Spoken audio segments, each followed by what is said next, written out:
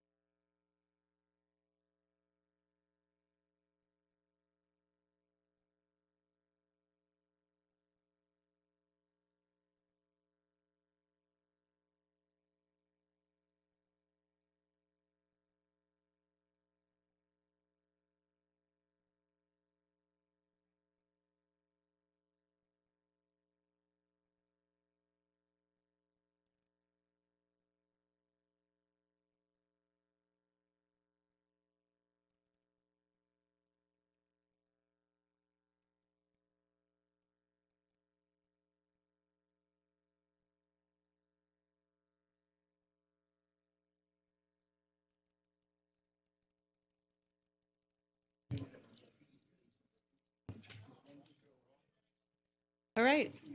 Are you ready?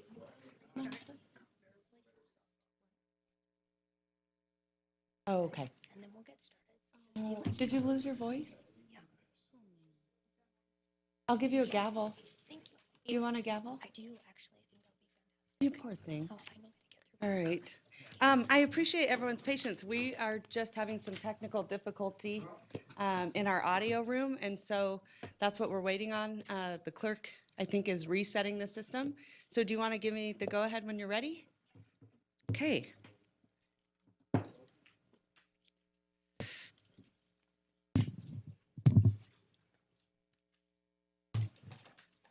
Hey.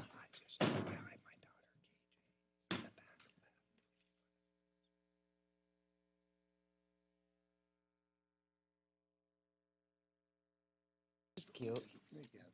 It's hip.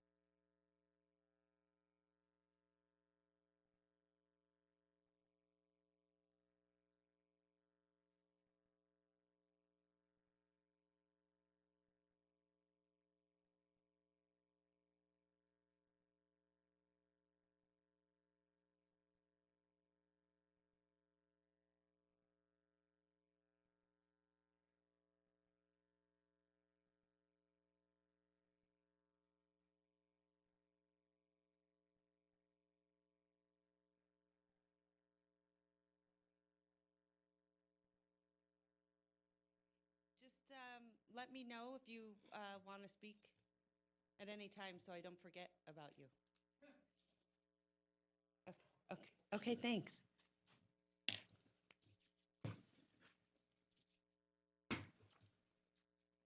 Madam Mayor, looks like our entire system might be down, so it may just be another minute or two if we have to reboot all of the Wi-Fi in the entire system. Okay, thank you. It's not. It will be working shortly. It's just not working right now.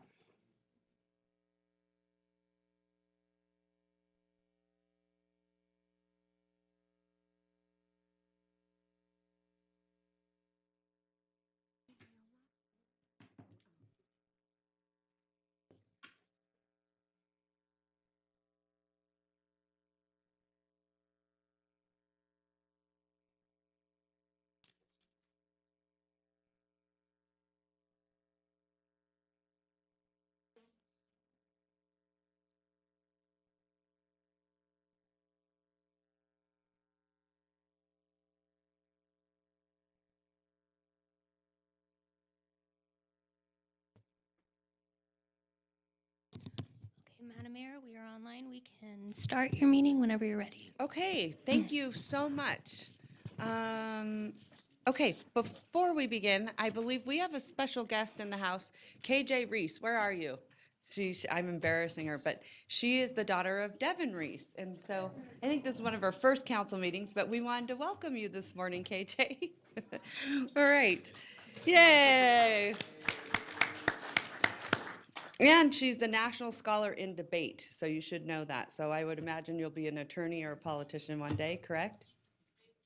Or maybe both. All right. Following Dad's footsteps. Okay. Madam at Madam this- Mayor, if I yes. can just brag a little bit. Go and- ahead. And maybe it's because I'm an alum, but congratulations on being accepted to the University of Michigan. Oh, Go Blue that's on a full right. ride scholarship. That's amazing. So congratulations for that. Woo! I know you're a big fan. All right. Okay, at this time, we are going to start with the Pledge of Allegiance, and I have another special guest in the house, and this is my good friend Verse. Are you wanting to lead us? See, there he is. He's waving to everyone. And you're going to be ready to lead us in the pledge, correct? Okay.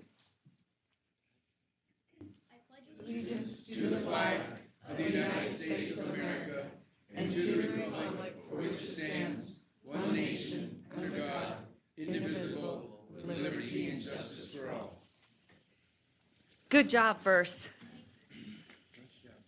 Okay, Madam Clerk, I'm going to send it probably to Mickey because I think Madam Clerk does not have a voice left, or you want to try? I'm going to send it to you for roll call. I will call your roll call, and then I will hand it over to Chief Deputy Clerk to call all of your public comments. You don't have to listen to me today. Madam Mayor Breckus, Here.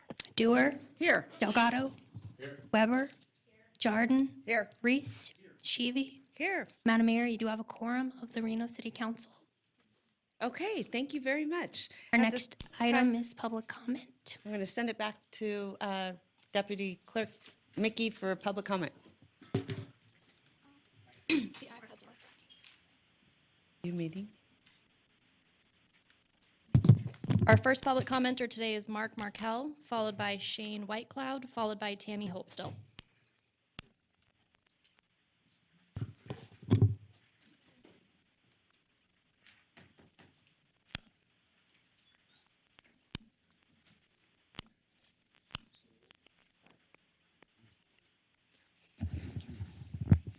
Thank you. Good morning, Madam Mayor, and Miss Mayor, and City Council members and City Manager.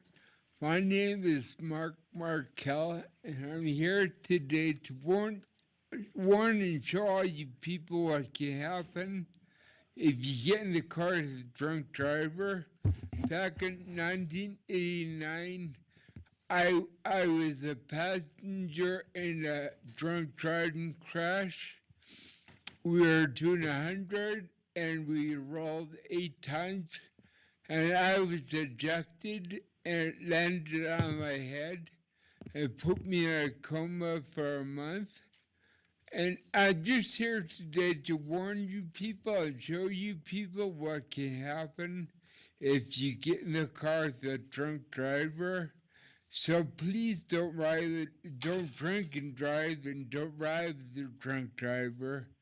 Thank you. Thank you. Thank you.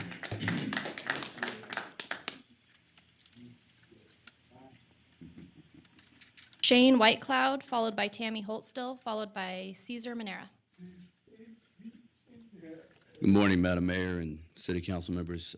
My name is Shane Whitecloud, for the record, and I'm actually here doing something I never thought I'd do before, but I'm actually here to try and pitch something positive. I know you guys deal with a lot of negative, and everybody expects you to wave a magic wand and fix all the problems for them. I'm actually here because I have an idea that I think would help all of your wards and the city in general, and that is to create a position at the city level for a veteran representative to help bridge the gap between city, federal, and state entities. There are you have over 57,000 veterans in the city of Reno alone, over 87,000 veterans in northern Nevada. And there are a lot of veterans in each of your wards with special events, veteran-owned businesses doing ribbon cuttings and all those things, and you can't always be there. I know because I'm the one that volunteers for the mayor whenever she's not around to be able to do it as well. And we've even gone so far as to send me to Washington in representation of her. And I just would like to see this become a paid position at the city level, to where if you have a special event that you can't make it to, or perhaps you would like somebody to help cultivate that relationship with the veteran businesses or the veterans in your community, I would like to be that person to help you do that, and in an official capacity for the city of Reno.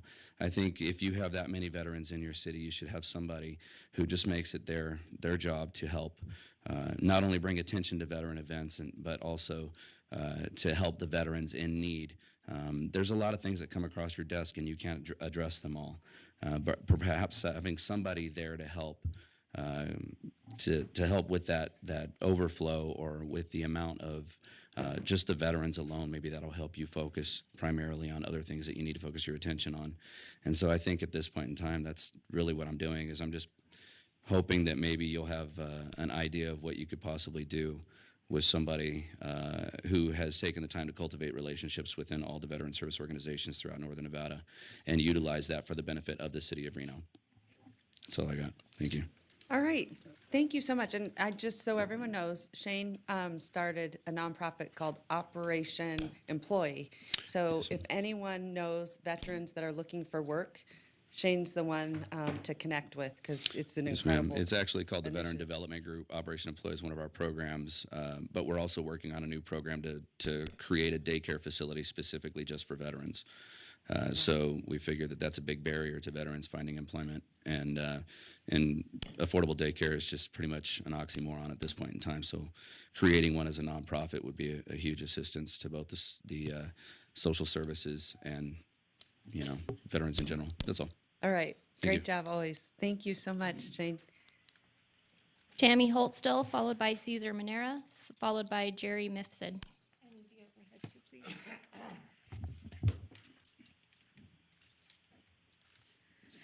Tammy Holt still, Lemon Valley Swan Lake Recovery Committee for the record. Of course, the water's still there. I'm still here. After the April 29th meeting, which you all got to pretty much see, there were a lot of people there, considering it was 8:30 in the morning. People did not go to work. People did whatever they had to get there, to show you that Lemon Valley residents, whether it is the city side or the county side, are frustrated, tired, and ready for something positive to be done out there. After that meeting, I thought, why is this not, it didn't gel. It didn't feel good. When we heard Washoe County staff say just in time constantly, we thought this is costing too much money. Just in time costs.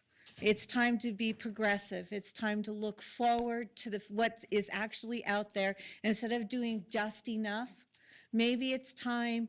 At regional planning, there was a gentleman that came from Washington, D.C. by the name of Mike, and I don't know his last name. He said, when you know that you are going to have so much development, why are you going to put in an 8-inch pipe when you should be putting in a 36-inch pipe?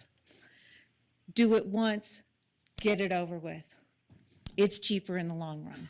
So sitting back and thinking about it, and hearing all the different things and working with Commissioner Herman, this is the things that we came up with as citizens with the help of Vice Mayor Dewar also.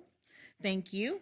And we would like, I've actually been asked, when I originally put this together, I was asked by your planning commission to do a presentation on it. I actually am putting together a PowerPoint. This is just a draft of what the points are.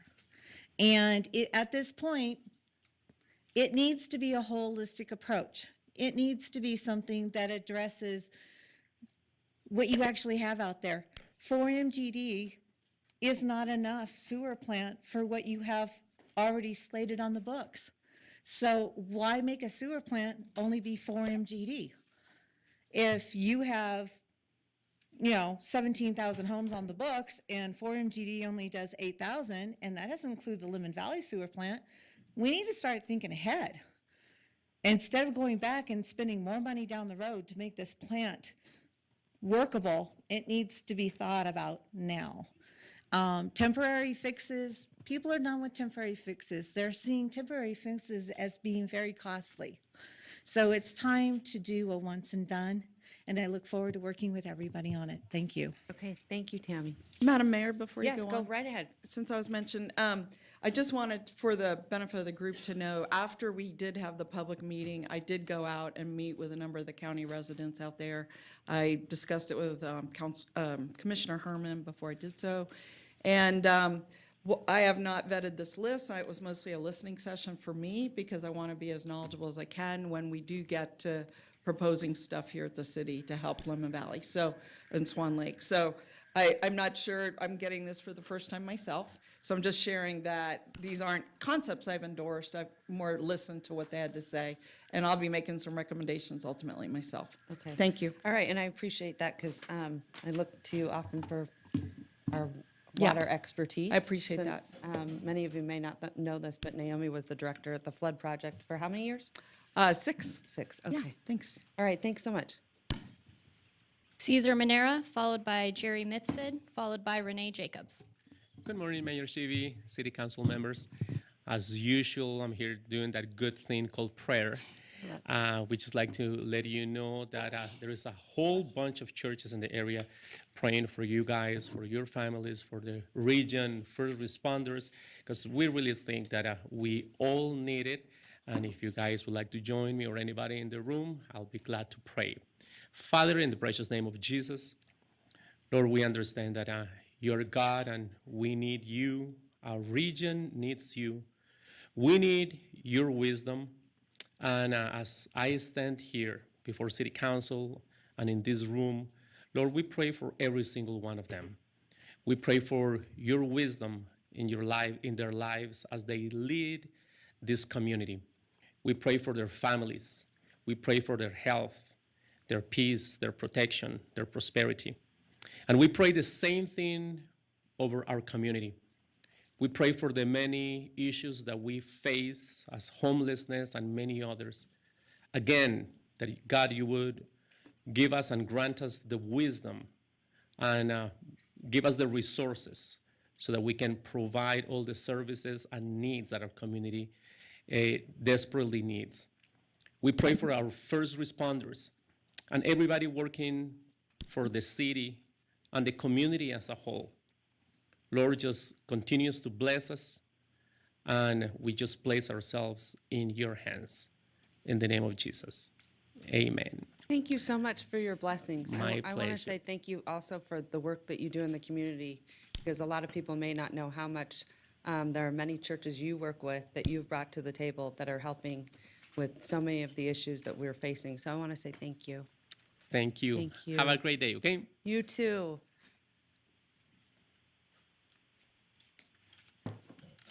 Jerry Misford, followed by Renee Jacobs, followed by Eric Holland.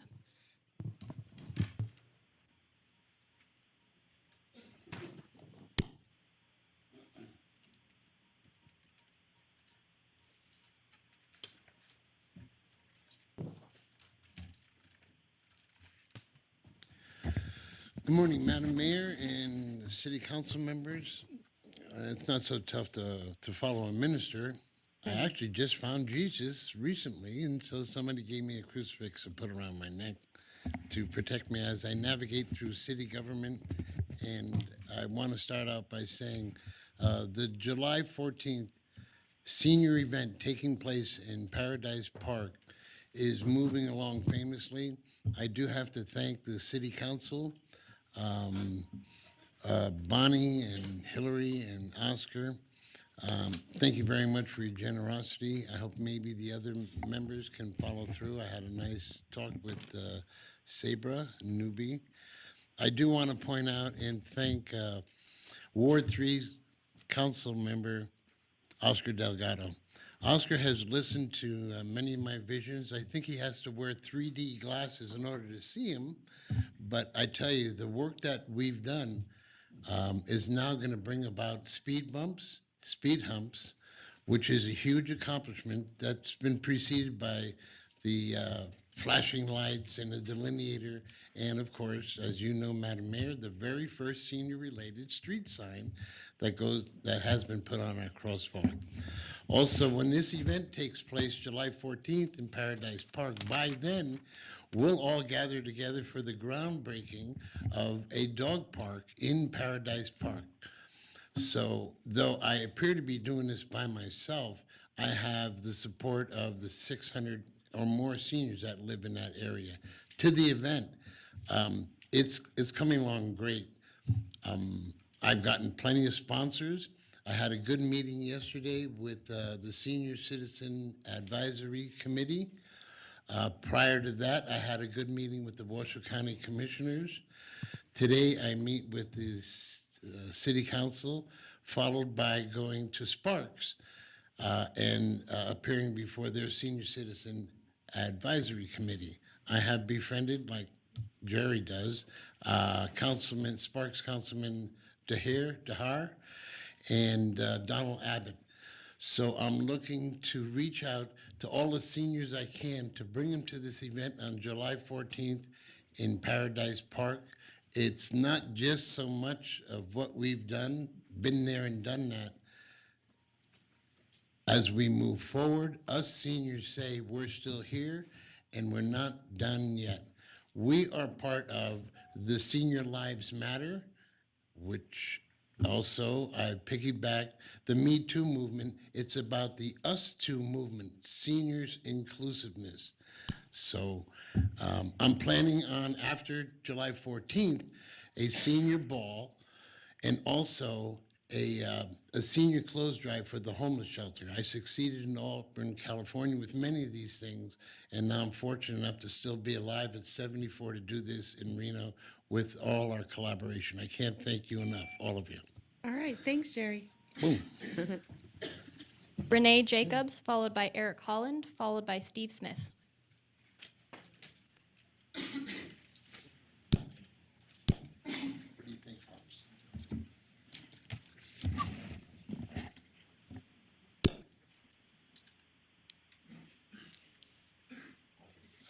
Good morning, Madam Mayor and members of the City Council.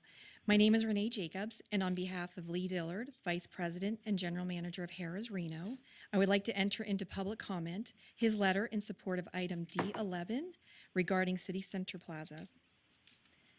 Dear Mayor Sheevy and members of the City Council, we all recognize that the City of Reno is experiencing tremendous transformation while gaining momentum and a resurgence in popularity and attention by the local community, out-of-state businesses, and the media. As a result, it is crucial that we maintain a clear plan to maintain expectations that our great city remains inviting and hospitable. With respect to the City Center Plaza, it is my opinion that our collective goals and objectives should be to wholeheartedly support the endeavors of Reimagine Reno, City Master Plan, the Downtown Action Plan, and the Downtown Streetscape Committee. The sole intent of these committees is to create a welcoming, fresh, and aesthetically pleasing environment for all to enjoy. Personally, I consider our city one of the more fortunate to be hemmed in by stately mountains, while a river slices through the concrete landscape to break the urban monotony. The city of Reno is truly art in motion. It is for these reasons that I support the Eldorado Resort's proposal to completely overhaul and revamp the current industrial space and convert it to a green refuge in the heart of downtown. Eldorado Resort's vision perfectly aligns with the plans that are already underway with the Midtown Revitalization Project and the University of Nevada, Reno's deep expansion into the city. A vibrant green space in downtown would naturally tie in the local environment and galvanize the peripheral projects into a singular, cohesive, and intentional plan. Sincerely, Lee Dillard, Vice President and General Manager of Harrah's Reno. All right, I think you did a great job. Thank you. Tell Mr. Dillard we miss him. I will. Thanks. Eric Holland, followed by Steve Smith, followed by Richard Parrott. Is this working? How do you work this? Okay, there we go. Can I blow it up? Thank you. I can. Okay. So I'm actually here. I'm here because I'm scared. I watch the news. I hear our belligerent president basically doing everything he can to start a war with Iran. It happened with Iraq a few years ago. And I'm frankly terrified. I've been up all night for 4 days in a row. Some of you may know that I had a stroke 3 years ago because Trump was elected. And, well, I did. I was really upset when he was elected. I'm really upset now. And I've been upset ever since he's been elected by the failure of we, the people, to excise this guy from the leadership of our country.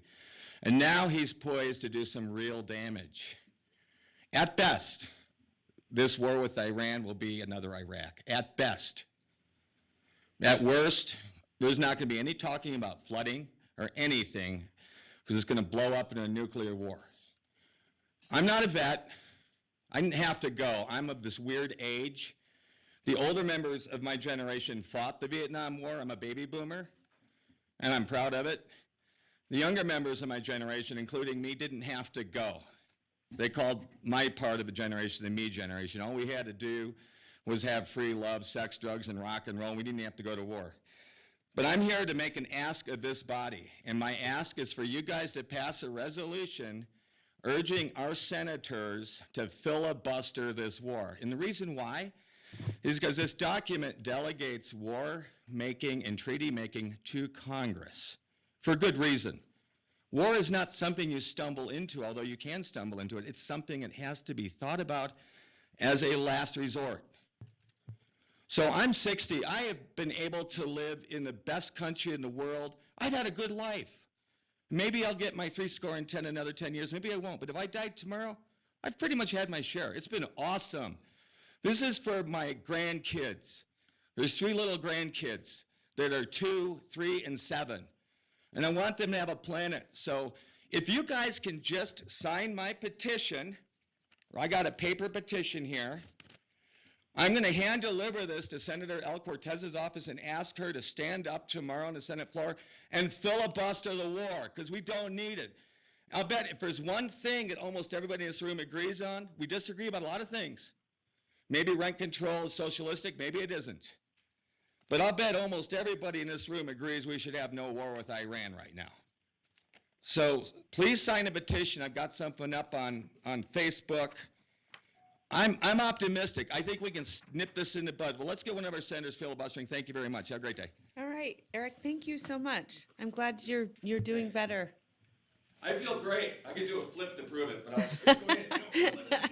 Good job. No. Okay, next person. Steve Smith, followed by Richard Parrott, followed by Patrick O'Mara. Okay, I gotta go. Hey, you're gonna miss the same show. I got a commission to do. Thank you very much, Madam Mayor and members of council.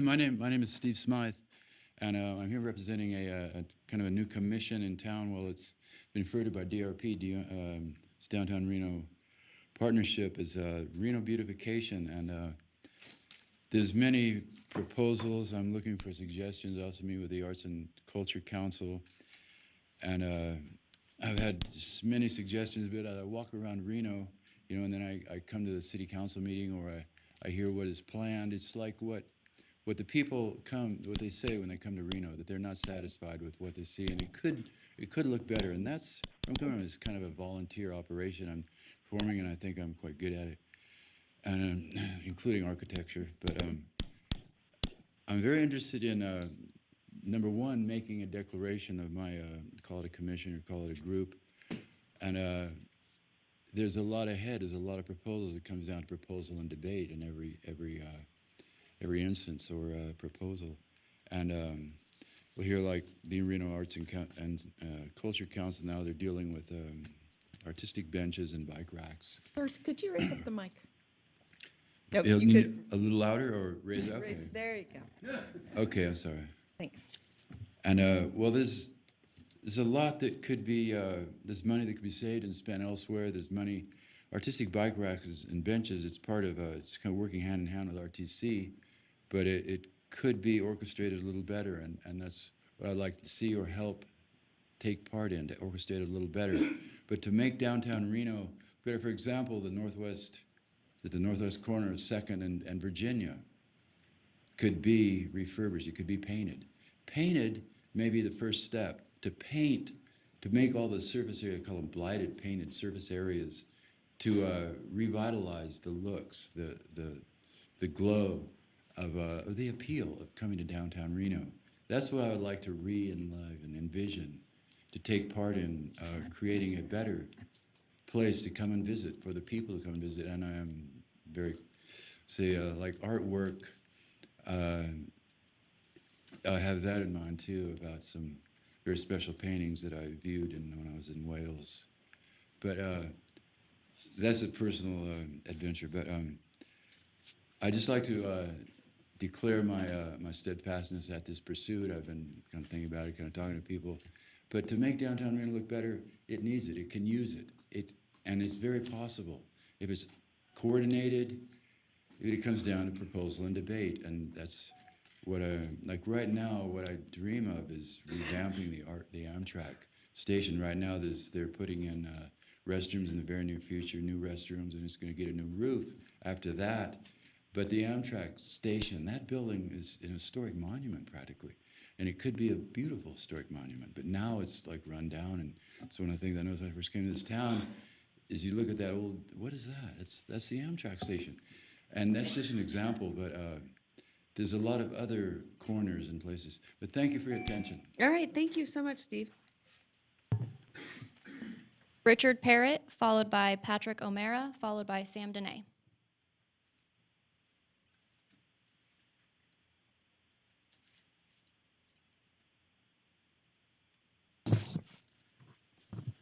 Good morning.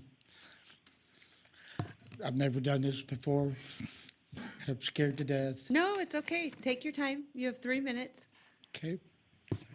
There's a problem. I love this city. I moved here in '91. I've left a few times, but come back. There's a problem. I knew about it. I didn't think I'd be affected by it, but apparently there's what they call a no-cause eviction. and you can be thrown out of your apartment for no reason. And I just read about it a few days ago. I'm being thrown out of my apartment, my son and I, for no reason. I'm one of those people that live paycheck to paycheck, so I don't have the money to move. I don't have a place to move to. And I got hurt at work and had to have surgery on my shoulder. So now I'm in a position that I don't even have, I'm not physically able to move. So I'm at a loss as to what I'm supposed to do. In 2 weeks, my son and I are going to be living on the street, and I don't think it's fair. And I've reached out to anybody and everybody, but nobody seems to want to be able to help me. And I don't think it's fair. And I just thought the city of Reno should probably be aware of it. And maybe I can find somebody to help me. My son and I don't deserve to be stranded for no reason. I mean, I could understand if I, didn't pay my rent or was a lousy tenant, but I've done my best in 4 years to be a perfect tenant. My house is clean. My kid is ethically perfect. I just don't know what to do about my situation. That's all I want. I'm going to have Bill Thomas. He's going to meet with you. He's right there, the gentleman in the turquoise shirt. Okay, thank you so And much. would for you just coming. say the name of your apartment? Yeah, I'm not sure about the name of the apartment, but it's Or on the the corner. address? It's on the corner of Lawrence Avenue and Lander Street. I've lived there for 4.5 years. We started with nothing. We left Reno in 2012 and came back. We had nothing. We moved into this apartment, and for 4 years, I've built a home for my son and I, and it's being taken away from me for no reason. I just don't think it's fair. Mr. Bill Thomas is over there, so he can help you. Am I supposed to leave? Oh, he's right there. I would love for you to meet with him. Okay, thank you so much. Patrick O'Mara, followed by Sam Dene, followed by Deanne Radcliffe.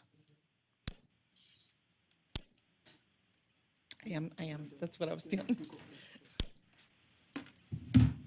I hate to follow that because I actually bring cheery news. Good morning. My name is Pat O'Mara, and I'm a recreation professional at Washoe County. I'm one of your Recreation and Parks Commissioners. And today, I'm actually here in my position as the Vice President of the Nevada Recreation and Parks Society, where I have had the privilege of serving as the State Awards Committee Chair over this last year. The Nevada Recreation and Parks Society is a small yet enthusiastic and energetic organization which functions solely by professionals who volunteer their time to promote parks and recreation and enhance the quality of life throughout the state of Nevada. Each year, we acknowledge the accomplishments of our professionals and agencies in the form of awards for outstanding program design, park development, and professional achievements.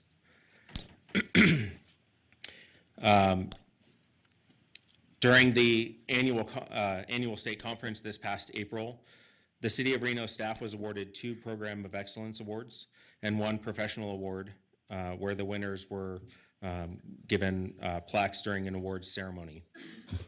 In the category of adaptive programming, the City of Reno received an award for Military to the Mountain, a program developed as a collaborative effort between High Fives Foundation, the City of Reno, and many other organizations.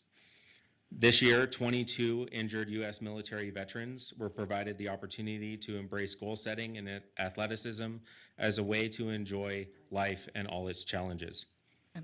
In the category of aquatics programming, the City of Reno received the award for the Note and Float program, which aimed at preventing drownings at all 4 City of Reno pools, targeting non-swimmers of all ages. The program is free to all, and in its first year, the program saw over 10,000 uses of the life jackets provided by the city in a short 8-week summer. Finally, the Nevada Recreation and Park Society's Fellowship Award recognized an individual who was who has demonstrated continuous contributions to the field of parks, recreation, and/or cultural services at the local, state, regional, and national levels.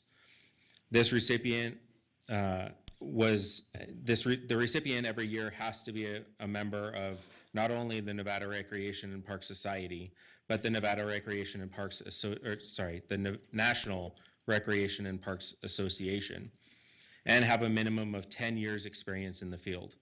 This year's recipient has been an industry trailblazer and a parks and open space advocate for the entirety of the state of Nevada.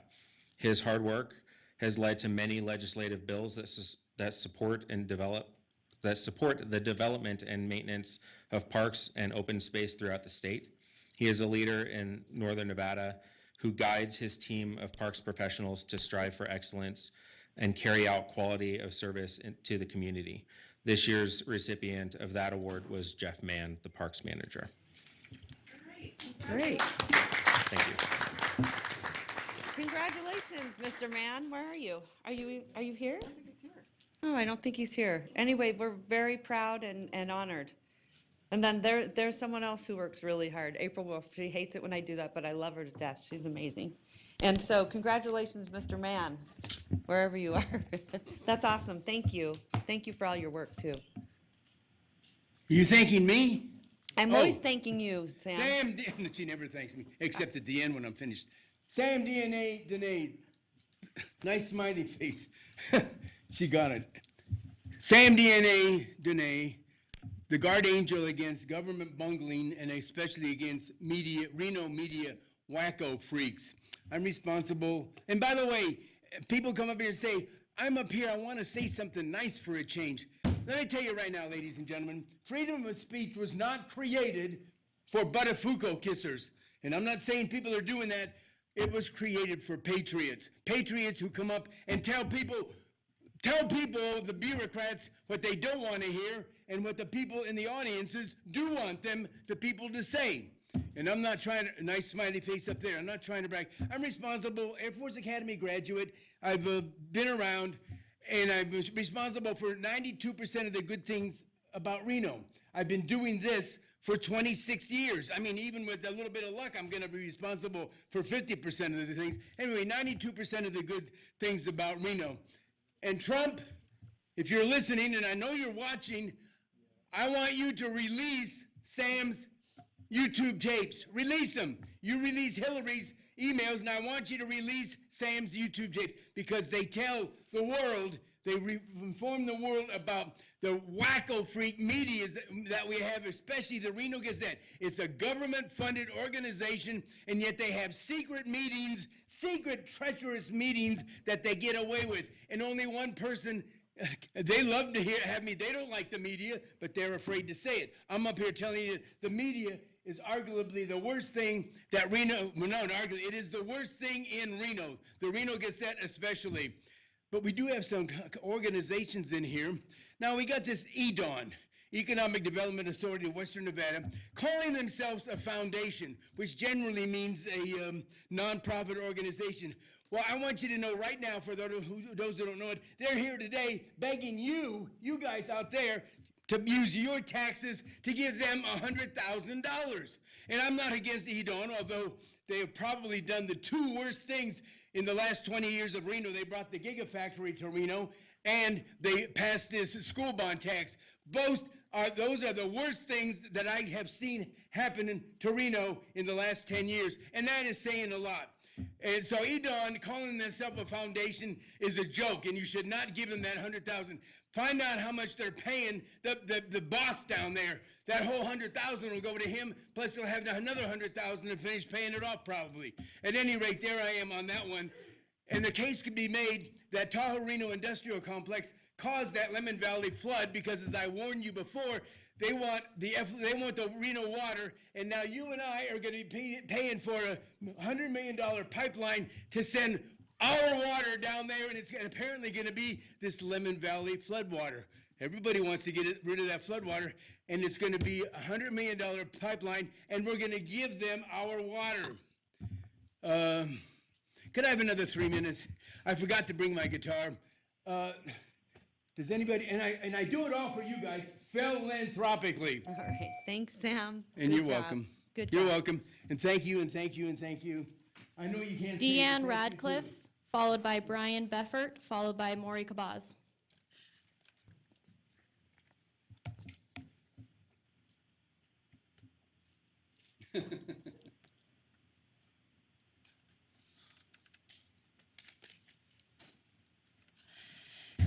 Good morning, Mayor Sheevy and members of the City Council. Thank you very much for serving. My name is Deanne Radcliffe, and I am a lifelong resident of Reno. So I'm here just to go over a few things that I'm passionate about related to Bird Eye. So I have been in front of the council a couple of times this past year about illegal signs with the D.R. Horton projects and Bates Home projects in Verdi. I am here to say that over 9 months since my first request, there's been no improvement. Joe Henry, super nice guy from Code Enforcement. He's been great. I take photos, and now I just email him, say, hey, Joe, the signs are still up in all the usual places. Can we fix them? So anyway, the signs are still there. So that's just where it's at. I think that at this point, I really would request that the City Council put on a future agenda some additional tools for code enforcement. I don't know, fines of $500 seem pretty small.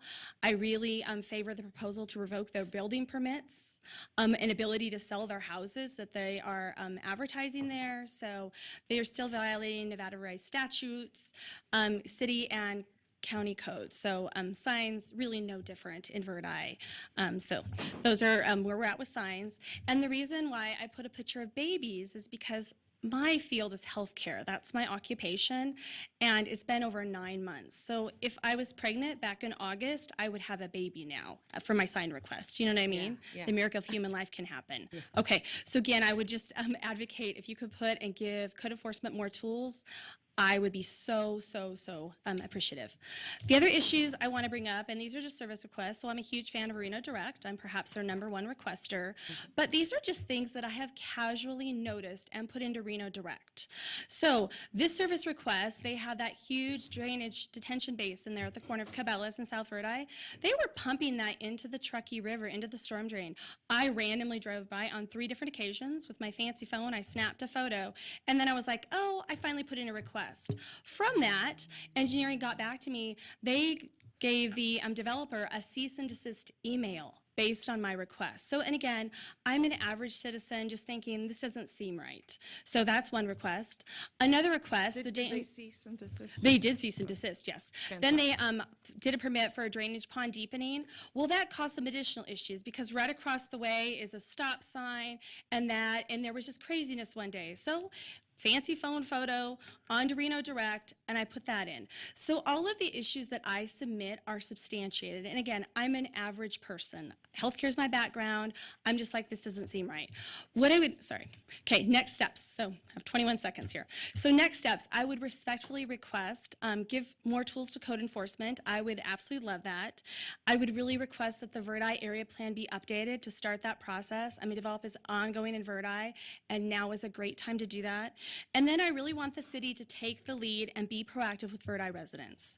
I think that looks like maybe council members and people getting together. Thank you for letting me finish, but I really want them to take the lead. I'm going to be in Verdi long after all of the developers are gone. Thank you so much for your time. Thank you so much. Great idea. I don't know where Rick Caldera is, but I'm going to have him meet with you. Okay, thank you. Okay, thank you so much.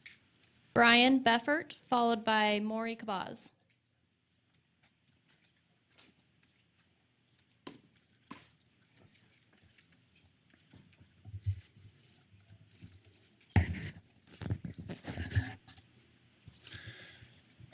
Good morning, Madam Mayor, Ms. Newby, members of the council. Thanks for your time today. I come to you as the Nevada Director of the Sierra Club on behalf of our 5,000 members and supporters in Reno, as a member of Reno's Sustainability and Climate Advisory Board, and as a Reno-born father, homeowner, and property owner, to support street trees and other vegetation installations such as rain gardens, bioswales, and other green infrastructure opportunities wherever possible. Forgot to mention this is agenda item E.1. I'd also like to support and appreciate Lee Dillard's letter from Harrah's and his emphasis on green space in town. Research shows conclusively that street vegetation performs the following services.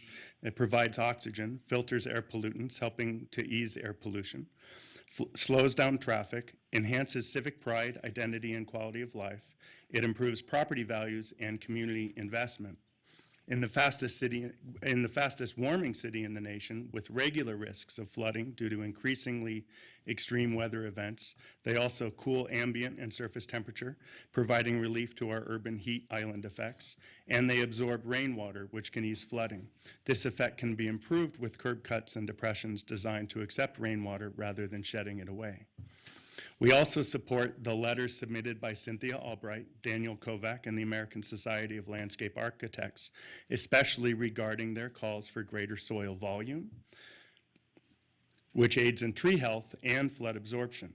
These features are consistent with Reno's own master plan, sections 3.2C, 6.5A, 7.7, and the Downtown Action Plan, section ED7, if I said that correctly. Also, these are consistent with Reno's draft sustainability and climate action plan, the latest draft of which I have not seen, but I look forward to it being brought before this council for consideration. And I look forward to working with the city and members of our wider community to help implement its many great ideas. Nature is our friend, and using it wisely can lead to triple bottom line benefits for people, prosperity, and the environment. Thank you for your time. Madam Mayor, before he leaves, and just to clarify, Mr. Beffer, because of comments you made to me and others and the letters that you just cited, Ms. Saber-Newby has agreed to pull that item off the agenda for further study. And we are going to meet, I think the meeting was just set up last night for Thursday, May 30th, and we want to invite you. The other people you mentioned have been invited at 1:30. So I'll send you an invitation. If you can make it, that'd be amazing. But the whole meeting is going to be focused on how can we work with the trees in the downtown. Thank you very much. Yeah, I'll put it thank on you my for calendar. coming. That's awesome. Appreciate it. Thank you. Madam Mayor, we have no further public comment. Thank you so much. Next item is approval of the agenda. Okay, thank you. At this time, I'm going to ask council members, may I please get a motion to approve the agenda? I have a. Madam Mayor, I have a Oh, couple go of ahead. changes. I apologize. No Go ahead. worries. Let's see, we have two items that I am recommending that we pull. Item D4, Sierra Vista property. That was the request from Washoe County School District. And item E1, that Ms. Dewar just spoke of, the ordinance intro for the downtown streetscape design standards. We also have a couple of items requested to come out of order, and one of those is item D6 before D5. That's the RTC quarterly update before the approval of the RTC program of projects. I know that we want to take a couple of things out of order this morning. Let's see, for the afternoon, items out of order would be item D10, that's the City Center Plaza Concepts. That is a 2 p.m. time certain. And then I think, as we were discussing earlier, Madam Mayor, to move forward with minutes, then the consent agenda, all items taken off consent would be heard at a later time, then to D13 and 14 so that we can get our Mr. Shaver back to the legislature to do his work there, and then to D8, the RTAA presentation. I also want to let everyone know that during our break that we typically take around the lunch period, we will be having an attorney-client session on matters relating to litigation. That's all I have. Okay, thank you very much. Madam Mayor, just for clarification, the City Center is item D11. Okay. Thank you so much. Go ahead, Councilwoman Jordan. Thank you very much. And I just wanted to thank our city manager for pulling the Sierra Vista property, Sierra Vista Park off of the agenda. I think the council received many, many, many emails with regards to concerns and questions on this, and I appreciate the proactive nature of pulling this off. And just wanted to state for the record that Sierra Vista Park went through a very exhaustive public process about what its future would be. And at no point was a school or development suggested, even on the unrestricted portion of this. And if we are going under the guise of, if parks aren't deed restricted, we can develop them, then I caution you that less than 20% of our parks are deed restricted, so we could potentially put schools or developments on Rancho San Rafael. So I appreciate you, Madam Manager, for pulling that off. It has a lot of issues. Thank you. Okay, thank you very May much. I weigh in on this issue? Go ahead. I would like to know and understand when that item might be coming back before us. I read in a media account that our staff has been working in conversations with the school district about this possibility for some time. And I think that for them to even go down that tunnel, perhaps the council should have some preliminary understanding and discussion about it. I sat as the Parks and Rec liaison for 4 years, which strongly took positions of no park de-annexation. I think that theme is also in our master plan. So, and also sitting on regional governing board, where I have seen a stabilized neighborhood have a recreation facility replaced with a school and all those impacts. I might just be exactly where I think we should be going and giving direction to staff on this. And I'd hate to see this hang out for 3, 4, 6 more months, and the school district, working a PR campaign and a lot of public outreach. I think that we should be giving a preliminary consent one way or the other. And so, Madam Manager, do you have an idea when you'll be bringing this back to the council, or was this just something Ms. Jardin, said she had asked for it to get pulled? So where's it going? What's the thinking? Madam Mayor, in addressing Ms. Breckis's questions, I don't have a definitive timeline when this would come back. That would really be up to the Washoe County School District in their timing. And I did want to clarify, because I did email you back earlier today regarding the staff time. I would really characterize in my conversations with our Parks Director the staff time devoted to this so far as being minimal. It really has just been a request from the school district that we were reacting to. So I just want to assure everyone that there hasn't been a lot of work on our staff's part to bring this to us today. But I do believe that there is a lot of work on the Washoe County School District side in order to get more clarity on the ask, and then, of course, to work more with the community out there before bringing it to us. That's my belief. Okay, go ahead, Councilwoman Jordan. Thank you. And I guess to that point, and maybe I think to further what Councilmember Breckus was kind of getting at, is the confusion over how this ever made it to our agenda. I think there was, again, exhaustive public process, and never in the master plan about what this was going to be was a school ever mentioned, and it felt like a very kind of left turn, and the community is very confused, and frankly, so am I, as to how this has made it on our agenda. This never hit a NAB for discussion. No one ever approached me, it's in my ward, to have a discussion with me about it, and not the Parks Commission until I think last night they had some discussion on it. So I'm a little confused as to how it got on the agenda to begin with. And I understand the school district had interest, but to make it all the way to our agenda and cause such community confusion I'm just a little perplexed by that, and I would like to get a little more information. Yeah. Okay, so I'll move to approve the agenda as changed or modified, subject to the manager's recommendations. Okay. Second. Thank you very much. I just wanted to put some comment in there regarding when it comes to, some of these schools that we actually have a representative. I've kind of always said this, that I think when we're approving projects and looking at other areas of development, I really think it's important to have someone from the school district, a representative of sorts, be at the table when we are looking at those projects. I think that that's really essential. So I just think it's really difficult to move forward without having the input of the school district in each and every project, now more than ever. So, okay. Sound good? Okay, so I have a motion and a second. All those in favor say aye. Aye. All those opposed? Motion carries unanimously. Aye. Our next item is approval of the minutes. Okay, at this time, I'm going to ask council members to give me a motion to approve the minutes. Can I ask a question about one of the minutes? Sure, go right I ahead. think it was the February minutes. They just didn't seem to conclude with any outcome occurring. And I think one of the other meeting minutes was deficient. I don't know if this message got relayed to the clerk, but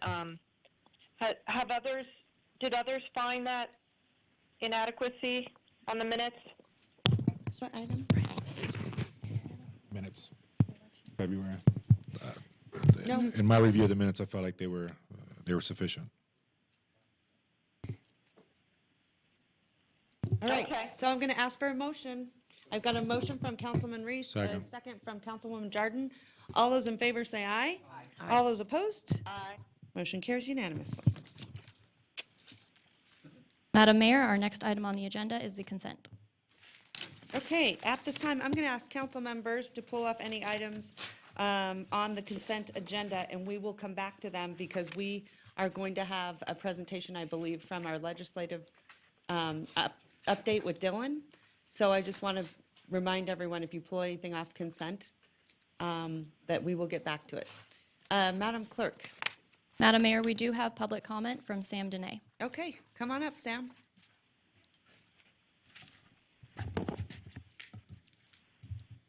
Sam DNA Dene, the guard angel against government bungling, bureaucratic fear in our community, bureaucratic fear of Sam DNA Dene, the fear of Sam DNA Dene by the bureaucrats, but especially by the media, is biblical. What we have here now is the consent agenda where they're going to vote on several things all in one vote unless they pull something off. And it should be and would be normally housekeeping items. And so they've got about 10 things on here today. Nothing looks very big. But myself being the person who knows more about the government than anybody in the room, and that's not bragging. I should be out doing something else instead of overseeing government for the last 26 years. But I can read between the lines in a lot of these things. And I'm looking, and by the way, I have not noticed any new privilege licenses for marijuana lately. I don't know what's going on with that. I was the guy who was the driving force that brought marijuana to Reno much earlier than it would have been, and I don't even use marijuana. But what I'm speaking on here mainly is what looks like a relatively innocuous item here, C5, something to do with the municipal wastewater, theoretically effluent water.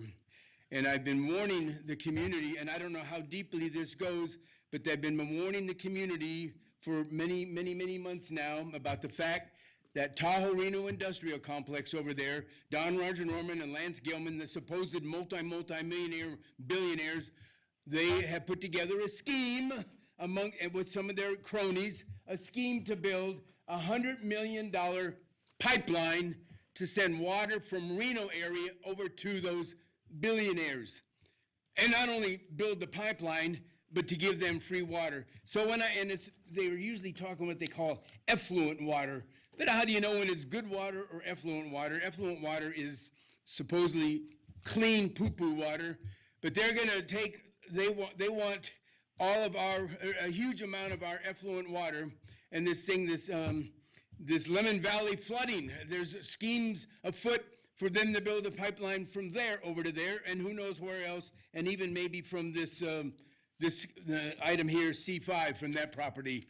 And so what I'm saying is that I am adamantly against building this $100 million, you're paying for it. They've got a sneaky little bond working out to pay for this thing. So that's what I'm speaking against right now. Do not send Tahoe Reno Industrial Complex, Don Roger Norman, Lance Gilman, the guys who brought the Gigafactory boondoggle to Reno, and then precipitated in the rest of the destruction of the beautiful ambiance of Reno, gridlock, road rage, homelessness, hatred of your neighbor. So that's all I have to say. Do not send them our effluent water. Okay, thank you, Sam. No further public comment. Okay, thank you. At this time, Councilwoman Breckus, do you have anything you'd like to pull off the consent agenda? C5, please. C5, okay. Councilmember Reese. Correct. Madam Mayor, I've expressed this in my briefings, but there were things that I would have liked to have seen on the consent agenda. I'd like to broadly expand the use of the consent agenda as a way of having things in our meeting go shorter. But for now, I have nothing to pull off. Thank you. Okay, great. Welcome that. Okay, Councilman Delgado, nothing? Councilwoman Jordan? Nope. Councilwoman Dewar? I was going to ask for C5 too. Okay. Councilwoman Bonnie Weber? Nothing? Okay. With that being said, I'm going to ask for a motion to approve the rest of the consent agenda. Move to approve the remaining items. Or remove them. All right, I I'd make have it a really motion fast. from Councilmember Reese, a second by Councilwoman Jordan. All those in favor say aye. Aye. All those opposed? Motion carries unanimously. And we will come back to item C5 after our presentation, I believe, Madam Clerk, Yes. from our legislative update. That's correct. Our next item on the agenda is D13. Okay. Wow. B13. Okay, hold on. I am going to ask any council members at this time. I'm actually going to make a disclosure on item D13 because it will have something to do regarding licenses of marijuana dispensaries by the City of Reno and status consumption lounges, including a possible moratorium. So I'm going to read a disclosure. Madam Clerk, for you to put on the record, please. In the interest of full transparency, I'm disclosing the fact that I have a personal non-business relationship with Jessica Sferrazza. I understand she's been retained by the applicant as a consultant on this project. On this matter, I've sought guidance from our city attorney. I do not have any commitments, financial ties, or obligations to her. Please accept this disclosure for the record. Thank you, All Madam right. Mayor. Thanks so much. And Madam Mayor, we do have public comment on this item. Go right ahead. We would, I think normal process is Dylan will make his presentation, and then we will take public comment after. That's fine. Are you good with that? Absolutely. Okay, come on up, Dylan. Nice to see you. You've been living at the Ledge, right? I certainly have, and Not too much longer. as is the case here, I got an email saying, hey, you also do this marijuana stuff, please be prepared to present to council, so here we are. Okay, thank you. I think I've got a presentation waiting to load here. This comes at the request of council to get an overview of where we are currently in the marijuana licensure process, what might be coming down the pipeline for that, the status of the licenses that we give out, what options you may or may not have, including a potential moratorium, a briefing on consumption lounges, and then just a little preview of what might be coming down the line. I will do my best to use this time responsibly and efficiently, while at the same time briefing the two folks who are new to council since you last had a briefing on this. So just a 30,000-foot view. State law allows for 20 licenses in Washoe County. 10 of those under state law can be here in the city of Reno. When you passed the city's ordinances around this, allowed for up to 8 retail marijuana stores, and that's in our code 522012. The council at that time also decided to accept applications based on the rank order from the state. At the time, applicants for a dispensary or other type of license would go through a state process. It's scored there, and the city basically takes the applications as they come out from the state. The state gave us the top 10 list, and that informs for you who can apply for the available spaces here in town under the RMC. The first 4 were approved right away, and then which leaves under RMC 4 more to do with as you see fit. Of those 4 more, 3, numbers, remember we have slots 1 through 4, so numbers 5, 6, and 8 hold zoning verification letters and have applied for business licenses here at the city. They are in process on those business licenses. That leaves one remaining who has no zoning verification letter and no business license application in front of you. So none of those other ones have been brought here, but I should say no business license in front of the city. Were you to approve all 4 of those in some universe, there would be 2 more allowed under state law, and I put an asterisk there because that may change. But to allow those 2 more, you would need to go in and change ordinance. We, at your January 9th meeting, you considered bumping out those other 2 in the ordinance and decided rather to get an update after a year of marijuana dispensaries in the city, to get an update from the police department and others based on the secondary effects of the dispensaries here in town. That is tentatively scheduled, I believe, for late August for you to hear that presentation. You can make a decision at that point. You can also always tamper with your own deadlines and guidelines should you see fit. Since that January 9th meeting, there have been several lawsuits filed across the state over the process by which the dispensary permits were awarded. We've seen a slew of them in southern Nevada. We believe there has been one now filed here in Washoe County as well. But given the way the procedures work, most of those are going to sort out in southern Nevada. The southern Nevada lawsuits are being heard in a consolidated hearing. I had to go back to the previous slide to pick up the legal term for that, Councilman Reese. On the 24th, that hearing will take anywhere from a day to the better part of a week, at which point the judge will have a big decision to make.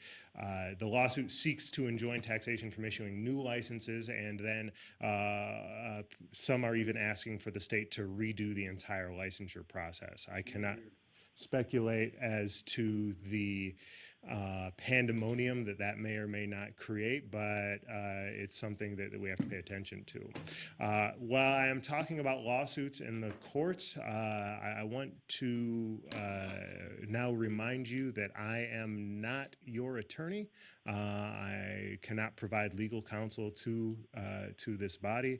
Mr. Hall and Mr. Shipman over there will take care of that should you request it. And so any questions you might have about that, I'll punt to them, but I am cognizant that I have both an ethical and a professional obligation to ensure that I do not lead you down that road. And also just a practical one, please don't rely on me for legal advice. Like I said, it does look like we've got one lawsuit filed here in Washoe County, similar allegations and seeking similar relief to the one filed in Clark County. But realistically, since the hearing for Clark County is the day after tomorrow, that will resolve far sooner than the one that we believe has been filed up here. Another sort of wrench in the works here is that the legislature passed Senate Bill 32, which threw open the floodgates on the scoring process used at the state. When the licenses were originally awarded, that was a completely confidential sort of black box process, and there was a lot of frustration around that, I think, from applicants. They don't know how scores were really given out. They don't know who was giving out the scores, and for the public, they were not able to determine who owned many of the dispensaries that were being put into their neighborhoods. SB 32 undid all of that immediately, and the state has now created a data portal where you can go in, and it's a fun look to go in and read the ownership groups for some of these things. You find you have a lot of friends on there who didn't invite you to join, not that you're bitter or anything. And you can also go in and see every applicant's individual scores. You can see the rubrics they use to award scoring, and I listed up there these sort of 6 scoring tools that they use, but you can see the coaching that reviewers got, and you can also see the credentials of the reviewers. A lot of the lawsuits have made hay about the state's reliance on manpower, a temporary staffing service, to review and score these applications.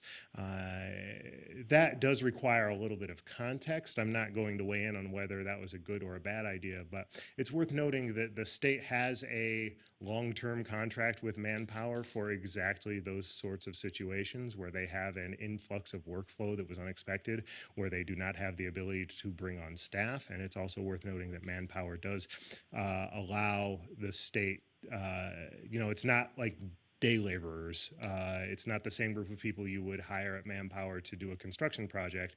They have technical and professional staff that they bring in to conduct these sorts of activities to meet their clients' needs. So the state openly admits, yes, they did use Manpower, but they also give us sort of the biographies with no names attached of who the reviewers were, and they do appear to have been credentialed professionals.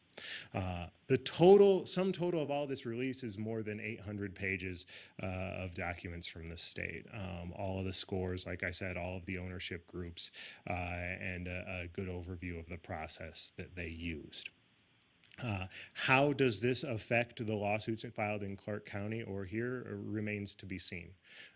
The state could, very well point to the work they did and in justification of maintaining the current system. Maybe there's something there, but really that's going to be in the hands of a judge now.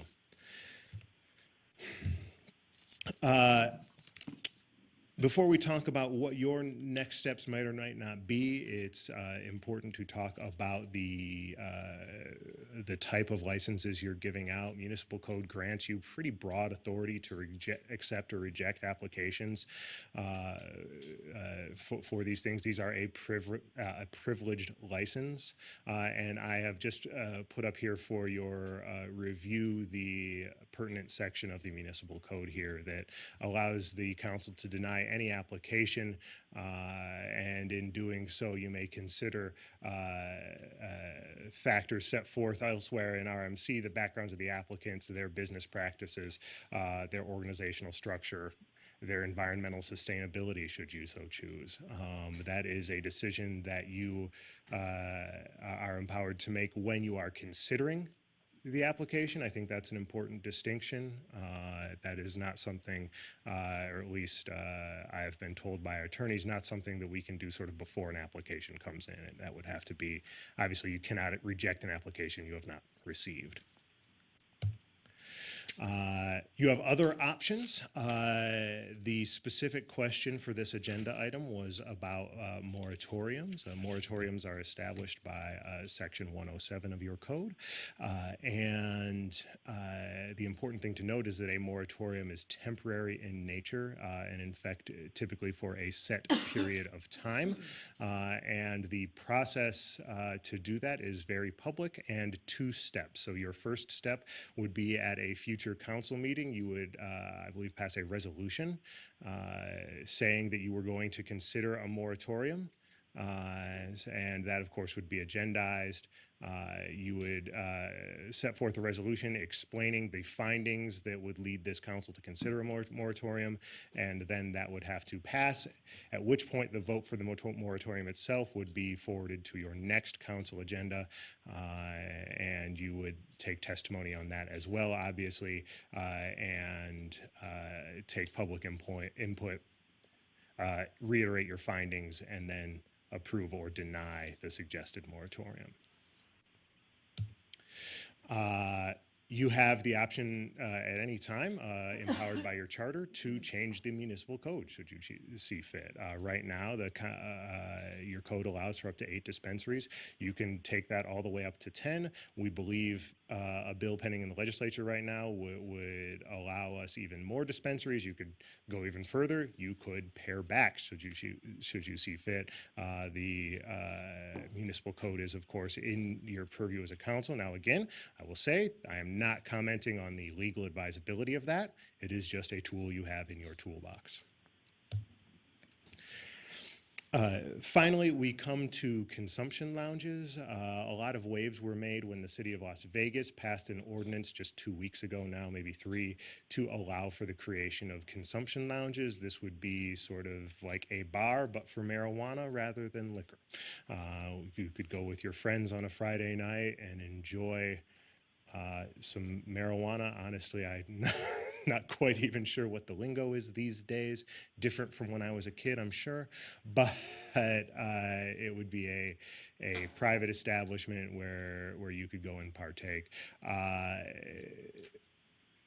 Different jurisdictions have different opinions about the legality of going that route, and it is worth noting that regardless of whatever interpretations we rely on, that all of this contradicts federal law from the dispensaries and everything else. And so when I do talk to our attorneys, they are always urging me caution with what I say about this in front of you.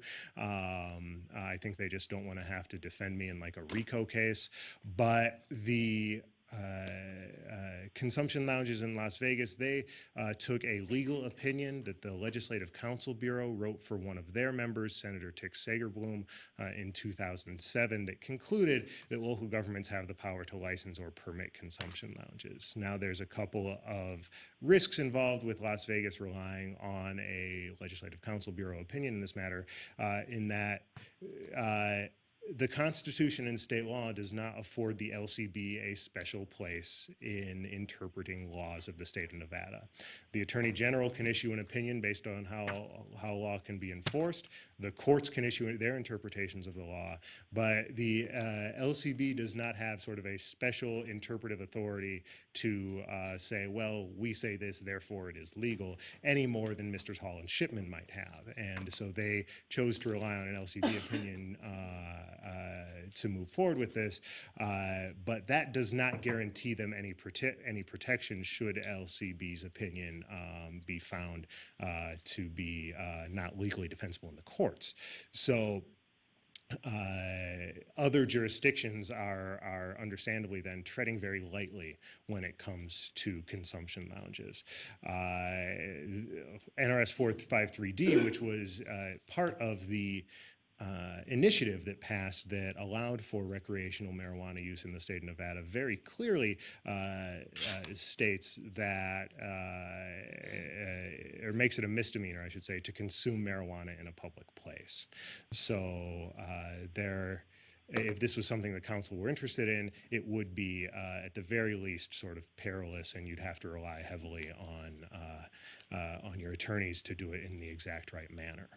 That said, there is a bill pending before the legislature to expressly grant this authority, and we'll touch on that in a little bit. Also worth noting, consumption lounges are not permitted under Title 18 right now. We do define a marijuana lounge in municipal code under Title 18, but we have no type of zoning that allows for that type of licensure or that type of business to be put anywhere in the city right now. So if that was something that was interesting to the council, you would have to go in and amend code for that as well. So what's next? I referenced this bill a couple of times. I put in this presentation Senate Bill 533, but forgive me, I actually believe it's Assembly Bill 533. I'm working late nights these days. And it does two things. One, it creates the Cannabis Control Board. We've heard about this since the Sandoval administration. Basically a way to regulate the marijuana industry that would mirror the way we regulate gaming, where there's sort of an advisory commission and a control board that set policy in the state. And this new legislation takes all of the pieces of the disparate pieces of Nevada's marijuana puzzle. You know, we've got medical use under the Department of Behavioral Health, Public and Behavioral Health. We've got the recreational programs under the Department of Taxation, and consolidates them under a new state agency that would be governed by this Cannabis Control Board. The legislation also would allow for the local licensure and regulation of consumption lounges. The bill itself is nearly 200 pages long. We have been working furiously with staff since it dropped last week to make sure that bill conforms to our ability to manage our corporate boundaries. There are certain things in the way the bill was introduced that would have delegated the authority to approve a consumption lounge, for example, strictly to the counties, which would not then mimic the rest of the regulatory structure for the industry, but also would have given the county's ability to sort of approve a consumption lounge in any one of your districts without the council being able to weigh in on it. Obviously, we are opposing this. I wouldn't go so far as to say that language was unintentional, but we are working with the governor's office and with the legislature to make sure that that our interests are protected in this manner. There were a handful of other things we're looking for in that legislation, just a little bit of cleanup when it comes to making sure we know where the new state authority stops and our authority starts. For example, the bill as written would have required our law enforcement agencies to destroy any abandoned marijuana that they found, or perhaps code enforcement came upon during over the course of a normal investigation. That is something we would lack the capacity to do. So, we are working with them to make sure that that is something that is handled at the state level, not by local law enforcement. Things like that. When a big bill like this, we have to work very hard to make sure that local authority isn't sort of trampled on because they had a good idea. The bill was introduced last week, and by way of context, the legislature will end one way or the other, hopefully, knock on wood, on June 3rd. So there's not a ton of time to consider this. The bill was heard yesterday. It will be up for work session tomorrow in the Assembly, and we will probably work on this one all the way up until the last day. Can I ask a question? Looks like there's a question. The bill on the, that would kind of preempt our decision to the county, who proposed that bill? So that bill came through the governor's office okay. and through their general counsel, who's been working on this for quite some time. Okay. Again, I am not your attorney or anyone's, but there's some constitutional issues with that, not to mention administrative ones. I think the administration realizes that now. No bill of this scope comes out perfect on the first go, and so we're going to continue to work with them on Thank you. that. Other pending items, both at the state and federal level, include banking legislation. Right now, in the state of Nevada, a legal dispensary basically has to be a cash operation under federal law. The clerk and her staff take payments for these for licensures and tax payments and the like in cash. I testified to the committee that if you were to pay for some of these fees all in small bills, we are actually collecting more money by weight than the combined weight of the clerk and her entire staff. And so we are sort of pursuing a fix for that. There have been a handful of closed loop systems presented this session. They're difficult. It's a difficult piece of policy because this is a place where federal banking regulations and the Wire Act come into play, and we have to be very careful not to make a misstep in this area, we will say.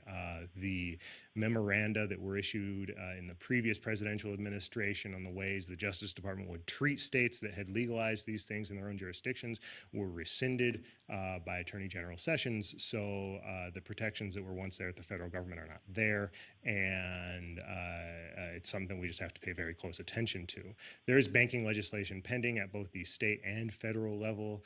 I would not bet my paycheck on anything happening at the federal level one way or the other, but we are going to put energy into the state level. There's also the States Act, which would move basically to allow states to make their own decisions when it comes to marijuana and its status as a quasi-legal intoxicant, we'll say. That is a bipartisan piece of legislation, but it's been introduced, I think, the last 3 sessions of Congress and has not moved. And again, would not bet my paycheck on the federal government getting this done anytime soon. Members of the council, that is, I think, a pretty comprehensive overview of where we're at right now when it comes to marijuana licensure. If you have any questions, I'm happy to answer them. I've also invited Mr. Woodley down to get into the areas where I may not be able to. Mr. Champ is in a hearing today. He sends his regrets. Okay, thank you so much, Dylan. We appreciate it. Okay, that's a lot of information, huh? That's how I do. Let me just ask you this. I'm trying to picture these consumption lounges. Do we know exactly what those parameters and regulations look like yet completely? Or, because I guess I'm trying to picture in my mind, would they go right next to a dispensary? Or, I mean, that would seem like, you know, the logistics of how those are working. So it's important to note right now, none have opened, so we can only speculate. The city of Las Vegas did pass its ordinance, so they've got the rules down there, but we'll focus on the answer to that question as it relates to AB 533 and what is in current law. So the initiative that the voters approved very specifically forbade the consumption on premises at a dispensary. So conceivably, there has to be some sort of separation, and that's what Assembly Bill 533 would require. It can be a wall. You know, you can bisect your current property theoretically and set up a different license right there next door. Otherwise, they would have to rely on deliveries, and the bill does allow for that, and creates a new layer of taxation for people who are basically shuttling marijuana back and forth. Most, and I apologize, I haven't had a chance to read ours since the hearing yesterday, but most municipal codes in the state prohibit delivery of marijuana in that regard. So you would need to, if say somebody wanted to open one up down the block from their dispensary, I suspect there would need to be a code change, but I'm not entirely certain. The rest of the business model, I'll be honest with you, I find confounding because it seems to rely on people bringing in their own product. The state law that is proposed would prohibit a dispensary from also selling alcohol. They would prohibit there being any gaming apparatuses in the facility. And I believe you would be able to serve prepackaged food, but perhaps not have a kitchen. So the business model is not one that I can say I entirely understand. We, for our part, have not been approached by anybody looking for this. I'm not sure if council has or not, but it's not a discussion that is put in us as staff. I guess I was just curious because it's so premature. But I would also think, I mean, in the sense of going into this territory, from what you are describing is these pending lawsuits, we could come in, put regulations and parameters in place, and with these lawsuits, it could change the dynamic. Absolutely. The answer to your question is yes, but it's important not to, while I presented about both the lawsuits and the consumption lounges at the same time, those two issues are actually separate. So theoretically, by the time the first Las Vegas consumption lounge opens, they will be legal via Assembly Bill 533. But if they are not, it would almost certainly draw a lawsuit that would then have the net effect of what you just described, basically forcing us to write our rules around it, which is also sort of where we are with the pending cases in Clark County about the licensure of the dispensaries themselves. Yeah, I was just thinking with more dispensaries, you know, more lounges, you know, just kind of thinking it through, that all of that could be a little different, right? Absolutely. And for anything further on that, though, I'd probably have to kick you to Mr. Hall and Shipman. Okay, thanks so much. Madam Mayor. Okay, I am going to ask council to weigh in on some questions, and I want to make sure that Madam Clerk knows before we take any deliberation that we will go back to you for public comment. Sound good? Yes, ma'am. Okay, I'm going to start with you, Councilwoman Dewar. Thank you, and I would have pressed my thing, but we don't have a thing to press. A couple quick questions for you, Dylan. and maybe this is for someone else, but do we have a time frame to act when we get a request to put in a marijuana facility? Do we have to take action within a certain number of days before it's deemed approved or denied? And while he's coming up, perhaps you can answer this one. You had such a long presentation. At the beginning, you talked about the number of lawsuits. If you could just recap, how many lawsuits have been filed in the state? And number two, what the key issues are. So Certainly. So when we reviewed the pending lawsuits, we were able to identify 13. One potentially filed in Lyon County, one we believe was filed here, and then 11 filed in Clark County that have been consolidated into one hearing. The issues that they are bringing are numerous. I'll do my best to keep that brief. Well, just briefly, what's the big Sure. issues? It's they're alleging that they had their due process violated, that applicants were not treated equally. That's probably the largest one. The state was not transparent in the manner in which these were going to be awarded, and there was a potential for abuse within that sort of closed system.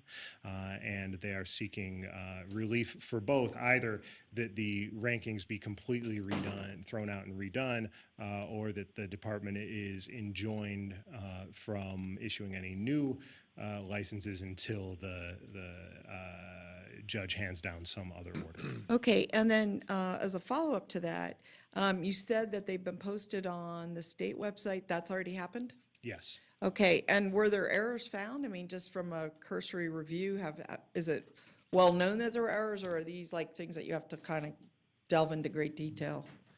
From my review, I would say that is a matter of opinion. Oh. The law sort of spelled out what tax had to weigh. From there, they added other criteria as well.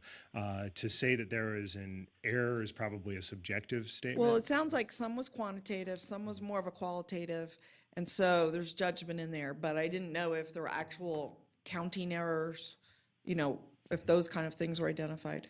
Not that we have seen. Okay, and then back to Alex, perhaps. I think the question Finish. was about the time. I just wondered, once someone applies to put in a marijuana facility here to sell, do they have a time frame? Do we have a time frame to act on their license? Yes, for the record, Alex Woodley, Assistant Director of Neighborhood Services. We don't have a specific timeline, ma'am, from which we have to. Typically, it's a pretty long process, like other privilege licenses with a background check and all the other requirements. The primary requirement we have is the zoning verification letter. Yeah.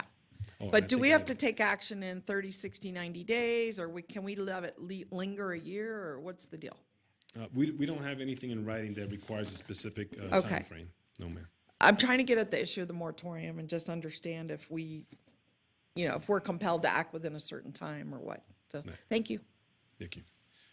All right, Councilmember Reese. Madam Mayor, if I may, Yes, I will go right add ahead. to that just a little bit. While we do not have a timeline, applicants right now do have a timeline that they have to fulfill. Once they've gotten their sort of go-ahead from the state, everybody who is holding an approval from the state right now has until the end of December to put it to use. Oh, or it expires? Or yes. Okay. And so we have to, we are not beholden to that, but they are. And so it does create some urgency for folks who are caught up in all of this. And put to use means like build something or be in operation? Be licensed here in the city and be working, I believe, working towards opening, if not open. Okay.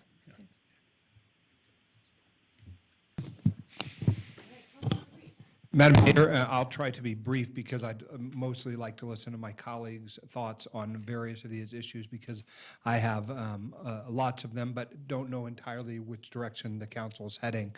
I do think that it's worth going back to something that Councilwoman mentioned earlier, which is the concept of what the lawsuits entail and what are they really about. I've had the opportunity to read a number of the different filings in the lawsuit, including the complaints, and most importantly, the judge's decision essentially entering the preliminary injunction.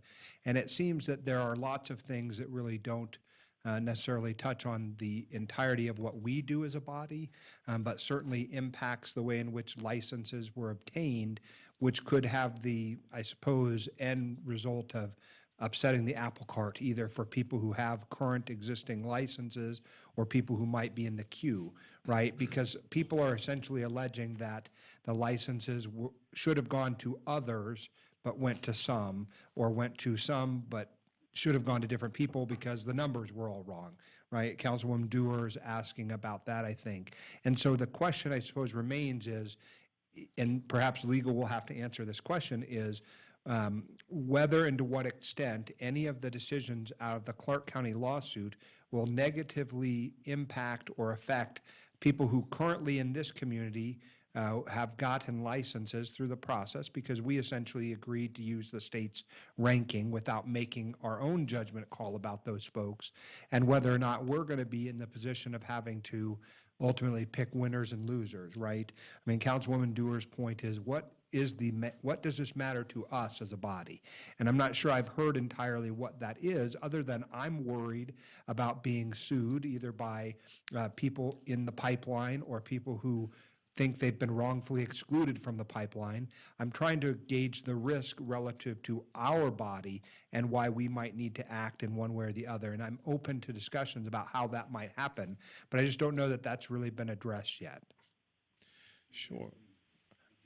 I will field part of that, and then, gentlemen, I'll probably kick over to the city attorney's office if that's okay. So I'll start by saying that there are risks on both sides, right? The city has three applications for business licenses in the pipeline right now, while they are privileged licenses, and we do take great care to point out that we are not conveying to them a property right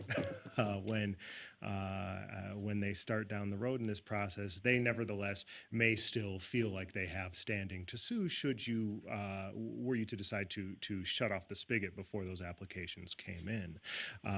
On the other side of that, you are correct. The potential injunctions issued against the Department of Taxation, or if they send the Department of Tax back to basically completely rework this process, the resulting pandemonium almost certainly would touch on the city of Reno, regardless of whether you issued new licenses or not, because not only do you have 3 in the pipeline, but you've relied on the list that basically, and I'll use your language, was the apple cart was overturned on, and perhaps the apples are everywhere now. And so there is the potential of that splashing on the city. Unfortunately, Councilmember Reese, whether this council acts in any of the ways described or something else, frankly, or not.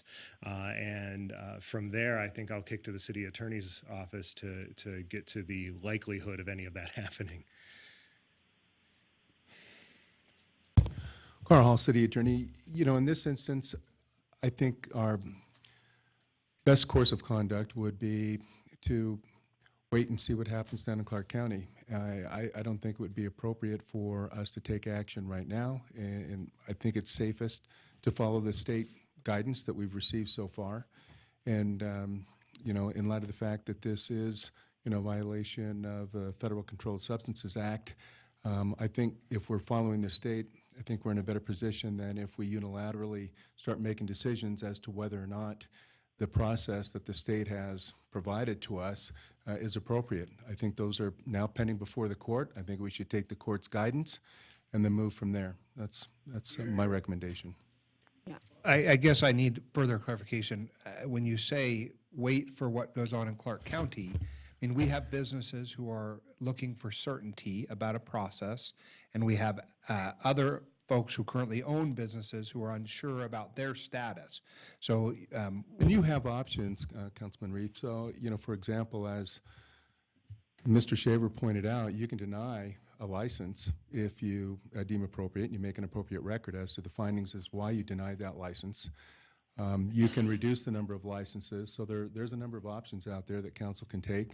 But as far as, you know, whether you want to take action immediately, without guidance from some of these other lawsuits, as Mr. Shaver pointed out, it's a due process issue, an equal protection issue, and that's how Las Vegas got sued, saying that if you follow the state's guidance with respect to the ranking, then there could be a violation of the due process or equal rights. So my point is, if those are the allegations and I get sued as a defendant for a violation of equal protection, then I think that would be the best course of conduct, because I think I can rely on the state's guidance as far as that goes, and then I can get direction from a court, and they can tell me which ranking system would be appropriate or whether or not we have to go in a different direction.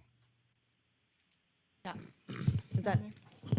I'm happy to wait till it comes back around. I also think that we have a number of folks in the audience who are going to have a lot more specific head knowledge than I, quite frankly, have in this area. So I'm interested to know from the folks who might be in the audience who are going to be speaking on this issue about addressing some of these very specific things, because, again, I'm trying to take in the information to reach the best decision, and I would like that to be something that we have considered jointly, both as colleagues and also with the folks who might also be bringing information to us. Okay, thank you. Madam And Mayor? go ahead, Councilwoman Weber. I apologize. We don't have a little thing to. I know, I'm sorry. So just yell at okay. me if you need me. Thank you. I believe that we should go to hear our public comment. I mean, I know that we might all have things to say, but I'd like to hear from the public, to hear their concerns, and Yeah. it helps us We will. be I able. just wanted to make sure if you guys had any questions. Okay. Yeah, go ahead, Councilwoman Jordan. So my question is, when is the potential hearing on the court decision?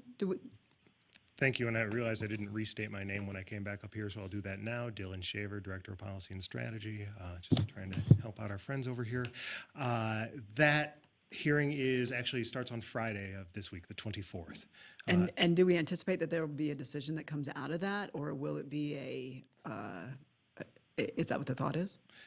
Yes, one way or the other. Now, it won't be on the 24th, but we suspect the hearing itself, because there are so many cases involved, will take 3 to 4 days, if not longer. And then from there, it'll be in Judge Gonzalez's hands, I want to say, what happens after that. And it could, and we've seen this before, and I'm not sure if there's a rule that speaks to this or not. Sometimes a judge will do a hearing like this and issue something the next day.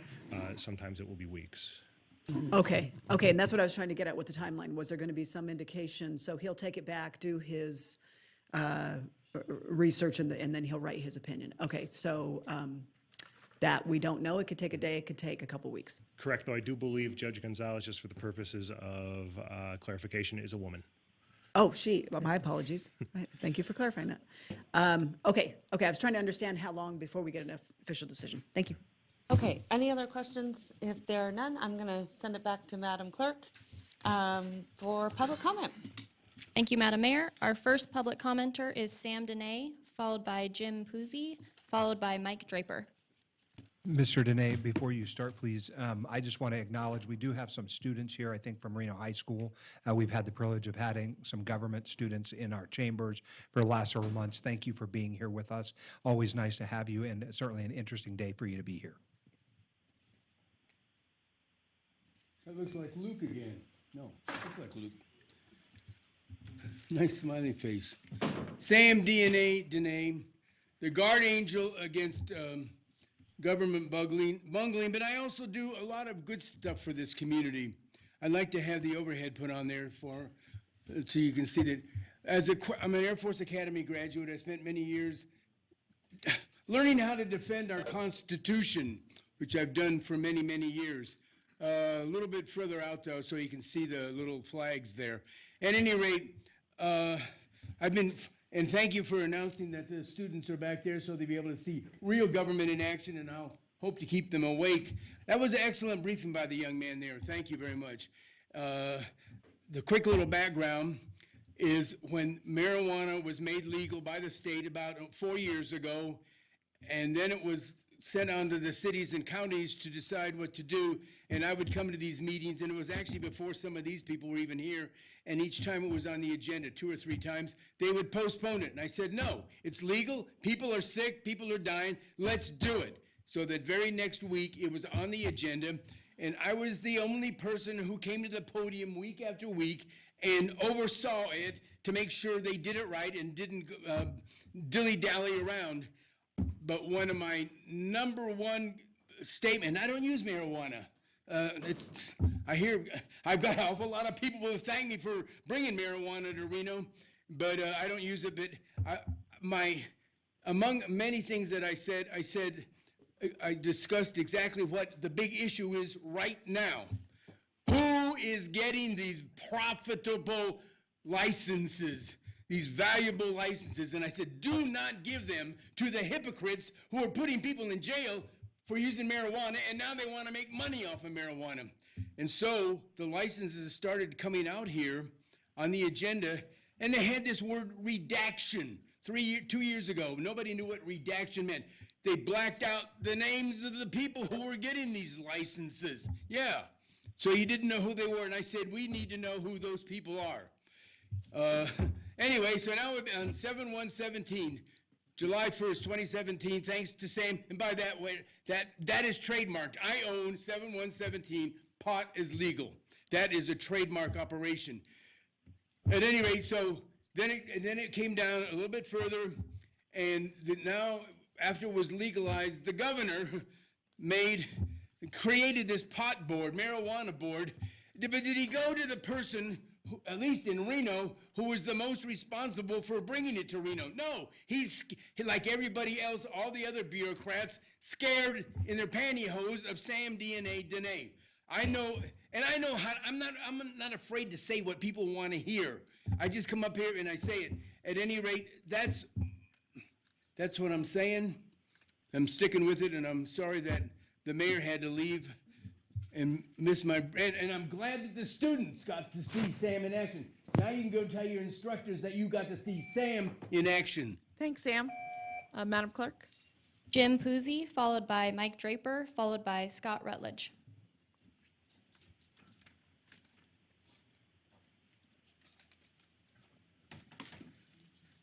Good morning, council members.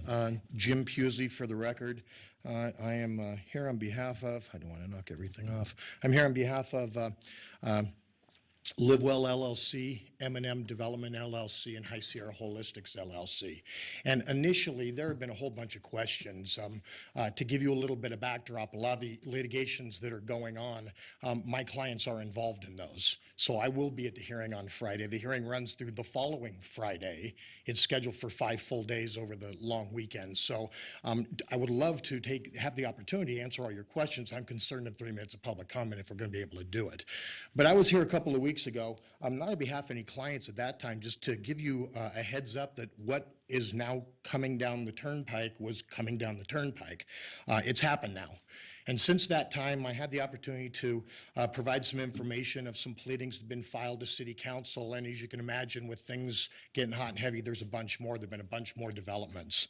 I think it is important for us to address those developments and look at what they mean for the opportunity for this council, who's done a great job to date, to get the necessary information to make the next good decision as to how things go here.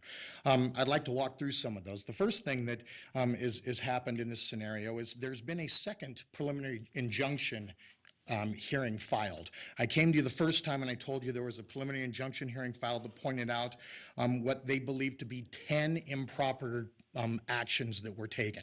Since that time, another entity has filed, and they have alleged that not in addition to those 10, that there are 12 additional issues that have come up. In addition, what has happened is Senate Bill 32 has finally got issued, as was mentioned earlier by Dylan. And what that did is that kind of opened up where what everybody has got to be able to look at. From that Senate bill transparency opening, there have been additional filings of things that have said they've been wrong, 4 of them. And notwithstanding all of those things coming down, our sister to the state, the city of Las Vegas, actually proceeded, they're in the same position this board was, and actually proceeded with going through with applications, pending applications that they agendized. They've now been sued. They have an action pending in federal court. It is, they heard all of those issues. They decided they were going to go ahead and move anyway. They are currently in litigation in federal court. When I came to you a couple of weeks ago, I told you what I wanted to have happen was for the city of Reno to potentially not make that same mistake. I only got 30 seconds. We've got a lot of questions for you folks to go ahead and be able to answer. In addition to the things that are pending with the city of Las Vegas, some things that are out there. I know one of the questions has been, do we have the ability to do anything other than kind of what we've already said to do, follow the state? You have to remember the state, when you followed them the first time around, is that grading wasn't done by the Department of Taxation like it's being done this time. It was under a medical marijuana context, and it was done by Health and Human Resources. And with permission, if I can just finish up this and then You could ask- finish up, oh, I'm sorry, let me just finish, Madam Mayor, if you will. Yeah, go I right was ahead. gonna just say, Mr. Puzzi, you could finish up for another 30 seconds, and also, now that we know you're in the audience, we might have to call you back up. Absolutely. To answer some questions. Thank you. Absolutely. Some things that, were last time, we can discuss qualifications of manpower, we can do all that. I put together a packet of the supplemental stuff that's come up since last time I was here. It's available for everybody. I made 6 copies and And is provided that it this to- packet? Yes, indeed. Okay, thank you. And so you can go through and you can make your own determinations now that we've got some transparency as the qualifications of manpower and things of that nature. But know this is the first go around, that wasn't who graded all of these things. And that's where the problem has become. It's not the same state agency. It's a different state agency. And that has got a different criteria. There have been different criterias added. It's not the same things they've been graded on. And so those are the basis for all of the issues that are pending. All right, Mr. Puzzi, thank you so much, and I'm very positive somebody will probably call you back up to answer some other questions. I think we'll move on to our last public comment. I'll I do hand it have over questions to for Madam this Mayor. particular speaker, but you want me to do that on the call up? I think that would be good, and Yeah, then, let's let public comment go through, and then if council, because I actually have some questions for you too, so just stick around. Thank you so much. thanks. Back to you, Madam Mayor. Okay, thank you so much, Madam Clerk. Mike Draper, followed by Scott Rutledge, followed by Will Adler.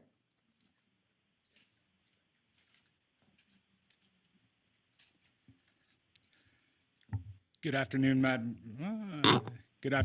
Mayor, members of council. For the record, Mike Draper, I'm here today on behalf of Essence LLC.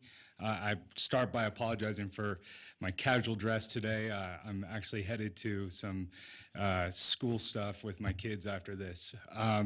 But I wanted to weigh in. Essence LLC is the #1 scorer in the city of Reno. We're a gold standard operator in the city in Southern Nevada. We have 3 dispensaries in Southern Nevada and are excited to be doing business in Northern Nevada. We participated in the hearing that took place last December where this very issue was discussed, and it was decided that we proceed using the ordinance that had been outlined, that the top 4 score, or that the 4 more dispensaries would be allowed in, and that we'd use the top 4 ranking scorers as that criteria.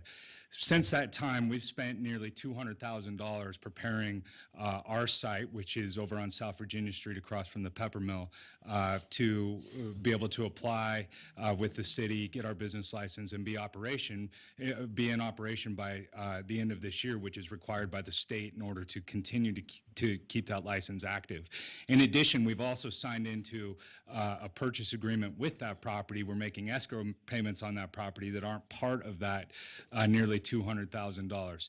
So I would suggest that the concerning part for us is that we've operated completely under the ordinance that the city laid out. We've worked very diligently to reach out to all of our neighbors, to work with city staff who've been great to work with, including we met with them yesterday afternoon on a couple of things, and of course made a significant investment in that dispensary to now potentially be telling them, hold, all of that time, effort, and most importantly, money spent is up in the air, is in our mind, patently unfair. So I'll leave it at that. I know that there's other speakers, and I don't need to belabor the point, but I wanted to make sure we were on the record. And again, we're looking forward to doing business in the city, and we can certainly answer any questions if they come up.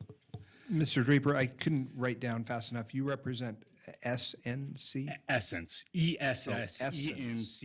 You got it. And they currently have licenses and operate facilities in Las Vegas? Correct. Councilman Reese, Mike Draper for the record. We have 3 dispensaries in Las Vegas, one on the Strip, I should say in Southern Nevada. One's on the Strip in Clark County, one's in Henderson, and one's in the city of Las Vegas. And they also have an application in the hopper in Reno for one of the next few that we're to let out? Correct. We were the highest ranking scorer in the city of Reno. And it was decided in December we'd take the top 4 scorers for the city. So yes, Got it. we filed for our Okay. business license. We have our zoning verification. I just wanted to situate myself so I Sure. understood the And could interest. you spell Okay, thank you. that name again? You got it. E- Essence. Oh, Essence. Yep. Sorry. Thank you. I didn't know if it was an acronym. I'm sorry. The essence of marijuana. Okay. All right. I'm going to send it back to you, Madam Clerk. Our next public commenter is Scott Rutledge, followed by Will Adler.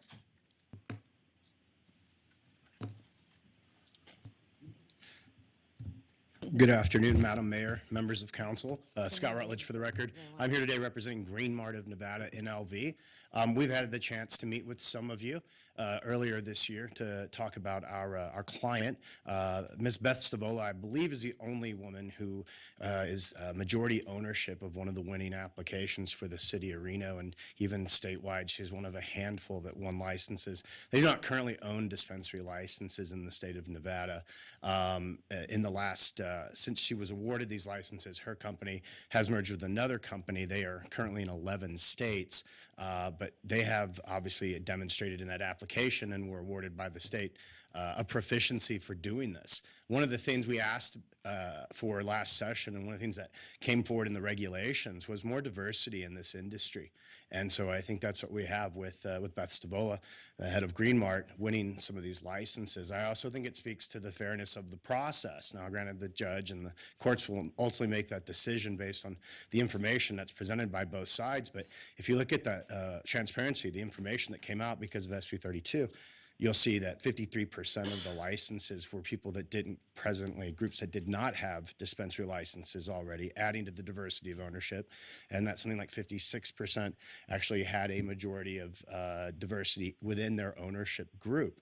So I think what was asked for during the regulatory process and coming out of last legislative session, I can at least point to our client and say that, we feel like that's what's happened here. Now, one of the issues, and I've discussed this with staff and some of you, is that we were ranked number 6 out of the city of Reno, and understand there are currently only 4 slots. So certainly a moratorium at this time, or taking any action, concerns us. But more to the point, we'd like to keep moving forward with having conversations about whether the city is going to choose to expand to 6, since that's how many that the state had awarded. And then additionally, if that's the case, be able to come forward and start having more meaningful conversations. So I'm just here today to ask that, let's wait and see what happens with the courts. But we certainly think that our client is a good example of the process did work. And that, we do want to see more diversity. We're very excited about doing business in the city of Reno, and would hope to meet with those of you we haven't had a chance to meet with in the coming weeks to really explain who Beth Stavola is, what their company is, and again, we would appreciate the opportunity to do business. Madam Mayor, quick question. Go right ahead. Is Green Mart the merged company? In other words, is Beth on her own, or is this a company her company merged with? So in Nevada, it's Green Mart of Nevada, NLV LLC. And that was the original company that has a production and cultivation license, have been operating here since the medical program. They are publicly traded like a number of these companies. They did a reverse merger because obviously, as you all know, access to capital markets is extremely difficult. That company, MPX Bioceuticals, merged in January with another company, Ianthus. And so the licenses were awarded and are still held by Green Mart of Nevada, NLV LLC. But yeah, they are a multi-state operator, like many of the winners and losers in the state of Nevada. That is And comments lastly, read. did this Green Mart file one of these lawsuits? No, they are a defendant, and they certainly signed on. Maggie McCletchy is their attorney, and if you'd like to have any conversations about the legal aspects of this, I can certainly make her available to any So and the all of you. state is not the defendant? They are just, I think I'm not an attorney. They've signed on basically to say, look, we have a problem with these lawsuits. They're not suing anyone. They're just, as my understanding, they're there to basically be part of that lawsuit with the state. Like an amicus with the state or something? I'm Okay. not sure. Yeah, does she currently have any licenses in the state of Nevada Yeah, then? our cultivation and production license, And where is that? and that's in North Las Vegas. And any in Reno? None in Reno. We had applied prior. She did not win during the dispensary round. They had won another cultivation and decided not to operate that one. So they run a cultivation production. They are currently being, their products are sold up north, like a lot of the producers and cultivators. But because they didn't have a dispensary, they are not currently located in the city of Reno. Okay, does she have plans to merge with any other entities up here? That's what it sounds like. Well, they made a merger already, but not a company that's based here in Nevada. It was part of a larger deal. Okay. That's All correct. right. All right. Okay, got it. Again, Scott Thanks. Rutledge for the Thanks record. so Thank you. much. Madam Mayor, our last public comment is from Will Adler.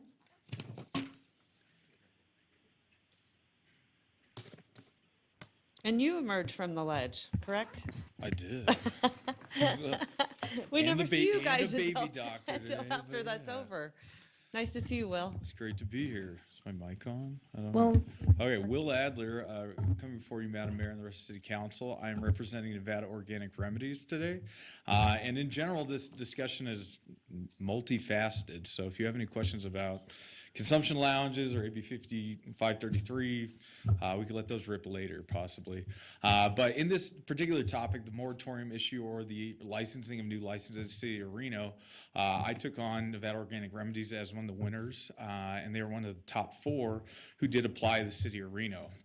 In this process, their guiding document was City of Reno's previous ordinance last year, where we had a big council discussion about should there be more licenses, should there not be more licenses, and then City of Reno ended up with the decision of having 4 new licenses, which seemed like a moderate increase because it's a doubling of the current, and that, under that understanding, we went forward and said, okay, we're going to apply to the City of Reno, go through the process, and in that, there was no moratorium. There was nothing, to hinder that previously. So they did receive a zoning verification letter and have filed their application with the city of Reno.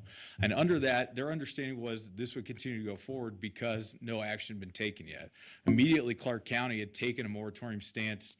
I think 5 days, they put a pause on all applications after the new licensing came out. When City of Reno didn't do likewise, the figuring was that would not happen here. So as others have previously said, money has been invested, leases have been signed, buildings have been acquired for this purpose. And having said that, in general, this entire lawsuit is very similar to the medical marijuana lawsuits back in the day. So everyone applied for the medical marijuana licenses originally. There was a limited number issued to the whole state, and obviously more people applied than got the licenses. There was a lawsuit last time as well. Some of the same things were pointed out, that a staffing agency was used for some of the application work, that, not everyone got one. Well, when there's a limited number, not everybody wins. And that's, sometimes the facts of business and how it works. So going through this process, we've had Senate Bill 32 pass. That was a transparency bill where everyone's licensing, their application, and their scores were released to the public. That information has now come out. Not a lot has been gained since then on any of those fronts. There's a full LCB audit of taxation and how they did this process. Again, not much has come out of that. I went to that hearing at the legislature, and there was not a much. There was frankly no finding when it came to applications. The only thing that came up was how companies are reporting their taxes to the state, and possibly the state wasn't collecting all the taxes they should have was the only finding from LCB as well. So going off of all of that, I would just say the only document that I would really hold up is City of Reno issued a letter during the application process that stated your intent. And it said, we intend to take 4 of the 6 winners in the City of Reno, the top 4 only.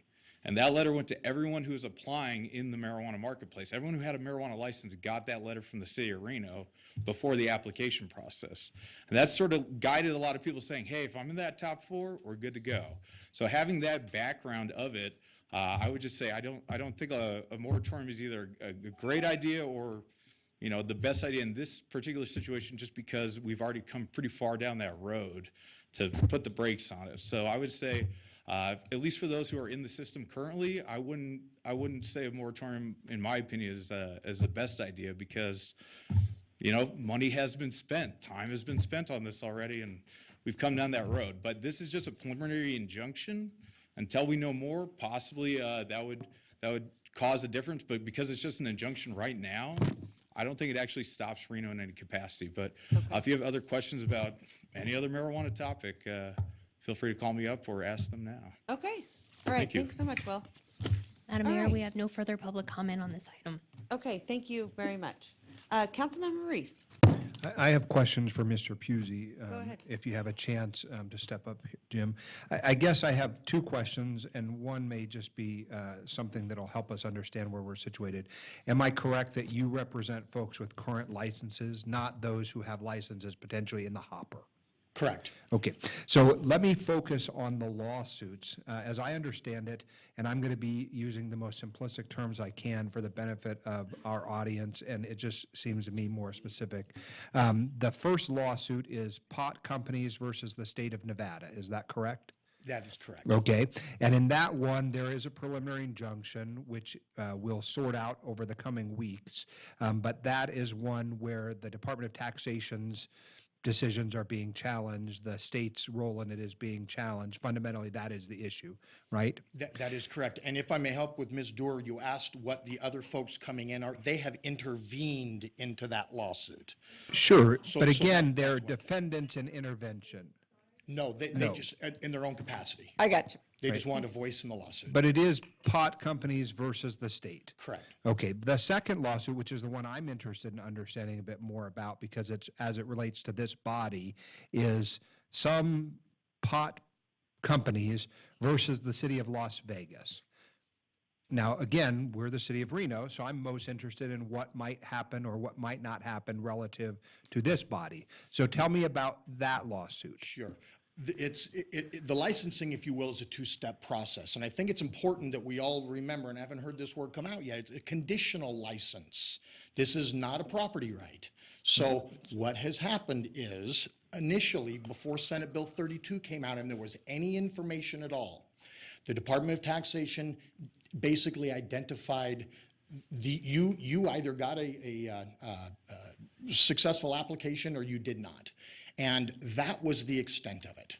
So there wasn't really a true knowledge of identifying these are the things that have gone wrong because the state wouldn't give out any information. So lawsuits were filed against the State Department of Taxation to say, we need to see that information because we believe that there have been some mistakes. Senate Bill 32 has come along, and Senate Bill 32 opened up some more of this information. Now that some of this information has got disclosed, it's been presented to Department of Taxation through these lawsuits of saying, guys, there are 40 things you guys did wrong in this scenario, at least the allegations are. The city of Las Vegas said, we are going to continue with the application anyway. So what it coerced and had happen is rather than the applicants, the applicants who were not awarded licenses, their only mechanism to stop that from opening, and I think Dillett called it pandemonium from starting, issuing licenses if they didn't go to the right people. If you're talking about investment of money now, if we're a year and a half down the road and it doesn't happen, how expensive is it going to be? So with all those things being said, they said we need to move City of Las Vegas for a temporary restraining order to stop this from going forward until there's litigation figured out.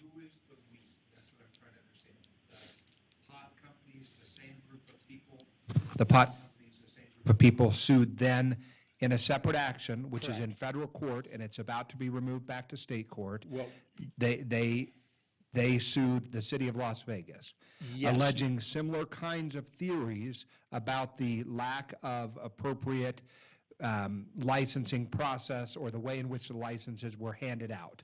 And if you blindly follow what the state said to do, you're going to be in the same boat as the state.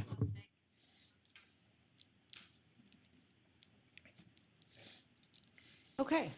Any other questions? Councilwoman Durham. Madam Mayor? Oh, yeah, go right ahead. Councilwoman Breckus. Thank you very much. I appreciate it, and I appreciate all the presentation and comments. I think on the lounges, I think we've been good, and I'd like to be supportive of this industry, but I don't want to be first on those. So I don't feel that we should contemplate those in any way until we see another jurisdiction having more experience with those. One that probably is one of the larger jurisdictions down south. The second is, I think I don't want to get too far into contemplating where this litigation is or is not going or so on. I don't think we want to litigate it. We're kind of broad policy on this, and it is a tough balance because these people have expended effort and money to go down a certain track, and so I don't want to hold them up much longer. I think that it would be fair and reasonable of this body to say when we come back from our break in July, the first meeting, we're ready to go one way or the other. Let's see how this goes a little bit longer, but not too long. And the reason I say put a little bit of pause is I do think that bill that came out of the legislature that I understand the governor enthusiastically signed about the transparency of who owns what and so on, does indicate to me that at the state policy level, there are some concerns about the way the whole thing's rolled out. And to me, that tilts it to a little bit of thinking that, well, maybe these people in the lawsuit, might have some legitimate gripes. But the courts, I think, by the time of 1st July, meeting in July, we'd have a little bit of an indicator where things are going. So to summarize, I'd like to not go with a moratorium, but just continue this item and maybe even the awarding to our first meeting in July, and then not discuss the lounges again until we see some experience from another jurisdiction. And thank you very much. Okay, thank you for those comments. I just wanted to ask you really quickly, Mr. Pusey, why did they use different agencies? Well, I don't know. I can't speak for the Is state, there- but I know the first one was tied into medical marijuana. And so the public health department, I think Department of Public Health was more involved because it, I guess, So you had very ostensibly was, credentialed and now well, not. it involved medical issues, medical marijuana. Mhm. And I Dylan- think they figured taxation might be more equipped Dylan, to you did handle it. mention that they were credentialed Manpower. What kind of credentialing would they be required to have? Because isn't Manpower just temporary service? So I guess I'm trying to figure out, did they have marijuana credentialing? Is there such a thing?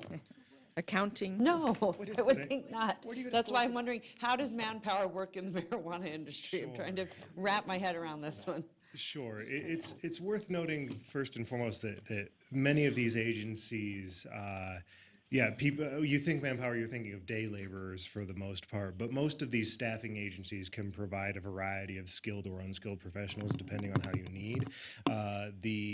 And I will just read to you from the Department of Taxation website, which was September 2018 application evaluator qualifications. So contractor A was a fire inspector with 20 years experience. Contractor B, real estate development and accounting with 23 years of experience. Contractor C, government environmental health specialist with 30 years of experience. In marijuana? Well, tough to say. I would say no, right? Well, it hasn't been legal. It has been what? I said it hasn't been Again, legal. I'm trying to figure out this credentialing. Okay. Contractor D, MBA project manager, 18 years. Contractor E, government accounting, IT, 30 years. Contractor F, government operations and fiscal manager, 30 years. And then one administrative assistant, level 2 for each. Okay. For each category of applicant. Okay, thank you. I appreciate that. Madam Mayor, can I weigh in on that? Yeah, go ahead. A specific question. When the Obama administration enacted the stimulus effort and allowed states to develop probably about 4 times the amount of affordable subsidized housing that they would in about 2 years, really pushed, a lot of money out into the economy. There wasn't a lot of expertise to work on managing affordable housing projects from the government side. I was contracted because I had some experience in that by the state through Manpower, and I worked there for 18 months on stimulus projects. So I just, I just want to confirm that that is the way the state operates, and I think we have some experience of staffing in our RPD, people of expertise, and the state of Nevada allows more or less sole sourcing of professional services, and this is a technique that's used. So I don't see anything illegitimate about it, and I have experience with it. And I just think when you're understand consuming it's a the way product, that would be a little bit different thank you. and more detailed. So I appreciate your comments, Councilwoman Breckus. When you're consuming that type of product, I would hope that you would have people with a little more experience, but that's just me. Go ahead, Councilwoman Jordan. One question, and then maybe we can start moving this along. The question is, so we have 3 that are fully down the road. We have 3 who have submitted business license applications with the city. They have not been approved. The council has not considered them yet. Okay. So you've got 4 that are fully approved, 3 in the pipeline, and then 1 where we have not heard one way or the other. Okay, so the what I'm questioning is, so you've got the 3 that have already come in to business license. Will there be any more between now and 45 days from now? That's a better question. That one open, theoretically, they could receive a certificate or a... But we have not yet received it. Correct. Okay, so that's what I'm trying to draw the distinction of, what is in and what isn't in, and how we might cut between the two if that's the direction of the body. So what are you needing from us specifically today? Specifically today, I am here at your service by request. If this council wants to pursue a moratorium, then you would need to indicate the staff to put together the resolution for you. If you wanted to pursue something else, you'd need to indicate that. If you wanted to do nothing, wait to see how the court cases resolve themselves, then you could indicate that as well. It's worth noting that of those 3 that are in the pipeline right now, they could take several months before they actually come to you for approval. They are doing their, we have a small space doing tenant improvements. One, Mr. Shump just told me, is a vacant lot. So they've got a long road ahead of them. So there's nothing demanding your action right this moment. Okay, so I guess my question is this, and maybe this is to our city attorney's office, is there a distinction on a moratorium in the exposure side between the 3 that are already in the hopper, down the road, in process, and the 1 that's still lingering? In other words, I'm trying to get to, if the appetite of the body was to put the brakes on so that nothing else comes in, but still the 3 that are in still move forward. Can you speak to me about your position on that? Well, I don't really know what the plan is for the 1 outstanding license. Essentially here you're picking your plaintiff. And we do have the 3 pending. And so, we were hopeful that we were going to get some guidance from those lawsuits in Las Vegas so that we had a little better idea of where our exposure may lie. But we do have 3 in the hopper. You've heard that they've spent a lot of money in preparing. And so... Okay, so here's my final question. So the exposure on the 1 that hasn't come in, theoretically might come in, might not come in. How can that even be considered if someone suggests a moratorium today? I would anticipate that if they wanted to sue us, that they would have some information indicating that they had spent a lot of money to get ready to file the application. That's what I was trying to understand, the distinction between what's in and what may be coming in. I got it. Okay, thank you. All right, Councilwoman Dorr. Yeah, thanks. I have about 4 questions. And so I guess one of them's for Will Adler, one's for Mr. Puzzi, and one is for our staff. So I'll ask our staff one first. It was very much a follow-up to where you were going. I wanted to understand the 3 that are in, our staff have not brought this to us, so what are they waiting for? So what's the holdup there? because you said people are on a timeline to get not only it built, but operational by December. So when was the staff planning to bring those three? Could they just quickly address that? Yeah, it's a process question that I'll ask. I mean, they're right behind you. Yeah. And if you can answer quickly, because I Good got two afternoon. more. Yes, I can answer quickly. Michael Chomp for the Record Business Relations Manager. We're waiting for, quickly on the process, any application that requires council approval does not come to council until the land use side of it is signed off. Okay. So we're waiting on that before Well, they come waiting forward. in what way? Waiting for the applications to be reviewed by the zoning and planning. So what's a approximate timeframe? It could be with a couple of breaks that you have in July, so it could be, it won't be July 5th. It will be, June 5th. It'll be either be the 12th at the earliest, or it will be sometime in July. So you're saying they could get resolved as soon, or come to council as soon as June 12th, or first meeting of ours in July? That's Which correct. is later in July? It could be, yes. That's soon, and then what's more realistic? Because July is more realistic. and then even from that, are there things on the, I guess I should be asking our manager, that are ready to roll? Like, are we looking at August most probably? I think August would be a good bet, that at least one or two of these will come forward in August. And again, they're going through multiple reviews, so Yeah. on the ones that are not complete, for Okay. their outstanding building permits, for example, on the vacant lot, I can still bring the application forward, but it's not going to get completed until all the inspections, police, fire, and building. And then I just wanted to, just sort of as a parenthetical, it's always difficult when there's been allegations that somebody's made a misstep, whether the legislature wrote a bill wrong, or whether the administration implemented a law incorrectly. In full disclosure, I myself as a small business got caught up in one of those, where I and a number of other small businesses had to sue the state because we felt they had made a misstep and it was unconstitutional. It was quickly went to district court and then the Supreme Court, and it was found in our favor.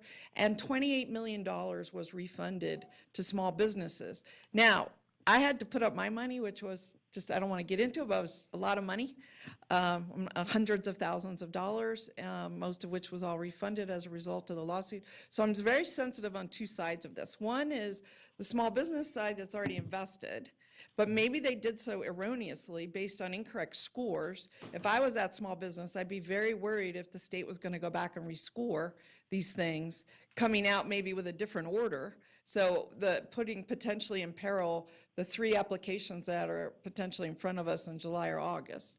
Number two, I would be very concerned if, moving forward in reliance on that, and then, so basically my experience as a small business, where you had to put up the money, and that you had to, by a certain date, which they have to, meet this deadline, but then to have the process, in our case, all the money is refunded, but in the other case, maybe the numbers are, and they lose instead of win, So that really, I'm just speaking to the council, that really concerns me, is that it could go either way. And then for Mr. Adler, I had a question. You've been involved in this for a really long time, and I know with question 2 on the ballot and all, would you just give us a 30-second on that? Well, I would say. And the scoring, yeah. Okay, so question 2, the ballot initiative passed, and the people did vote on it, and it said we will double the number of dispensaries in the state of Nevada. That's where these new licenses came from. Is that what you're getting yes. at? So that's where these licenses came from. It was dedicated that these will go out. Reno got 6 because we did it by population rather than geographic distribution, which was the idea of the original medical. So Reno got 6 instead of the 2 you originally got, or 3 you originally got, and you end up with 4. So that's how we got here. And then in that whole process, I would say again, and the idea of contractors are licenses and applications aren't common. The state of Nevada only opens them up 10 days every year when we've been doing these medical marijuana licensing. So contractors are a very common part of the state of Nevada because you don't hire staff full-time to do license scoring and applications when you don't take in applications very often. So it's sort of just backstop the infill with, extra bodies to do the man hours and do the work. But there are no, qualified marijuana experts. To in do this- the scoring. No, because It's a what's an unique- expert in an industry that's Right. new, right? Right now, the debate is on the Cannabis Control Board.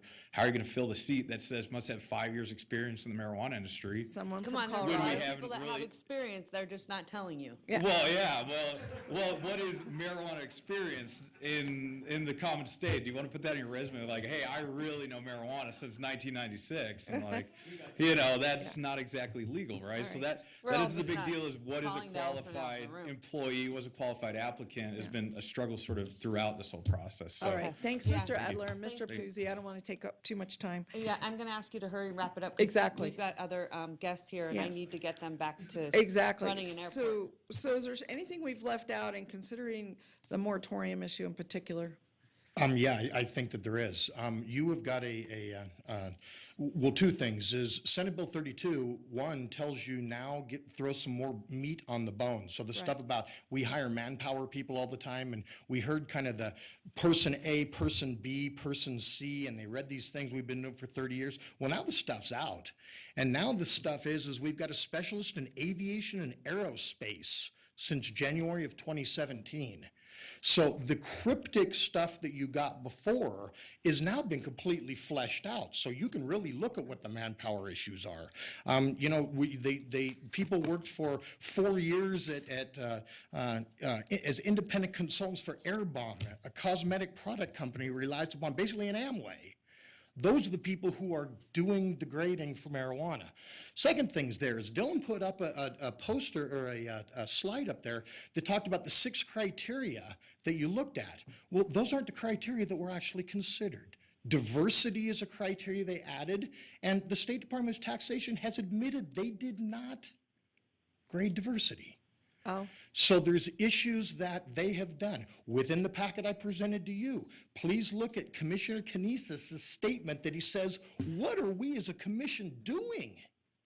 You've got to be kidding me, we're issuing these licenses. I've got problems everywhere, and he enumerates them all. Okay. So that is out there. The other thing you've got is in getting to the expenditures of monies. Again, I brought it up, this is a conditional license. So this licensor actually gives you as a board a reasonable time to make sure that people have met your land use requirements as adopted by the council. So you can revisit them. It's a reasonable time, and I can't think of anything that would be more reasonable than to say, let's wait and find out the scoring system's right. Yeah. So with that, I'll just wrap up mine. I am in favor, I am so torn on this from a small business perspective, but I am in favor of getting more information, and I don't want to compound our errors. So I would rather halt it with one left, and those 3 may not even fulfill. If a person's with vacant land, they may not even be able to build their place by the deadline involved.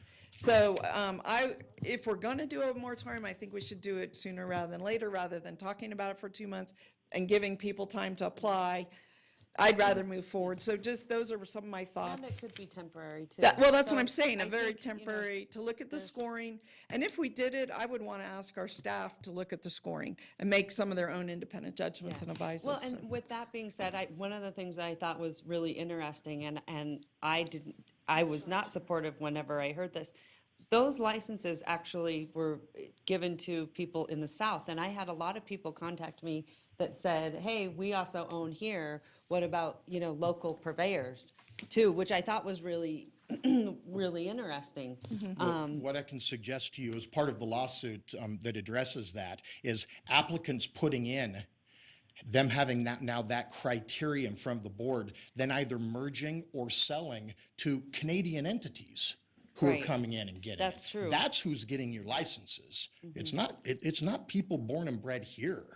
And that, I think, is one of the things that this council has historically discussed about wanting to have some local people involved.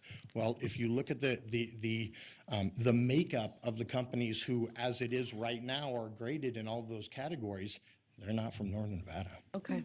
All right, thank you.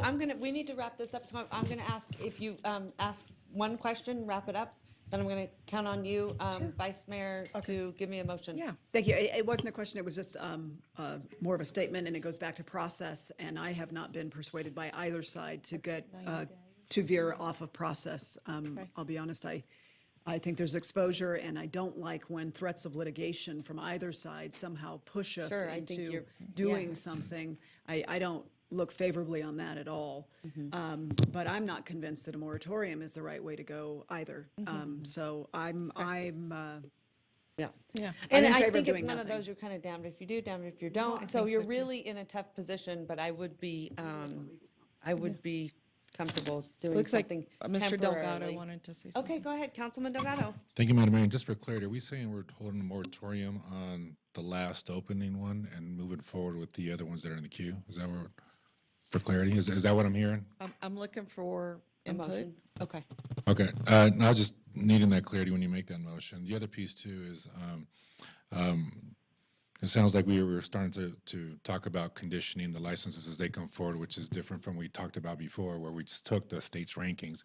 And I think that's a whole different process. If we're saying we want to focus and give purview to local, then that's a big conversation to have that we would need to start having as a workshop piece to it, which I'm all in favor of. And I'm also definitely check marking that box of diversity and making sure that people have an opportunity to play in. And those are authorities that we may be able to have with however we move forward. But again, that opens up a whole nother can if that's what we want to Can move you into. say just your thought on what you first said about the 3 and the 1? To your guys' point, I think either way we're going to end up in court. But to your point, or also, Councilwoman Dorr, I think the compounding of so forth is something that to definitely consider in terms of our staffing and so forth. So I definitely lean in here, and also the questions that Councilmember Reese has stated earlier, and hopefully we wanted to leverage a little bit more of that expertise in terms of our legal position. The last piece too is which I find a little daunting is people are coming to us with small business. The term small business. It's hard for me to swallow that any of these are small. I don't know that they It's are. hard for me to swallow the fact that any of these are small businesses in my eyes. They're not the mom and pop families that we see are that mom, are pop, but struggling. yeah. They're multi-million-dollar organizations that I find that's a different category. And that's a separate conversation. But I would like to, maybe this is a different conversation, start the conversations about lounges. I think even for the ones that are currently in place, we need to start at least the process. It may not happen for time out, but it's going to be a process in terms of us going out and figuring out what that all looks like. Doesn't mean we halt that process because we have current dispensaries that are out there conducting business now. And that's it doesn't have to match up to be, have to fall in with this conversation because they are two separate conversations that we need to start to at least be proactive about in terms of what that looks like in our community. So those are my pieces. Thank you, Madam Mayor. Great comments, Councilman. Okay, Councilman Reese. Thank you, Madam Mayor. I think, like Councilwoman Jordan, I'm not sure I've been persuaded by either position, and that is the difficult thing. I think that there are some business interests that are sort of fundamentally being overlooked. When a person got into that top 10, they had something of value at that exact moment. That thing which they got had value to it, and that value could be sold. It could be used to merge with other companies. I think part of the issue is I'm worried that there's a lot of unknowns. I don't know how fast these things are really coming back to us. I think it's unrealistic to imagine they're getting to us anytime soon, and I wonder if the time for us to slow the brakes on them would be when they come back to us. Again, I don't know the answer, and so I'm sort of relying on some level of ignorance to say I'm willing to do what the majority of the body is willing to do, but without having the ability to say this is the right path versus the other one. I would like some additional clarity from legal counsel as to what the implications are of a moratorium now versus waiting just by inertia to allow 90 days to pass. I don't know the answer. Councilwoman Jordan's right. Yep. Okay. Yeah, I am prepared. Wait, hold on. Oh, I'm sorry. Councilwoman Weber. Thank you. I just wanted to ask if there's a way to do a moratorium, keeping the people like a 60-day, just giving us time to get through the legal part of what's going on, but allowing those that are already working on it to try to meet their deadline, can we have them continuing to work on it, including the one that's possibly pending, but till we get through this process, and at that point in time, in 60 days, I guess we have to go to a next meeting to start the moratorium, which would be June 5th, I would assume, if that were the case. Okay. But my thought is, if this is even legal or possible, but it's all continuing to go through, but there's no new applications. It gives us an opportunity to come back, and they would be going on as assigned or as they're continuing on. But then, after we hear all the other legal things, that we have a conversation for any possible new applications that we still have available. Okay, I'm gonna actually ask our city attorney, Carl Hall. Can you please weigh in? I guess. The moratorium issue, I think that we would be out into July with the posting process and the two-step process. Well, we're down the road anyway if we want to go moratorium on the 3, as Councilwoman Weber mentioned. With respect to our exposure, I think everybody has recognized that with 3 pending, that they have apparently invested time and money in those applications, and they have been ranked. And so, as I mentioned earlier, you can pick your plaintiff. Do you want to go with people that aren't in the hopper and have not, are claiming that they have been wronged by the state's ranking system and take on that lawsuit, or do you want to take on the lawsuit with by putting, halting the applications that we have pending right now? So, now we do have some time since so there's that was lawsuits gonna pending be in my Las next Vegas, question. Can and we just do like you mentioned, like a stay until we get that information and then bring it back to the body? We did that. well, it's I think we heard from Mr. Chomp that those applications aren't going to come before you until July anyway. So I okay. mean, there is some So time, maybe, and there's a hearing next week. It's going to go 5 days. We may have further information that would help guide the council at that time, depending upon. Yeah. So, thank you, Madam Mayor. And you can continue Taking them. everything into consideration, I do think, My thought continuing. excuse me? You That was could my you thought. could continue an item on the agenda Yeah, as well. here's my thought and see what you think about it. This was a discussion, and the earliest that we could agenda anything is June 12th, realistically, for our June 12th meeting. So my thought, I do believe that the people that have already applied have applied in good faith and in reliance upon the state ranking system, and I don't think that we should second-guess that process at this point. That will happen in other places. So what I'm going to propose, and I don't know if people will support this, but I'm going to propose that you come back on June 12th, not 5th, with a vote on a moratorium for 60 days.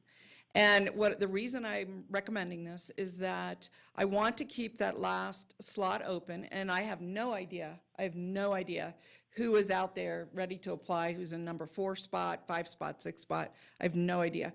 So, but I don't want them to apply if the rankings have all been done wrong or even slightly wrong, and we find out through any of these cases. So my recommendation is to come back June 12th to initiate a moratorium. The moratorium may not be supported by this body, but at least we have an opportunity to consider it correct. And I'm going to recommend right now for a 60-day, because that will give the basic motions in these cases and the injunctions time to have worked through. So, and at June 12th, just to be clear, we have a 2-step process where I think we have an initial moratorium for 30 days, and then we would enact one 30 days later, which is be on our our first meeting in July.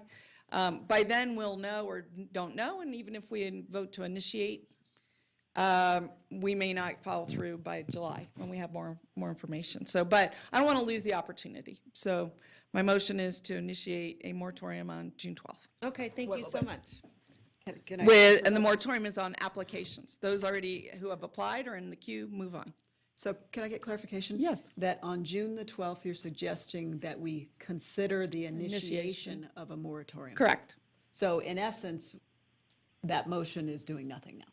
Well, we have, that's our process. No, and I understand that, but Yeah. if you're doing an initiation of a moratorium on June the 12th, then it starts ticking the 30 days. So Yeah. today, if you're suggesting that, we're not really doing anything. Yeah, today, we're not, we Okay. can't, I mean, Okay. we're That's- not I just wanted to agendized. clarify that it would- Today, I think, Madam Mayor, for the record, Saber Newby, I think we're getting direction Right. from council. So Okay. if that's the direction from council to bring back the beginning of the moratorium for the June 12 meeting, Does that then make sense? that's what we can proceed with. Okay. So that's my direction, gives us some options, but it keeps a placeholder, Okay. an opportunity. Thank you. Thank you. All right. I don't know if I've gotten a second. All right, I have a motion from, Dylan, did I you want to can't weigh read in? the one. I don't know who the one Thank you, is. Madam Mayor, members of the council, Dylan Shaver, your Director of Policy and Strategy. Just wanted to point out, and I think that that's direction to staff, like Saber said, that's certainly an option we can employ. The other thing I just wanted to make sure you understood was that the staff does not intend to bring before you any licenses to vote on until the legal July. issues are resolved. Okay. And that's something we are constantly in communication with the city attorney's office to make sure that we're not exposing you to undue peril. So you won't have to see anything until the legal issues are taken care of anyhow. Thank you so much for that clarification, and I just want to be clear, I want to be able to keep that last spot open. If the rankings change, or the process changes, or anything happens, I want us to be able to have the opportunity to react appropriately without having to go into the 6 licenses that we haven't even decided that we want to issue, so. Okay, all right. So I have a motion from Vice Mayor Dewar, a second from Councilmember Reese. All those in favor, say aye. Aye. All those opposed? For discussion, I'll support the motion, but I may not be supporting the moratorium. I'm starting to feel that moratorium should be not external issues for us unless we're absolutely have to, but more for emergency issues on issues that require our immediate attention. Thank you. Okay, Right. thank you so much. So I have a motion and a second. All those in favor, say aye. Aye. All those opposed? Aye. Motion carries unanimously. Madam Okay. Mayor, moving with that to our 2019 legislative update, in which Mr. Shaver has stated he will be brief. Like really brief? Like crazy brief?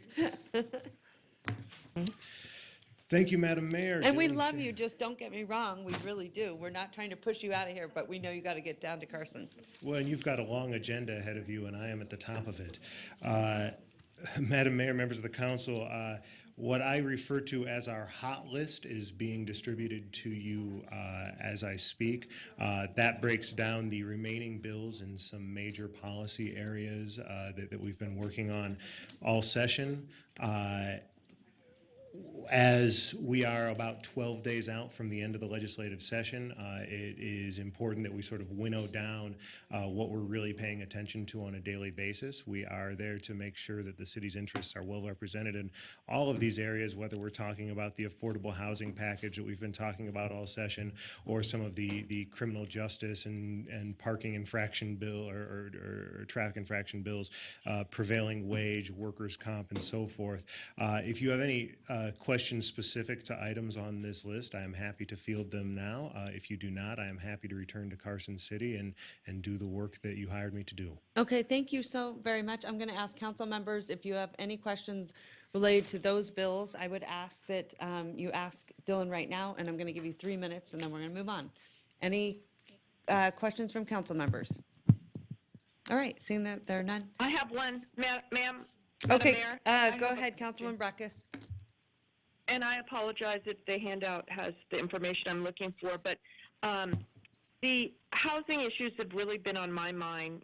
We had a public comment speaker today, a Ward 1 resident. I think he spoke about the hardships he's feeling, and I know other people are. Where are some of those housing bills at?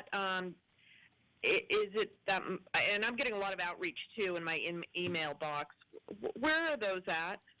Thank you for the question, Councilmember Dylan Shaver, Director of Policy and Strategy for the city. We are tracking a package of 4 bills. 3 of them are pending final action on the floor of the Assembly right now.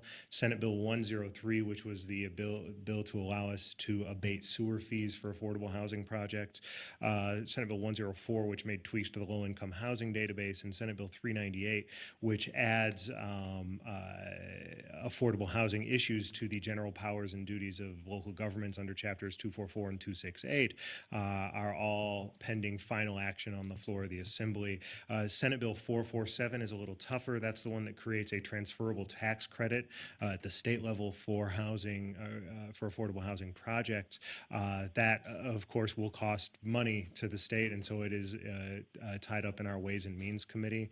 There is not anticipated to be a lot of extra revenue, so I don't have a overall sunny outlook on that bill. I'm not willing to tell you that it's dead just yet, but that tax credit bill is probably the biggest reach.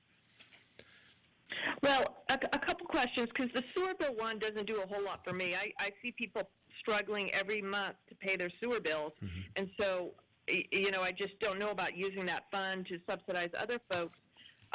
2 people reached out to me this week very specifically on rent control. That is not a power being provided in any of these bills. Is that correct? 398. It really depends on who you ask, council member. Senate Bill 398, by adding the housing affordability language to the powers and duties of local governments, there are people who believe that is sufficient language to allow a local government to engage in rent control. Our own attorneys don't know that's really sufficient. Whoever would try it, I would go out on a limb to say whatever local government would try to engage in activity like that based on the language in SB 398 would be likely subject to a lawsuit, and the courts would sort it out. By way of perspective, I know this is important to you. I've checked with the other major cities in the state, and their city attorneys share the interpretation that ours do, that is not an authority being conveyed by that bill. But I think the people who brought the bill, that was their intent. It's just not what the language does. Well, here's the thing that I'm thinking, and thank you, Madam Mayor, for letting me follow on, is I'm not saying I'm for it. I'm not saying opposed it. I'm saying I think you need to convey to the legislature, if they're passing a bill that's expanding powers, they need to help us understand whether or not that power is conferred. We don't want that ambiguity. I don't feel that it's helpful to us who have a lot of work to do, a lot of issues to do in business all year round, to have something this major come out with ambiguity, okay? And also, on the inclusionary zoning, I read some amendments in a bill this week about allowing you to set up a fund and then, take money and use that fund only for subsidizing housing. What is that bill? What is that intended to do? That's the amended language in Assembly Bill 309, I think you're referring to, which, allows a county government to impose a special increment on the sales tax. And from there, it would be of a 0.25%. And from there, they have to put it into a special fund to be used for, among other things, homelessness, affordable housing, and then various school programs that are not covered by the state's distributive school account.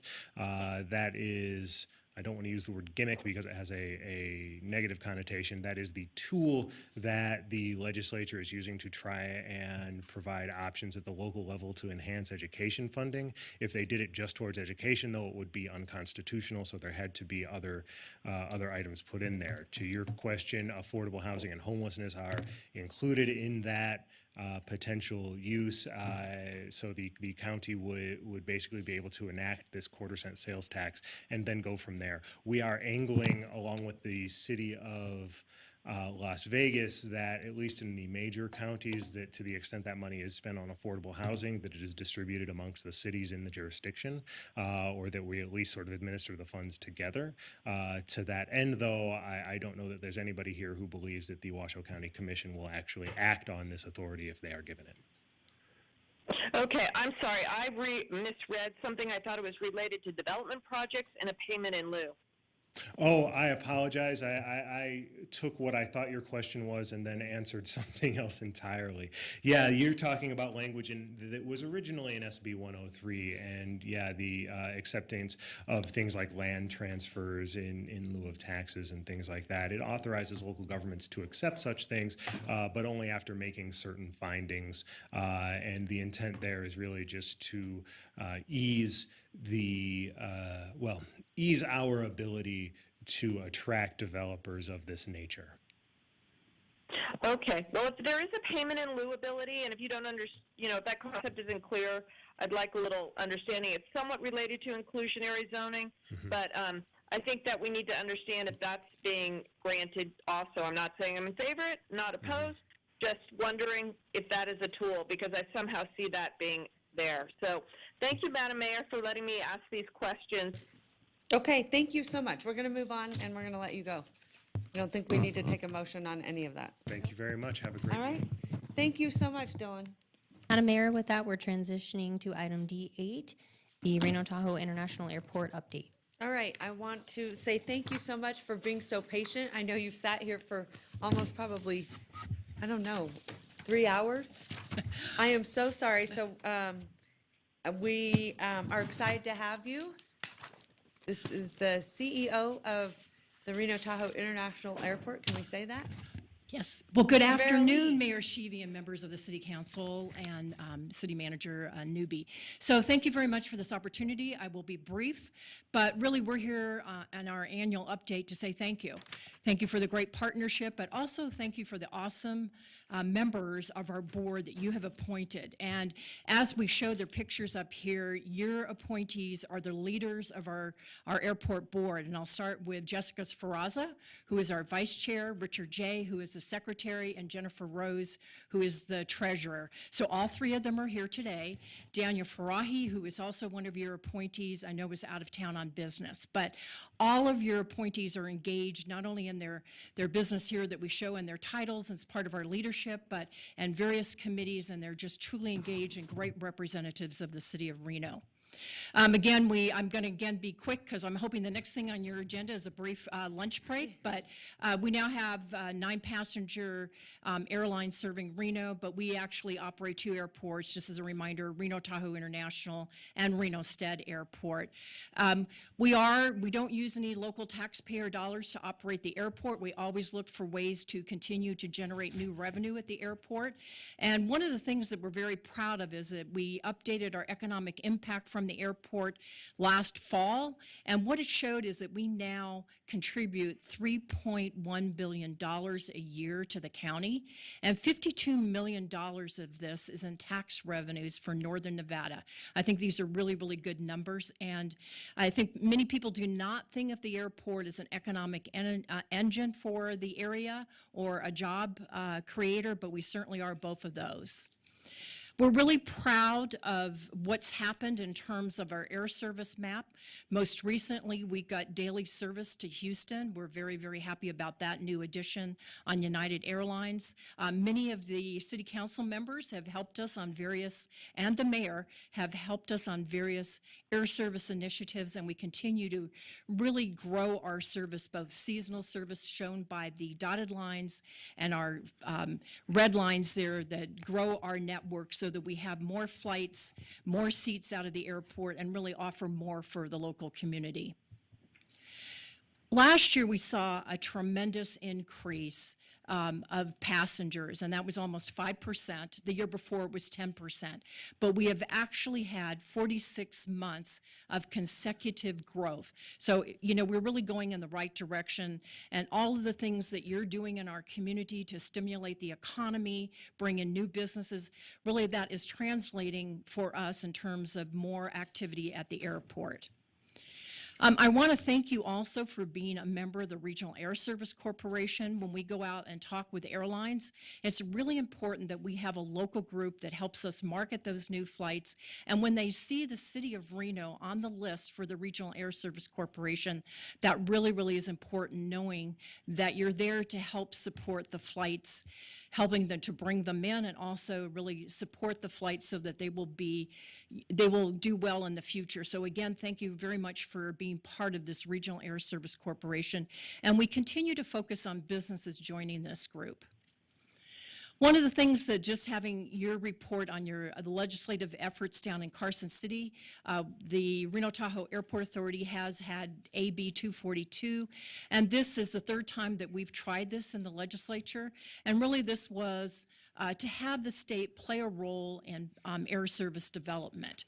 So what is happening now is that there hopefully will be the mechanism put into place that for a Nevada Air Service Development Commission, but there is no funding for this. It was the original ask was $1 million for each of 2 years, with really the focus on Reno Elko service and Elko to Las Vegas. But again, we're happy to see the fact that this mechanism would be on the books, most likely, and maybe in the future get funding and have the state participate, as do many other states, in helping with air service development, particularly in rural areas. I think we've talked in the past about our master plan. We are moving forward with the master plan for the next 20 years, our roadmap for facilities. We have had Federal Aviation Administration approval for that master plan, and a couple things that we are working on, some really important things that we're working on right now. We will be bumping out the front of the terminal really to increase the passenger flow in the ticketing area. We also will be adding some restrooms in that area. Next, we will be we are right now working on a consolidated rental car facility, which will be right across the street from the terminal. And really what we wanted in the master plan is to have a win-win situation for our parking being convenient and within walking distance, and the same thing for our rental car facility. So there'll be no busing to a consolidated rental car facility. What you see down here on the left side of the screen is having that facility right across the street. And we are really fast-tracking that project because there's on many days that we have our parking lots, we are in and out of being closed because we are full, which is a good thing, I guess, to say that our passenger growth is there, but it's really, really important that we're able to add parking going forward. Our concourses are over 40 years old, so immediately the concourse that you see in the middle, well, that will be the first one that we work on in the next 4 to 6 years, and then it'll be followed by Concourse B. So we're fast tracking to get this moving forward because our concourses, again, are old, need to be replaced. There needs to be probably double the width of what we now have, gives us an opportunity for better passenger flow, a lot of improvements in the operation considerations of the airport, and really having wider concourse gives us an opportunity to really grow our revenue, keep our rates and charges low to the airlines so that we can bring in additional flights and additional airlines. Hopefully, you've been to the airport and seen some of our new food venues and the customer surveys that we've done. What we've heard back from our customers is that we need to have more healthy food, more variety of food. So about 1.5 years ago, we had the Common Use Escape Lounge open. If you're a Platinum American Express, you get into that Escape Lounge free. It's right next to McDonald's. But more recently, last December, we opened Vino Volo, a wine bar that's in about 33 other airports. And next to it is the Verdi Market, which is all made in Nevada products. Both of these, the Verdi Market and Vino Volo, are doing extremely well. You'll find Vino Volo right after you come out of TSA. The security checkpoint, you go up that escalator, and there's Vino Volo and Verdi Market right there, easy to find. Moving forward, we're going to be opening a Subway on the C Concourse side, and that will be opening probably in about the next month. And Harley Davidson is going to have a shop right pre-security down in our main lobby area. So exciting to see all of these new additions. We're just giving people more opportunity to eat at the airport and to spend money on retail opportunities there as well. If you've been to the airport recently, you've seen the Aloft Hotel go up. It's going to open early next year. It is really focused. It's right next door to our Hyatt Place Hotel. That Aloft brand is really focused on millennials. We think that this, similar to the Hyatt Place, we expect that this hotel will be really, really popular and will do well in our local market. So really, each day I think I see something new out there, and it's been exciting to really see that moving forward in terms of the the construction because it's right at our front door. They do. I will go back because if you've not experienced this, I've been to an Aloft hotel and needed more towels, and the robot will bring your towels to your door. Yes. Yeah, very, very exciting, very fun. Can't wait for the opening event. Hopefully you'll join us. We may have the butler there.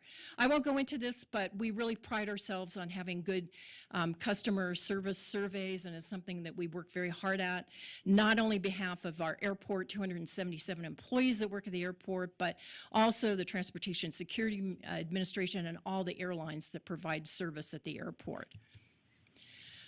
General aviation, east side of our airport, Atlantic Aviation has made a tremendous investment on that side. And of course, Mayor Sheevy held her State of the Address there a couple years ago, and it was a great focus on that facility. And we're really proud to have them. They are going to be, they've gotten really, really busy. And of course, Burning Man is seeing tremendous growth over there at Atlantic Aviation. They are not only, there are a lot of shuttles, helicopter shuttles that go from Atlantic Aviation up to the Black Rock Desert. Reno Stead Airport, a lot of investment certainly in our runway and our infrastructure at Reno Stead, but what we're proud of and really proud of is really the testing that's happened with the drones out at Reno Stead Airport, and I just say a lot of that dry run for what's happening in downtown Reno right now with the drones happened at Reno Stead. And really congratulations to Mayor Sheevy, all the city council members, and the city staff. You are certainly leaders when it comes to the drone activity, and we thank you for that because I think it positions you so well with all of the companies that are getting into this new area of activity and have the promise of what drones can do for us going forward. And again, you've done tremendous community outreach. I think you've done community surveys, and all of that I think is going to be so beneficial for the drone industry as a whole. So thank you for your leadership, and we really appreciate you being such a great partner, not only having been named a pilot program last year, but also this year being part of 3 pilot programs also. So kudos to you for all of your activity, and it looks like things are going really, really well. And of course, you're going to be welcoming the President of Poland here because of all of these efforts in June, and we're really proud of everything and glad to be sort of a partner also in everything that you're doing with the drones. I just want to acknowledge you have several representatives on our Airport Noise Advisory Panel, and we're very, very thankful for their help in this very important area for the airport. Finally, I do want to just give you an update on a number of things that have to do with safety and security. So I wanted to thank the City Council because on April 24th, you approved a new mutual aid agreement between the City of Reno and the Reno Tahoe Airport Authority for Fire Services. And we're really thankful for this new agreement. I think it's got a lot of things in there, but I think one of the important things that we want to say too about this is that we expect this new agreement, this mutual aid agreement for fire services between the City of Reno and the Airport Authority to be a living and breathing document. So as things change and that we need to go back, that we're certainly open to that because I think that that's the important thing with this new mutual aid agreement. I think part of our discussions when we were talking about the mutual aid agreement between the City of Reno and the Airport Authority is that the Airport Authority did recommit to providing training to the City of Reno firefighters for response both to Reno Tahoe International Airport and Reno Stead Airport. We actually are going to have a live fire training at Reno Tahoe International October 14th to 19th, and your city firefighters will be invited to come out. We're actually going to have a mobile trainer consisting of an aircraft fuselage prop that utilizes propane for burns. So this is actually kind of a live burn, so to speak. We're also going to make sure that we're going to be conducting familiarization training, and we've been working with Chief Cochran on this for Local 731. And this training and familiarization would be our firehouse and our equipment, our staging areas, our airfield familiarization, and just basic locations of buildings on our airports and fueling locations. And I think another part of this would be just a basic review of aircraft. I just want to emphasize safety and security are our #1 priority. And, in the world of airports, 9/11 is something that is not in the distant past. It's not a history lesson for us. Many of us that really run the airport or in the management team, many of our employees were there on 9/11, and we have a heightened sense of vigilance for safety every single day. There's always room for improvement because we always want to improve from lessons learned. We have best practices from our local partners like the City of Reno and airports across the country. But, I think the bottom line is all of you and our passengers and community can rest easy knowing that Reno Tahoe International is certified as a safe and secure facility by the Federal Aviation Administration. It is kept that way by 277 employees that I'm very honored to represent. But safety, again, is something that is nonstop. It always has to be improved. And that's why I really want to thank our firefighting union for bringing issues forward that we are addressing as I speak. Last week, I toured the outstanding REMSA emergency dispatch facility. That tour and questions raised by our firefighters have resulted in the airport staff proposing a new emergency dispatch model based on the City of Reno system. And we are working on an agreement with REMSA, so in the future, all of our medical calls will be dispatched by the highly trained REMSA team, which is similar and is the same as what the City of Reno does. And in the budget our Board of Trustees will approve tomorrow, there is $2.5 million to upgrade and reconfigure our airport communications dispatch center, which is located at Reno Tahoe International Airport. This is part of an over $3 million program that includes new technology, really significantly increasing the capabilities of our dispatch staff in a more functionally efficient center. Every year we get over 265,000 inquiries to our dispatch area, which we call airport communications or AirCom, and that ranges from everything from lost and found, parking questions, to emergency dispatch. The City of Reno is the responding agency for Reno Stead Airport, and that's part of that mutual aid agreement. And again, your fire station is one block from the Reno Stead gate. Our airport communications center dispatches the airport police and our fire department for issues at Reno Tahoe International. Beginning nearly 2 years ago, we began a restructuring of our airport communications team, and we began more stringent training, which has been provided by the Association of Public Safety Communications Officials. This is a very formalized training, really designed to improve our protocols and our quality assurance. Last week, I had a 2-hour meeting with our fire union representatives, and I think we're on a new path. It was a good, productive discussion, and together we have established really a joint staff and union working group to troubleshoot many of the issues that we have. Our first meeting is actually next Tuesday. And tomorrow, our Board of Trustees are going to be passing our annual budget, and in that, we've increased the fire budget from $3.31 million in our current fiscal year to $3.57 million in our new fiscal year, which starts on July 1st. Thank you again for this opportunity to brief you. I wanted to really end with what we think is our core mission on safety and security. And Mayor Sheevy, I'm happy to answer any questions that you or council members might have. All right, thank you. It's always nice to see you. It's always nice to hear what you guys are doing. Obviously, I pay very close attention because I think it's one of our best assets in the city. So thank you. You guys are always doing exciting things and expanding. But I know we probably have questions from council members. I'm going to start with Council Member Reese and let you ask any questions. Great, thank you. I appreciate it. Ms. Moore, thank you so much for being here. We've known each other a long time, and your leadership really is one of the reasons why we have such a great airport. There's not a day that doesn't go by that I don't go out into the community or I have a family member fly in, and they're so thankful for what a great airport we have. So kudos to you and all the employees there for making that happen. Thank you for those kind remarks. Obviously, part of the issue is that we don't get to see you very often, even though we'd like to. It's just the nature nature of two different government entities doing their thing. I'm happy that your members are here today too. I have a couple of questions that might just be things that I'm thinking about or have come to my attention that I don't necessarily am not asking you to answer today. It's just things that I want your board and you to hear so that as we go through and you have the opportunity to work with our mayor who sits as our liaison to the airport, that you'll be thinking about these things from my perspective. And so I'll just share a couple of them with you. One is, of course, something that you've addressed already, which I think is incredibly important, and that is the mutual aid agreement between our firefighters, Local 731, and your agency.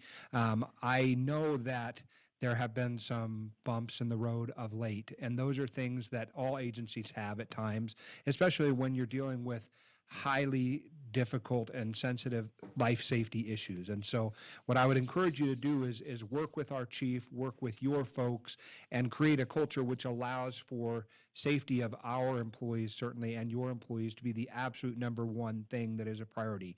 If there are ways for your agency to support both trainings but also equipment that would be necessary in the performance of duties that might be called upon there, I would ask you to be looking for ways to make that happen. Again, our men and women who represent our fire department want to be a support to you, but they also want to do it in a way that is beneficial to you all and to them. And so just keep that in mind as you move forward. The second thing is maybe a broad question or statement about the North Valleys, and it has to do with the Stead Airport. I think there are opportunities that we're maybe not exploring fully, or I'm told by some community members have not been well received. The first of which has to do with like utility easements. I understand that our city and the county potentially and other developers in the North Valleys have been working for years to figure out a way for utility easements to become a part of the airport landscape. You've got a lot of dirt out there, right? And it cuts across a valley. And so I'm interested to know what can be made to happen, A, more quickly, and B, as it relates to utility easements that might be necessary for everyone out there. And then the last thing I'll say, because my time is running short, is it seems to me that with the issues involving Swan Lake, we're all ever present. There may be an opportunity for the airport to be a site for solutions for Swan Lake. I'm not talking specifically about some idea that I have in mind. I'm just saying you control a lot of land in that basin. Maybe there is a way for the solutions that we envision and the community envisions for that basin to involve the airport.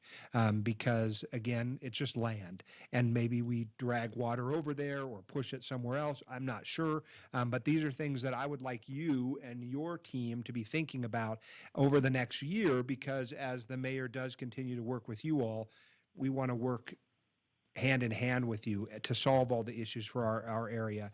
And again, I thank you for being here. It's always been a privilege to work with you and work with the airport. And my role is very new, and so I'm starting to try and define it. These are kind of things that are coming to me from constituents, and now I've shared them with you. And if I could just briefly comment, thank you for that feedback. Sure. And we are working at the staff level, we are working with your Public Works Director on that utility easement, a utility corridor. So I think through those contacts between our staffs, we could expand that conversation. All right, good. Good comments. Okay, Councilman Delgado, anything? Okay, thank you so much. Councilwoman Dewar? Yeah, I do. Okay. Thank you. I want to echo the comments that Devin made at the beginning, that we highly rely on you.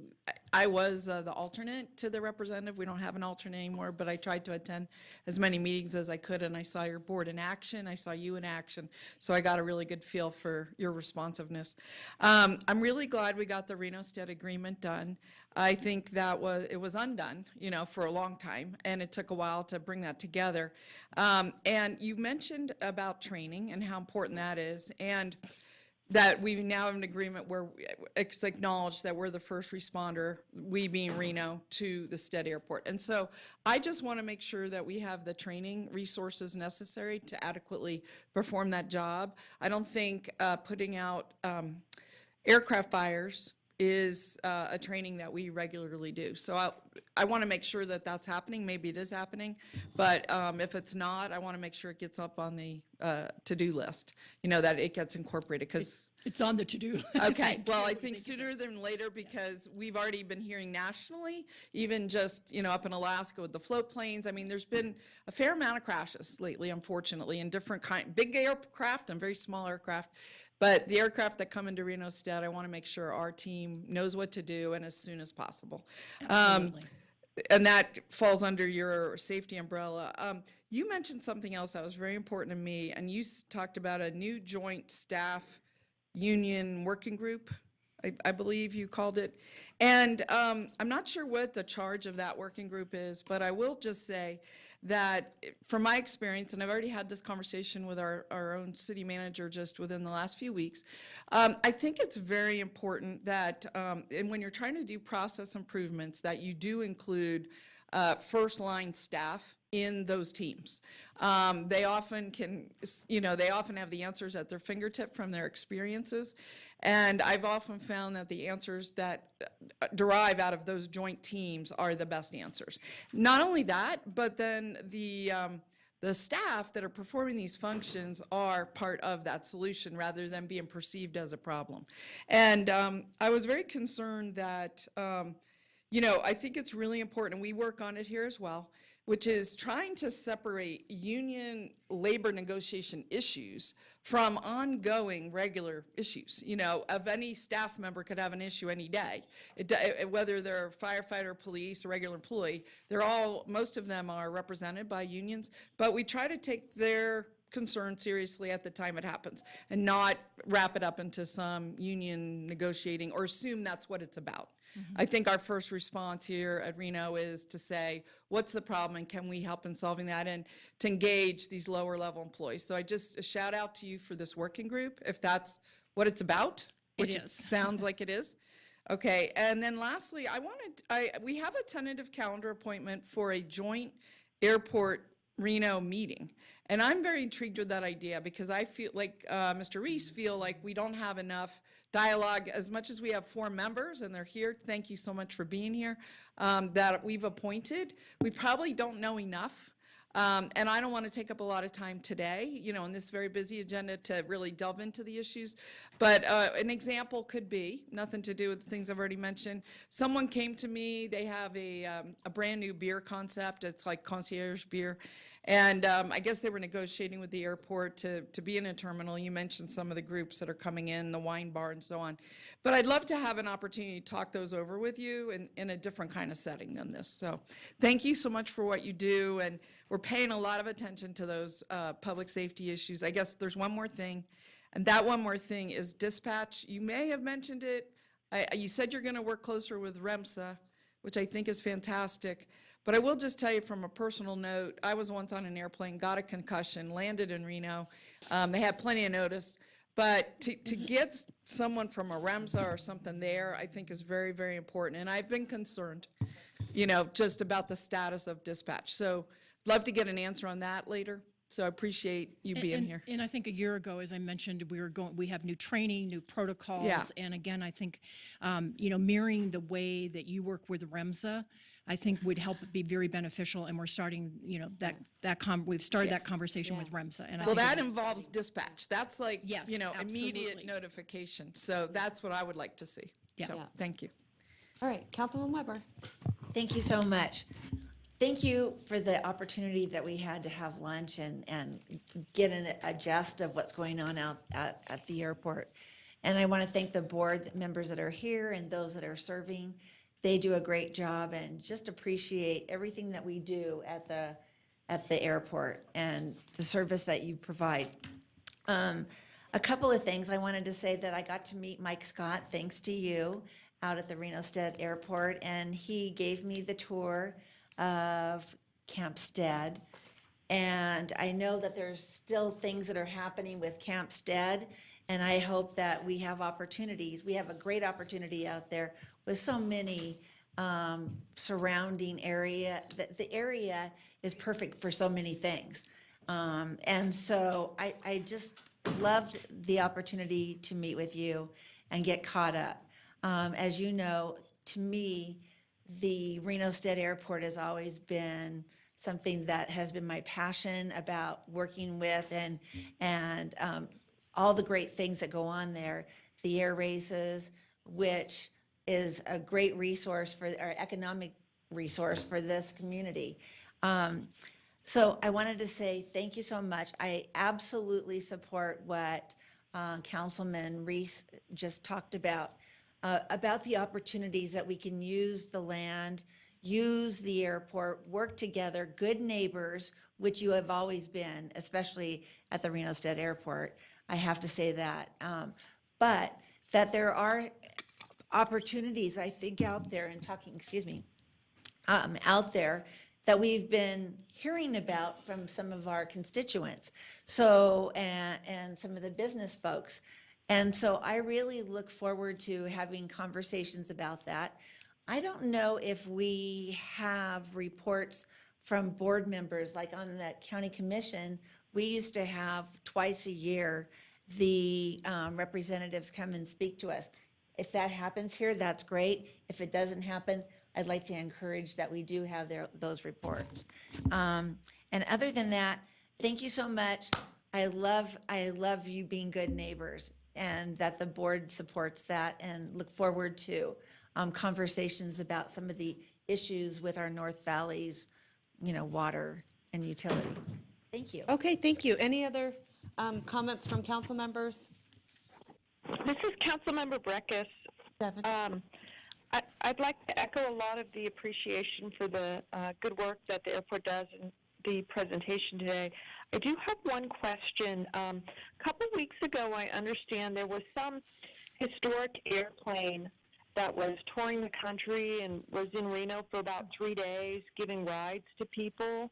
And it was flying at very low elevation around the southwest neighborhoods for about 3 days. It buzzed our annual police memorial service on Friday morning, then Saturday, Sunday, it was kind of going around.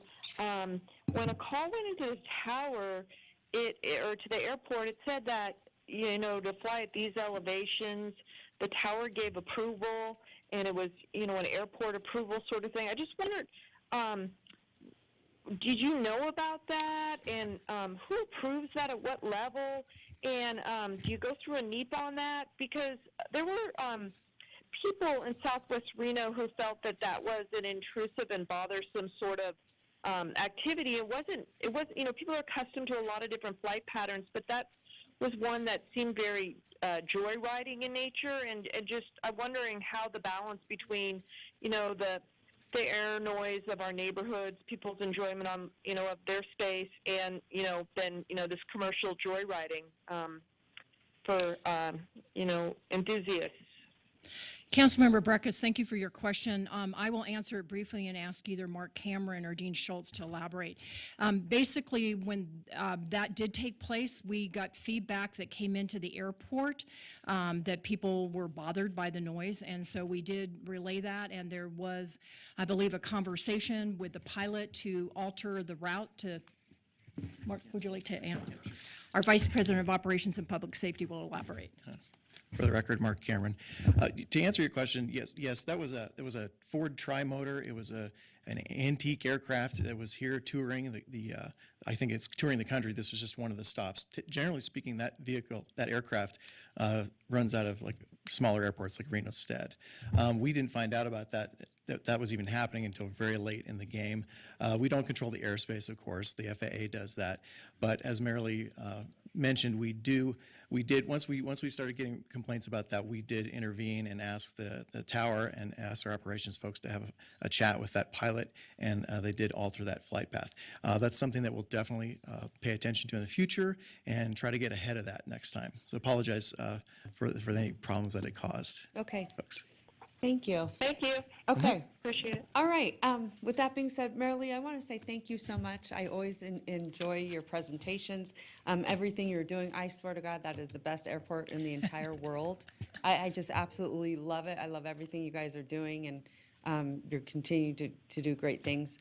And I really appreciate you addressing some of the issues and concerns, obviously, that this board has. And you're always very responsive and on target. So I really commend you for that and just, jumping right in and getting that taken care of. So Mayor Sheevy and council members, thank you for the time today. Thank Yeah. you again for the excellent representatives you've sent on you. our board. And we appreciate the feedback that we've received today. Thank you Okay. so much. And I would just say, and this really doesn't have to do with you, but I would say with our fire personnel, I think some of you are sitting over here, and then we have our chief, Dave Cochran, to get in the room before we have this public safety meeting on August 6th and come to an agreement where you're both sort of on the same page, because that's kind of some of the dialogue we're hearing, that everyone's got to be on the same page. So, and it sounds like you're heading in that direction, and we really, really appreciate it. Thank you. Thank you so much. Okay, at this time, any public comment? We have none. None? Okay. No, it's a non-action We item. are going to take a break, but we're going into attorney-client, I believe. Correct, you are. For 30 minutes, and we will be back around 2 o'clock. Thank you, everyone, for being here.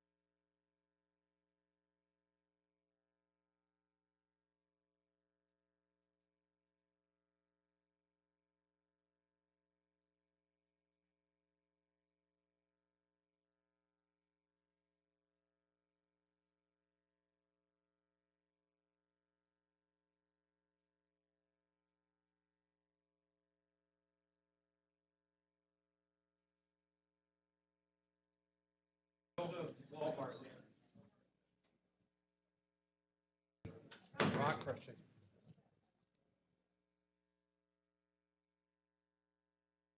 How are you? Sure.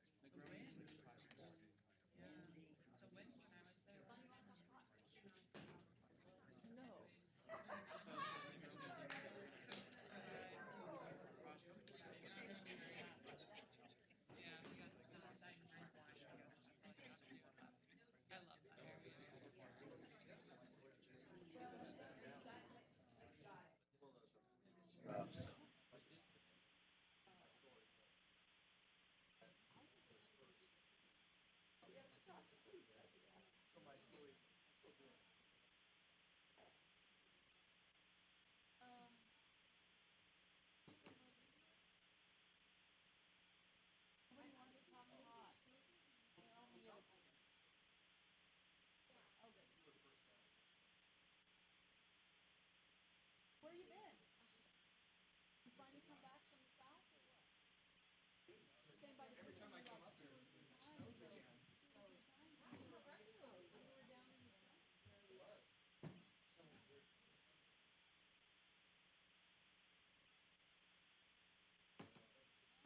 Yeah, you got it. Thanks. Hi. Oh, okay. Sure. City Center. Hot? So we can go to that if you want to. Yeah, what item is that? Well, That is item. Hold on.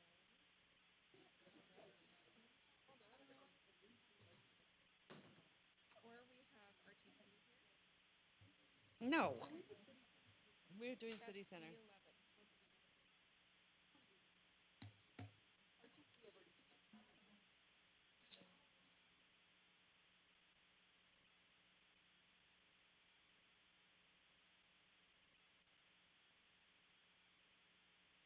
How are you, Joan?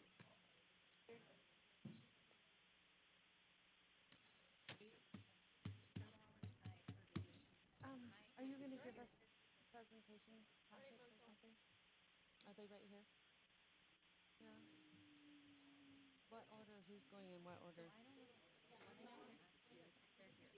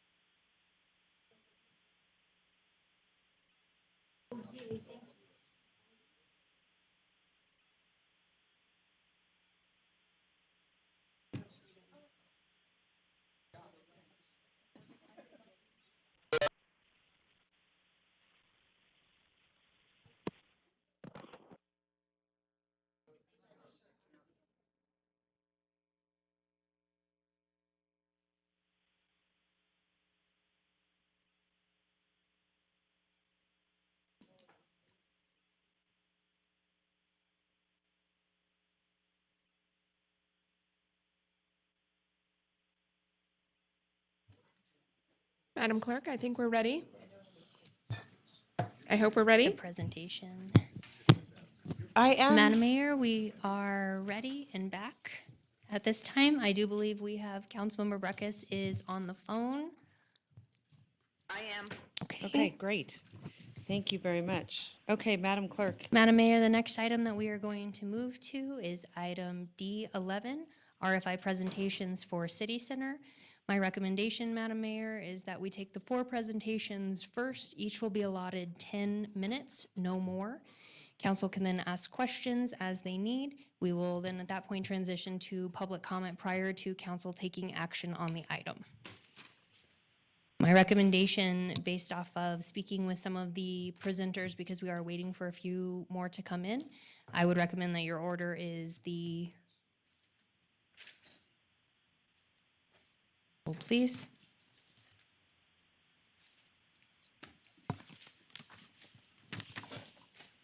Are they Palladio? The first presentation should be from Palindrome, followed by Archer, followed by The Row, and last will be presentation from Garrett Gordon. I apologize, I do not have all of the names in front of me for your presenters. That would be my recommendation, as we're still waiting on a few of the presenters' staff to be present. Okay. So first to go would be, Madam Clerk, before Yes. you begin, I just want everyone to know, I want to reiterate that we will be hearing presentations first, and then we will take public comment before we make any deliberations. So just stop me, because I know we're going to probably be here for a little while, and sometimes we'll get ahead of ourselves. So I'm just going to ask you to remind me. No, I'm not referring to you, Councilmember Reese. Not at all. Okay, all right, let's get this show on the road. I'm excited. This is for item D11. D11, first presentation will be from Palindrome Communities. Oh, you know what? Hold on a second. Oh, we put Do you you right on want the to have a spot? brief staff presentation to discuss this item before we take Yeah, we presentations? can. Hold on one second. I want to make sure that I read a disclosure. Hold on. Before we get moving. No. Here it is. Here's all your disclosure. Here's your 15 disclosures. Okay. Madam Clerk, I want you to make sure this is lodged into the record. In the interest of full transparency, I'm disclosing the fact that I have a personal and non-business relationship with Jessica Saraza. I understand she has been retained by the applicant as a consultant on one of the projects. On this matter, I've sought guidance from our city attorney. I do not have any commitments, financial ties, or obligations to her. Please accept this disclosure for the record. Yes, Madam Mayor. All right. We'll transition to a brief staff presentation to go over the project in front of us. Good afternoon, council members, Madam Mayor, Madam City Manager. For the record, Jeff Limpert, City Manager's Office. As you all are aware, today we're here to hear presentations on redevelopment of the city center site. Just want to bring everyone up to speed in the audience and council members. This all started back on February 13th with the presentation of the concept of releasing an RFI. That RFI was released on February 20th. It had a broad approach to it, and that we were looking for any idea that was out there in terms of how we could redevelop that site or reuse it for other uses. The deadline for those submissions were April 19th, and we received 4 submissions. Those submissions kind of ran the gamut of what could be done with the site.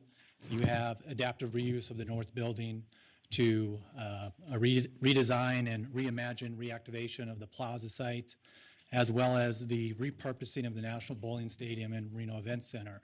And then lastly, we had a mixed-use, mixed-income redevelopment project as well. Now, while all these teams show that they have a project team in place and the experience and the financial capability to do these projects, they all have a range of complexity to them. So depending on how we move forward, that will drive how long this process takes. You know, if we go with more of a simple approach, then it can be a very quick turnaround. But if we go with a more complex project, then there would be a longer turnaround time to make that happen. So Lastly, we'll skip the presentation process as Madam Clerk already gave the order that it will be. Just to remind the speakers, limited to 10 minutes each, and there will be Q&A following each presentation. And then from a staff's perspective, we're looking for direction on proceeding with generally one concept that we should further explore. The idea would that we would anticipate moving into an E&A in the near future, and the hopes would be that that E&A would then lead to a development agreement. So with that, we'll move into the presentations. All right, thank you so much. Madam Hi. Mayor, just to reiterate again the order for the audience, Palindrome Communities will go first, followed by David Asher with Buy Nevada First. Third will be City Center Plaza, presented by The Row. Last will be In Sports Hotel and Performance Center, presented by Garrett Gordon. Okay. With that, Madam Mayor, we will begin with your first presentation. Reminder, 10 minutes will be on your clock. Okay, come on up.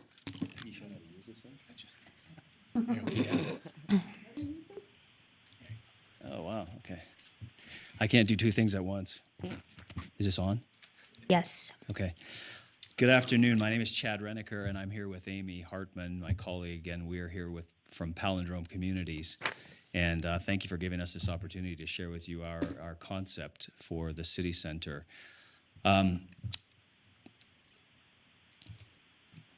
People are what make real estate thrive, and people are what make downtowns thrive. It's not the location, it's not the architecture, even though those things have something to do with it. It's really the people that make the difference. And so for the last 20 years, actually 20 years next month to be exact, Palindrome has been creating places for people to love. And in those 20 years, we've developed kind of a unique set of skills and tools that we use to implement in our development projects. We do projects that range from housing to hotels to brew pubs and breweries to even to agricultural projects. And so we feel like we as a developer are well suited to take on a project like this. So whenever we undertake a development opportunity like this, I like to approach it kind of in an unscientific and unsophisticated way. I like to walk around and walk up and down the streets around that site to really feel the energy that exists on that street. I like to talk to people. I go in bars and have drinks and talk to bartenders, and they seem to know a lot. And then I have more drinks, and you know, it's tough work, but someone's got to do it. And through that process, I get a feel for what's happening. And in this particular case, it became fairly apparent to me that we were talking about some distinct districts that surrounded this site. The first would be the hotel and the casino district, which is to the west. When you really study that, you know there's a lot of energy inside those buildings, but they're inside the buildings. There's not a lot of windows, so you really don't get to experience that from the street. And likewise, there isn't a lot of street energy as a result of that. And then if you really study the buildings that surround this site, I'm sure they're very good activators when there's events taking place. But like on a day like today, there's not much energy out there on that street. And then if you keep going east, you get to the brewery district, and there, you know, you do see energy in the buildings themselves. You do see some street activity, but they're mostly locals compared to, say, tourists or visitors that are in the hotel casino district. And then if we go north, even though today it's very low energy, you don't feel much activity on the street, we can all imagine what that energy will be like when several hundred beds are finished for student housing. So it became apparent to me that this site really is a bridge site for these different districts, and it will create this great opportunity, if the right project goes there, to create this cross-pollination that people who traditionally come to Reno just to hang out in the casinos may venture out because of this project to other areas of Reno and experience a whole new experience of Reno. I'll get behind in my slides invariably. So what's the project to make that happen? What is this bridge project? And for us, based on experience that we've had in other cities, very similar set of circumstances, the two things that work best are housing, and I'm going to let Amy talk about housing, but that's the thing to have the quickest impact, because nothing creates energy like having permanent residents there. But the tougher nut to crack is often what you do on the street level with the commercial space. And for us, we feel like the best opportunity here is to create a marketplace food entertainment hall that will be active not just on nights and weekends, but all day, so that the street is activated all the time, and it will help activate the area around it. So let's step back a little bit before I get into the specifics of what that means and talk about the various components of that. I think the number one objective for us here is to activate the street in front of it. And when I say in front of it, I'm talking about, and I'm always backwards on this, but 4th Street is to the north of this slide and Center is to the right. I like to think of 4th Street as the front door to this project, so think of it backwards than what it's actually showing here. But street activation is what's going to make this whole area thrive. And contrary to what I described earlier about the casino experience, we want this front door to be very open, very inviting. We want the energy of this hall to pour out on the street, and we want people who are walking by to be drawn into this hall because of the sounds, because of the smells, and because of all the glass and openness. Nothing attracts people like people. I mean, I've studied this a lot in all of the restaurants that we've ever owned.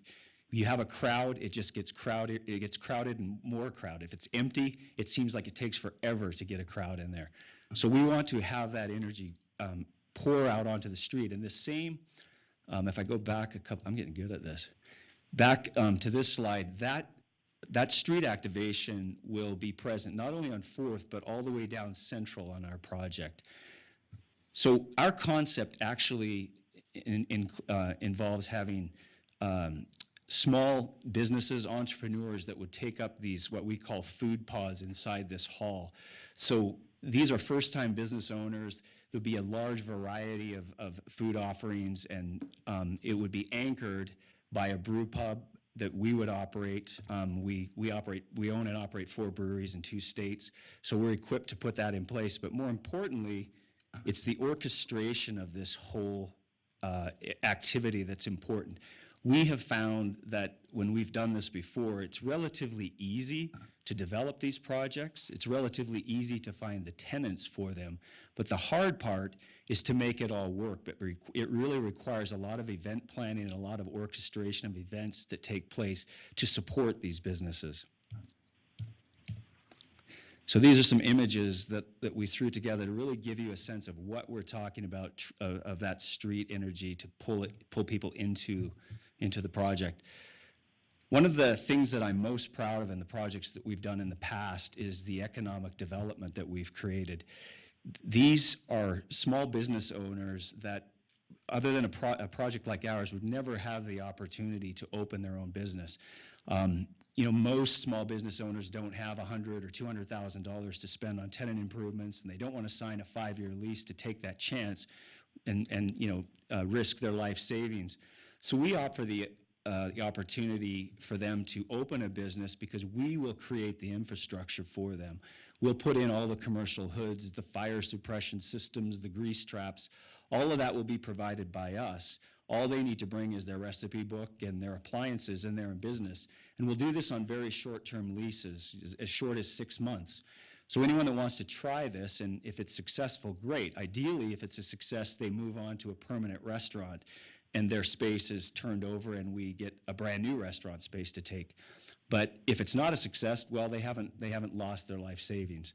So it's a great opportunity for entrepreneurs to get started. It's very important, however, that these entrepreneurs are supported by an anchor. And that anchor tenant that we would propose would be our brewery operation, a brewery or a tap room. And so that anchor really creates the common area energy that will support all of these small businesses. In addition, I talked earlier about this orchestration, and I can't emphasize that enough.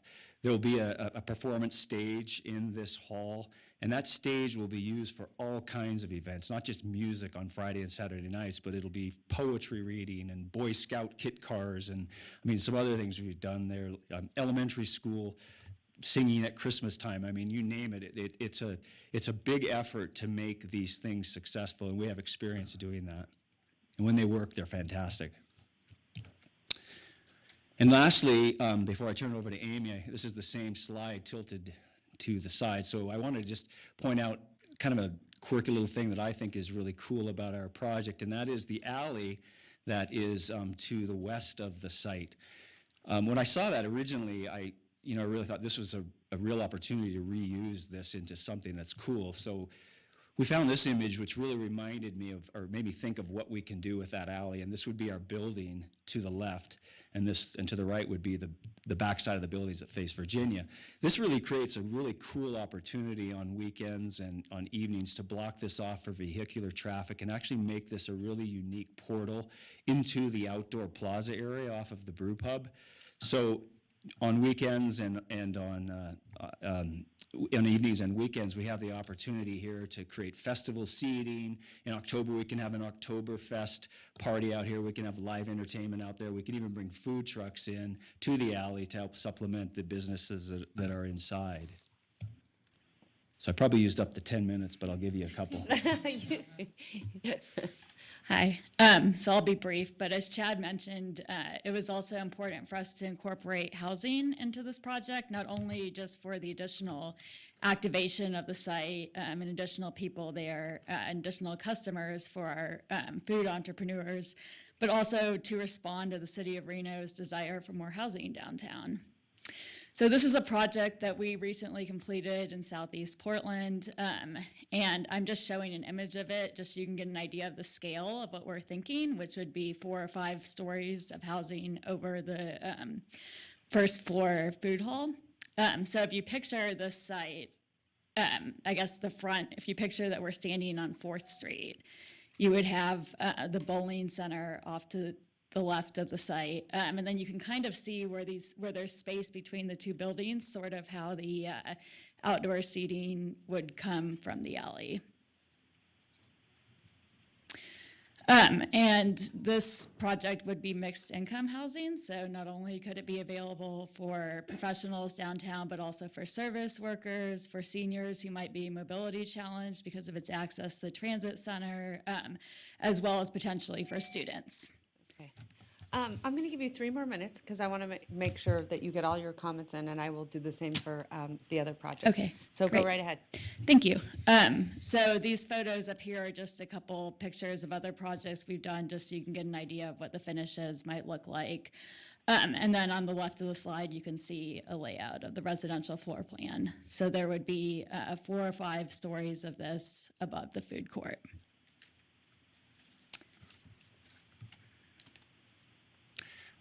I had some clever comments to make, but since we're over, I won't. We've got 2 minutes and 36 seconds. Oh, okay, I great. think you can fit them in. I can. So I wanted to just say that a palindrome, if people don't know what that is a word that's spelt the same backwards as forward. So simple palindromes are words like mom or dad. And I like to think about palindromes when we're taking on these urban renewal development projects, because it's just as important to me to respect and know the history of a site as it is as you plan the development of that site's future. And whenever we do these sites, we always have to we have to reimagine that site. It's become irrelevant for some reason. That's why we're here today, because that site's irrelevant, and we need to reimagine that site. And whenever we reimagine that site, we need to do it with an eye to reviving the neighborhood around it. I mean, it doesn't matter to have a great project in a poor neighborhood. We want a great project in a great neighborhood. So one of my favorite palindromes is the word reviver, which is, of course, a word spelt the same backwards as forwards. And if there's one thing I want us to remember from this presentation today, is that a reviver is a palindrome, but more importantly, palindrome is a reviver. All right. Very, very clever. Okay. Anything else you want to add? No. Nothing? Okay. We are going to take questions. I'm going to ask council members to hold off on any questions until we see all the presentations. And so make sure you stick around, because I'm just going to ask council, you might want to write your questions down on each one of the presentation slides. And then at the end, we'll ask you plenty of questions, because I have several for you. But Thank you. anyway, great job. Thank you so much. Madam Mayor, our next presentation is from David Archer.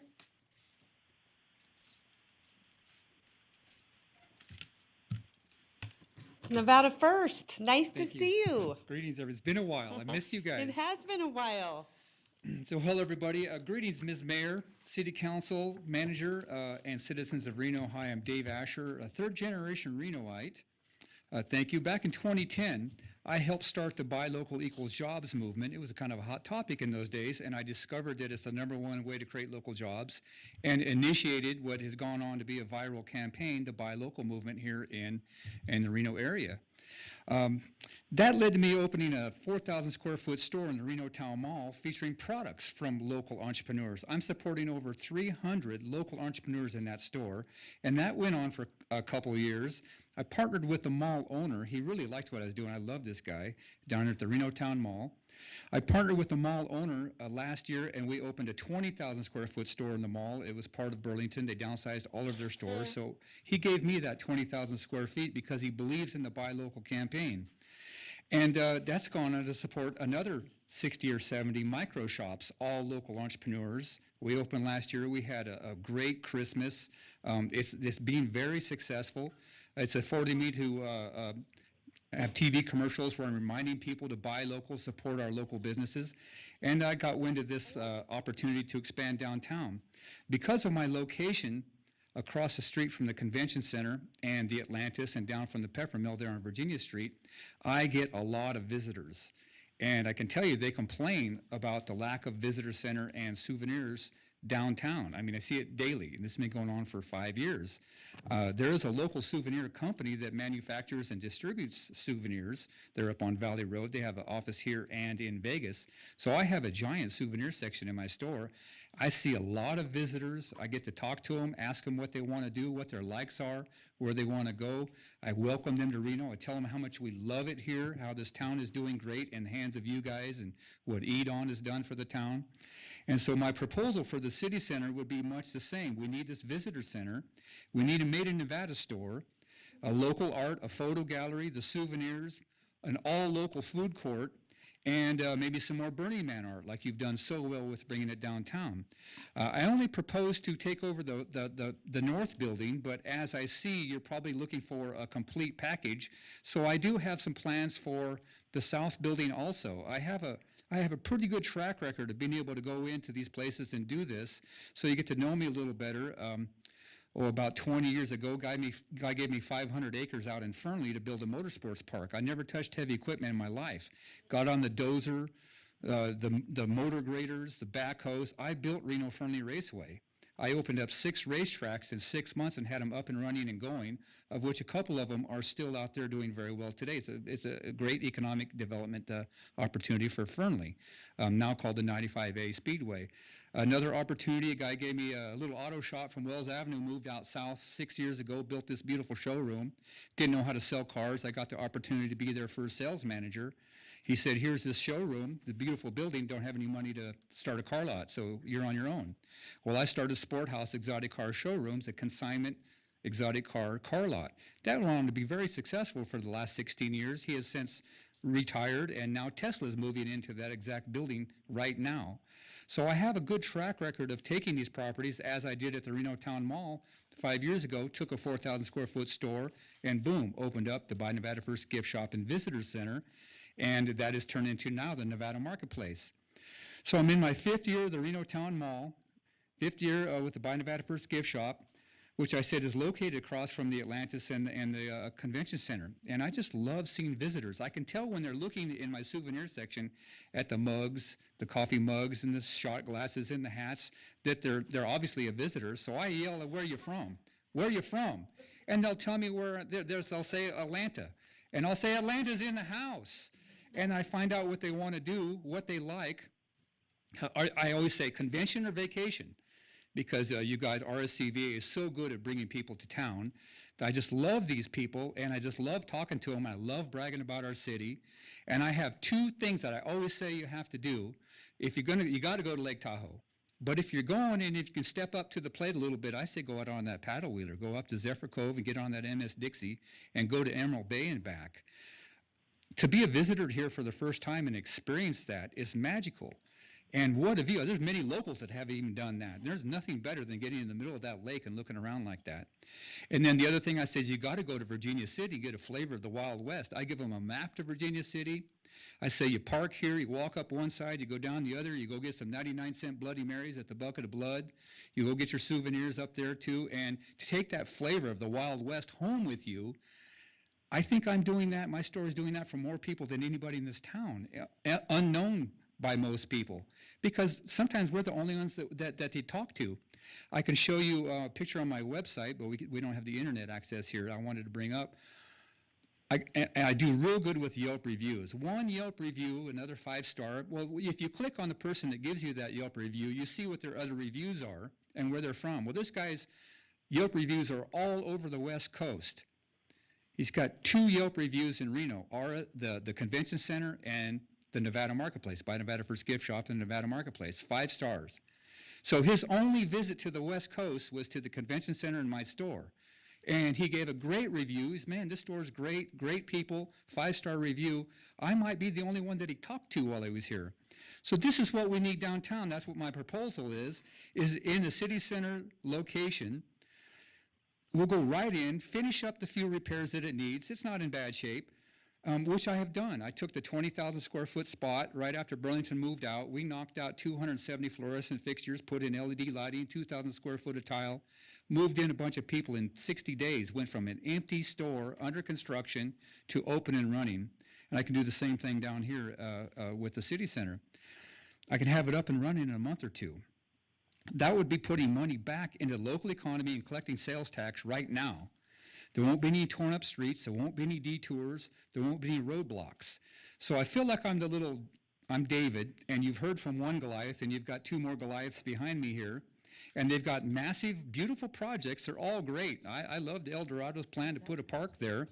The other proposals are really good, but we have a great concert park and open space at Wingfield in Arlington. We have sports venues all over town, with RSCVA doing a great job of filling them. It isn't a great location for housing. This is more a visitor center area, and it's from an out-of-state company. And we have brew pubs that are doing very well all over 4th Street and Midtown. So you're just taking the same size of pie and you're just slicing it up a little bit more. I'm proposing bringing something down there that's all local, all the time. And so all of my vendors in the Nevada Marketplace are local entrepreneurs. And I'm real proud. This is a view of my store. And that's 20,000 square feet of products from local entrepreneurs. So my commercial on TV says it's everything made in Nevada and more. I wouldn't need 20,000 square feet for everything made in Nevada. We don't make that much. But everything that is made in Nevada is in there. But everything that is in there is from a Nevada entrepreneur. I've got antique dealers. Obviously, the antiques aren't all made in Nevada. I've got book resellers in there. The books weren't made in Nevada, but they're all 100% Nevada entrepreneurs. You can see my little souvenir section in the lower left. There's the hats, the mugs, the T-shirts, the everything that souvenirs want. The tourists want. But then they walk around the whole store. They see the local crafts, the local art, the local jewelry, the local pottery, the local soaps, the local candies. You can see my little Kimi candy display there. So on the right, I took that 20,000 square foot empty spot and built that giant store up on the top in no time at all, and got it up and running, putting money back in the local economy. I'll also have local food. I have 5 or 6 local roasted coffee vendors in there, local food, local candy. There's the souvenirs. We also have the Nevada-shaped baskets, which is very popular. I'll bring in the local, that photo gallery in the top right. This guy paid thousands of dollars a month in inventory. Is all local scenery. He does very, very well. We've got the wildlife gallery.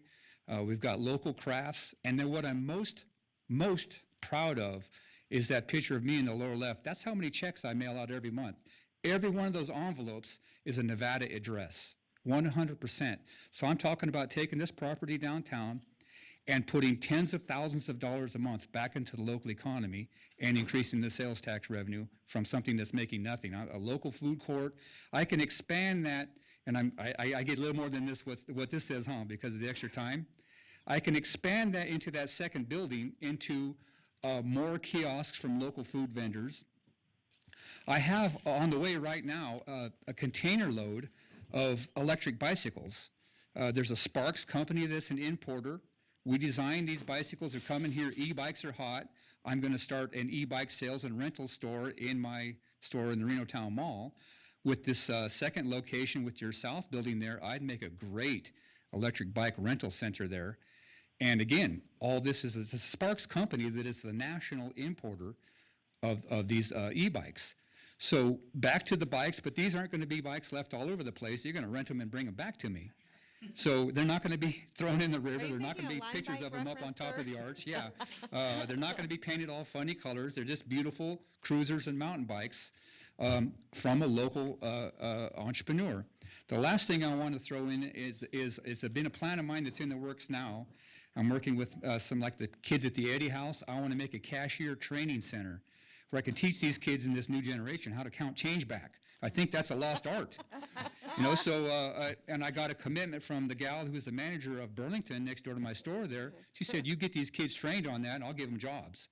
So that's all I had to say. I love what you guys do. I love this town. I love the other projects, but I'm the only one that's going to take what's already there, make it beautiful, make it function for our citizens, make it good for economic development, make it good for the visitors that visit here. The other proposals are all nice. We already have what they're offering. We don't have a good souvenir store and visitor center downtown. Thank you. All right, thank you so much. Is that 13 or 10? That was 10, Madam Mayor. Okay, So if you you'd do like. get extra 3 minutes. Oh, on top of that, okay, well, Okay, I'm if done. you want to, you're I'm all done. I right. won't waste any more time. I love talking about what you guys do. Yeah. I love Yeah. the growth. I know there's a lot of haters out there that bag on you guys. And I know a lot of you from. I didn't know that. Oh, you're surprised. And I just love everybody from the city attorney all the way around. You guys just do a great job, and I never get a chance to come up here and say it. I've been stuck in retail for the last 5 years. Who idea was that? I will say I did reinvigorate the Buy Local campaign. I was just talking to Mr. Kazmierski a little bit about it. On the coattails of the advertising that I'm afforded with my store in the Nevada Marketplace in the Reno Town Mall, I'm reminding people to buy local, support local, because with the growth that you guys have created and eat on, mom and pop is going to get squeezed over the next 2 or 3 years. There's more chains and franchises and out-of-state companies moving in than ever before. And in 3 or 4 years, if we don't remind our consumers to support the locals, and this would be on top of it, this new project would give it more validity, more places to experience purchasing from locals, and I've revived the whole buy local movement. Before it was buy local equals jobs. Well, you guys fixed that problem. Now it's buy local to save mom and pop so they don't get squeezed out in this new building boom that you guys have wonderfully created. And I love it all, and I love what you guys do. So please consider supporting all these local vendors. I bring a handful of them with me, hundreds, and I love putting tens of thousands of dollars a month back into the local economy and collecting a lot of tax revenue. Thank you. All right, I think you did a fantastic job, and I have to say, I would be your first client with my businesses for learning how to count change. Yes. Because I employ 37 teenagers, so I'm there with you. Awesome. Yes. And I would just want to say, I absolutely love everything you've done. I mean, from day one, I've been a huge fan, and I love how you love our city, and we can buy that T-shirt in your store, correct? Yes. Okay. Yes. It is fantastic, but you truly are a true entrepreneur. thank you. And Dave, I'm really, really grateful because we all watched where you started. Do you remember over there on Cordone, Yes, I think? I know you. Do you remember yes, that? I do. And now look at you. Yes, thank you. And this is just another expression of that buy local growth. Yeah. And of course, I look forward to reinvigorate. What my goal is to make Reno the biggest buy local movement in the entire country. Because of the success of you and those that have joined me in Midtown, we are, I think, number 9 or something like that in the country now in supporting buy local as far as the campaign goes. It deteriorated a little bit when I got caught up in retail. That's kind of a 7-day-a-week job there. But my new store has a great team. It's on autopilot. I'm busting back out to help mom and pop and keep this growing and put Reno on the map as one of the biggest buy local cities in the whole country. Well, you've done a tremendous job. Thank you so much, Dave. Thank you. Okay, nice to see you. Madam Mayor, next presentation is from the row. For convenience, and as previously mentioned, I've added 3 minutes on, so this will now be 13 minutes for the presentation. There will not be allotted extra time once you hear the beep. So I'll tell you when it's 10, so you know that you have 3 minutes to wrap it up. How's that? Thank you, Madam Mayor and City Council and Madam Manager, Cindy Carano from the Row, El Dorado Resorts. And you usually see me here with the Downtown Reno Partnership. but Alex is in the house. Just a little history, and I know most of you know this, but the Carano family has been in Reno for, I just read the book, and now it's actually a little bit longer, but since 1923 on the downtown Virginia Street property, and that was my great-grandfather Benedito, but Grandpa Ben. And so as a result, we've been here, we've been working here, we love our downtown Reno, and we have an ongoing commitment to Reno and to our community as a whole.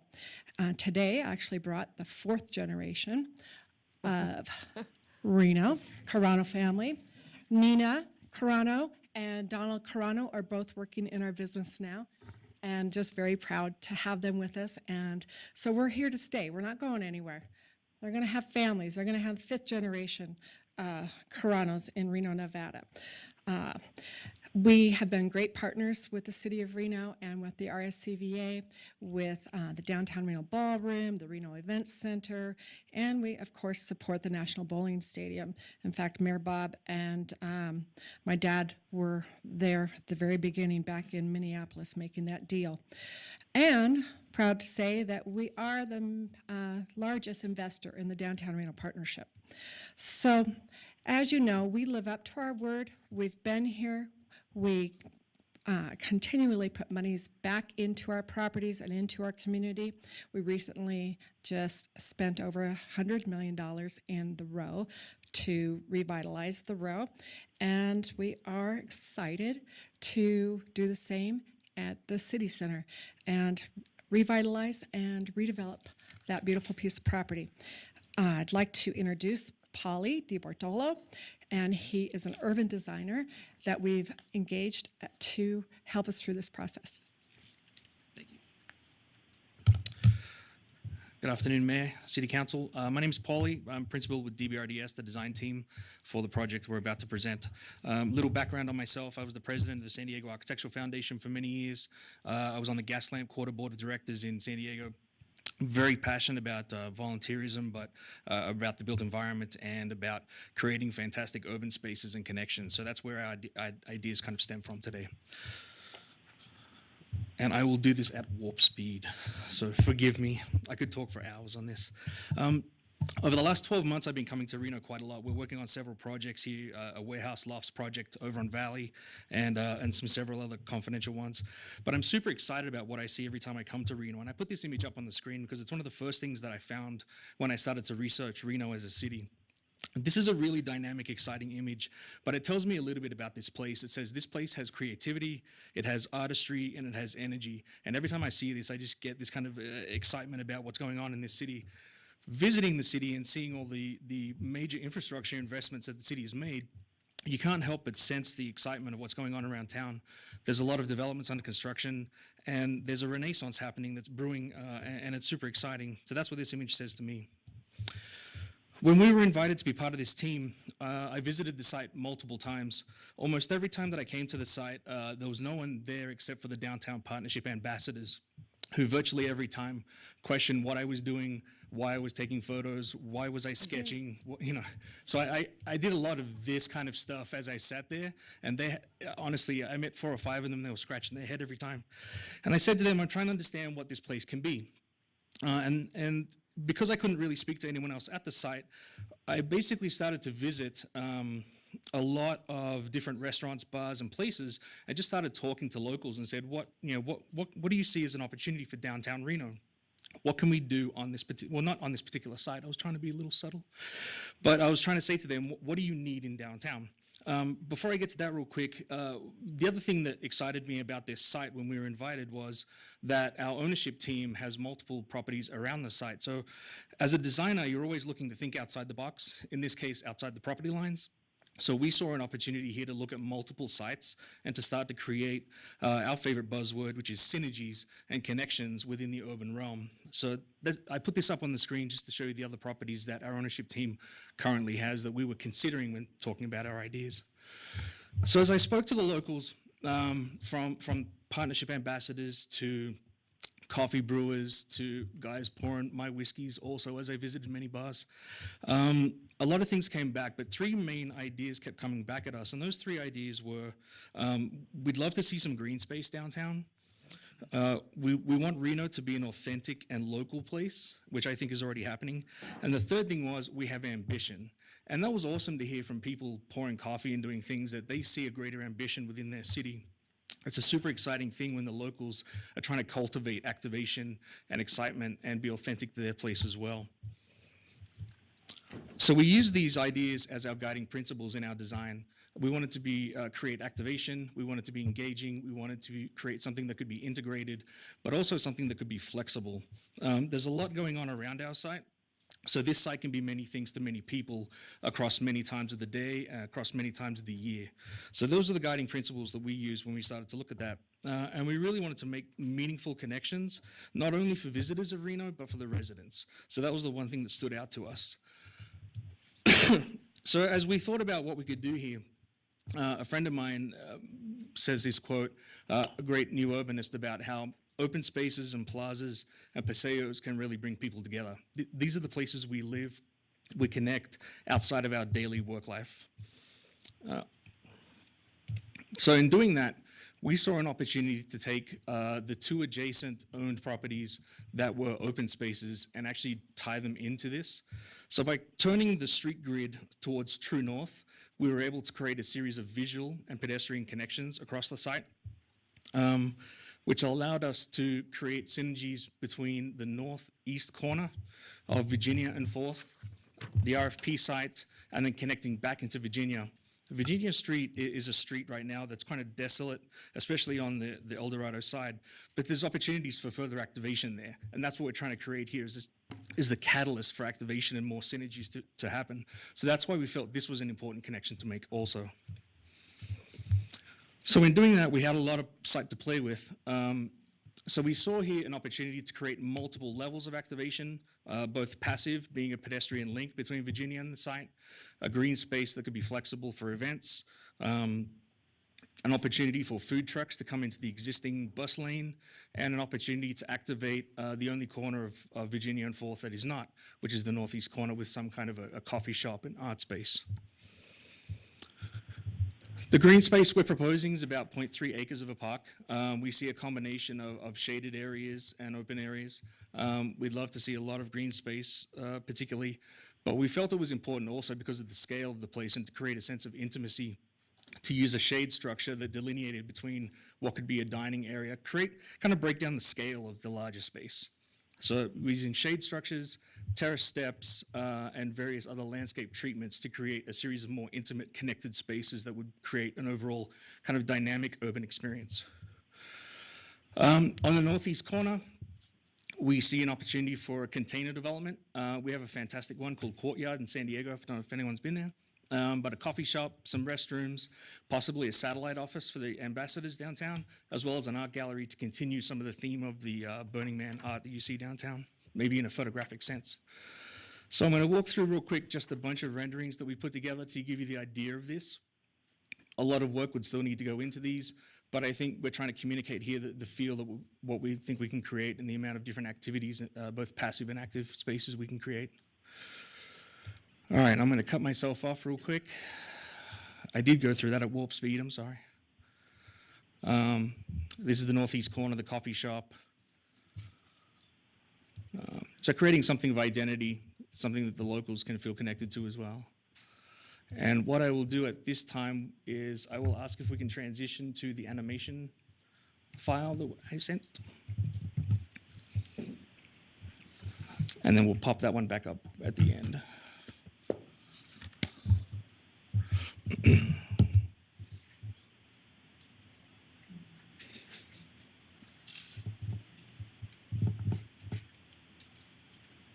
So what you're about to see is just a minute and a half fly through animation of these spaces as well, trying to give you a more sense of the reality of what we're thinking.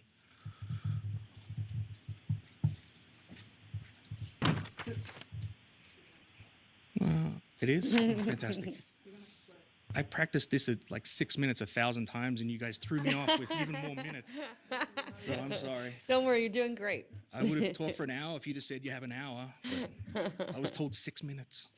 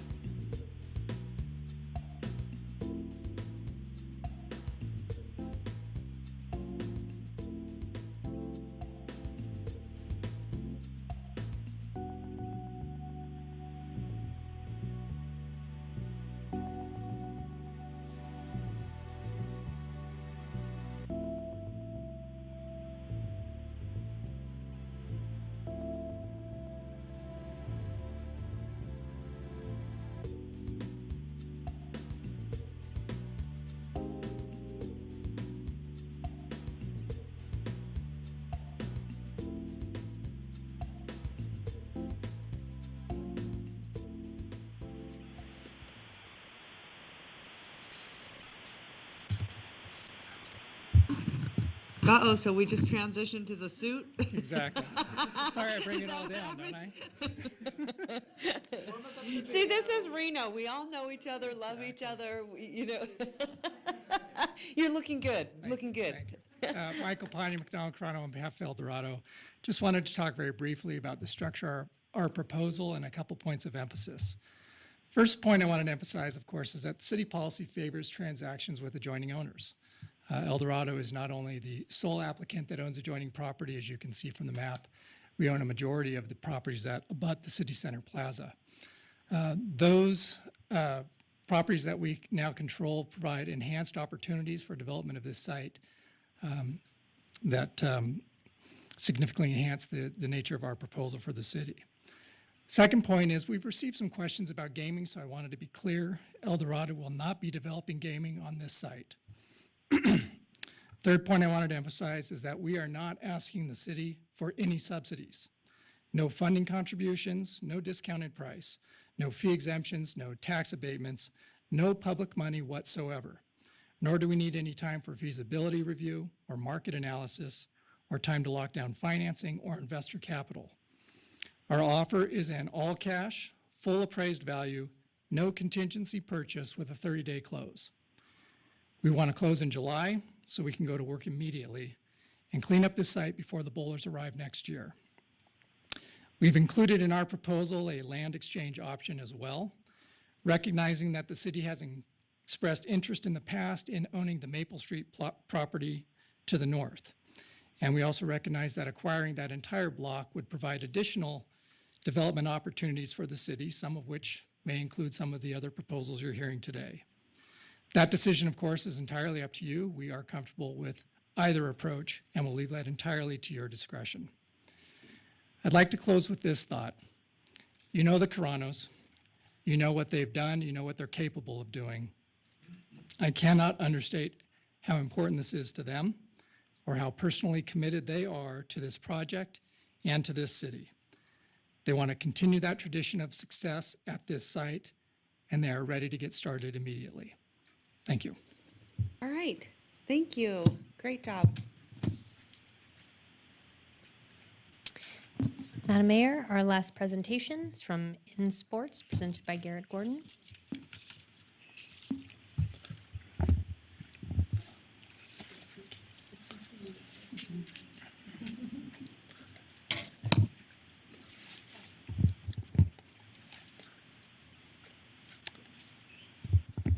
Good to go? Good to go. All 13 right. minutes on your clock. Hello, I'll cut you off at 10 minutes. Okay, thank you. Hey. Madam Mayor, City Council members, for the record, Garrett Gordon, with law firm of Lewis and Roca. I'm on the legal team for the project. With me today is Steve Nielsen. He's a partner with P3 Partners. You'll hear from him in a moment. Also, Seth Maurer, president of Core Construction. Is that you, Garrett? It's been a couple That years. doesn't look like you. It's been a couple Oh, years. that's why. 'Cause The of beard. That's why. Okay, I got it. And then Kevin Kemner with TSK Architects. He's also here as well to answer any questions. Mayor, members of the council, staff, community, my name is Steve Nielsen. I'm a senior principal with the firm of P3 Partners. The graphic before you really talks about our experience. So I come from the government side. 24 years of community planning, downtown revitalization, projects like revitalizing downtown Tempe, building taking a dry riverbed like you have a waterfront and turning it into an economic engine, second most visited attraction in all of Arizona next to the Grand Canyon. So there's components that go into making things happen. Worked with Arizona State University, so bringing town and gown together.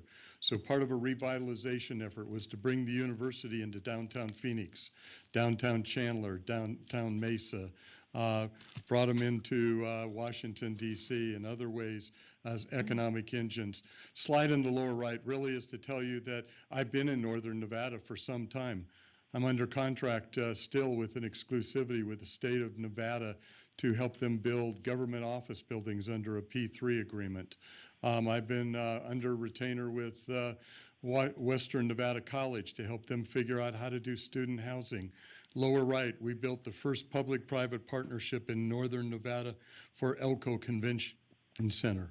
And then we have a couple of other projects working with UNR on trying to figure out how to consolidate child development in some other areas. With that, that's just a quick overview of me. We've got a lot to share with you. Thank you, Steve. In addition to Steve's experience, I wanted to touch on the rest of our team, Core Construction. Core Construction has been in business for 80 years. They would be our builder, part of our design build team with TSK Architects. Been in business for 80 years and the largest municipal builder in the state of Nevada. They have a variety of large-scale Northern Nevada projects that include, as you can see, the Pennington Student Achievement Center, the new Great Basin Hall, and currently the $83 million UNR engineering building. Core recently built the largest global distribution center for Starbucks in Carson Valley, and they're currently breaking ground on the new Reno DMV. Core is a proven local builder who is engaged partner in the Reno community and employs 40 hardworking members of their team here in Northern Nevada. TSK, our architects, very excited to have them. They're a 60-year-old Nevada-based firm, 20 years in Reno. They have a history of successful large-scale public projects throughout the state. You can see a few on this slide, including a $2 billion expansion and renovation of the Las Vegas Convention Center, which is ongoing and currently under construction. The Reno office is also, I just learned this, intimately familiar with the design and construction of the National Bowling Stadium. Their partner designed the bowling stadium. So when we talk about our ideas for the bowling stadium, we have the intimate knowledge of them and their team of how to work through some of our proposed improvements. So in 2017, City Council finished their downtown action plan. I've come before you many a times, and there's always a guiding document that I'm working with, a master plan, a zone, your zoning code, and here, what's the guiding document to guide your decision today? It's your downtown action plan. And what's one of the biggest words, most frequently used words in that plan? Diversification of downtown. And we believe this project does exactly that. And how? Number one, sports tourism. It's a $15 billion industry and growing. It diversifies downtown not only from a tourism standpoint, but from a local standpoint. We've had the opportunity over the last couple of weeks to engage with some local groups. You'll hear from some today that said there is a need for youth and amateur sports, and there's a need for downtown. And fortunately, we have two phenomenal facilities that need some upgrades in order to capitalize on this proposal. Also, Opportunity Zone. This isn't an opportunity zone. This is very special in that for ground-up construction, you can take advantage of some very, very beneficial tax programs. We argue that you should choose a ground-up project because it can take advantage of this opportunity zone. And I could probably spend 2 or 3 hours going through this action plan. It's very thick, it was very thorough, and I could argue that this plan, our proposal, hits exactly every point, including the points that came from stakeholders and local input as it relates to changing business model for downtown, energizing the street downtown, and of course, as I mentioned, local engagement, which is so important. And speaking local engagement, we've already started community meetings, gotten input, talked to a number of folks, and as our proposal continues, in the next 120 days, you'll hear in my last slide, the idea would be to go out and reach out to more stakeholders and get more input and bring back to you in our development agreement with a community plan. Our project, we believe, is the best project to move downtown forward. And now I'll let Steve touch base and I'll come back for the last slide. Thank you. Thank you, Garrett. So the slide before you is the offering was the City Center Plaza, and you can see it in color there.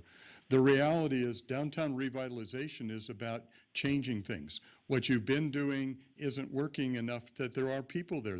And other proposers showed no one on the streets, no one in the area. So you can say you want retail, you can say I want a plaza, but you got to have the people there to get there. And fortunately for the community is you've got a massive investment of facilities.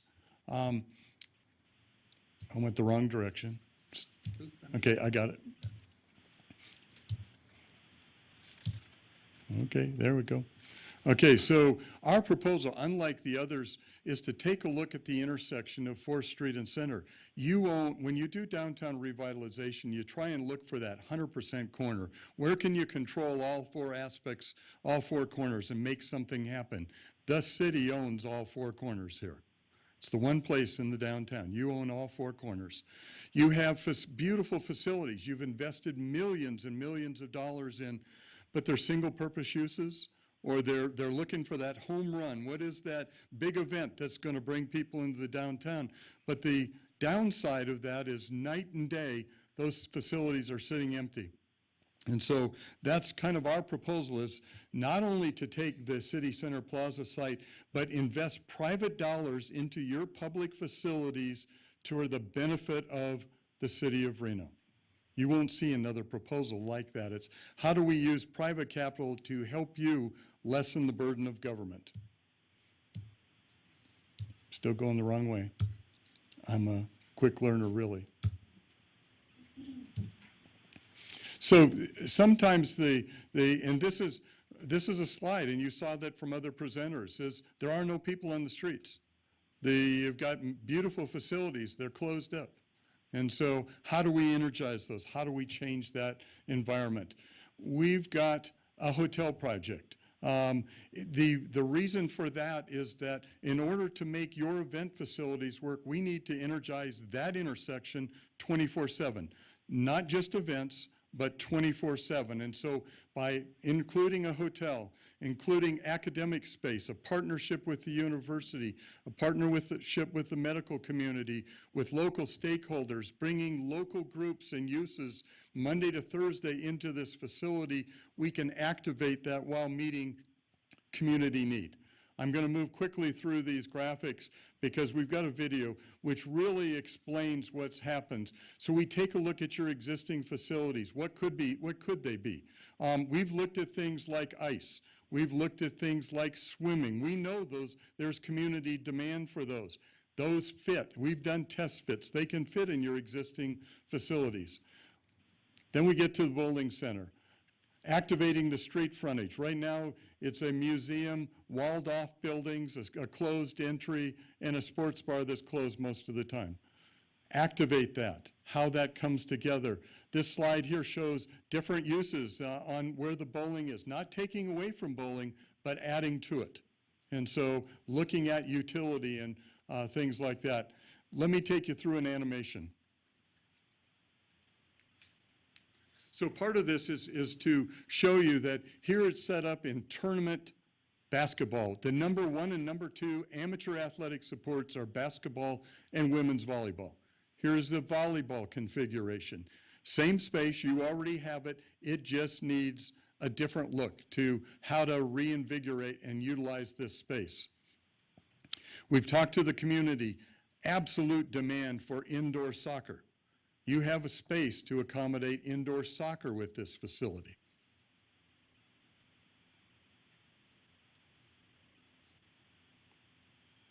And bowling. Not taking away from what you have. You've done a heavy investment in this facility as a national bowling center. But it was actually designed to have much more than was built. But as we understand it, it was a budget cut that didn't allow that to occur. We're proposing to bring in private capital to make that work. So let me take you to the streetscape. One of the things we talked about, and we heard from others, a visitor center. Here's a tour bus, a location where we can provide a gathering place for community and provide opportunities for that. Streetscape, landscaping, not putting that hotel right on the street frontage, but creating the ability for outdoor sidewalk cafes and utilization of other components of this. We do have a skywalk component. The idea is to allow people to move from the hotel, not taking away from the street, but from the hotel to the event center. Again, showing how to activate that street. What's the engine that gets people there? We believe it's the community use of your facilities Monday to Thursday, tournament use, nights, weekends, partnership with the university, the medical community, and others to make this a vibrant space. We need to change the dynamics of what's out there today, and it can't be done with just building a few little pieces. This is a very concentrated effort to make this work. Garrett says I got till 2 minutes. I can do this. So you get to see it a couple more times, sir. Okay. So let us take you into our request. So thank you for that, Steve. So in closing, here is our request in response to the RFI. We envision a two-phase process, approximately 120 days. The first one is a strategic plan and implementation strategy. Let me be clear, this is not to study if this project works, but how it should work. Continuing stakeholder input. If we're selected, our first meeting is the row. Second meeting, RSCVA. Third meeting, SMG. I can go down the list of everyone we would bring together to collaborate for what's best for the city. Market analysis, pro forma. We believe in our pro forma, there's an opportunity to cost share with the city. Let me say that again, cost share for the city. If we get these facilities programmed and up and running how we believe they can be, we believe we can cost share with the city, and we would put that in our ultimate development agreement. And finally, step two would be, phase two would be the development agreement. So in the 120 days, we're back to a development agreement with a development schedule.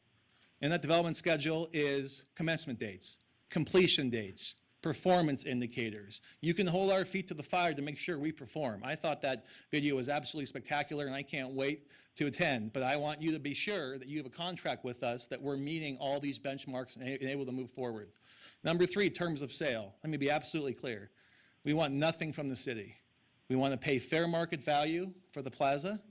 We do not want any subsidies. I know in the prior request, we were requesting the city participate in step one for a $50,000 contribution. That is off the table. That has been withdrawn. We want nothing from the city except to pay fair market value for the plaza.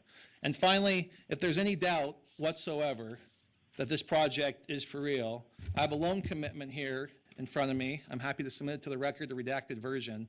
And the loan purpose is a loan for the construction, development, and management of a hotel with adjoining youth sports facilities for up to $64 million. We believe we can buy the plaza. We can put $20 to $25 to $30 million into the event center and into the bowling stadium and turn downtown Reno into the diverse location based on your downtown action plan that was envisioned by this body 2 years ago. Thank you.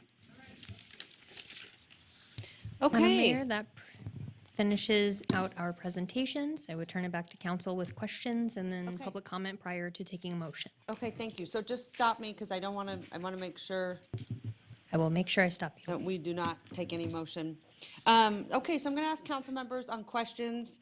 I actually, and you probably want to go in the order in which we saw the presentations.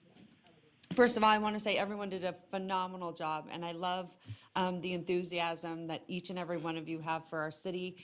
I mean, it really is to see all the different visions and just, I have to say how proud I am. I know it's not easy to get up there and get, that entire, presentation done in 10 minutes, but I'm super impressed, each and every one of you. So thank you so much for your time. And so I'm going to open up for questions. I'm actually going to start. I'm going to start with Palindrome. Okay, Chad is your name, right? Just really quickly, and then I'm going to I'll try to keep it to 3 minutes, so maybe you keep me in line too. Who are you? I think you are so talented. I don't know you. I'm not familiar with any of your projects. And I think, your level of design and you're very innovative and hip. And so, like, but I don't know who you are. And so tell us a little who you are. I've never been called hip before, so thank you. So Palindrome, we've been around for 20 years. We've primarily been a housing developer. We're based in Portland, Oregon, but we have developed, we've owned, 4 different multifamily projects in Reno over the last 15 years. We've sold those recently, but yes, we're a very sort of interesting developer, unique. We used to do just, I say this a lot now, boring housing, and what we do now, because we have the capital to do it, is we do interesting projects. I love, everything we do right now is exclusively private-public partnerships with cities all over the western United States. Just projects just like this, RFPs, where something is needed to reinvent a location. And because we have interests in breweries and in restaurants, for better or for worse, we end up developing projects with those uses in them. So one of the things that we bring that a lot of developers don't is we don't develop a project and then go out and have to tenant that project. We have our own tenants to get the thing started. We just finished a project that I'm very proud of in Albuquerque, New Mexico, a historic motel on Route 66, where we put in our own brew pub. We restored the motel back to its original 1937 charm, and we put in little food pods just like what we're proposing here, and it's a phenomenal success. I mean, we won another award last weekend. Those projects really excite me. I don't need to do projects anymore where we go out and build, suburban housing and make money at it. We can do projects that really are interesting to us, and so we've developed over the years probably 50 to 60 different communities, 7,000 plus multifamily units. We're active in 7 states, and ironically enough, probably the least active in Oregon. Okay. Well, I was really, really impressed. Thank You you. have a lot of talent, and I think. And hip. And hip, and you are hip. Anyway, thank you so much. I'm going to ask any council members, do you have any questions for Palindrome? I'm going to start with you, Councilwoman Jordan. Thank you very much and welcome. We always appreciate anybody that comes and wants to invest their hard-earned dollars in our city. We're thankful for you being here. Thank you. So the thing that intrigued me most, I love all of the proposals that had a vertical component to it. I think that's what we've been lacking, what I call cranes in downtown Reno. Haven't seen one ever since I've been on the council, right? So anything that would require a crane appeals to me, and your project appears to require a crane to some degree. The housing mix, what does that mean to you? Because housing is desperately needed, but a certain type of housing is needed here. So tell me what housing mix means to you. Yeah. Well, housing, it's multifamily housing, which of course is rental housing, and we have done a lot of affordable or workforce housing over the years and a lot of market rate housing, and I really prefer the mix of those two, and that's easier said than done, frankly. Aside from all the compliance requirements that come with that, because it is very compliance intense, just the management of that. You have people that are making as little as $18,000 a year, and people that are making hundreds of thousands of dollars living together and making that mix work. But we find that if the development is done properly and then there are enough amenities, and in this case our amenity would be this food court that we're proposing, that mix works very well together. If you don't have that mix, and we have some projects that we've developed over the years that just have housing, there's no other component to it, those socioeconomic forces don't seem to work as well together. And so everything we do today, we're working on a 400-unit project in Gresham, Oregon right now that's going to be about half market rate, very high-end market rate, with about 200 units of affordable or workforce housing with that. And we really like that mix, and that's what we'll continue to do going forward. That's fantastic. 2 questions, your timeline and your funding. It doesn't sound like you have to go out and you've got funding securely in place. What are you wanting from the city? Well, our timeline, let me tackle that first. I guess if it's selected, we would propose that we would be in negotiations probably for the balance of this year, and the goal would be to have a development agreement executed before the end of the year, and then we would start on our pre-development, really, the serious design work for the building. And, we always like to think that it's going to take less time than this, but I always say it's 12 months. And so we would expect to be under construction at the beginning of 2021 and be finished and leased up by 2022. And what do you want from us? Sorry? What would you want from us? Well, I don't know exactly. Unlike some of the other presenters, we aren't prepared to just write a check to buy the property. We would want to look at that. We need to look at we haven't done pro formas yet. Opportunity zones were mentioned earlier. We are active in opportunity zone investments. We've actually we've created 3 of our own funds. And so that would factor into the economics of this, but I don't know at this point. Okay. Typically what we find, and we've done dozens of these private-public partnerships, is that we expect some subsidy from the city in exchange for us developing this the way the city wants it to be developed. It's really a true private-public partnership. We don't expect to write you a check and then do what we want. Okay, thank you. All right, thank you. All right, Vice Mayor Dewar. Yeah, thank you. Before you leave, sir. Chad. I thought I was done. Chad. First of all, no matter where you would cite what you proposed, I love it. Years ago, our previous mayor, Cashel, took us on a road trip over to San Francisco, in part, to see the ferry building marketplace. And I had to assume that this is a little bit like that. I mean, is that your concept a little bit? I'm not familiar with that project, but Well, they took an old, where the ferries came in and out, and they turned it into a market very similar to what you showed here, with smaller stalls, local people, Yeah. with some anchor tenants, although maybe not many, like one. So I've always loved the concept since I saw that and thought it would fit here very well.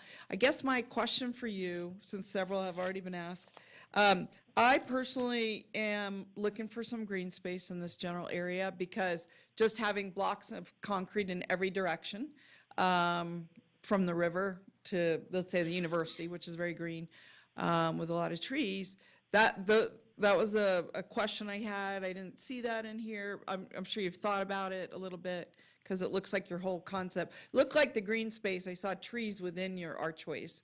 But I just wanted to see, is that what you're kind of thinking, and why there versus any other place? Because we put out the RFI. I guess what I'd like to say is more of a statement. If you are not selected today in the final story, I have no idea how this is going to work out. I'd like you, since you already have business in Reno, I'd like you to think about too, is there another location even to do a similar thing? I already have some thoughts, but sorry, maybe I'm showing some cards here, but. yes, of course. I mean, to answer your, I remember I watched the February 13th council meeting, and you actually spoke about the trees on the site, and so I went and walked the site today, and you're right, those are beautiful trees. Mhm. And I thought, which one of those trees could possibly be saved, and perhaps the ones on the western side of the project is in the alley, and of course, we do have, where the buildings are separated in our design, we have trees in there as well, but yes, admittedly, it's an urban project with not many trees. Well, Definitely. and trees aren't my whole thing. It's just having gathering space, which you do have. I mean, that's the intent, I think, is to gather and sell. Yes, I mean, that, to me, our real estate office, Amy's relatively new, so she's gotten used to it, but our office in Portland is above a brewery. And when I leave work, that's the greatest satisfaction that I ever experience, is when that place is full of people.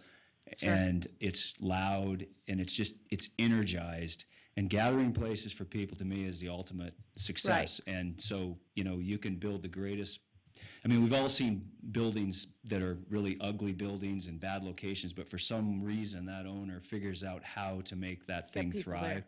And that's what's successful, is when people are there and they're enjoying it, that real estate's happy. Thank you. All right, any other questions? Councilwoman Weber. I just had a couple. Madam Mayor?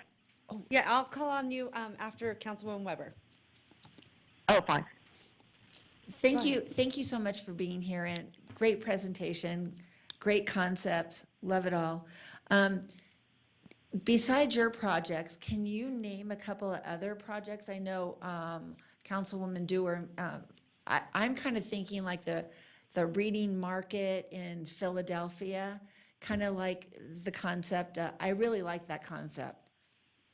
But do you have any other ones that you could share that you're thinking?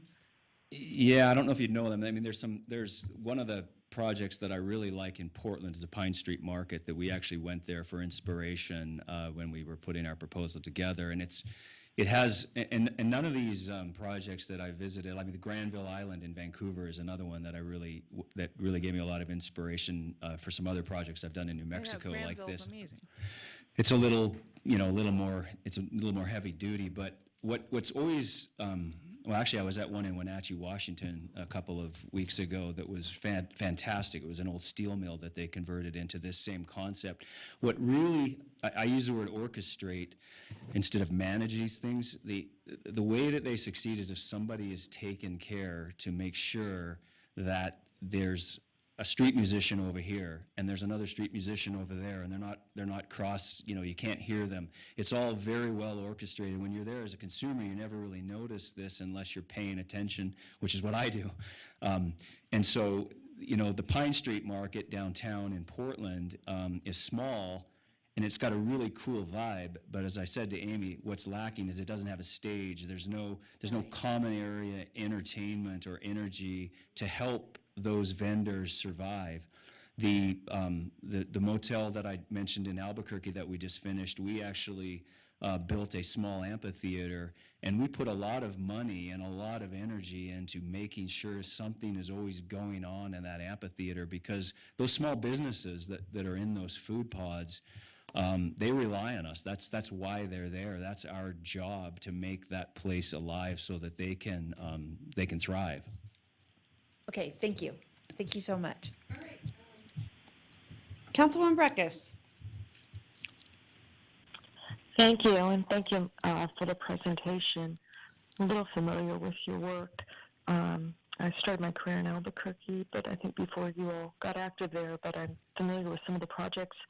I guess my first question is, well, you answered the first one, which was your relationships with tenants and operators who would maybe extend also into the market with that you have these relationships with who would be interested in coming into the market. The second one is on the level of the subsidy to accomplish the rent-restricted, subsidized affordable housing. Would you think or conceptualize that it would be a tax credit project, or coming forward to ask for some home funds? Is that how you would envision that? Yes, we would most likely, the size of the project would warrant it that we would be doing this with tax-exempt bonds and 4% low-income housing tax credits. So the mix of affordable versus market rate units would have to be carefully structured so that we met the requirements of the project would qualify for that. So yes. And we would envision a 60% AMI versus a lower set aside, just because that seems to be, when you mix market rate with 60% AMI, area median income, in case anyone doesn't know AMI, but that income level seems to work best. Okay. And then maybe it's a little forward, but I share Ms. Jordan's enthusiasm for seeing a crane downtown in the next 5 years. And have you given any thought to story level? Yes, it seems like everything we're doing now is at least 4 over 1 and often 5 over 1. So five floors of housing over a concrete podium. So that would be 6 floors. Okay. Okay. Depends on how much the land costs. Yeah. Are you parking projects these days? I'm sorry? Or is that just something you feel? Are you parking projects? Are we building parking? Yeah. Are your projects needing parking? I'm sorry, do our projects have parking? Do we build parking in them? Yeah. Oh, yes, we do, and we have to. I will say, as a developer, there's nothing I hate more than parking and parking lots. I think when everyone asks me how many parking spaces do we have, I always say too many, because I think they kill the energy of development. But what we believe that there's enough excess parking around this site that we would ask that we can minimize the amount of parking. Really, our proposal is to really have parking only on grade and only in the section that would be where our residential amenities would be, which would be on the southern portion of the building. And the rest of the parking, we'd really like to utilize the excess that's around it. Certainly. Okay, thank you. All right. Any other questions? No, I kind of get this vibe from you, and maybe I'm wrong, and you just tell me because I'm curious. It seems like you might have a little bit of background in maybe historic preservation, or it's sort of maybe a passion of yours. Yeah, that's the palindrome thing, right? Yeah. Yeah, I'm a we've done a number of historic projects over the years. I used to be a syndicator doing historic tax credits, and we're involved in a couple more.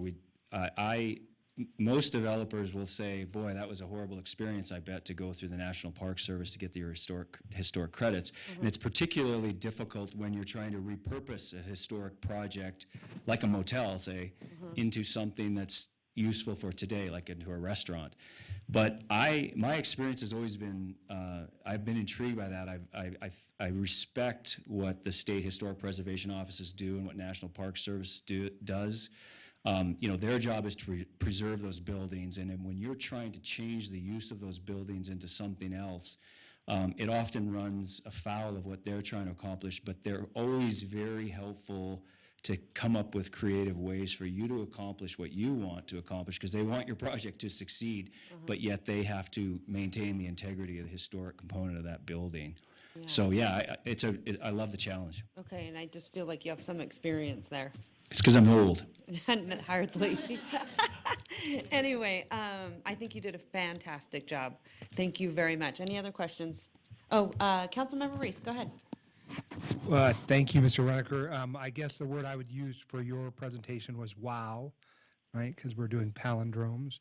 And so I want to ask a question, though, because the largely when I sought to talk with my constituents about this project through either personal interaction or on Facebook, they were very happy about the housing component of it. Our community is going through a lot of housing issues. I wonder, though, if this is the best location for housing. I mean, you've spent some time at the site now.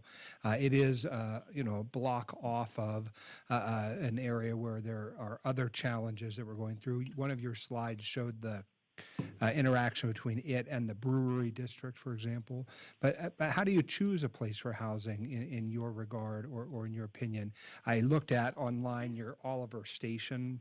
That's what it's called, Oliver? Yes, yeah. Yeah, in Portland. That was the image Jamie showed, yes. Yeah, and so it seems fabulous, but it's of course very adjacent to light rail. It had some already existing housing components very near to it. This does not have that, and so I'm trying to understand, is this a good location, in your opinion, for housing? Yeah. Well, this isn't going to be a very thoughtful answer, but my experience has been that it doesn't matter where it's located. It's what the project is. And, we've built lots of projects that aren't near mass transit. We've built them in industrial areas. And I think what matters is the thoughtfulness that you go through as far as how the residents access the building and how they interact with that urban component. In this case, the marketplace, or we have housing in Albuquerque that's over a brewery. And it was interesting when we put the brewery in after the housing was developed, and then we put the brewery in a commercial space. It wasn't the original intent. And the people that lived above the brewery moved out immediately because they didn't want to live there. The smells and the sounds and everything. But it was rented immediately because people wanted to live there. And so I'm never surprised anymore with the unique places that people want to live. I mean, the motel that I described in Albuquerque, we built housing there, filled up immediately within 1 month.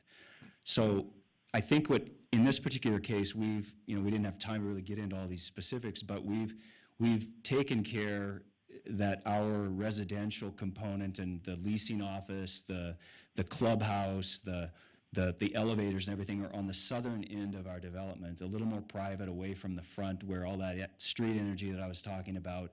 So it would allow our residents to have that aspect, but I think once they're in that building, I think they're going to love it. It's you couldn't ask for a better urban location. Well, and again, because you're newer to our community, but there appears to be a lot of land downtown that may be coming available for development purposes. And so even if at the end of the day, this is not the place for me personally, I think your projects are a wow for me. And so I'm really excited to have you in front of us, that we can develop those relationships that might lead to something along those lines. I am concerned again that this may not be the place for housing. I do appreciate your answer. I'm concerned that there aren't things like grocery stores, for example, are not located in our downtown area currently. Maybe it's one of those build it and they'll come type moments, but that remains to be seen.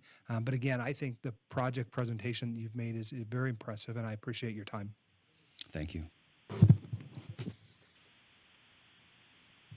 Okay, Councilman Delgado. Madam Mayor, I'll be short. I appreciate all the comments already that my colleagues have made, and just want to reference and appreciate the project overall. I think it's great. And it reminds me of the Midwest. You know, a lot of the projects in terms of the rehabs of the redevelopments and a lot of the urban cores, and trying to retake some of that old purpose, right, and put it to some great use. And I appreciate the mixed income piece to it. I mean, that's something that we look forward to working with developers all the time, right? Is how do we bring that mixed income, those relationships, the societal kind of piece component to it, and I'm a believer that to your point, that it's being sensitive to the housing components to it, to what my colleague here was stating, but at the same time knowing that if we want to change the dynamics in our urban core, we've got to bring housing in. Right, and so that's kind of the reality of it too. And how do we retake those places?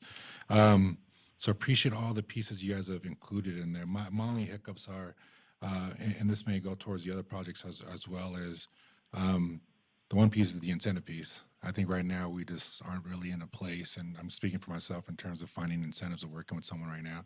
I get that there needs to be that public-private partnership, maybe not on this one, but maybe in the future. But I mean, we're exploding in terms of people coming to us, and so it's maybe a different type of conversation in terms of what you had alluded to just before and during your talks with the Councilwoman Jordan.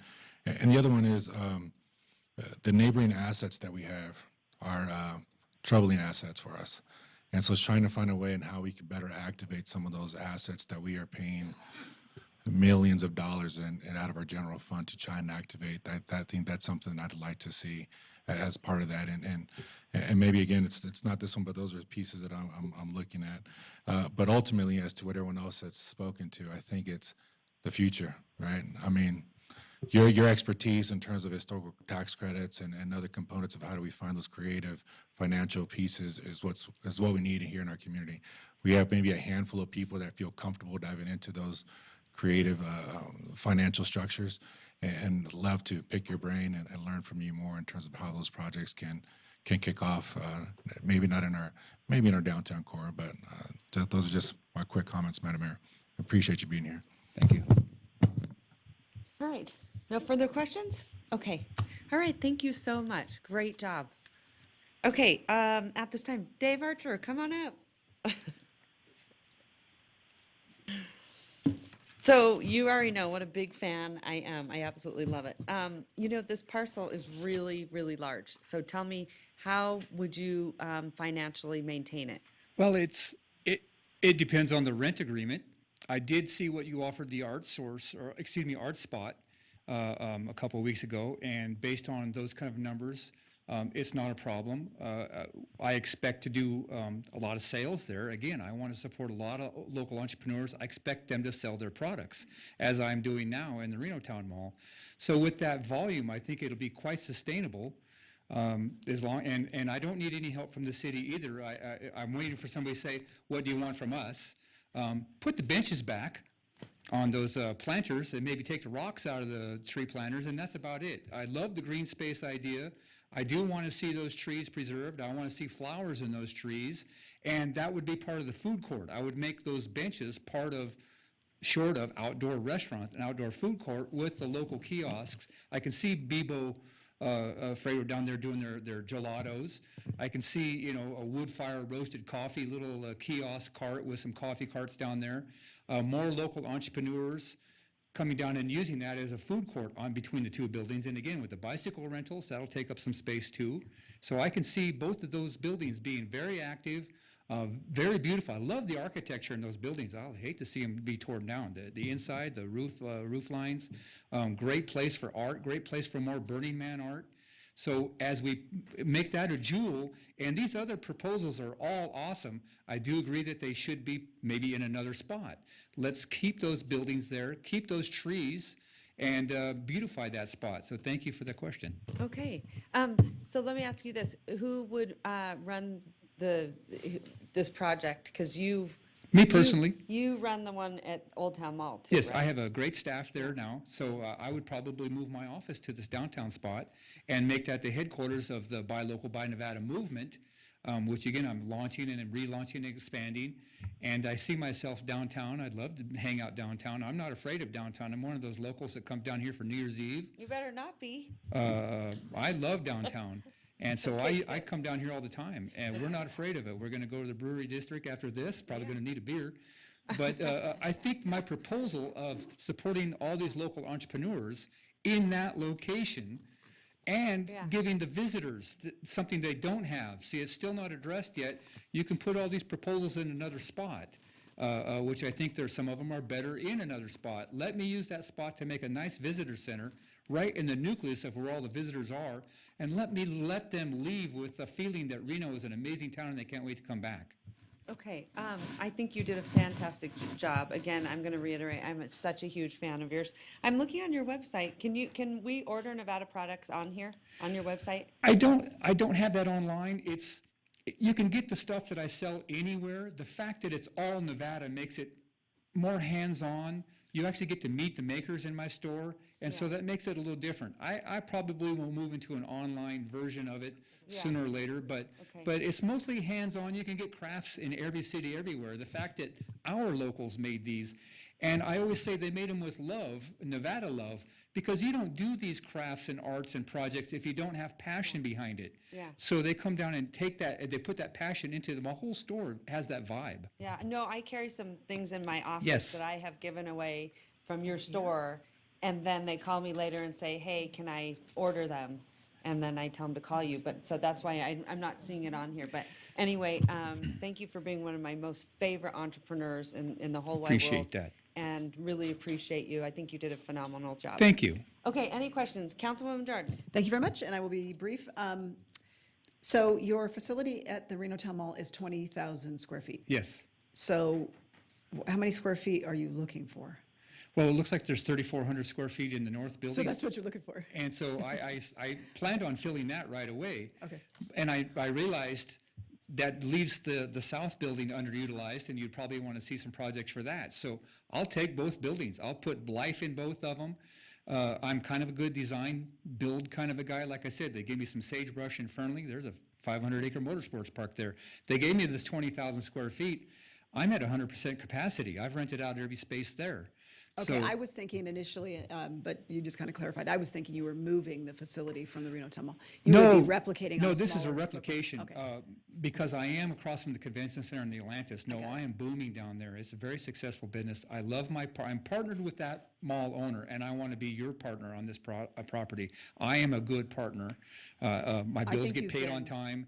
I think you've been great down there. I Thank you. really do, and I think you've done a tremendous job, and I think you have a great concept there, and I do think there's an opportunity for your concept in downtown.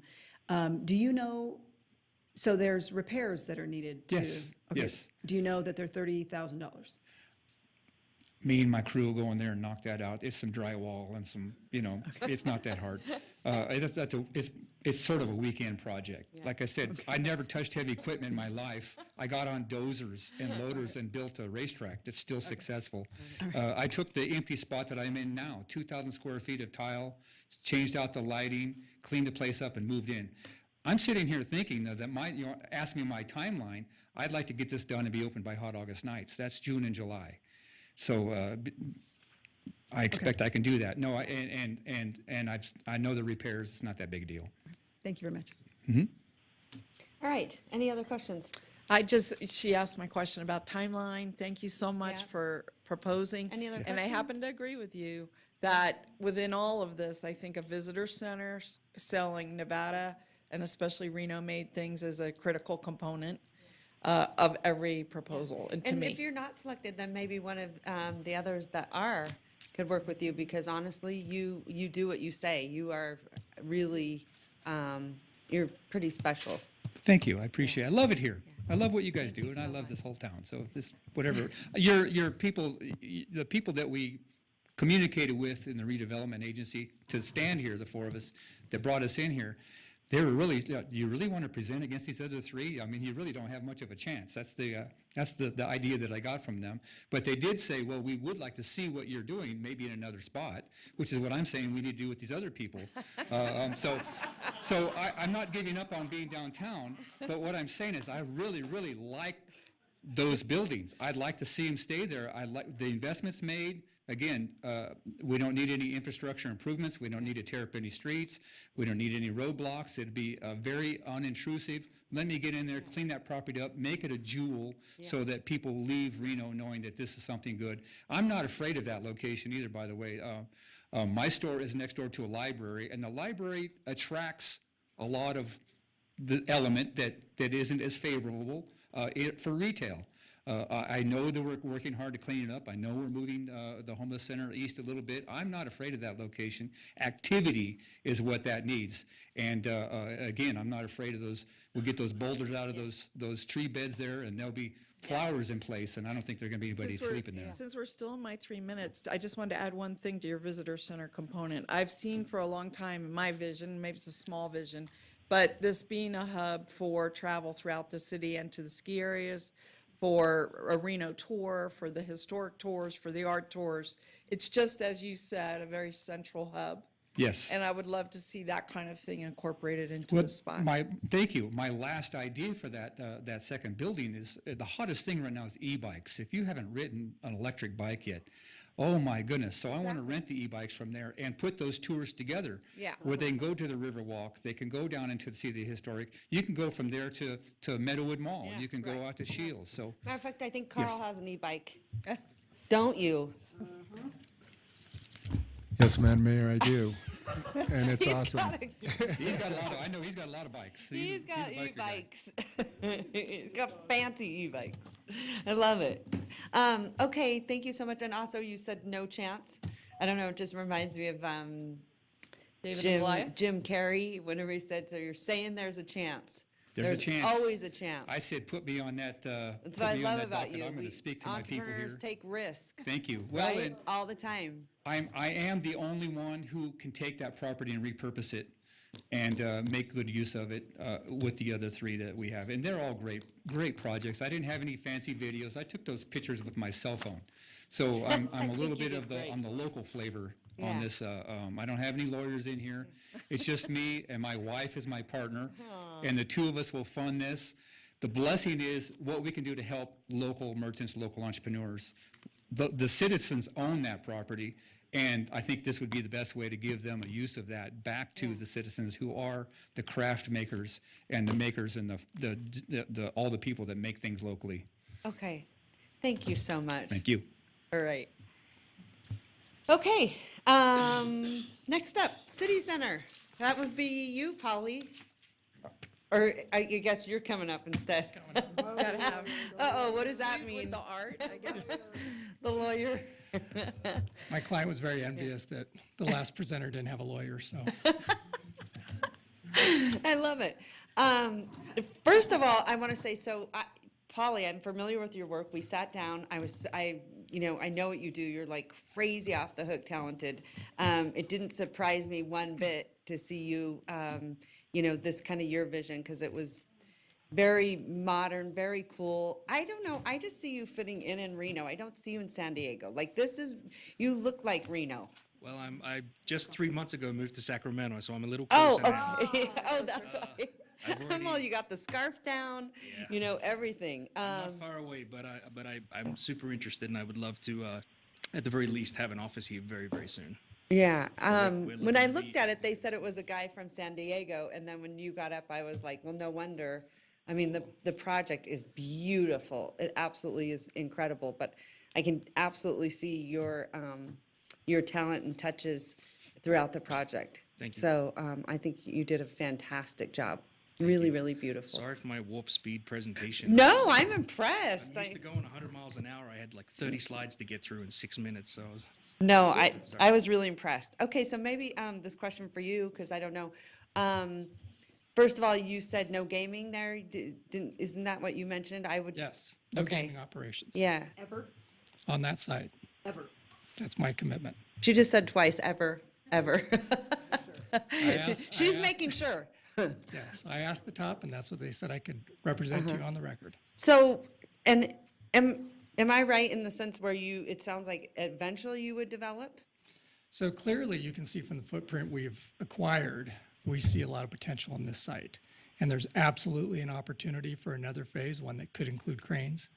But this is, the opportunity we want to pursue right now to activate this site. We see a lot of potential for special events, and we're partnered with the city at the ballroom facility. The number one comment we get from the bowlers is, this site, how can we activate this site? We are the largest private contributor to capital improvements at the bowling stadium. We are the largest private contributor to programming at the Reno Event Center and the bowling stadium. We are invested in this corner. So we're not going to come with a proposal that we don't think will enhance and improve all that you have going on in that corner and all that we are invested with you to make sure it succeeds. But we recognize that there is potential for more. A lot of that's going to depend on whether we can continue the successes we've had with the remaining neighbors in acquiring more land. That may happen, it may not, but of course, if it does, it opens up a lot more opportunities if you've acquired the whole block. Yeah. No, I totally agree with you. Just really quickly, are you cutting me off? You need to tell me. I have no buzzers, no nothing, Okay, and well. you have free reign. You are the mayor. I always cut you off, so I'm expecting you to cut me off. But look at you. Just go. Just do it. You go, girl. Let me think. Now I lost my train of thought. What do you think that looks like in 5 years? Any idea? Have you guys talked about what that looks like in I don't, 5 again, years? the timeline just Yeah, depends on our okay. neighbors. And, All and right. we're great neighbors, some very successful neighbors that are there, and it's a lot depends on what their long-term plans Okay. are. All right. But we've had an eye on this block for a long time. We see a lot of opportunities, including what we've proposed today. Yeah. I mean, I absolutely loved it whenever I saw it, and I'm not surprised, that the man behind a lot of the design. We're Super very talented. fortunate to get him on our Yeah. team. Very. Okay, Councilwoman Jordan. Thank you. And I kind of feel like because I know you all and I love you all, I'm going to grill you now, so get ready. No, I'm not really going to grill you. I am going to ask a serious questions, though. So in looking at the conceptual plans of it, very unique, very hip, lots of open space and green, but to me, it looks very temporary, and I think that's already been said. Nothing really vertical, nothing particularly permanent. I'm concerned about it becoming parking, a lot of parking.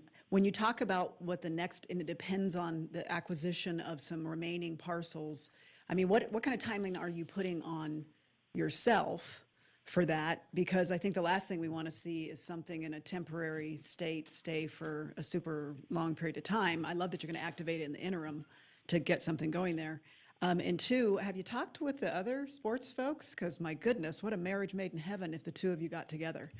That just seems like a win-win. So anyway, first question. Timing, yeah, we're moving forward with those discussions with other owners, but again, it's really their timeline. It's what they wish to do, but we're moving ahead with that. Okay, so let's say you've got a few of them acquired. You've laid out how many you have, and there's a few that you don't. So let's say 6 months go by, the bowlers come and go. Summer goes, the bowlers leave. You still haven't acquired those properties. How do you retool and do a different project, or when do you say we can't make a deal and we got to come back with something else? It's really hard to give you a definitive timeline right now, but what I can say is we want to activate this now. We want to get this project that you've seen right in front of you constructed and in place now for the bowlers. It is a great project. If it is there for some extended period of time, it is still a fantastic use for that site. So worst case, you're getting something immediate that is a great use. And remember, this is a very unique block. You've heard some of the other presenters talk about, well, can other things go into this space, vice versa? This is kind of the heart of that area where you've got these public uses surrounding it. So whatever we put there, we want to make sure it complements those uses. We're very dedicated to special events downtown, the Italian Festival, all of the festivals that we hold downtown. We see this as a perfect space for those special events, as well as getting people back downtown. Those future opportunities are going to present themselves depending on how much success we have in those discussions with the neighbors. And I'm sure we'll be talking to you about whatever those next steps are. But we want this activated now, and at a worst-case scenario, we feel like this is a great And I landmark want for to the city. activate it now too, but I'm a little concerned with, we wanted to activate the old motels that were fenced off and torn, which I completely agree, we did the right thing. And we put a great, Burning Man art piece in there, art park in there. But the thought was just to buy a time till a bigger development came to fruition, and that hasn't happened. I'm concerned about that. I'll just leave that. I know my time's up, Madam Mayor. I have many other questions. So, thank you.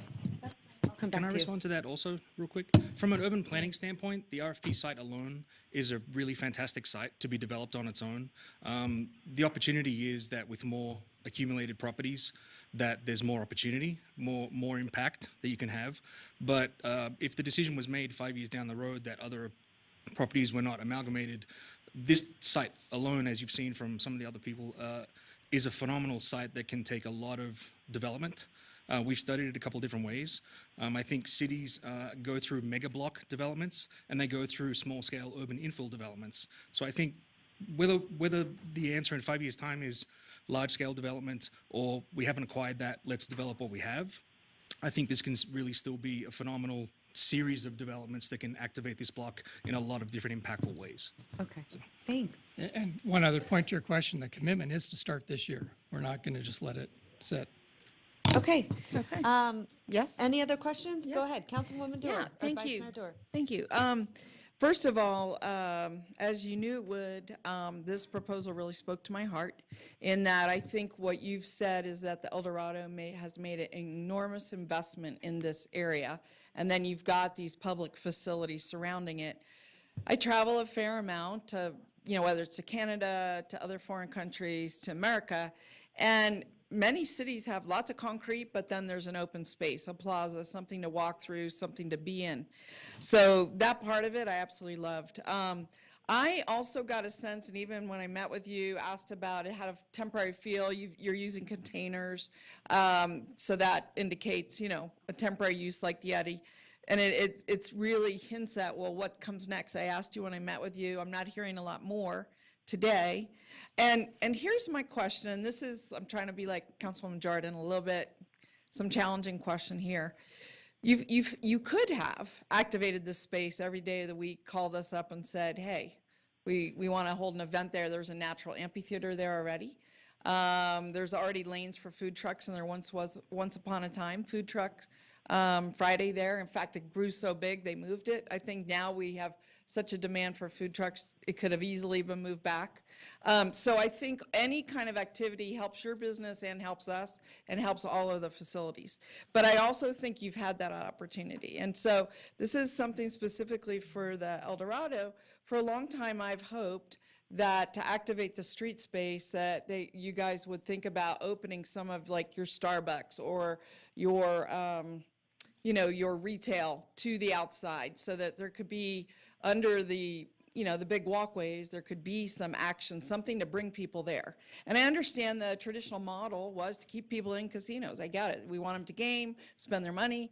But for the city, it doesn't work so well. And I think that's changing. And I think, Cindy, to your credit, I've heard you talk about it, that you see that change coming as well. But I do think that you can do most of that, what you've proposed here today. So in my last 1 minute, I was wondering if you could pull up your presentation, and on the very second to last page, you have a layout, kind of an aerial view. And I got a little confused about the buildings that you own, the second one before this one, last one before this one. If you could go back one, whoever's control, there you go. So on here, as I understand it, one concern I had was you are putting in parking. In your proposal includes parking, right, where there is a building today. And that worried me a little bit because you're surrounded by parking. You have parking at the bowling stadium, you have parking at Whitney Peak, it's parking lot, and I think there's even a third parking area there. So that worried me a little bit. But number two is just the buildings you've acquired. Kudos to you, because I think I recommended it when I met with you. I recommended it to the other providers or proposers, and I didn't see those buildings into this proposal at this point. So could you just speak to that for Yeah, a minute? we supplemented a letter last Friday. We've been in discussions for some time. The acquisition was not secured until last week. Sure. So that's what acquired those 3 parcels, including what used to be an orange building on the corner there. So the timing wasn't such that we could put this in our proposal. In fact, we have been working on this for some time. The proposal accelerated our efforts a bit more than we'd hoped, but that's why you didn't see it in the original, but it's in the one now, was we were able to lock that down in time for the presentation today. Well, I'll just leave with the comment that your concept of open space and a gathering space, I think, is fabulous.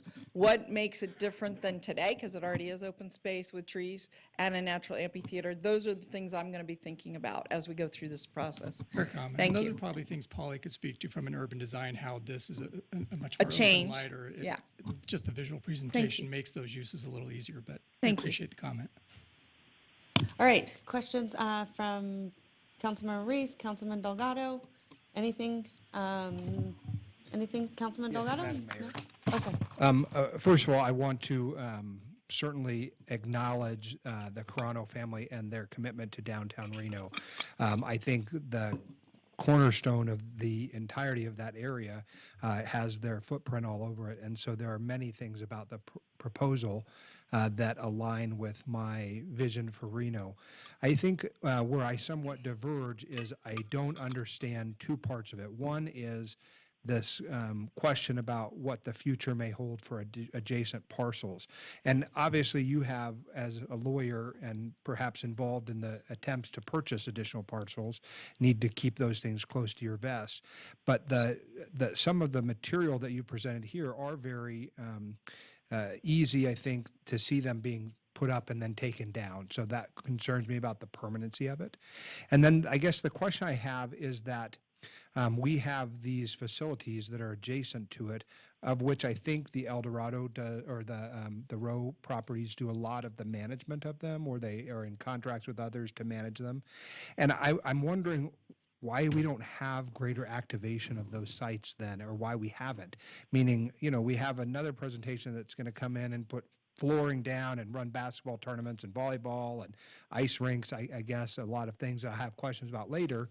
Why aren't you doing some of that? I mean, you must benefit from putting more people in those buildings. So where is the effort to make those folks come to us, heretofore? The effort's there, and I could get Rick Murdoch to speak specifically to it. We spent over $2 million bringing the bowlers in for that project. We spent over $4.5 million in the last 2 years on programming at the event center and the National Bowling Stadium. We've contributed over $1.3 million per year in taxes for capital improvements to the bowling stadium. We've contributed over $3 million a year in room taxes for capital improvements at the event center, bowling stadium, and for the retrack project. We expend significant amounts of money assisting, facilitating, cooperating with the RSCVA, who is responsible for operating the bowling stadium and the event center, but we are always behind them, doing everything we can in our capacity as the private citizen who is not the contracted operator to assist them in making sure those are filled, because we want them as full as possible. SMG has an exclusive contract right now for the operations of the bowling stadium, so they get to make the ultimate calls. But we are there trying to bring as much activity as we can, concerts, special events, the volleyball tournaments. We're bringing in the volleyball tournament into the city. We are very active. The ballroom, of course, we do operate that. We are a partner with the city, so we make sure that is profitable, because we eat the losses if it's not. And that's everything from local events to conventions to charity events, but we make sure that is as activated as possible. We see this plaza as a great opportunity to enhance and complement what we can do on that entire block. And whether this remains there as the permanent or not, we see this as a great opportunity to enhance what we're already doing and continue to do and will continue to do in the future with all of these facilities. Okay. Any further questions, Councilman Delgado? And I'll be really quick. Thank you, colleagues, for those questions of the Crown. You can't think of downtown without thinking of the Crownhouse, right? Yep. You guys are a true vested historically of our downtown, and I've been there from all the great things down to when things were hurting, you guys are still stuck around and are still vested in our community. So greatly admire and appreciate all the hard work for the families. And I appreciate all the questions that my colleagues had with respect to also the questions of the temporary usage of the site if you guys went that way. And it sounds like that's more and more being the case in terms of the questions that have been asked of you, Mr. Bonney, is this is something that we're going to hold on to until we've accumulated the remaining parcels on that block to see what phase 2 may look like.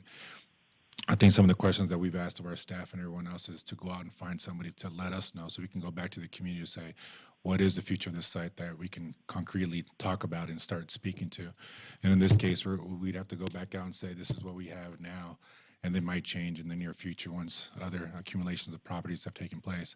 And when we met, I thought that was a great idea of just utilizing the different pieces you guys have already hashed out, right, and talked about the southwest corner over there off of South Virginia and Fourth and so forth, and that made a lot of sense to me. But I was going back to what the question, the comment I had made to the previous gentleman and to what Councilman Reese had just stated is finding out how can we, and you guys have done tons of work and continue to do tons of work to activate those other facilities of what's going to even push it even further now, right? And I think at some point I'll ask staff to come up here about what we just went through the budget piece and saying what does that look like for us and how we even further push in or what do we need to do, because I know we as well as you guys are putting in quite a bit of money to activate those places, and something's not happening. It's not necessarily getting quite there, but I say that with as much respect as I can for everything that's happened in our downtown core. And I know you guys will continue to invest and be a part of our community. But those are just comments that I have in terms of what we're trying to see happen there, in terms of what we've asked of our staff to go out and solicit ideas for the activation of that site. And all fair questions, fair comments. Like I said, this RFI accelerated our vision. In a perfect world, we would have had time to do all of those next steps before, but we didn't, and that's fine. We see a lot of potential in this block. If this is what it is, all we are able to acquire down the road, the opportunities are endless on what we can do with the other properties, everything from retail to other uses there to complement this facility, this site. But again, the timeline isn't ours. It's the timeline of those people that are operating businesses right now and whether or not they have an interest. And of course, the possibilities on this site are going to be driven entirely by the footprint that you hold. So we don't want to come in with a concept or a proposal that may or may not work if we're not able to acquire a portion, and obviously that's going to play into our ability to acquire those portions too. So this site and the proposal we have today, we feel is a very good proposal, complementary. It meets a lot of the comments we got from the community wanting to have a gathering space, an open space, a green space downtown, and that if this is all you end up getting at the end of the day, which we think is a fantastic improvement, it's going to enhance that opportunity and all of the tourist activities that go on in the surrounding corners. And Madam Mayor? Yes, go Final ahead. comment. I just wanted to say, well put, and, the actions of the row, which all three properties, so much money has been invested in that area. Actions speak as loud as words or louder, and the fact that you put your money where your mouth is, I think that is very persuasive, and making that kind of investment. And you have gone further in that you're starting to acquire these buildings, which shows very clear intent. So however this goes, I hope to see you embedded in this proposal, either go forward with this proposal or work with any of the other people that we've spoken to. You have to be part of that story. Thank you. Appreciate the questions and the time. Okay, Councilwoman Breckus? Did you just get off? Madam Mayor, I think we just lost Councilmember Breckus. Okay. All right, let me know if she comes back because I think she wanted to weigh in. All right, thank you so much. Thank you. You know we're just kidding you about the suit thing, right? No. Okay.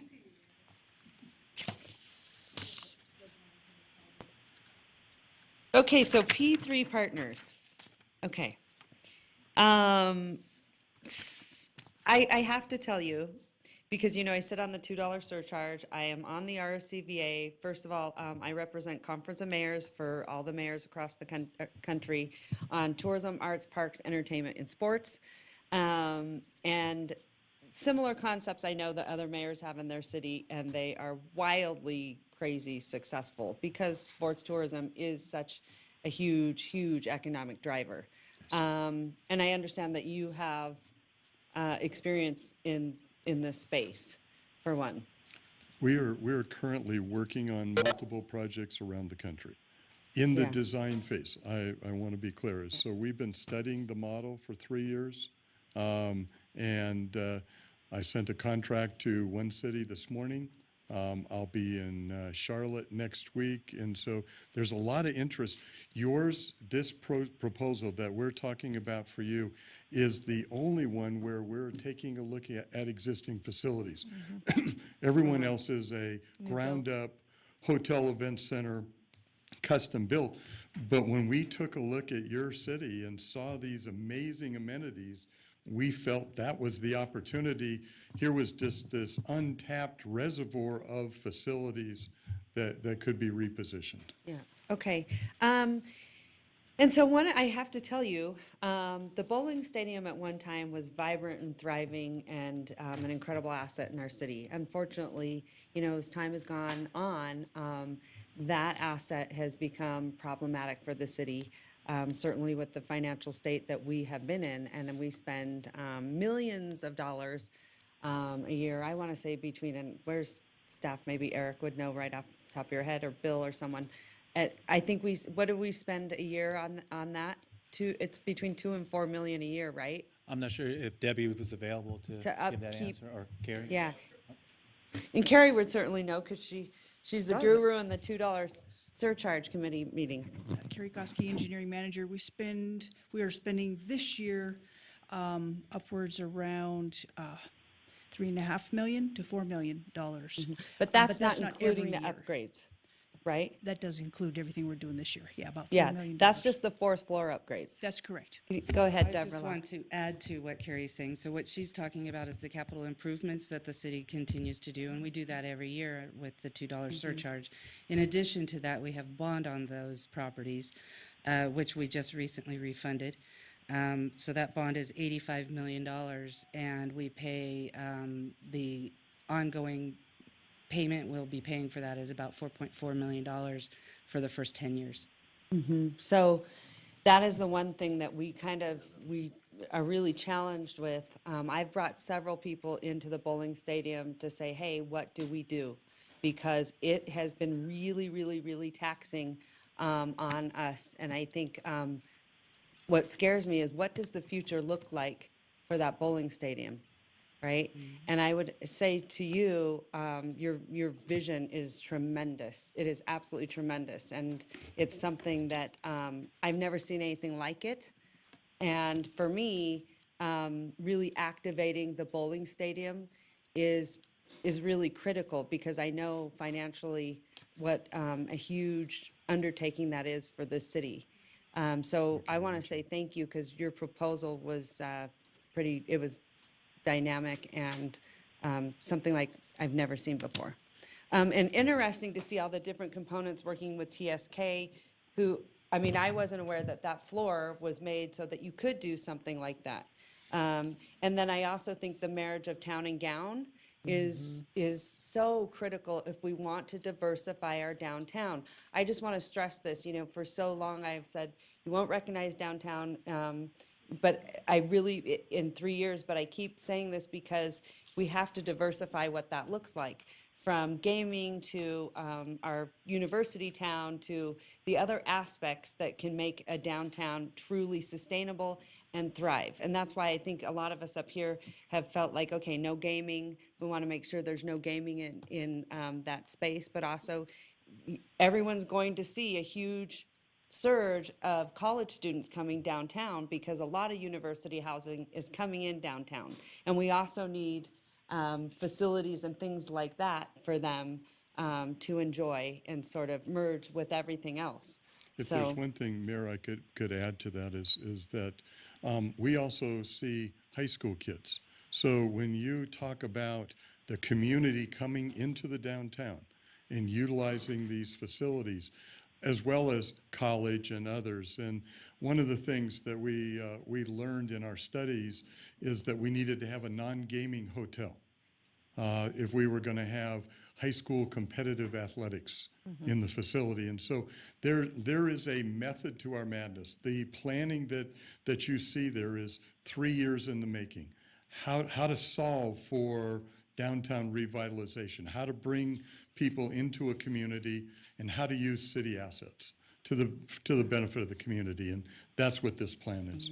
And that's been the challenge and struggle with downtown Reno for so long. People were just going down there just predominantly for gaming. We're just now starting to see millennials go in there with projects like the Eddy and things like that. And you guys have all seen the energy that sort of created downtown, and having that diversity is really, really an important component. And so I want to say thank you. I'm going to hand it off to some other people, and then I've got questions because, like I said, I sit in the RSCVA. You've got SMG in there. We've got RSCVA, and also, working with the other partners, if you should become neighbors with the row, how everyone can work together. Because I think some sort of marriage made in heaven is sought here, and even with Mr. Archer putting a visitor center in there.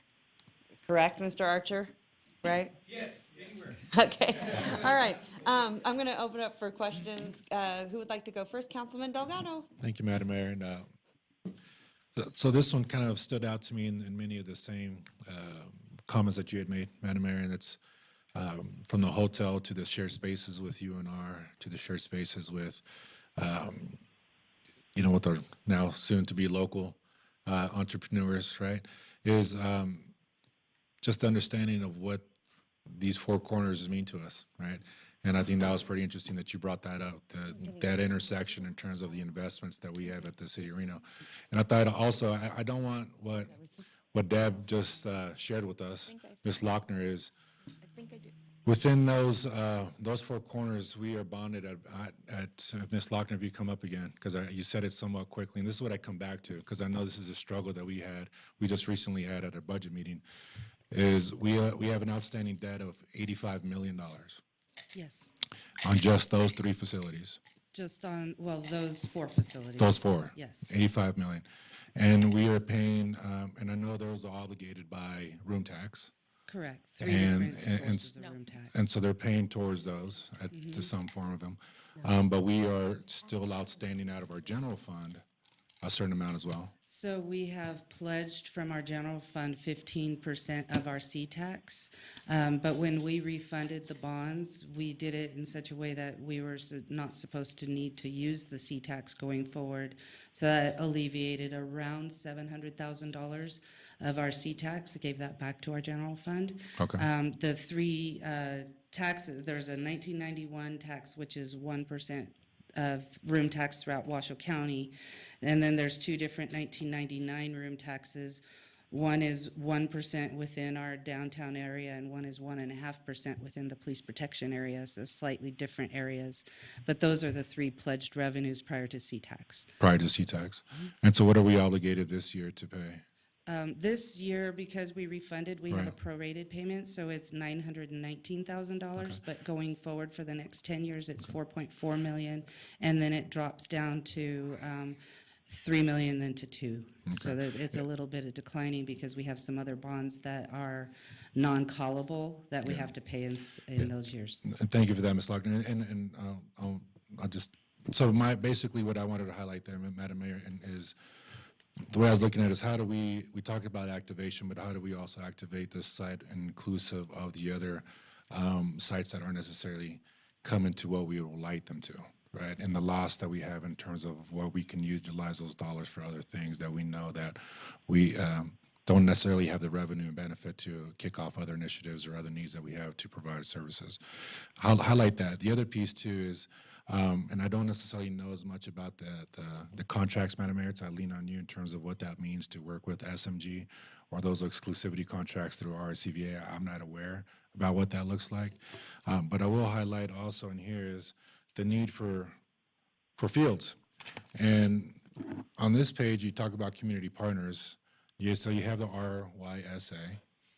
And you also have one on here that I found awesome, and that's you have the Northern Nevada Soccer League, which I know I've had to work with that league for many years to help them find spaces in our community where they can go out and play. From just the lack of field space that we have to having a hard time for them to have spaces within our schools and our gyms. And so if I could just kind of touch on that, what does that look like in terms of not just our tourism, but also here working with our local partners? If you guys can tell me how that shared space would work. If I can answer it, they're actually in the audience today. And we met with them. They were very excited about the potential. They have 200 teams, over 1,000 kids, and they desperately struggle for facilities. But I think it would be better to ask them or let them tell you what their needs are. We told them they were an important component to our operating plan. Okay. And I don't want to take up too much of my time, and I see Mr. Arturo Garzón over there, so I appreciate that. And maybe during public comment, if you can come back up here after we've taken more comment, but those things stand out to me. It's not just tourism, hotel, but you've had some key partners in here that I know we need more space for. So thank you, Madam Mayor, for that. Okay, sure. Councilwoman, I think did you already go? No, I'm sorry. Councilwoman Jordan, go ahead. Sorry. Thank you very much. I will be brief. This one, too, when I first saw it, it was pretty exciting. And not just from the activation of the city center site, but because of the synergy with the other sites, which are underutilized. And I will say this, I think we've all been a little frustrated, and the community certainly has voiced their frustration with the local underutilization of some of our public facilities that our public is paying for. I know I've been advocating for Wolfpack Wednesdays at the bowling stadium, I don't know, for 5 years, even on the smaller aisles, and nothing has ever come to fruition. I have been, and I kind of feel like, the fact that you went out and met with all those groups, did a lot of legwork, got some information, there's still a long, long way to go. I appreciate that very much, and I feel like we've got 25,000 students and faculty right up the road, hugely underutilized in my opinion, and that are ready, willing, and able to activate spaces and spend some dough, and we've, to me, not done a good job of marrying those two things. So this, to me, has opportunities that go well beyond visitors, and it meets a need with our community members and our, my goodness, anybody that has kids in youth sports that's had to travel to California to tournaments. Those are major money generators. And I remember a day when the high school volleyball tournaments were initially interested in Reno. And at that time, there was a little bit of pushback because they were high school age. Well, I would just challenge anybody that wants to see or question how much revenue those families and those volleyball players bring in now. So I'm excited about it. Again, I think there's an opportunity to do a lot of great things, certainly with two of the proposals. I see working together potentially for a great project, and I just thank you for your interest. Thank you. All right, Councilwoman, Vice Mayor Dewar. Yeah, thank you. Thank you so Madam Mayor? much. I'll call on you after Councilwoman Weber. I heard you just came back, correct? Does she want to go before? Jenny? Yes, that's fine. Okay. Okay. First of all, thank you so much for putting this proposal together. I was pretty darn amazed. And, I'm not a big fan of covering over open space with a big building. And that's why I have sort of a sidestep proposal for you. But I thought the concept of bringing an entirely different demographic into downtown, different people, different ages, in a constant rotation, working with the bowling stadium, knowing it's busy 6 months out of 3 years, or whatever, the 9 months out of 3 years, adding an additional retail component for those, tying in with the university. I think it's all been said, but I was very, very wowed by the concept and making something that is just very infrequently used 24/7, 365 is something that excites me, and I think would have spin-off synergy to the Row, to the event center and the ballroom, both, because those people have to go other places and do other things. They can't be playing constantly. I think it would fill up hotel rooms everywhere, you know, not just these places, the Whitney P, Kara's, you know, wherever, non-gaming over by the Aces. And I myself have been looking for other sports things to go into, for example, the event center. You know, we've talked about the ice curling as a potential add-on, you know, another sports use.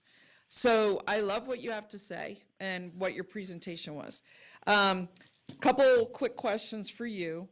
I heard 64 million, buy the plaza, go build a hotel, but I also heard 120 days, I think, for due diligence. It's the reason for the strategic plan is it's all about collaboration. Yeah. There's existing contracts. Right. There's relationships. Right. Certainly our friends in the Row. I mean, there's all kinds of things that we need to get through Yeah. to give you the best possible project. Okay, so my question is, is the hotel because you need it financially to make this work, or could you just speak to that? Sure. The hotel is absolutely essential. There are, in our prototype design, is the government's built these event centers when they had funds, and so did schools, but they all required subsidies, and they all set dark a significant period of time. The hotel, one is a non-gaming, and we commit to non-gaming. It's an opportunity to promote it as a amateur athletic place to stay. Now, it's only 94 rooms, so it's not like we're trying to take away from anybody, but it lets us market differently. Okay. And it also gives us that first, you know, when you saw great proposals here and ideas about energizing ground level retail and how does it work, it takes bodies. Yeah. We have to come up with 24/7 people on that street and as Right. fast as possible. The hotel gets us a jump start, Thank you. plus it flattens out revenue. Thank you. So just two more points. One, when I got a presentation, I asked, was the skywalk necessary? And the reason is you just said it, to activate ground space. I think skywalks give people the opportunity to jump over.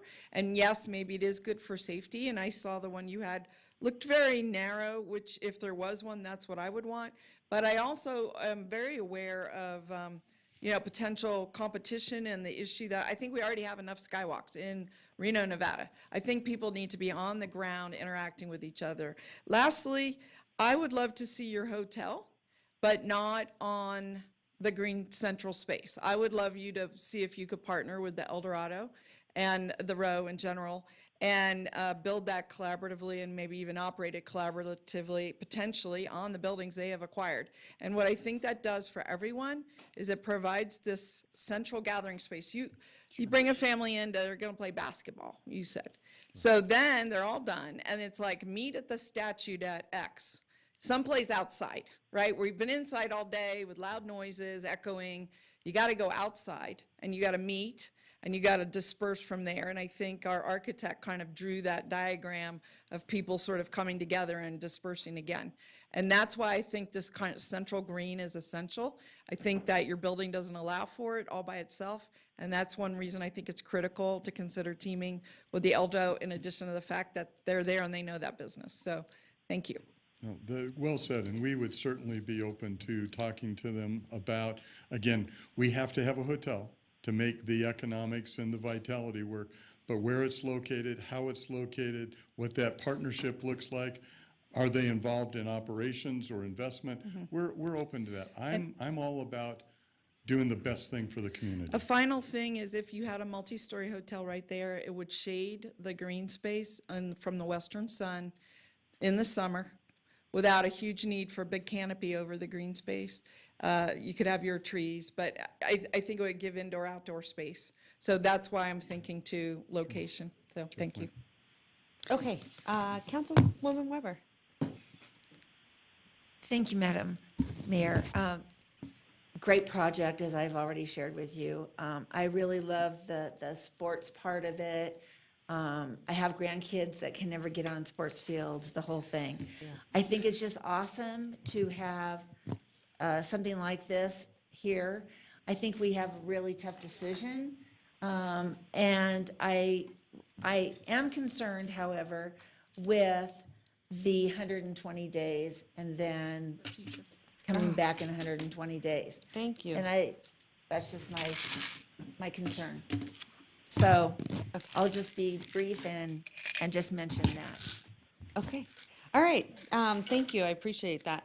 And I would just say that I mean, I think too, we all want to do something yesterday. That parcel has sat there for so long. I can't remember how long that it's been, activated. And Mr. Pani's right, that the bowlers, want that activated and they want to see something happening there. And I will tell you just, that because, I know the ins and outs of, the bowlers coming here, and I think they expire in 2026. 26, Jennifer? Yeah, it's 26. Then what? Right? Sure. Then what do we do? Okay? And so I think, kind of going back to doing something not fast, but right. I think that was one of the things we wanted to tell you, is show you, is that we have a finance commitment. That finance commitment tells us that they'd like to have us be under construction of the hotel by the end of the year if possible, certainly while the bowling is taking place. So we intend to move very aggressively. Okay.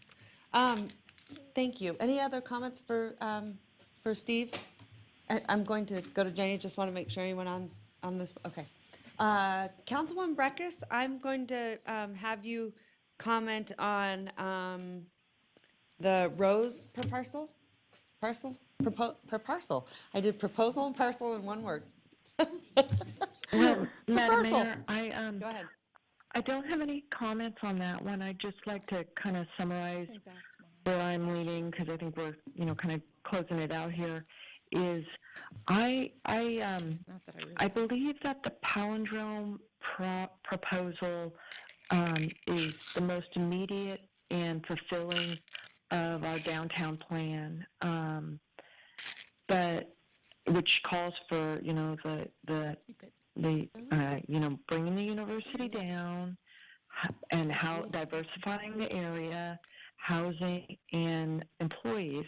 However, having said that, I think that the sports one takes that bigger lift of really tackling an issue that a city council has to deal with, and that is the facilities, as I think Mr. Delgado mentioned. And I think it would be not wise for us to take a pass on a team with credentials, with a good track record to help us at this point in time examine those. The 120 days to look at it doesn't bother me because these are very complex. It's a very complex concept. It was complex for the city councils to get to and build those and then take them over from our RSCVA and so on. But it's really taken a big lift on an issue of importance to the city to look at these, long term. And so I'm inclined to go with them and to give them the time that they would need to do that. I think that's, that would be a good approach for us. I'm not so tied up and specific that the sports concept, and it's going to be this, great thing, bringing all these new sports assets into our community where we're deficient in our parks. And I would warn everyone to think that way, because I think that it's going to be a business model. And frankly, what excites me the most about their project is they're going to fulfill what I believe is going to happen to our downtown, and that's bringing the university downtown in a big way to make those investments that they need to make. And it may take 120 days of talk and even longer for the university to finally figure that out. So I am leaning toward going into an ENA with them at this time. Thank you. Okay, thank you. Any other comments from council members? Seeing that there are none, I'm going to send it to you, Madam Clerk, for public comment. Thank you, Madam Mayor. Our first public commenter is Don Newman, followed by Bart Thompson, followed by Arturo Garzon.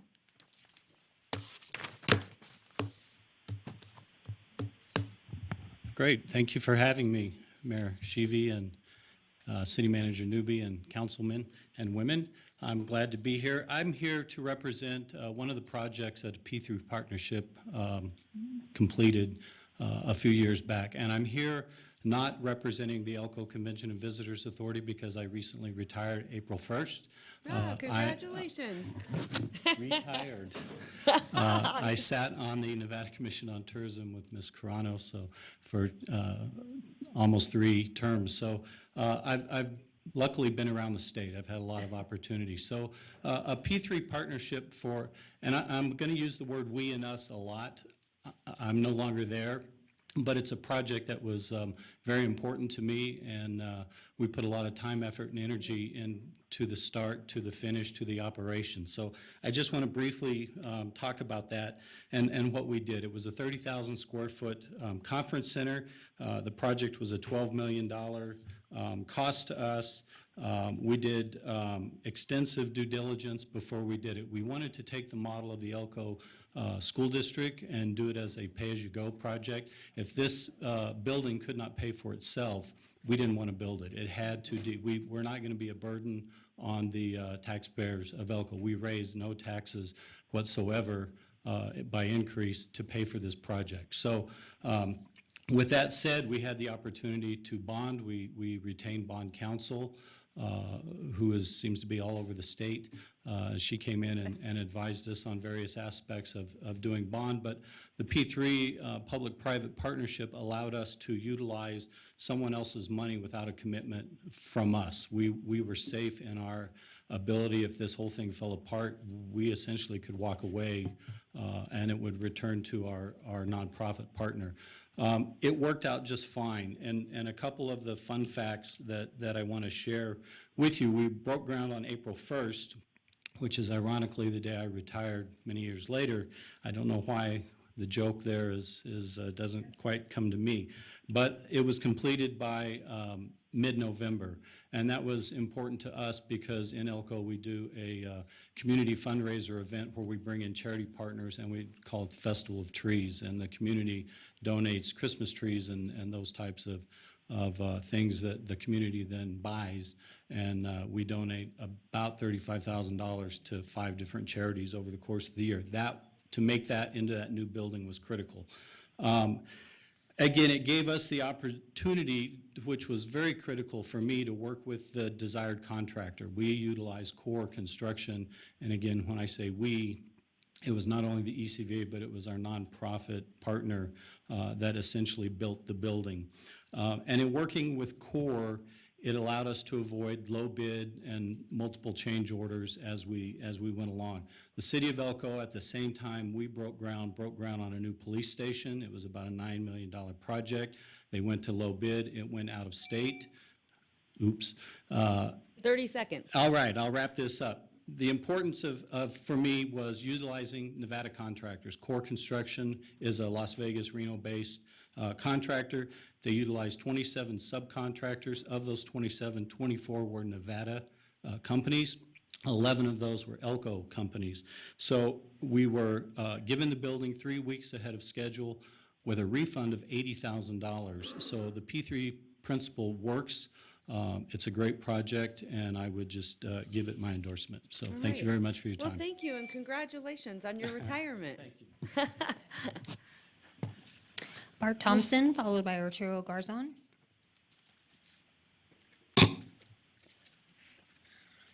Madam Mayor, members of the council, I appreciate the opportunity to speak to you on this topic. I am the executive director of the Nevada Interscholastic Activities Association. We're responsible for administering the sports and activities for all of the high schools throughout the state of Nevada.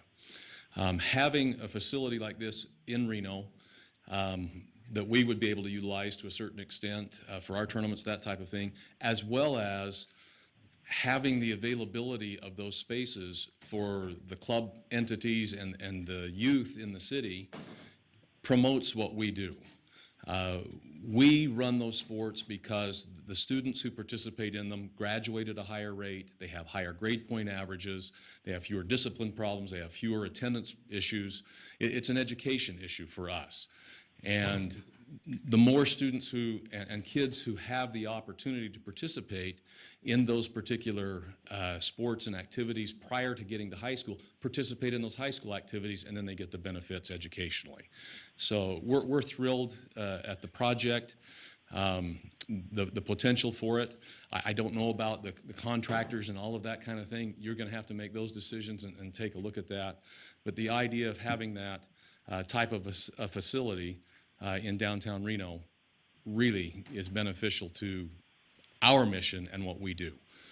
We do have several school districts that have policies that their students, when they come to tournaments, cannot stay in gaming hotels, and so that provides an opportunity for them as well, adjacent to that type of a thing within our city. And so both as the director of the NIAA and as a citizen of the city of Reno, I'm really excited by that potential. Thank you. All right, thank you. Arturo Garzon, followed by Rick Murdoch, followed by Daryl Clifton.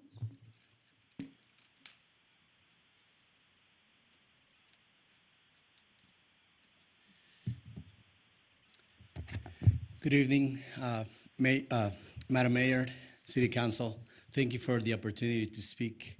My name is Arturo Garzon. I'm here with Marciano Ramirez. Marciano Ramirez is the president of the Northern Nevada Soccer League. He doesn't speak much English, so I sit on the board as an advisor, so he asked that I speak on their behalf of the Northern Nevada Soccer League. I just wanted to say something before I continue with that. I think the city of Reno is a very hip city. So I know you've been saying that to several people, but I think just the city and the city council, we have a pretty hip city council. So the Northern Nevada Soccer League has been in the Reno area for over 35 years. They've had their challenges in trying to find space year after year to have their different divisions, from kids from 5 to adults, 40 years and over, playing in the league. And they have had challenges in trying to find space. Currently, the league, as it was mentioned earlier, has about 200 teams, over 400 families. I know that the president and the board, have been struggling, especially trying to find indoor, because from the early 80s, there was only about 9 teams, as you can imagine. Now we have 200. And I know that the challenge has been that they cannot fit all the teams in the current facility that they have. They currently only play in 2 different places here within the city, and they only play on Sundays. So if P3 partners in the project that they have in mind and that they're proposing to the city were to come to fruition, I think our community and a lot of our youth could benefit from that. I know that as an athlete, I have played soccer for over 35 years, continue to play to this day. And I think that it would be, our youth would benefit. And I think our youth is the future of our community. So I want to say that I hope the city seriously considers the project from P3, and I hope that the project moves forward, because as you said earlier, and it's been said here several times, I think our city needs to start being a little more diverse in including more people and more groups from our community. So thank you for the time. All right. And thank you for inviting me. Thank you so much. Yeah. Rick Murdoch, followed by Daryl Clifton.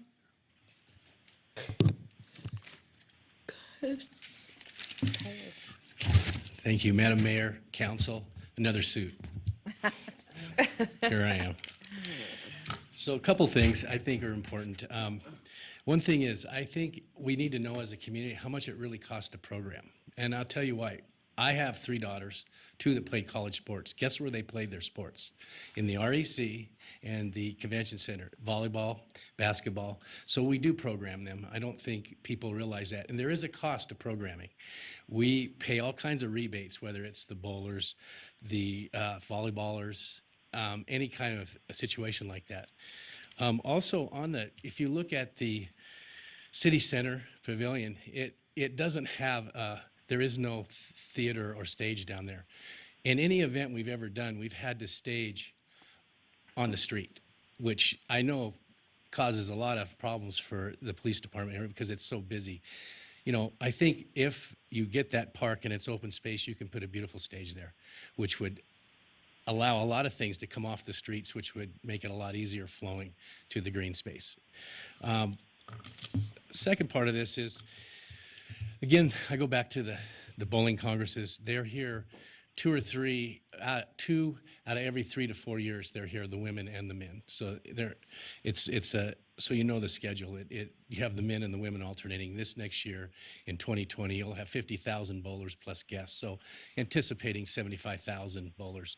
Again, and I know Mike mentioned it, we do pay a rebate. It's going to cost, I think, the row $700,000 to bring these bowlers to town. That's your sponsorships, your rebates to the RCVA. So that being said, as you all know, we are committed to downtown. You all been to the Embarcadero. Have you ever seen how it's programmed? I went to school down there, so I kind of know what the Embarcadero did. But if you can program a center where people can meet and greet, coffee kiosks, I think it changes the game. It also gateways your REC, your events, people going to a concert now. In fact, if you remember the bowlers, their saying was Pit Bull Park, because it was dark. It was those rocks, and you had all kinds of, and it's not light. Well, if you have that center open and it's a green space, the bowlers, they start in late March. They go April, May, June, and into July. It makes it a heck of an experience to walk over to the bowling stadium and use it. So I think you already know we've been committed to downtown for years. We're still committed. We have 4,000 rooms at the Row, just so you know. There is no casino connected to Circus Tower over there, just so you know. There's no gaming. Thank you for your time. Darrell Clifton. Thank you, Rick.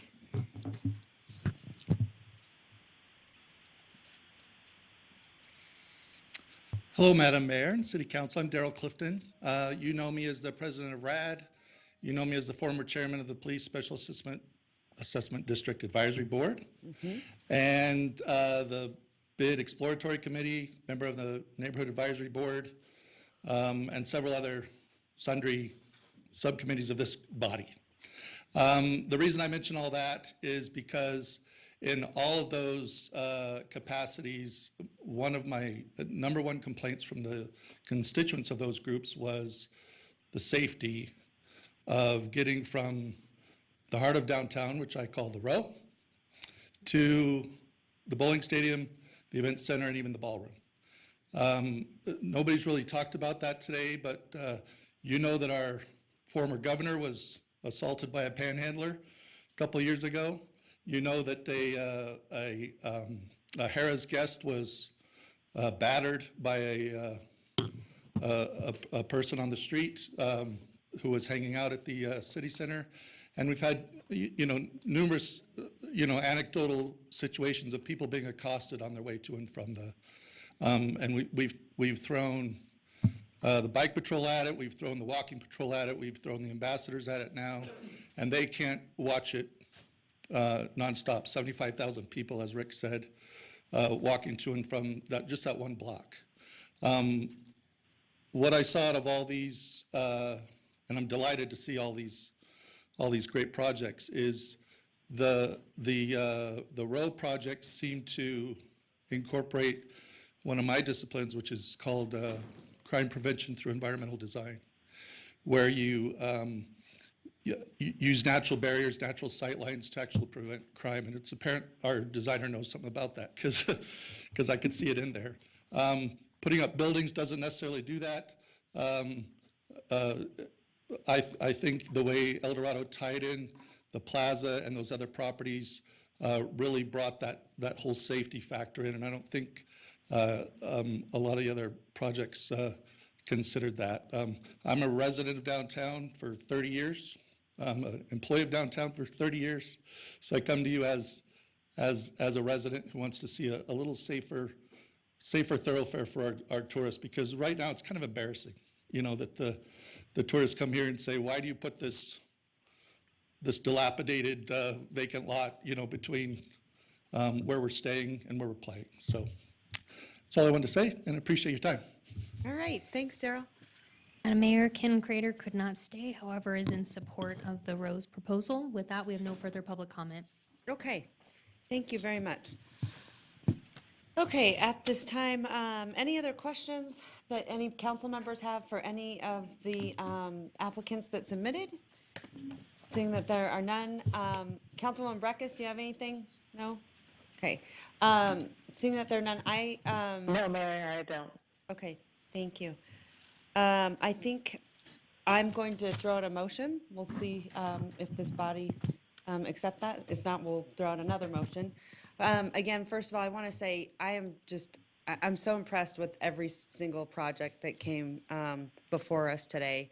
And I know it's not easy, but we just have so much potential. And I would ask each and every one of you, please stay engaged, because that's who we are as a city. Reno really is the sort of Reno revival. New Reno is all because of you. I mean, this council, we just get to sit up here and support you and, kind of be your cheerleaders for things. And it's not easy. This is not an easy job, because there are times when many of us, I know, struggle. You can see both sides to each, story. And there are a lot of times that, you struggle with that. And so, again, I know today, just seeing Palindrome, and we weren't familiar with you. I'm so glad that, we've started this dialogue with you, and I hope that you will stay engaged in our community, because I think there's absolutely a place here for you, no doubt. For me, this is really about activating that area and the bowling stadium, because I know it very, very well about what that costs to the city, and about activating it and also diversifying our downtown. I think that is really, really critical. This is actually really, really exciting. One of the things that P3 Partners said, the first thing you were going to do if you were selected is that you would immediately meet with the row. I would absolutely encourage that, because I think there is a place for everyone. Like I said, even Mr. Archer, I think there's a place. Would you agree, Mr. Gordon? That we need a visitor center, like Mr. Even if it's in the bowling stadium. Dave, right? So you heard it, Mr. Archer. So at this time, I'm going to throw out a motion to move forward with exploring P3 Partners and having, 120 days of due diligence. And I also am going to ask staff, Mr. Limpert, I think you should come back and kind of explain, because I don't want this to get muddy with RCVA. I want them to be very clear and understand the direction of how that's going, and the other intricacies with SMG, the bowling contract that ends in 26. And I almost think, and maybe you can clarify, Jeff or Jennifer, we have a contract with RCVA, and that expires when? 2022. Okay, so you heard that, 2022. So there's kind of a lot of moving parts here with some of those contracts, and I am elated to hear that P3 Partners would be willing to sit down with everyone and sort of work out those intricacies. Last but not least, I want to say to the El Dorado, you guys are Reno all the way, thick and thin. There's nothing that will ever change that. So I want to, I want some updates from you to let me know, to see, if there's a possibility of you guys somehow collaborating with P3 Partners, because one of the things that I'm understanding from you guys is that you really understand the piece of being local and how important that is. And I think that could be extremely beneficial, because we really do want to stay as local as possible.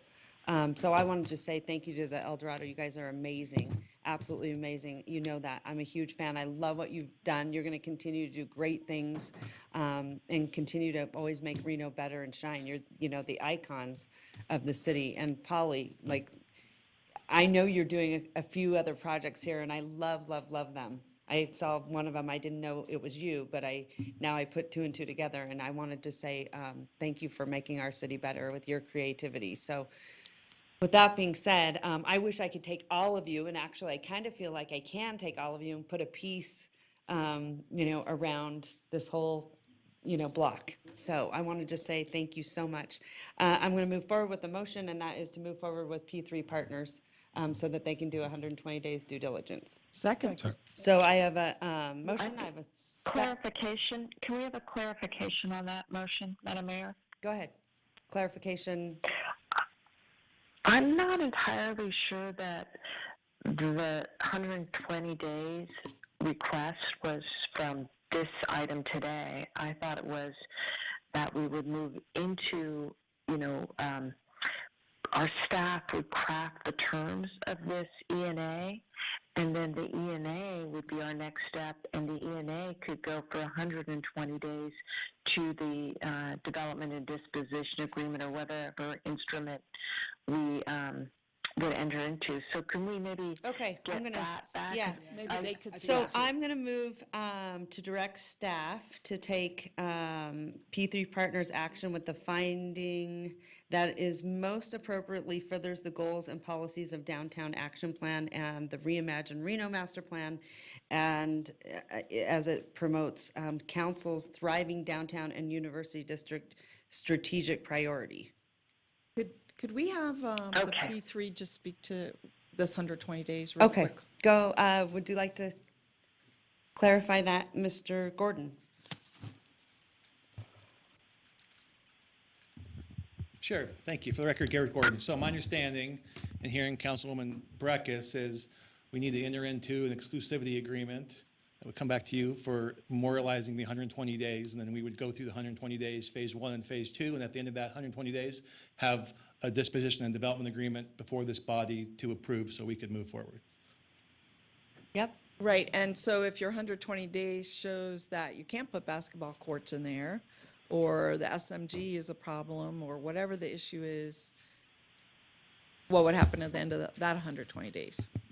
I guess, for the record, Garrett Gordon, I mean, we imagine we can work through all those issues in the Okay. 120 days, and if we cannot, I will be We'll before come you in back and 120 days answering some pretty big questions. Uh-huh. Okay. All right. Well, Okay? So that's Yeah. the motion? All right, so that's my motion. I got a second from Yeah. Councilwoman Dewar. Jordan? Yep, Dewar. And Dewar? I think all of us. It was like right at once. We had group. Any further discussion? Just with the understandings that you laid out on the record. Okay. All right, all those in favor say aye. Aye. All those opposed? Aye. Motion carries unanimously. Okay, thank you so much. I'm going to ask council to get up and take a break really quick, and then we've got to come back for another item that I put a time certain on. I don't know my password.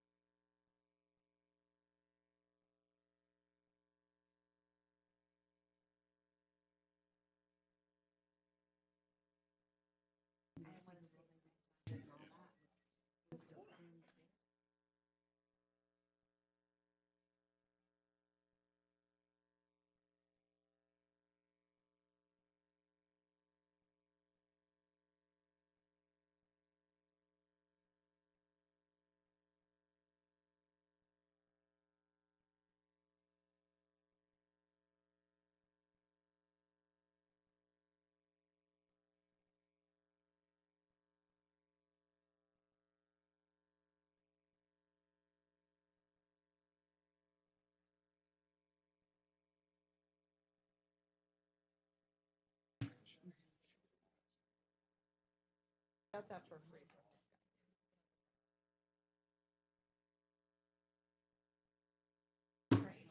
So I was very. Good job, Ed. Okay.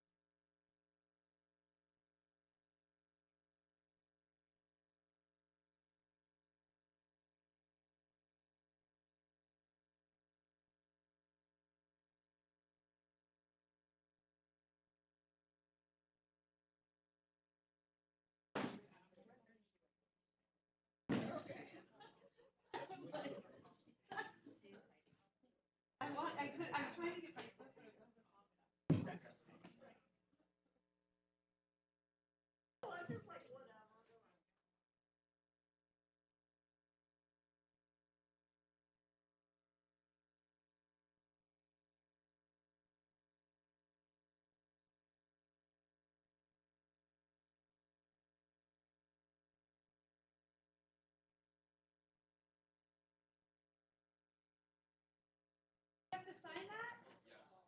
All right, what did you think of the proposal that we chose?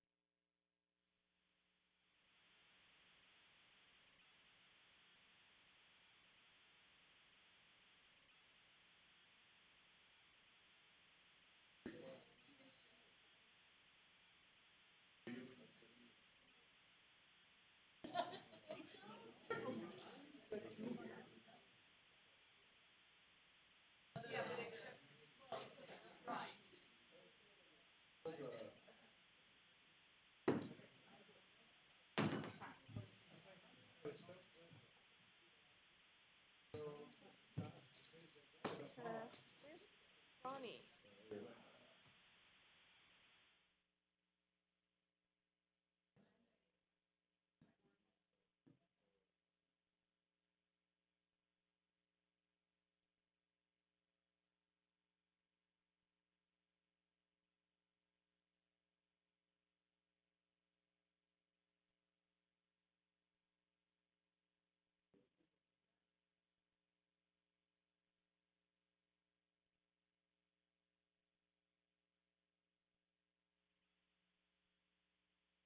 Okay, let's do this. All right, Madam Clerk, I'm going to send it back to you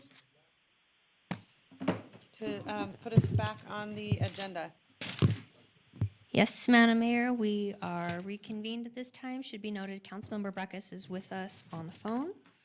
And with that, we will be getting back in order. We will now be hearing our 10 a.m. public hearings as it is nearly 5:30. We have quite a bit of an agenda to get through as it is right now. I'll just remind council, Are you, Devin just says keeping he you aware feels of how many judgment. items we have to go. Madam Mayor, we will now hear item B1. Okay, great. At this time, Madam Clerk, we will now open the public hearing. Was proper notice given and any correspondence received? Madam Mayor, proper notice was given on this item, and we received one letter of concern from Dan Hanna regarding an increase in traffic and speeding. This has been sent to the council. Also, Madam Mayor, I believe that it is best to open the redevelopment agency at this time. Great. So with that, I will call roll for the redevelopment agency. Breckus? Here. Dewar? Here. Delgado? Weber? Here. Jordan absent. Reese? Shivi? Here. Madam Mayor, you do have a quorum of the redevelopment agency. Thank Just you. to go through our process with this, we have no public comment for redevelopment. I will be looking for approval of the agenda from the redevelopment agency. Okay. I have a motion and a second. All those in favor say aye. Aye. All those opposed?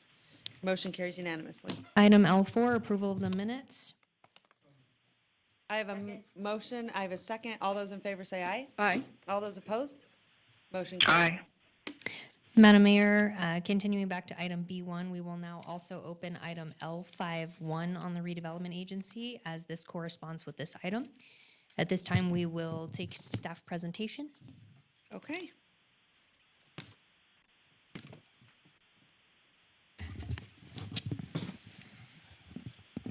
Good evening, Madam Mayor, members of the council, Manager Newby.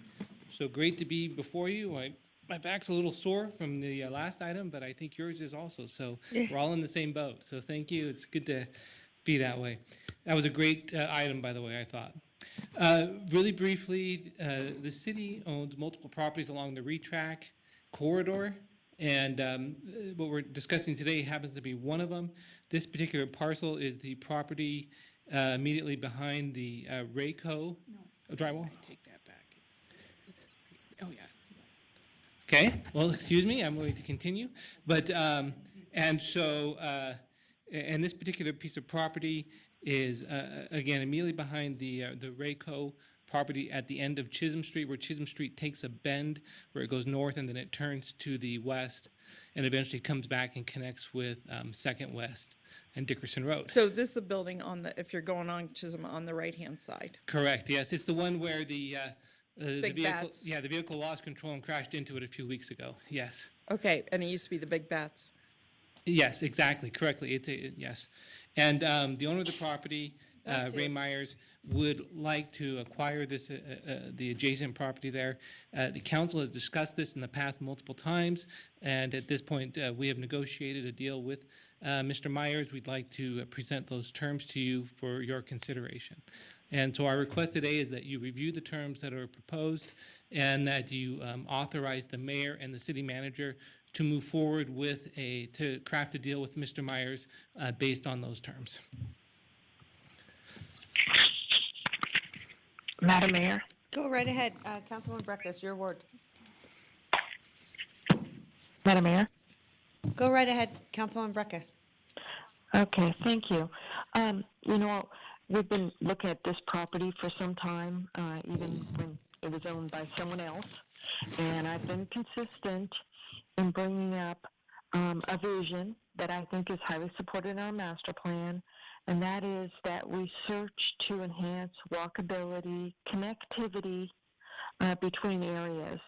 And so I have consistently been advocating for years now that we have that as we dispose of these properties along the railroad trench, which I think we should be doing, that we reserve for a time into the future a path, a pedestrian or right-of-way of 10 to 15 feet from the trench wall into these properties that at some point we could use or employ as a separated path between neighborhoods. I think that if we really want to start to implement the master plans, start to think about ways to make our streets safer, enhance recreation, that we need to move forward with this. There is just so much opportunity in Reno to fill in and make our community, fill in gaps in the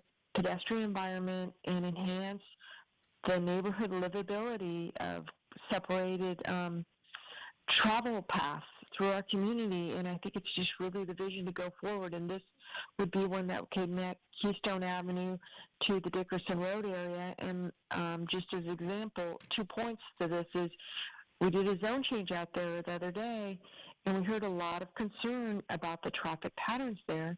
And just after that meeting, I put into the record, someone who reached out to me with, growing concern, and people I think would really appreciate the opportunity to have this connected path. Now, I hear that this property owner doesn't like the idea of reserving this. Well, too bad. It's not a privilege to him to have city property, and we have the public interest to look forward to here, and we own the track.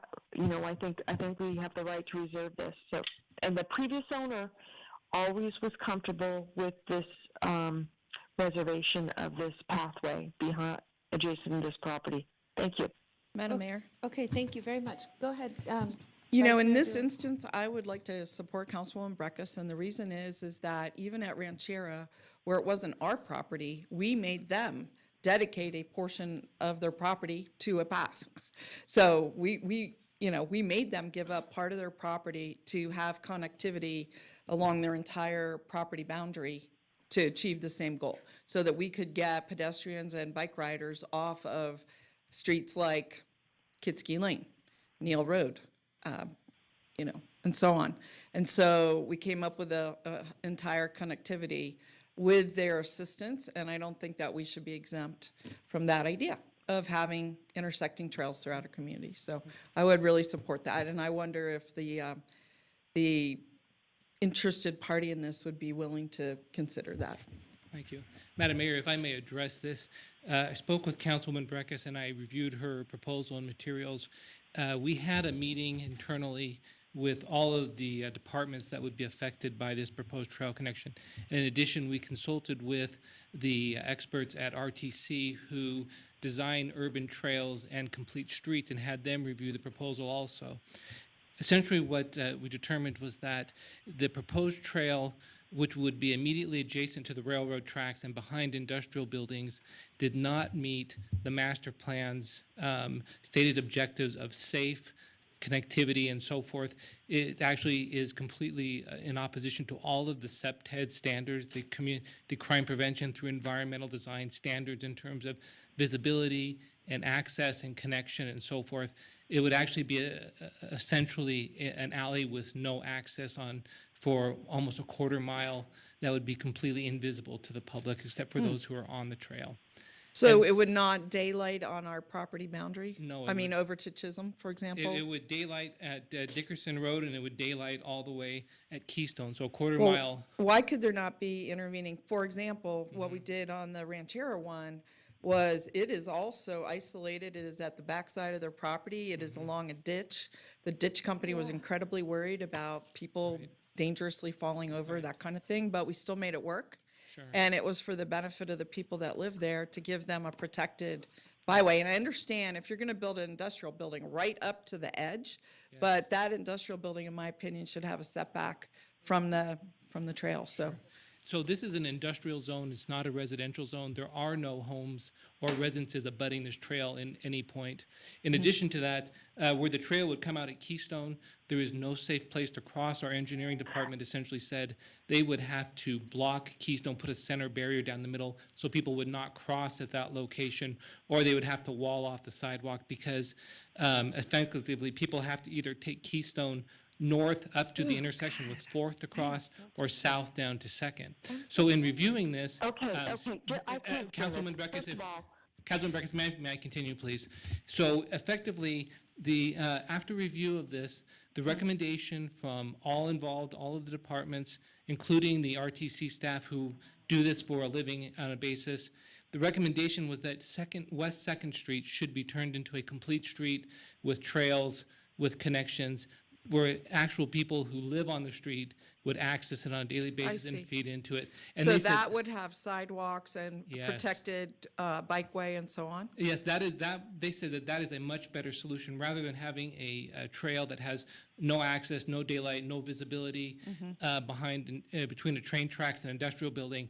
That the city should focus on Dickerson from Oxbow Park all the way to downtown, I like that making that idea. into a complete street, and I that just- was the better way to connect What the time frame do community. you think we'd be in on something like that? I mean, Essentially, since neither of these projects have funding, it would be the same time frame, but it's something that staff could immediately start working on and discussing because, in contact with the RTC and their analysis of West 2nd Street, even though it's not one of their roads, they said that there's substantial right-of-way and that it could easily be designed as a complete street. sounds great.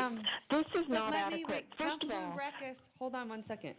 I'm sorry, you're letting Ms. Dewar interrupt, so I thought I could engage in this it's hard conversation because you're also. up there and I can't It see was your my facial 3 minutes, so I expressions, was sorry. just speaking during my 3 minutes. Okay, you just said that it's something that staff could work on right away. Now, let me ask you this, because Councilwoman Breckus has asked for a very long time, and, and I've supported her in our efforts to slow down the traffic on that street. So Absolutely. staff is more inclined to work on that than slow down the traffic on the street. And this is not you. This is not your department. I want you to know that. But I kind of feel like that's so disingenuous whenever she's really kind of been fighting to get, that traffic slowed down on the street. Let me tell you something, it needs to be slowed down. And I think, this council just says, no more, we don't tolerate anymore. Again, Eric, I'm not directing this at you. And get that traffic slowed down, like Councilwoman Breckus has said, because something really terrible is going to happen. I was there actually yesterday, driving up and down. And by the way, you've done a beautiful job on your property. It's amazing. It's so beautiful. But I got to tell you, people are flying down that street like nobody's business. And I don't live on that street. I don't work on that street. And so can you imagine just me randomly? I just sat there for maybe 5 minutes, and it was unbelievable. So anyway, that's all I want to say. I wanted to support you in that effort, Councilwoman Breckus, that, before we say, oh yeah, let's just, get going on this other project, that I think that, we have to hear Councilwoman Breckis's concerns and get something done. Sure. And Madam Mayor, if I Okay, may, I a wanna complete do- street I'd would like- solve those issues, whereas a trail adjacent to the railroad tracks behind warehouse buildings does not address that issue at all. Okay. Mr. Jensen is saying that this is an industrial zoned area. It's not industrial zoned. It's mixed use zoned. The property from Keystone that we own is one that we will be disposing of. It will be a redesigned property, hopefully residential, and the pathway can be integrated into that adjacent development, just like the one over by Broadhead Park. There's condos going up there adjacent to a path, and then you have the river. There is no reason why this cannot be used as a grade-separated path. I think that's very nihilistic thinking, that we are not going to envision the connectivity envisioned in the master plan. I'm very disturbed to hear that staff is this rejecting of this. Not only that, it's not true that this property would go a quarter mile unintersected because Arletta Street intersects into this. And then the nonsense about the fact that we would have to put a barrier up against Keystone Avenue, well, that you'd have to put a barrier the whole way along Keystone Avenue. I've asked for barriers for years on Center Street, right outside of our parking garage, where people are crossing back and forth between Center Street and the Calmeda. And I've been told that, no, we will not put barriers where pedestrians are crossing. Also, same thing also on Peckham Way, where we had people killed. I've been told, no, we won't put barriers. So on the one hand, we say, oh, we're gonna have to guide the pedestrians a certain way, and then when we have pedestrians at true risk, we get this, oh no, we're not going to put barriers up. I can't believe this. Madam Mayor, that is all the staff has to say. If you would Okay. like to, Mr. Myers is here and would like to speak on the topic. Okay, great. Let me ask some council members if they have any questions first, and then we'll have Mr. Myers come up. Madam Mayor, I'm looking at the map because we've been looking at this property for a while, and unfortunately, Councilwoman Breckus, because you're in the sky instead of next to me, I don't entirely understand. Your vision is that this somewhat long and triangular shaped piece of dirt would have reserved unto us as an easement a 10-foot wide swath at the back nearest to the railroad track, and that would run and end out on Keystone. Where does it end out on the other side? On Chisholm? It ends at, Or- yes, we own properties all the way to past Chisholm, and somewhere it would intersect Chisholm. There's properties along that way at the far western that we will never be disposing of. Right. They're too slender, they're not usable, and they're otherwise encumbered. So we have plenty of right-of-way to connect and property to connect Dickerson along this great isolated path to Keystone Avenue to create that experience for our traveling public. I am concerned that this conversation about, West 2nd Street, we're going to make that a complete street. It's taken 7-8 years to get Virginia Street as a complete street. It will be competing against, the $5 million that's going to be engineered this year to widen Pyramid again. That project will never see the light of the day of the 4 lanes. I'm astounded. Okay. Any other questions? No? Any further questions? Okay. Madam Clerk, do you have any public comment? Madam Mayor, I have none. Okay. Go ahead, Councilman Delgado. I'd like to hear from the potential buyer in terms of what, if that condition lies, or if that changes everything. Madam Mayor, if you wouldn't mind. Go right ahead. Good afternoon, Madam Mayor. Make sure I do this correctly. No, it's all good. My name is Ray Myers. I'm the owner of Rayco Drywall, and we do a substantial amount of work here in Reno area. I've been here since 1988. In regards to the property, we're looking to expand. We need more room, yard space, so on. The problem with the idea of the bike trail is we are not in the best part of town.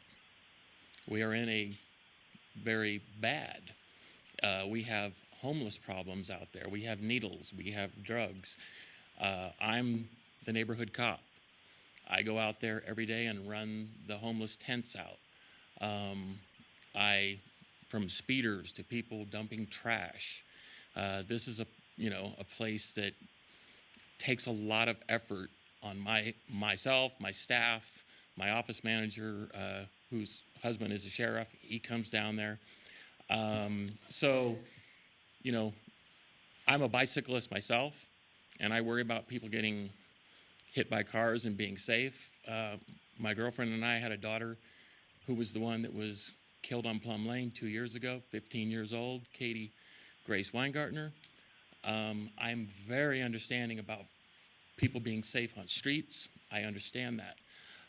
But this area is not a park. And, if you were to put a bike trail back there, unless there is a round-the-clock police presence there, and I can't even get the police to come out now and kick trailers and people that try to camp on the property out because they say it's not my property, it's going to be a homeless camp. I don't see any bicyclists, and I'm a bicyclist. I wouldn't ride down that because I don't see it being safe. Unless there's going to be lights, security, I wouldn't ride down it as a bicyclist. So that's my concern. It's not that I'm against a bicycle lane or an avenue, but this area is not the best of areas. It's just not. Now, not to say it can't get there at some point. I understand that, and I've done a lot to clean up the property myself, and I'm continuing to do more and more and more, and I'm neighbors with her on her whole project that she's doing with the Elm House and the trailer, but I just don't know how it would be managed by the city or somebody to keep this a safe avenue to walk, run. I mean, honestly. We have there's a real problem down there. All right. Madam Mayor? Go right ahead. Haven't we heard, I don't think this question would be for you, but I'm asking the rest of the council, haven't we heard from the police department that this was not a good concept because of the conditions of the area? That's a good question. Deputy Chief Mac Benzon, you're here. You want to come up and speak to that? Thank you, Madam Mayor, Council. Mac Benzon, Deputy Chief Reno Police, for the record. Our concern is a septed concern. Like Eric pointed out, without some natural surveillance in that area, it presents a little bit of a concern for us to be able to police from a security perspective. I mean, that dark right away, if it were put through there, would not have a lot of natural surveillance. It's not a through street. It's not one that gets constant patrol. It's not a general thoroughfare for us. So the natural surveillance in that area would be tough if it's abutted to the railroad tracks. I think a pathway between there, somehow engineered, might work out really well. I just don't know without some surveillance, natural surveillance, or activity generators in that area, that it's necessarily going to be the safest. Correct. Madam Mayor, may I just say something? I think that this would be a reservation of right-of-way to be not to be exercised until we can properly monitor the property. I think the first thing to go would be to have the property adjacent to Keystone be sold. Hopefully that's coming very soon. And then when that property designs the path, with that, the project with the path, then at time, then we could reserve the right-of-way adjacent to this property and then extend it down to Dickerson Way. I don't think we would do it in a premature way until there's some synergy on the property at Keystone. And this is an area that is a bad area, but it's a area that's transforming very quickly into a new dynamic. And from the police perspective, what do they like to do? They like to go out and do major accident investigations in our unsafe streets, or do they want to move us toward a vision of the walking, the safety, the connectivity? That's where I think that we're going, and we need to think about it long term. Thank you. All right, thank you. I appreciate that. All right. Here's the thing. I am concerned, especially when the police department gets up there and says that they have some concerns. And I think with what the future proposal is, you're confident that they can figure something out, a better solution, right? What? That they can come up with more of a complete streets and On the street. yeah. Yes. So I would like to Madam Mayor, support if I may throw one more staff thing, Eric recommendation. Jensen, Revitalization Manager. Also, the appraisal does not include the trail. The appraisals were ordered without a reservation of trail there. There is no question that would affect the value of the property. We would have to have new appraisals ordered, and there's no question it would reduce the value of the property by reserving that easement. Well, if I can Go comment ahead. on that. So I live in an I area. don't see how the appraisal could not consider the value of the trail when that request has been made since before Mr. Jensen was even hired by the city. This has been on the table, this concept, for quite a while. So I was called to speak, so I just want to mention something. I live near a private road, and it's a private road, just like proposing to have a private property. But on the private road, it is deed restricted to allow pedestrian and bicycle access. It's privately owned, and as long as the people are moving through, they are allowed. But they can't camp, they can't stop, they can't picnic, they can't, do anything but ride through and bike. And what I'm concerned about is what Councilwoman Breckus just said about the potential redevelopment of the site that's right on Keystone. If that is ultimately a residential site, it would be extremely natural to leave that property and go to the rest of Dickerson without going all the way around Keystone. And these are the issues that we have tried to solve over and over. That's why we did Ranchera, but it's also why we just had one on Huffaker. Same deal. They weren't having an opening out onto the natural way that people want to go. And we're putting them out in harm's way, having to go out on Virginia, which is you're sending them out to Keystone. So then they have to go south, then they have to join Second. I mean, it's just not how people operate. And I like the idea of moving forward with the sale at the appraised price, with a easement that even we would buy back for $1 when and if we needed to exercise it. If we couldn't make a complete street, it's 10 more years and there's still no complete street in sight. I think we should have the option to, acquire an easement through there to pay to exercise the easement, let me put it that way. So. And I don't see, where's the appraisal in here? And when was that done? What's the appraised value? It's probably in the, again, Eric Jensen for the record, it's probably in the RDA component of this, but the appraised value was, I believe, 475,000 for the entire parcel, and we had 2 appraisals done. And I've never seen this happen before, having worked in a commercial appraisal office, but both appraisers independently came up with the exact same number of 475.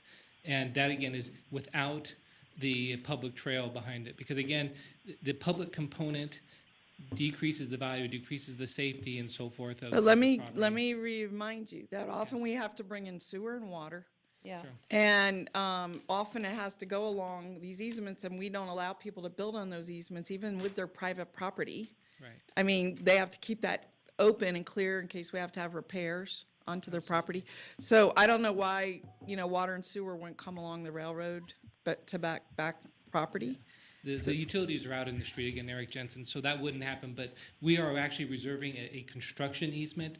The difference is the public access. Once public has access to your property, that devalues it significantly. Whereas if you can fence off your property and secure it, and you can use that ground to store things on, as soon as you take away that ability to use the property and you give it to the public, it diminishes the value. So the construction easement is just temporary though, right? No, the construction easement, excuse me, Eric Jensen, construction easement would be permanent, because if the wall that for retrack ever had to be repaired, we would have to get equipment in there to do it. Right. But however, that property could be secured and could be used for storage of equipment. It could be used for anything other than a permanent structure. Yeah. And so that's I'm why saying there's the only same minimum thing. value lost. I'm saying for it. the same thing, except that to the construction easement, they would add the possibility that we could exercise a pedestrian and bike easement as well, if needed, depending what else goes there. We're only talking about, well, I've been at your building many times, and it's a great building, so, but it's not like a lifetime long, it's, has a defined length, it's not that long, so.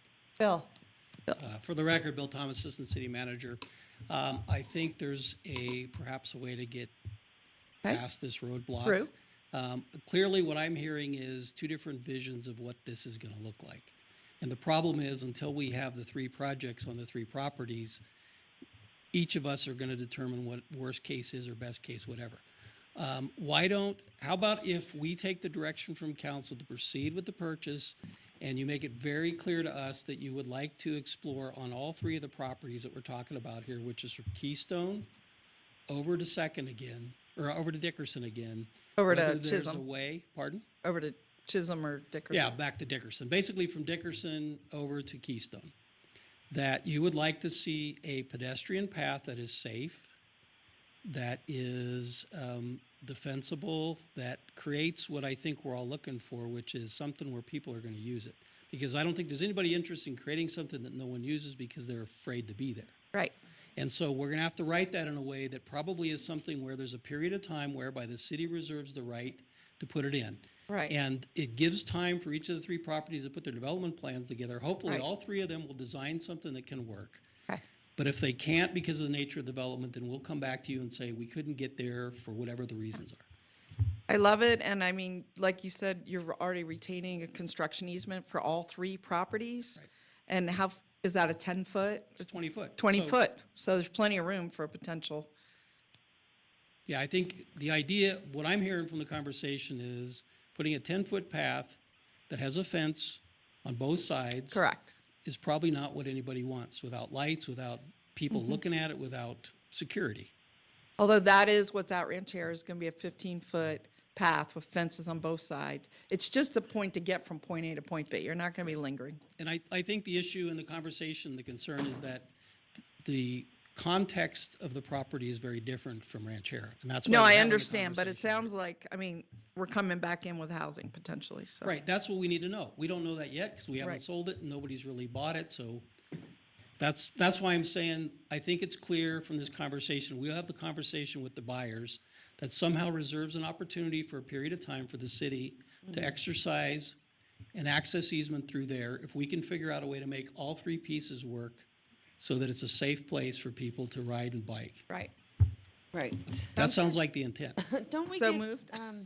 Don't we get 3 appraisals? 2. 2.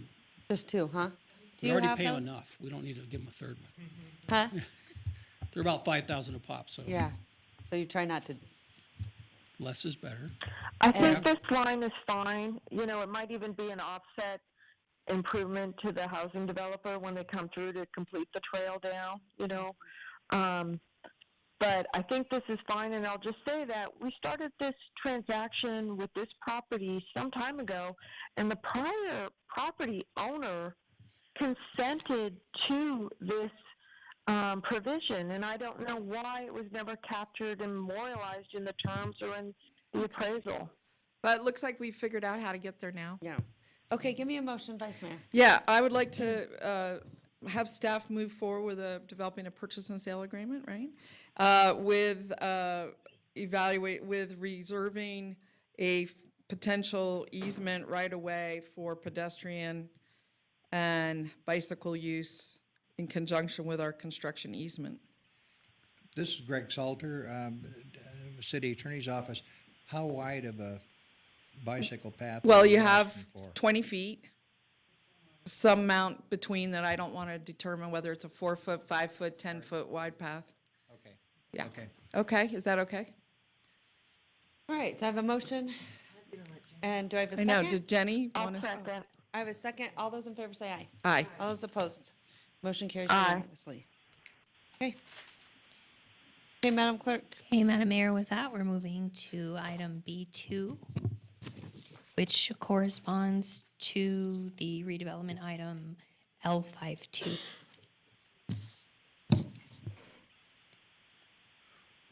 All right. Do you have any public comment on this item, Madam Clerk? Madam Mayor, I do not have public comment. This is a public hearing. Proper notice was given. We received correspondence from, Dan Hanna, concerned about traffic and speeding. Other than that, we have no further correspondence. Okay, so just opening the public hearing, proper notice given, any correspondence received, you went through that. Go ahead, take it away, Eric. Thank you. Madam Mayor, members of the council, Manager Newby, great to be with you again. I feel like I've been here all day. I think I have. You I have think been you here have all too. day. So that's wonderful. You feel like it, you have been. Yep. Great to be with you. So this is a companion piece to the discussion we just had. So these are the parcels immediately to the west of the property we just discussed. It's several hundred feet long. If I remember right, it's somewhere in the neighborhood of about 700 feet long of property here. It includes the Chisholm Street right-of-way, which the city owns by fee title. It's not a public road in the common sense that it was given to us by a developer. We actually acquired it as part of ReTrack, and we built it as part of ReTrack.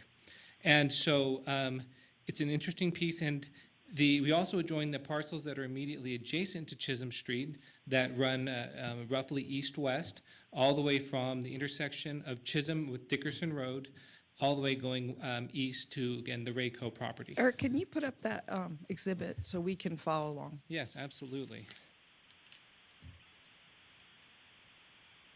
I mean, I'm looking at it, but I just want you to have it there. And maybe you can look at each part separate since it'll help zoom in. Yes, thank you. So, again, this is the exhibit in B2A in your packet. And you can see we have the various properties. Some of them are cross-hatched. Some of them have a diagonal hatch going through them. The ones that are cross-hatched on the northern edge, basically here, are the parcels that we are discussing at the moment. The piece that we just discussed was right here. that Can you says move your map proposed sale just a to little? Rayco. Can you Oh, move your yeah, map just a absolutely. little? Thanks. Sorry. So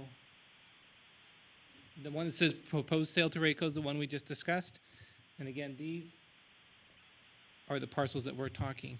As part of this proposal, well, first let me back up. So the party proposing to purchase these properties are the owners of the Elm Estate and the 4th West Street Travel Resort, which are these properties.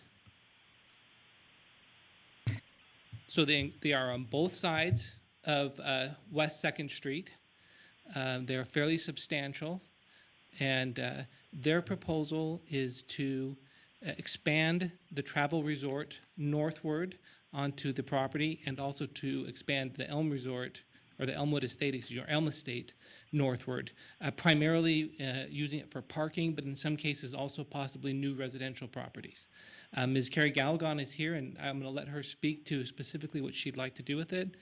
But what she's proposing is allowed under the master plan, or it might require a minor deviation. We would have to take a look at it just to verify, but essentially it would be an expansion of the travel resort, putting in new units there, and then also to expand the Elmwood estate with additional parking. Question for you, Madam Mayor, if I may. So first of all, I want to reiterate that I am one of the originators of the, let's see if we can sell to the next door neighbors. Yes. Like, they should have priority. And that is why I've been very supportive, Mr. Ray, of yours and for the Galgons. You know, I've visited the property many times. In all the previous iterations, the area that was crosshatched, they primarily talked about parking for your operation because you're so limited in parking, and, you know, the chance to have more parking would be fantastic. Is that what you're expecting, at least for part of it? I hadn't heard about expanding, well, first of all, taking Chisholm Street, and I hadn't heard of, or not taking, but buying, and I hadn't heard about expanding the residential aspect with the, could you just speak to that? Hi, I'm Carrie Galgon, owner of the Elm Estate and River West Resort, located on West 2nd Street. So I'm hoping with the parcels going north that I can add to River West Resort probably about 10 lots for my park models. And I think you guys seen those pictures last time I did a presentation. The other need there is a lot of parking. The Elm Estate, when we do have weddings and events, we do get a lot of people coming down the street, and in our SUP, we are allowed to use Chisholm Street for our parking, but I'd like to use those parcels just because they're remnants and they're kind of odd also, that if we can expand on the parking availability right on those parcels, it would be very helpful. Were you planning to keep Chisholm Street as a paved street to access the parking? Or were you, what was your thought there? Yes. Keep So far, the street. yes, keep it paved. But it would be also a private pave drive. those parcels to the north of that But it would be a street. private drive, because you would Yes. own it. Yes. And could we keep looking at the map just for a minute? So my question is obvious. You have, first of all, I don't know if you mind sharing, but is there an average rent space for your units on the, I don't know if you call it trailer court or what the right term, mobile home park. I don't know what the right term is, but. So what I do is I rent out spaces, and they're all month to month. Oh, They're month to month. $750 a month. Okay. So it's still, I think it's impressive that it's still in the, what we will have to call for now, affordable range. In Reno right now, I'm very affordable. I think, Right? yeah. And so I love that you would be able to add to that. Right. And I love that you would be able to add parking, because if people were able to go down Chisholm Street and not have to park at the far end, I think it would also alleviate some of the congestion on Second, Exactly. on Dickerson. So you heard the previous conversation about the right-of-way. And, you know, my thought here, is to either allow people to cross on Chisholm Street, if you're keeping it. In other words, have the trail come forward and continue on Chisholm Street, because, you know, right along next to it, or behind, either way. And I'm kind of interested in your thoughts. You know, I see your vision about a trail for people to get from Keystone to Dickerson. Yeah. I understand that. I've been living and working Right. this property for 4 years. We've owned it now. And it's been, the demographic, it's very difficult. I've had a lot of problems with people racing up and down that street, dropping off car carcasses. I mean, so much debris. Abandoning stuff. It's really policing that for ourselves and for my tenants there to make it safe has been really hard. I'm not going to lie. It's, you know, this was a very blighted area when we bought. And we've worked really hard to make it safe for everybody, and I think that's why I can get to $750 now.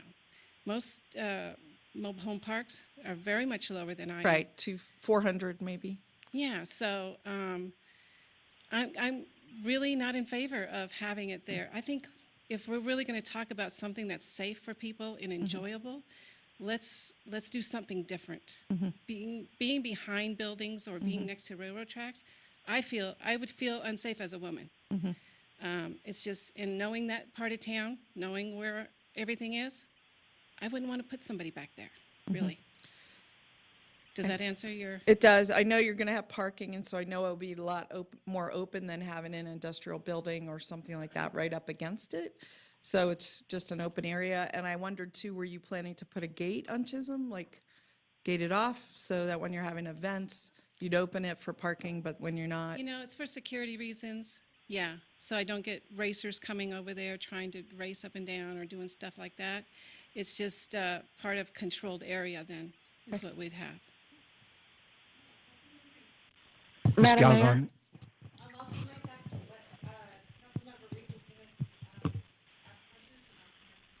Ms. Galgon, thank you very much. And again, I continue to be a huge fan of the Elm Estate and of the West Second Resort. I sort of had understood that the importance of abandoning Chisholm Street was because with the tiny homes that we were going to put out there, yeah. we don't want people walking from what is your current property across a street and then going to the park models. We want to be able to have safe access going back and forth. So I guess for me, for your own vision boarding exercise, I thought it was cleaner to abandon Chisholm Street entirely, use it for whatever you're going to do with it. I won't know because I'm not going to come over there other than if a friend of mine lives there or something like that. But I just see that as being more symbiotic to your overall project. Is that accurate? I mean, wasn't that what you proposed when you were here last time? You know, I haven't put all the numbers together for it.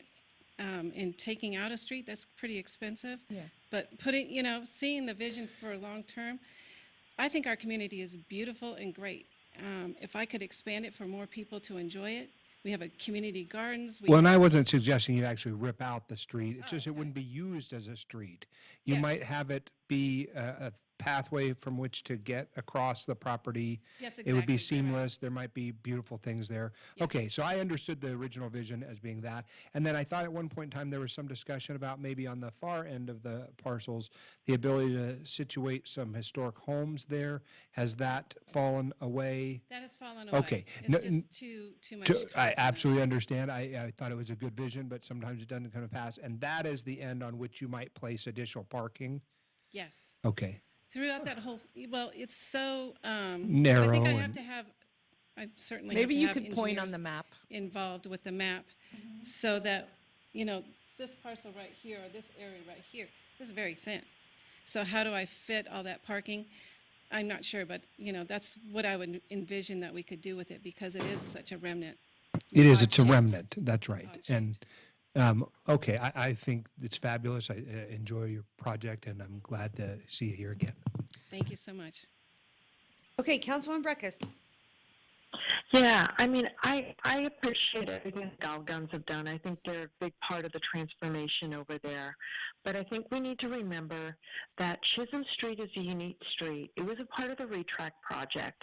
Retract project is the most costly public investment that's ever been made. The public continues to pay for it every day when they go and pay sales tax. And in just dedicating or giving that street away, I think we're giving up something that belongs to the public, and we should ask for something in response to it. We don't give up street pavement easily or often or ever even, and it's rare because usually it's an abandonment of one side to one property owner and one to the other. Now we own it. It's just like our property, and it's property in good shape.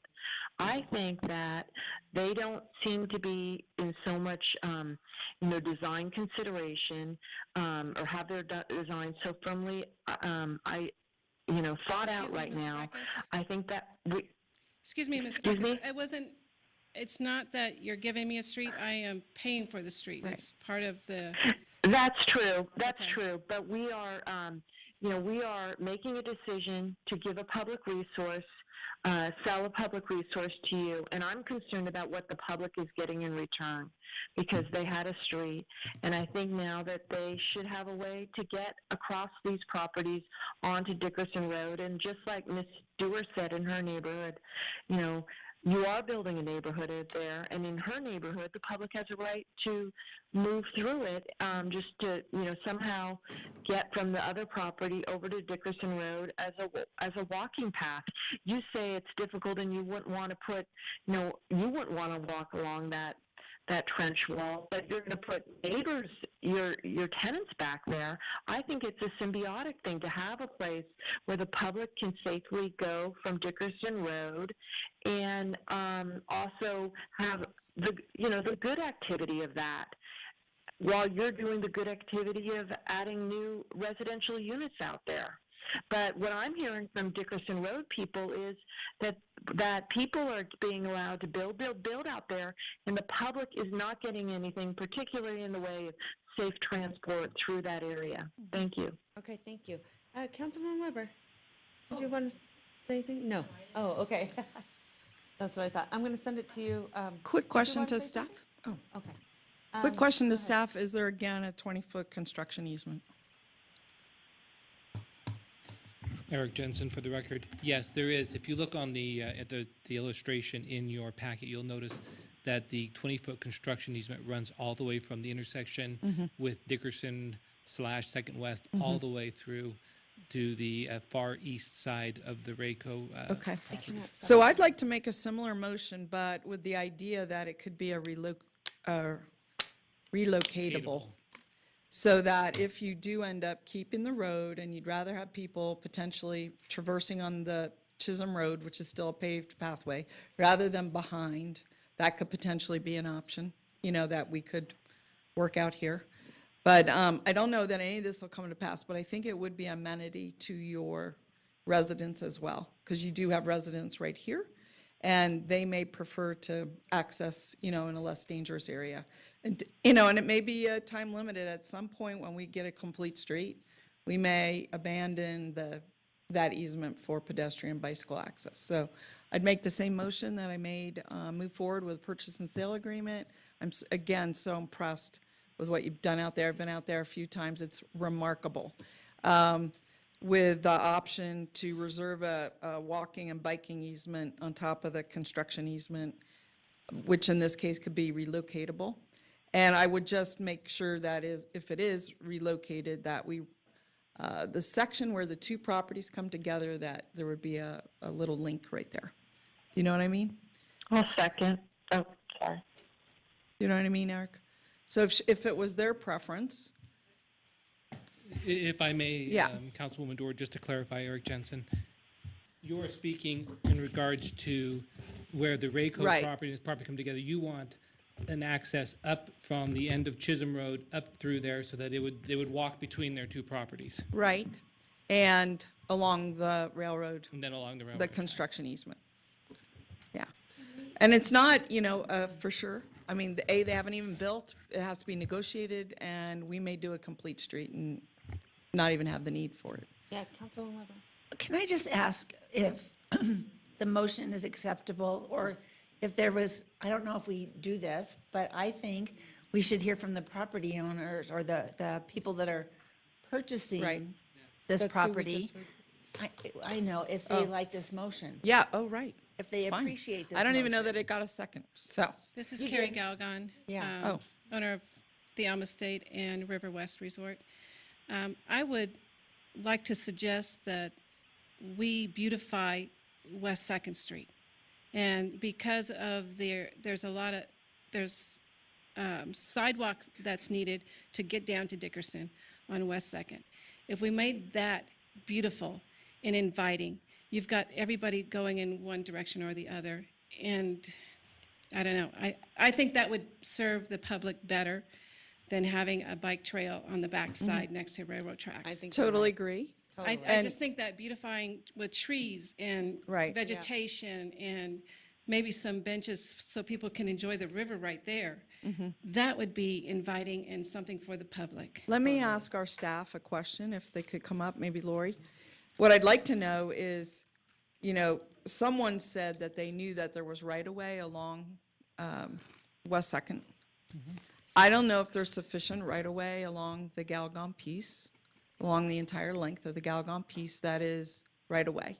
And this, one idea here is that we reserve it And if we need to move it forward to West Second to complete a project that you envision, that, you know, we could swap this right of way so that we didn't have to then buy more right of way to create sidewalk, trees, you know, the vision that you have.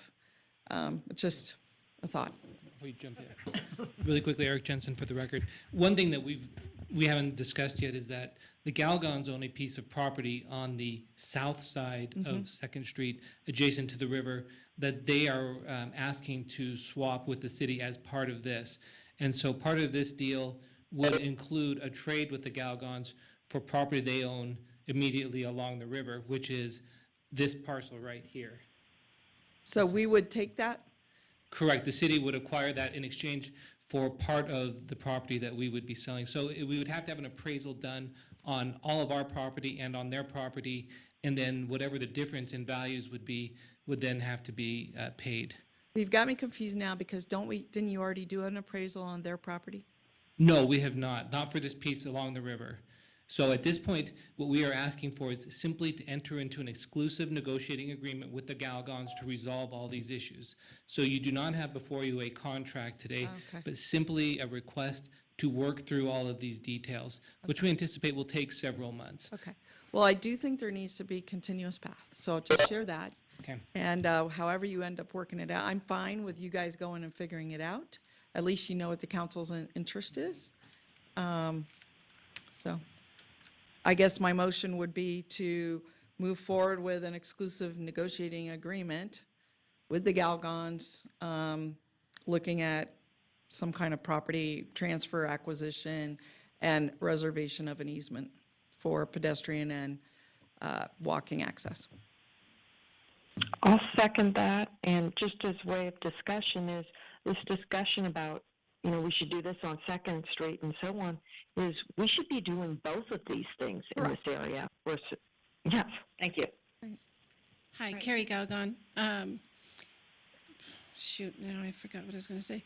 But I think that if we work on beautifying West Second Street, and if we're able to slow down some of that traffic, I think people get really anxious going down to Dickerson and coming out of Dickerson, and it gets really fast right around the properties there, that maybe we can get some speed bumps or something, or a crosswalk or something like that to help us to be better neighbors for everybody going. And I know Dan Hanna, he's one of my tenants at River West Resort, and we were having a garage sale, and somebody's cat got hit by a car that was going pretty fast on West Second. That's why he sent that letter.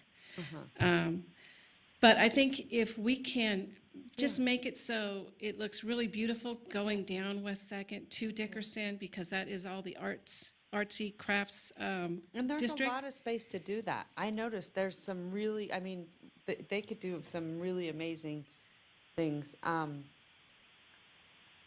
looking at it yesterday, I was wondering, why haven't they put speed bumps?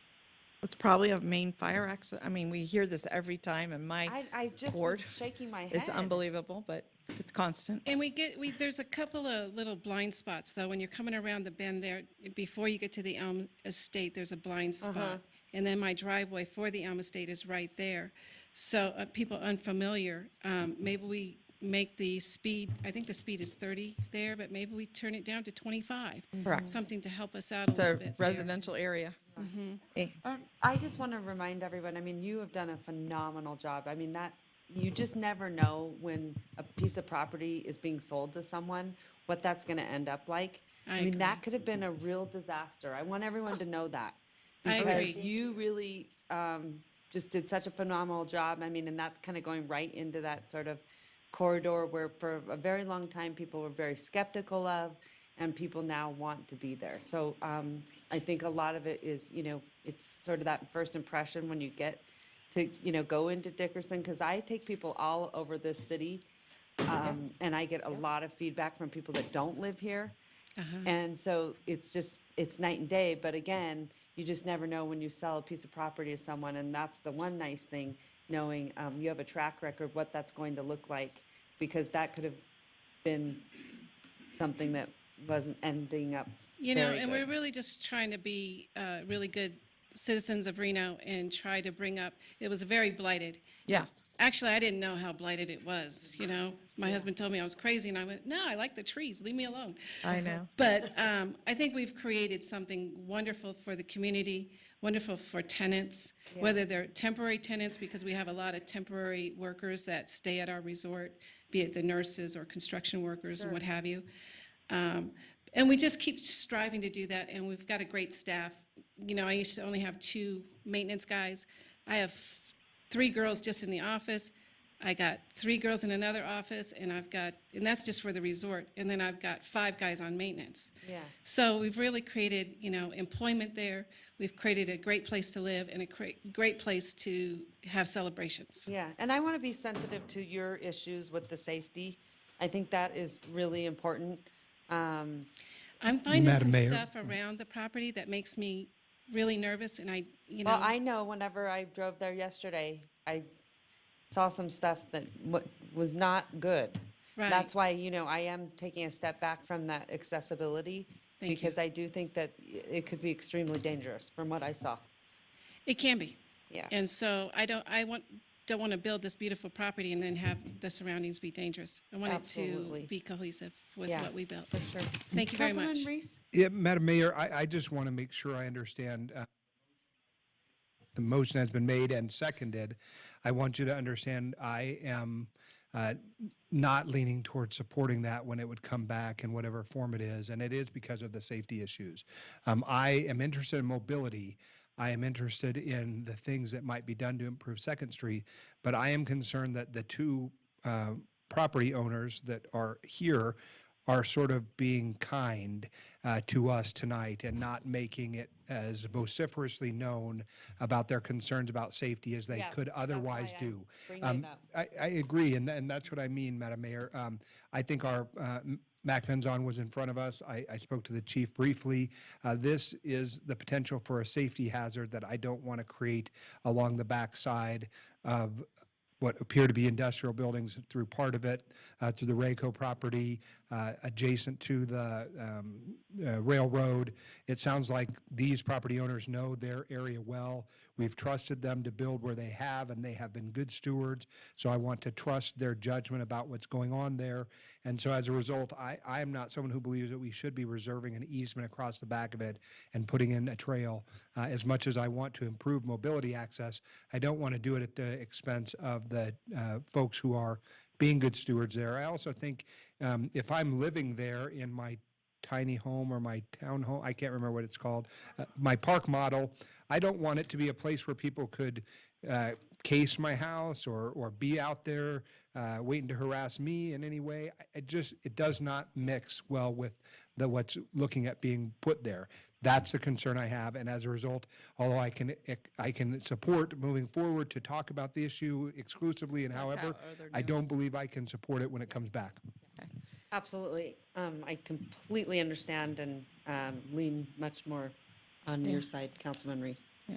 All right. So I had a motion. I had a second. All those in favor, say aye. Aye. All those opposed? Motion carries unanimously. But Madam Mayor, with that, moving on to item B3, a public hearing discussing a lease at City Hall.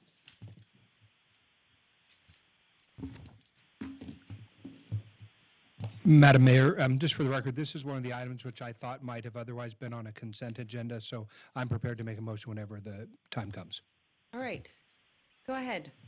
Hi, Lori Miles, property agent for the city of Reno. I would have loved it been on consent, but I had to be public hearing.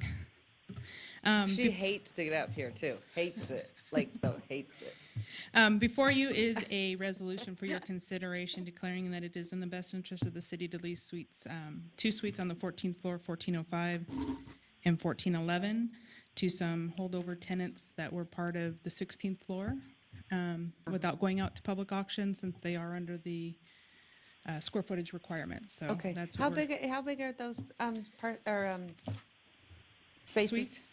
Suite 1405 is 1,298 square feet, and 1411 is 223. Okay, and then it'll leave it vacant up there, correct? 16th floor, yes. That Okay. will leave us a floor that we would come back and either Okay. put out to a broker or All see right. what you guys have ideas for on Okay. the 16th floor. All right. All right, thank you. I have a motion, I have a Second. second. All those in favor say aye.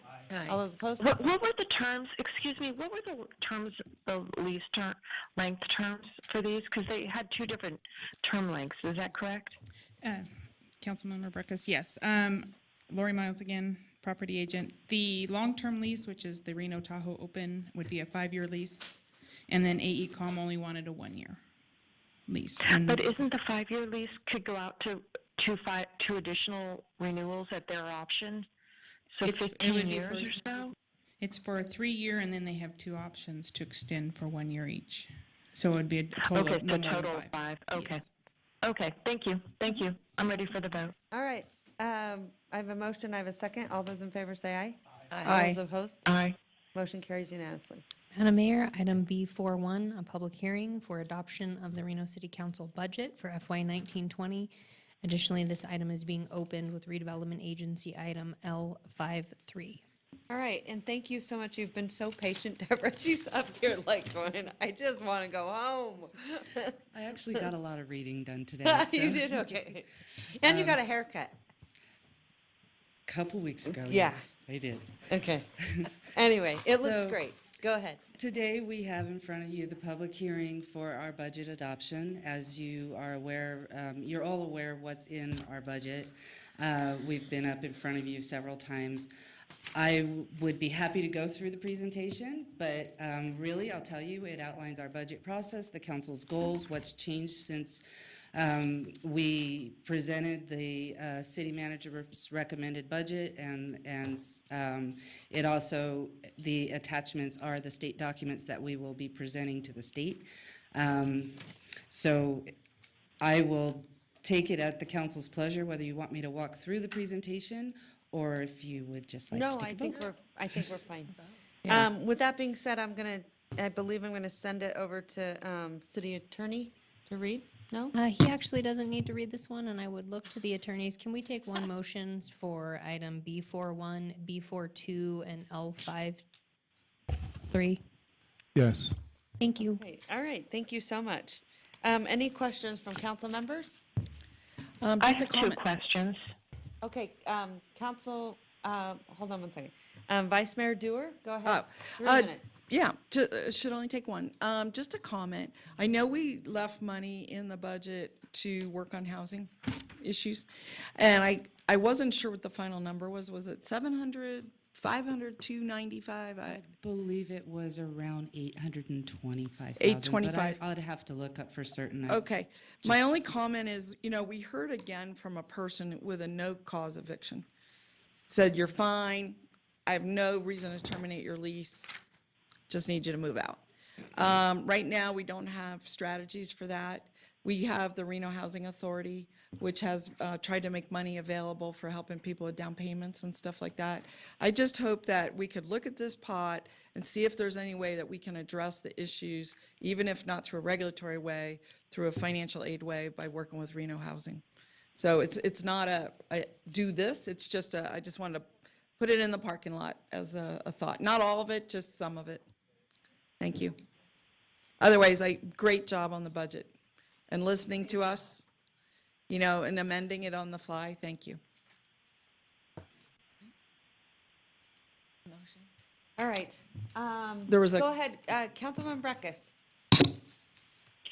Question number 1 is, if we don't get the SAFER grant, where are we going to be with firefighters? So if we do not get the SAFER grant, we will come back to council with, some options. We have funded the match. So we know for sure we can transfer that into firefighters, and we would look at what other options we might have. But we would have to bring back the acceptance of the grant if we do get awarded the grant, and if we don't get awarded the grant, we're coming back to you either way. Right. Okay. Question number 2 is this budget does involve us taking on some medium-term debt. That's correct. No, to take on medium-term debt, we will need to come back to council for that as well. What this budget does is adds the $1.5 million for the fire apparatus, and then we will be coming back to council with the options on how to move forward with the apparatus replacement program that we presented. And currently, Okay, that so we option still have was, that flexibility. that current option is a medium-term note, but, we'll look and see if there's any other way to do it, or if we just take the $1.5 million and run with that and get something different. Okay. And then the third question is, the staff report talked about this structural deficit of $3 million, and I'm wondering, can you explain and expand upon that comment in the staff report, and what we can do? Is there anything we can do to correct or revise that? So what the staff report is letting the public and the council know is that we used a little over $3 million of our fund balance to balance this budget. So the fund balance is really supporting some of our one-time funding. But, again, on an ongoing basis, what we have to really look at, not adding a bunch of expenditures to the budget while we let our revenues catch up. That's really the solution that we would be looking for. But you're comfortable going into the fund balance for this? I mean, the manager is recommending this budget. Correct. We do feel it is a good balanced approach to our budget for the coming year, and we continue to look at how we can lower that $3 million gap. Okay, thank you. All right. Nothing else. Councilman Delgado, give me a motion. Yeah, Madam Mayor, move to approve and adopt the budget as presented for fiscal year 1920. Okay, thank you very much. Madam Clerk, before we take the vote, any public comment? We have none, Madam Mayor. Okay, thanks. I have a motion from Councilman Delgado, a second from Councilmember Reese. All those in favor say aye. Aye. All those opposed? Motion carries unanimously. Madam Mayor, moving to item C5 as was pulled from our consent agenda and our local agreement with Washoe County. I think I pulled this, Madam Mayor, and I had two questions. Okay. The first one is, I'm trying to understand if this expansion of this Cold Springs plant will only be borne, the expense, on the rates paid by the developer and the connection fees, or is there a blended funding source coming over from other funds generated by connection to other plants that Washoe County owns? As you all know, a good part of, not any Ward 1 lands, but a good part of Ward 2 and Ward 3 lands go into Stumworth, and those residents pay those connection fees. And I'm just wondering how Washoe County, because they control the financing of this, will be expanding this plant. Will they be using funds that have been put in the pot for Stumworth? Madam Mayor, for the record, John Flansburgh, Director of Public Works. For this item, Councilmember Breckus, the item proposed before you today is the ratification of the interlocal agreement that followed the memorandum of understanding that was previously approved. Basically, Washoe County will run their sewer utility, meaning the wastewater treatment plant. They will be in charge of the capital improvements. They will set a connection fee. They will set a user fee. The Stonegate residents will be subject to that, no different than Truckee Meadows Water Authority in terms of how the utility runs. This agreement contemplates then not only that Washoe County will handle those services within this city of Reno area, but also that they will have customers and how we will handle the right-of-way. As far as what Washoe County does today, and your question directly about connection fees, Washoe County has one connection fee regardless of where the for their treatment plants. The exception to that is in Spanish Springs, they have a fee that they pass through to City of Sparks for a connection fee, as well as a portion of a fee that also goes to them. I don't know that you're answering my question. My question is, say this is a $20 million expansion project, and Stonegate only generates, $4 million. Is the bonding or the service, the upfront cost of the debt service going to be paid for by other connection fees from other sewer users who aren't going to Cold Springs?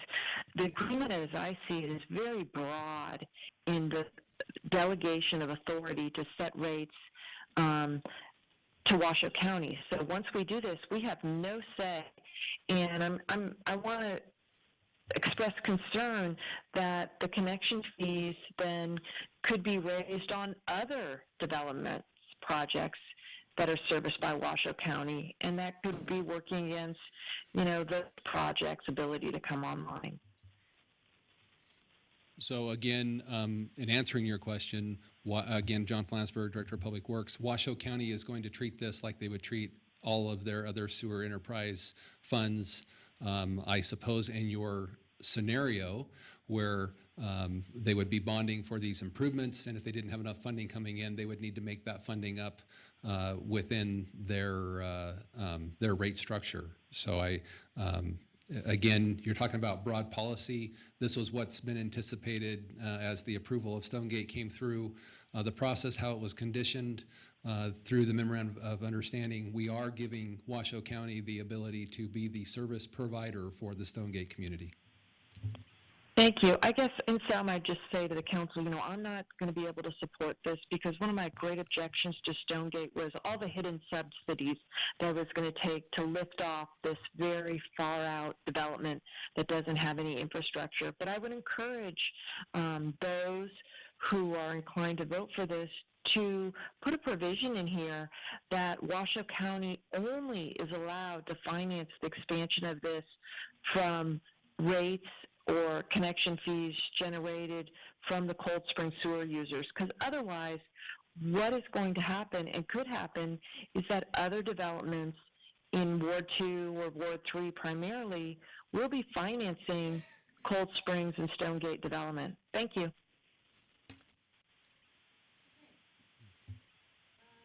That being said, Vice Mayor Dewar, give me a motion. Yeah, I also had a question on this, just really quickly. ahead. I just wanted to make sure, to Councilwoman Breckes' point, but my own as well. In these development agreements, who is, could you just address the issue? Who is paying for any plan expansion or The plan expansion is paid by the development connection fees. Right. So as a home is built, there's a certain connection fee charged to that home. Right. As a business or a school is built, the fixture units go into a calculation of how much the connection fee is going to be. So the growth pays for the growth. Yeah, well, that's what I thought. So, I think the issue is addressed. And I think the nuance that Councilmember Breckes is bringing up is just an understanding that when you are managing a utility as a whole, it is possible that some of the funds coming in to make the bond payment could be coming from different sources. If you had greater growth in Stonegate and less growth in South Truckee Meadows, for instance, in their other plant area, perhaps because those funds become blended when they get paid, you could have some funds going there. If you had more growth going in South Truckee Meadows, some of that might be going up to this. I think that's just how the management of a utility occurs.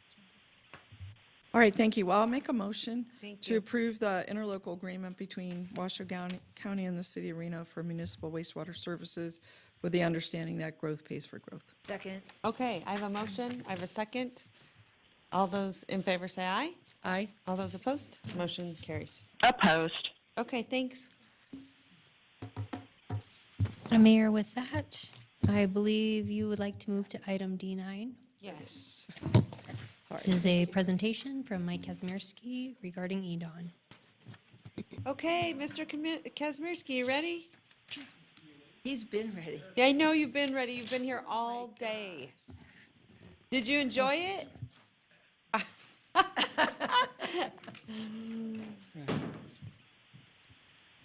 Madam Mayor, members of the council, Manager Newby. Great to be before you again. Eric Jensen, Office of Economic Development.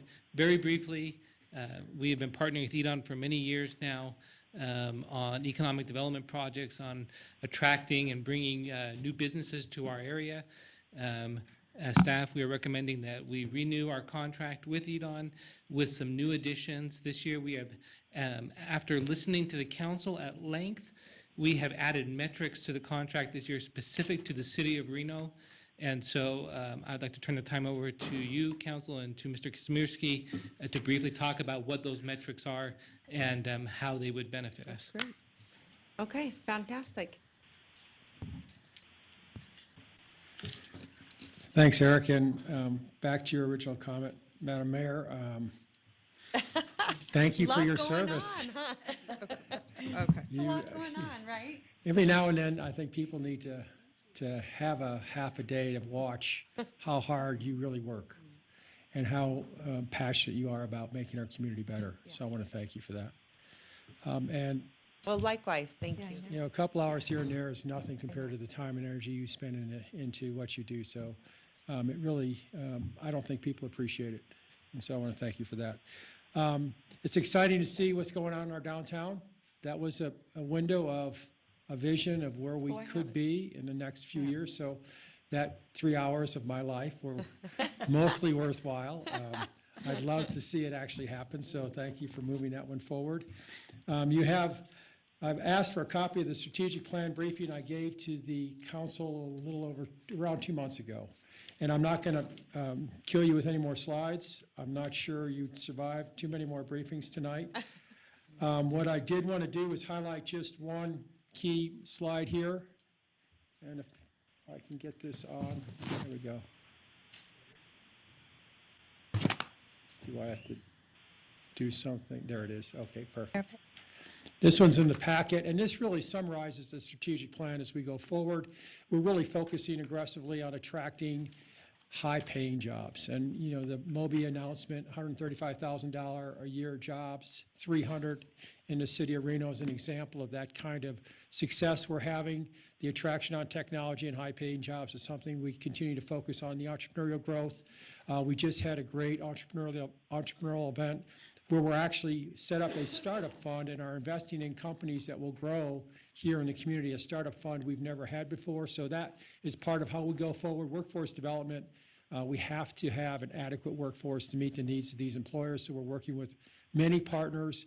We're actually going to help fund a robotics point of contact in the region to help integrate robotics into the classrooms. Those are things we're looking at on workforce development. We're in the Bay Area on an almost weekly basis, attracting talent and companies to the region, and then community development, supporting you and our many partners in trying to make sure we stay out in front of these challenges as we go forward. So that really is a summary of the strategic plan. You've got the slides that go into a little bit more detail.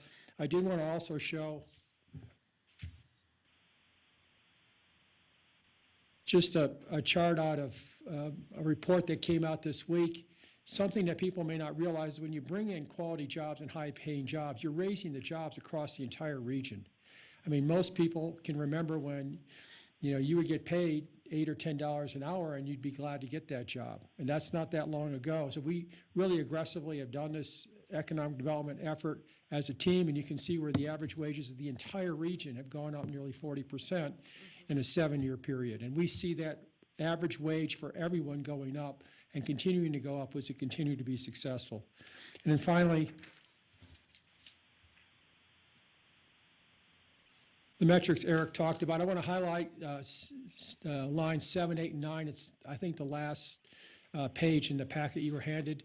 This is what we report for the council members that were on EDON board. They've seen this on a monthly basis. We report this out to the board. Councilmember Dewar and Delgado have seen this probably more than they want to admit. But this is a report every month we give to the board and we send out to the community that says, here's where we are with the metrics that the board has designated in an effort to achieve success in economic development. These are all linked back into our strategic plan and then funded based on that. So you can see we have highlights lines 7, 8, and 9, the average salary of jobs, the new companies, headquarters, and headquarters are huge for the city. And then finally, the companies that we provide or assist in growing into downtown. And Clear Capital is a great example. We see what Clear Capital is doing to our downtown now. That's a project we worked on 4 years ago. It took us 2 years to get them here, and obviously they're an important part of the downtown now. So that's really what I have for you, and I would open it up to any questions you might have. Okay, thank you so much. So, someone sent me, and I'm sure you already have it, but it was on CNBC. Did you see that? Yes. And so it says, Americans are flocking to these 9 cities where incomes are up 20% or more. Well, number 2 on the list would be none other than Reno, Nevada. There you go. So, Congratulations. so there you go. Proof is in the pudding. People are noticing what you're doing. And I also want to tell you, Mike, I really appreciate your shift on the forefront of housing and helping us get there with affordable and seeing, sort of this crisis that we're in. And speaking to those companies that are coming here and being very honest and upfront with them. And we really appreciate that because that was a conversation that the state kind of had without us.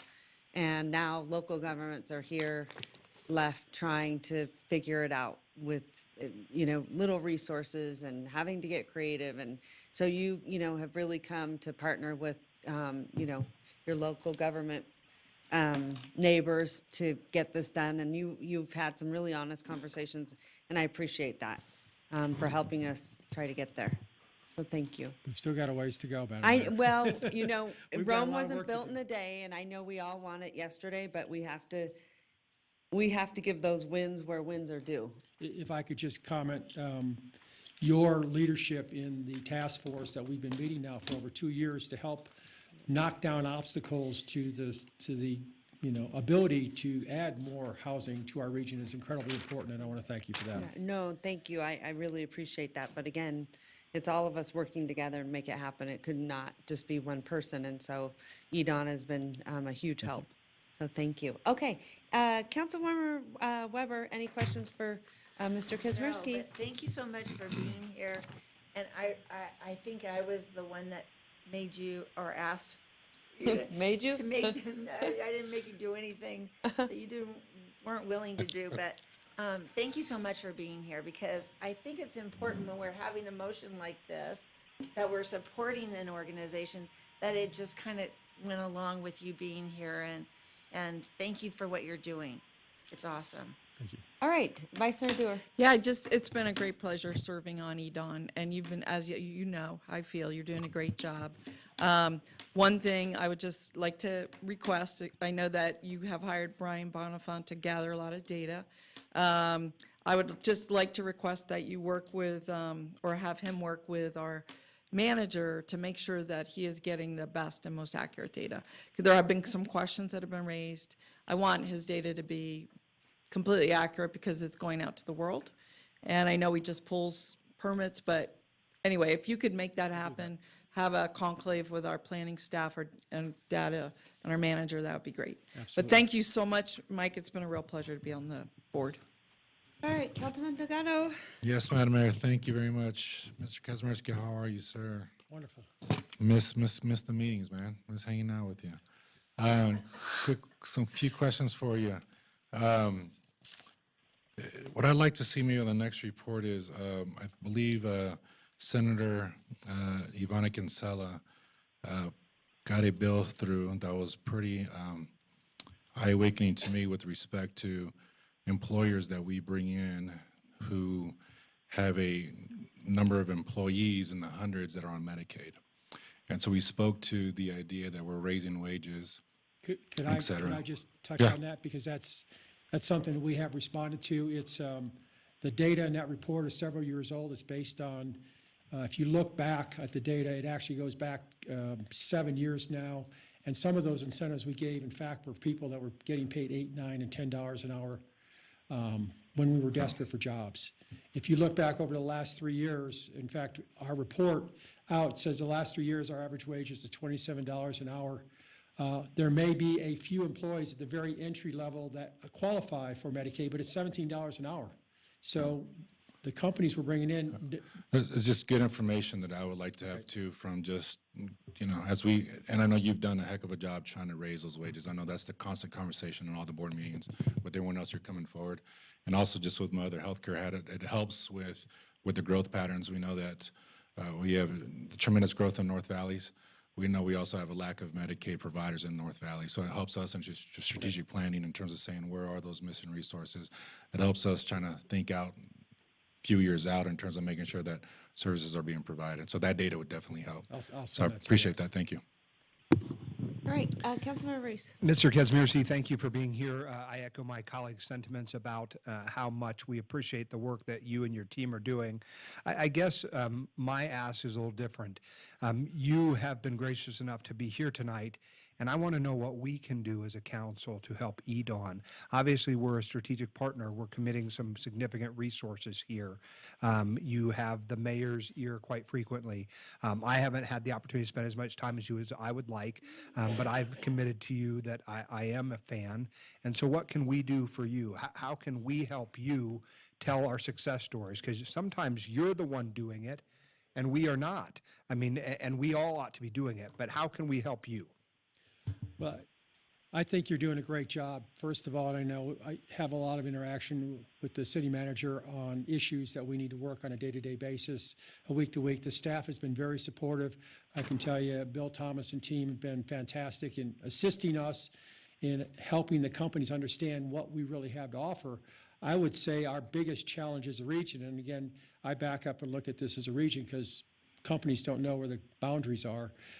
Housing, and the mayor obviously has mentioned that the affordable nature of housing is something that no one entity, no one agency can solve. This is a team sport, and we all have to work together to figure this one out because we have people suffering because of the lack of housing right now. So that one I put at the top of my list personally. I do whatever I can to help on that one.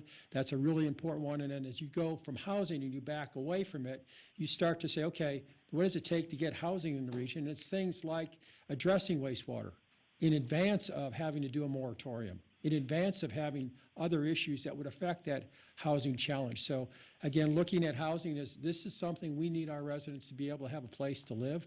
And we're getting more and more dire in some cases. And the problem is the people that we're bringing in are having no problem finding housing. I mean, at $27 an hour, you're going to find a place to live, but they're going to take a housing unit that someone can't afford now. And so we're starting to have more and more working homeless than ever. So it really is something that is a growing problem that I'm very concerned about. So whatever we can do to increase the housing supply is going to help this community move forward. Okay, any other questions? Councilman Backus?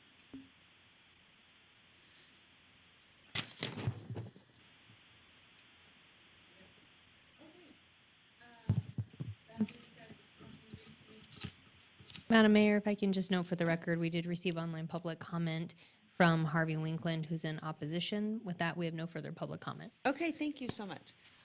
At this time, please give me a motion, Councilwoman Dewar, or Yes. Vice Mayor Dewar. Yes. I would like to make a motion to support the staff recommendation to continue our membership at the $100,000 level. Okay, thank you so much.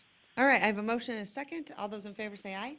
All those opposed? Aye. Motion carries unanimously. Thanks so much. Madam Mayor, I Now also would go like to home. thank you for pulling me up. I mean, it was not required. I'm fine with that, but I really want to thank you for that. I appreciate that. Oh, you're welcome. Thanks. All right, thank you. Madam Mayor, with that, we're moving to item D1, discussion on street naming for Ranchera Street names. Okay. With one exception. All right, Claudia, you're up. But before we do that, Madam Clerk, do you have any public comment on this item? I have none, Madam Mayor. None? Okay. I'm going to give you a disclosure to put on the record, Madam Clerk. In the interest of full transparency, I'm disclosing the fact that I have a personal non-business relationship with Jessica Sferraz. I understand she has been retained by the applicant as a consultant on this project. On this matter, I've sought guidance from our attorney. I do not have any commitments, financial ties, or obligations to her. Please accept this disclosure, Madam Clerk, for the record. And you get to take it away. Okay, thank you. Claudia Hanson, Planning Manager.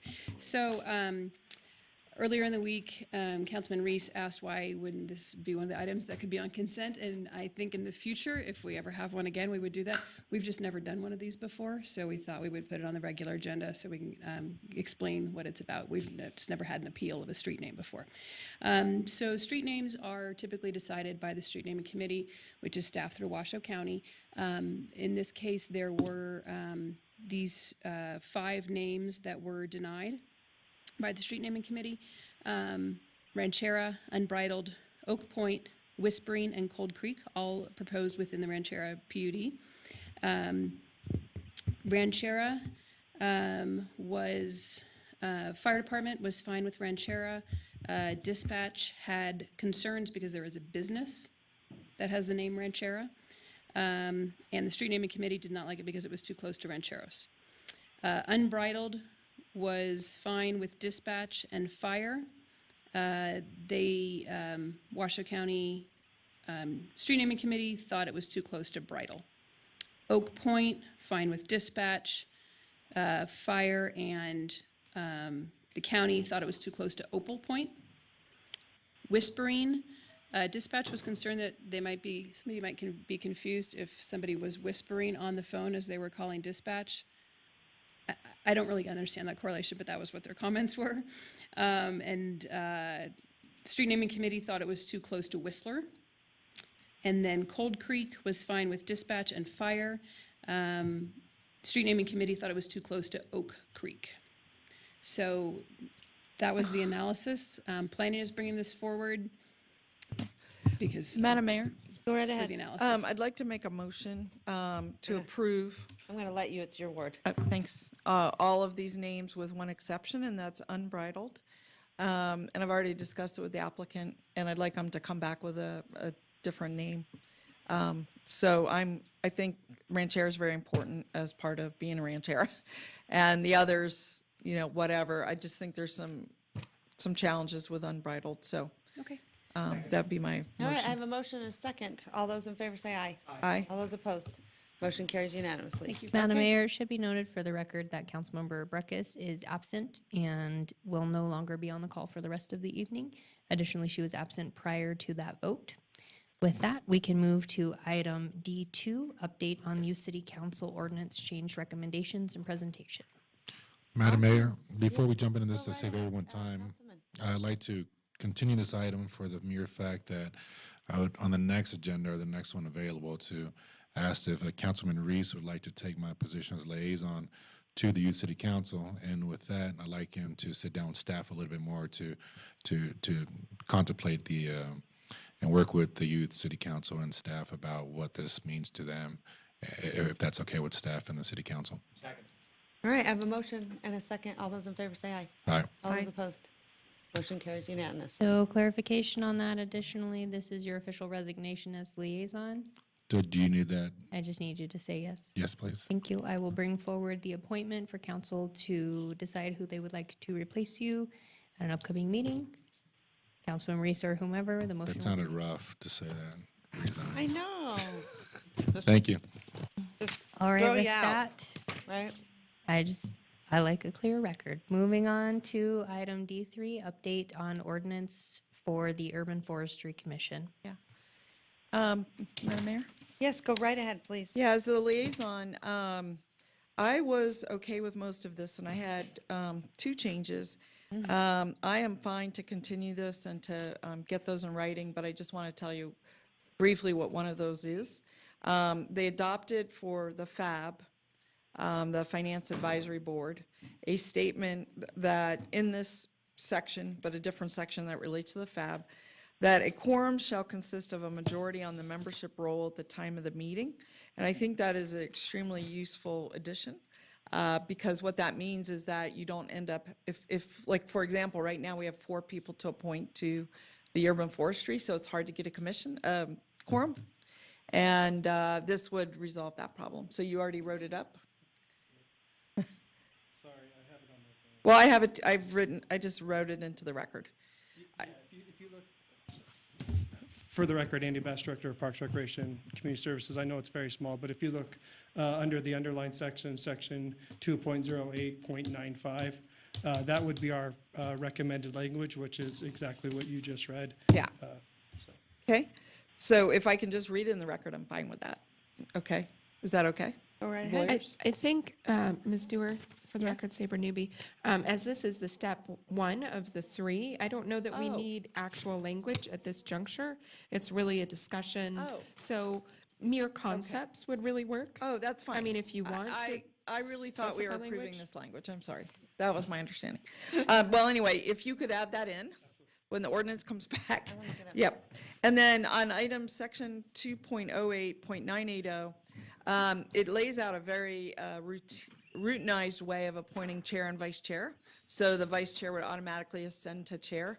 What I've noticed in some of the commissions and boards that I serve on is often the chair has become the vice chair because no one else is prepared or whatever. And I think we've gotten a little bit too detailed on how the commission shall appoint their chair and vice chair. I mean, I think it's a good practice, but to have it right in ordinance, I think is a little too much. So that's just my thought. So, you know, do with it what you will. So those are my only suggestions at this point. No problem. Okay? But I really appreciate you bringing this forward to us. Does anyone, since the mayor stepped out, does anyone else have any comments on this item? No? Is that sufficient staff direction? I don't think we need to take a motion. Good to go. Okay, and I will later visit with you about the appeals process that we are now putting onto the commission. I just want to get a little more familiar with it before this item comes back. And when do you think it will come back? Well, we were hoping to do it as soon as possible, but. The certainly 5th we'll- or the 12th, or? I'm not exactly sure what date we Okay. have scheduled at this point. but- Okay, well, let's just circle, okay. All right, with that, we'll move on to the next item. Madam Vice Mayor, item D4 was pulled from this agenda. Yeah. Items 5 and 6 have been requested to be continued to a future meeting. Yep. So if that is the pleasure of the council, just looking Do for a we need motion a to motion continue. on that? Please. Okay, could I get a motion on continuing item D5 and D6? All right, Councilman Reese moved, Councilman Weber second, all in favor? Aye, any opposed? Motion carries. Thank you. We're on item D7, D7. FY19 additional Regional Transportation Commission set-aside program. Excellent. For the record, Kurt Dietrich, traffic engineer. The Transportation Alternative Set-Aside Program authorized funding for programs and projects defined as transportation alternatives. For federal fiscal year 2019, there is an additional $136,000 remaining in unspent funding available for use. Applications are being solicited for one project proposal per agency for consideration. Before council are 4 possible projects as identified by staff. The purchase of a combination of speed radar feedback units and RFBs for installation region-wide, Foster Drive sidewalk improvements between Booth Street and Hunter Lake Drive, a proposed bicycle path between Keystone Avenue and Dickerson Road, or an Amtrak station envelope rehabilitation project. Speaking with staff at Washoe County and City of Sparks, they would both support an application for RFBs and speed radar signs for installation region-wide, which would be our staff recommendation. And would like to open it up for discussion. Does anyone have any questions for our traffic engineer or road? Just Yes, briefly, Mr. I Reese. understood that it was a choice between the 4 options, and you have, as a staff, recommended the one. Why wouldn't we always ask for the biggest ticket item? If it's a grant application process, someone else is going to give us the funds to do it? Correct. I guess the main reason that we're looking at the RFBs and speed radars is we'd be in competition with the other agencies. And so if we present something that would entice them to vote for it, we'd have a better way of getting it. essentially. Okay, and I appreciate that, and I just didn't, I want to ask, because we've had a discussion tonight about bicycle path along the Keystone Avenue Dickerson Road area, which has a $900,000 price gap. You just don't think we can get this one, is what you're telling me? Correct. It wouldn't necessarily benefit the region, so there's get a it. possibility that the other agencies may not vote for it on the RTC level. Got it. For the record, John Flansburgh, Director of Public Works. In addition to that, with a $900,000 price tag and only $136,000 available, we would have to come up with all the rest of the I match. get it. Okay, thank you so much for answering my question. I move to And there approve. is a 5% match that is required Required. for this whatever project we would move forward. All Second. right, Councilwoman Weber. I just want to support the staff recommendation, so I'd like to make a motion. All right. Second. Moved. Second. All right, we have a motion and a second to go with option one, the speed radar feedback units, and I too heartily support this idea. Thank you so much. All in favor? Aye. Aye. Any opposed?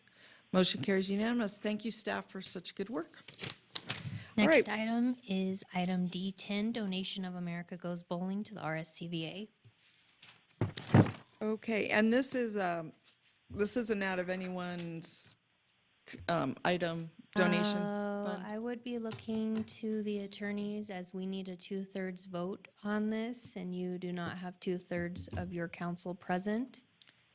Okay. So needs to So grab the that would mayor. be 5 of 7? 2/3? Correct. It would need to be Okay. 5 of 7. Perhaps Should we could go delay back this when- item for yeah. a few minutes That would and be see my if the mayor, recommendation. when she returns, we could Let's take do it back it. up.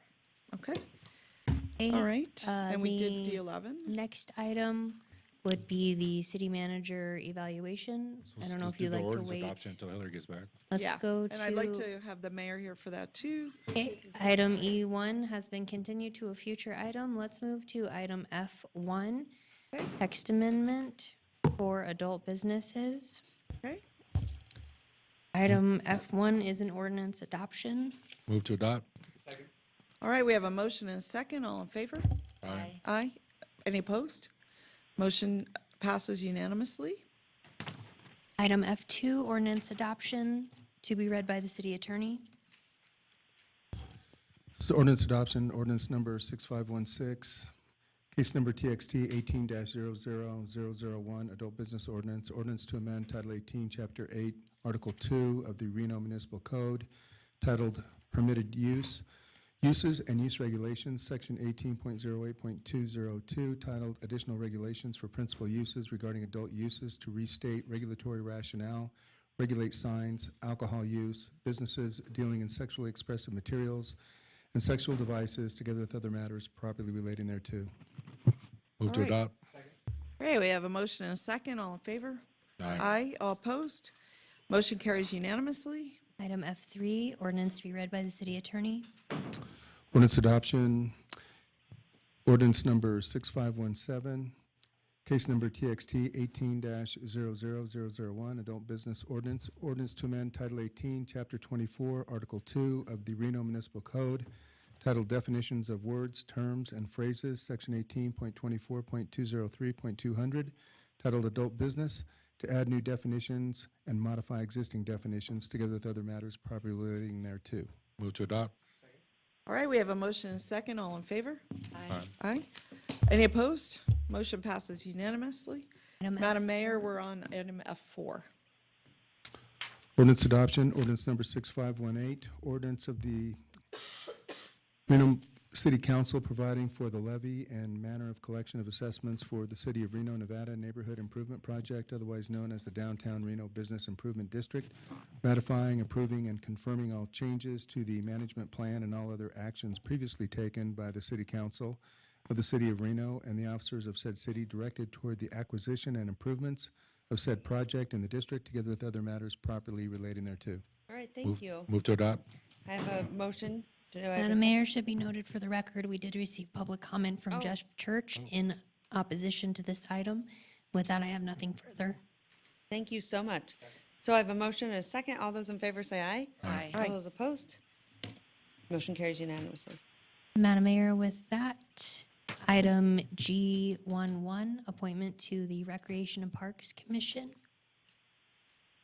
Okay. who- This is Councilmember Weber's appointment, as she is liaison to this board.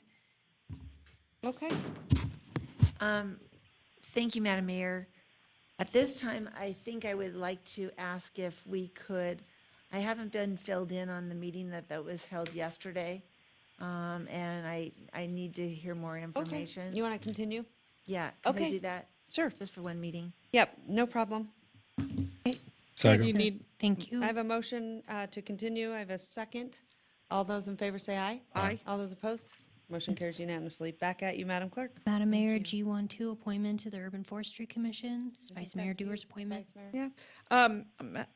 Madam Mayor, I'd like to reappoint Anna Higgins and to have this come back on agenda. Some of the names were left off, and I want the full pool to appoint the other 3 members. So I'd just like to appoint Anna Higgins at this time. Thank you. I have a motion and a second. All those in favor say aye. Aye. All those opposed? Motion carries unanimously.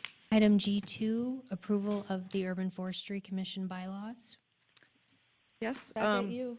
I'm fine with it, except that I want to make sure that the thing I read into the record on the quorum, I guess that's in the bylaws. I'll just read it again, if I can do that.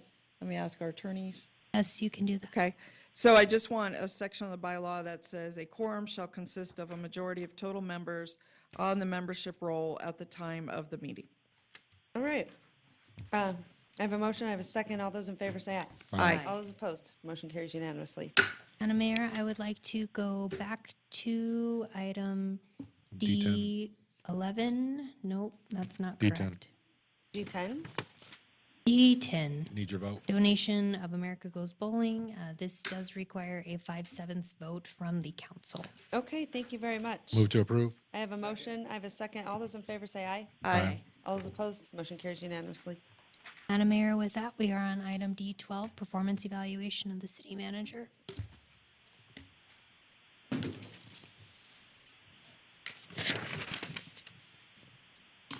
Where? D12. all day. Jeez. I know, it got buried. So if you want to talk about getting pushed off, it's all you. Right? We know you're going to be here with us Yeah, at we every know minute you. of the Yeah, day. it's not personal. We just know you're here with us. All right. All right, item D12, am I right? Yes. Yes, okay. D12. All right, go ahead, and take it away, Sabra. Thank you, Madam Mayor. I am cognizant that it's been a long day, and I'm standing between you and going home. So I'm going to make this relatively quick. Okay. I put this slide in here because I want to take a moment first to have some gratitude for everyone in the city, all of the employees, the 1,200 some employees who do their jobs every day and support this community and you and me. And I think these quotes are important because sometimes I think what I do is really just conducting the orchestra. And the orchestra makes beautiful music together. Sometimes, you know, there's a squeak from the left side or the right side, or, you know, sometimes you have to do it again, and not every performance is perfect, but I think that our folks do great things every day. In the packet of the backup materials for this, I gave you like 7 pages of accomplishments, and they're not all mine.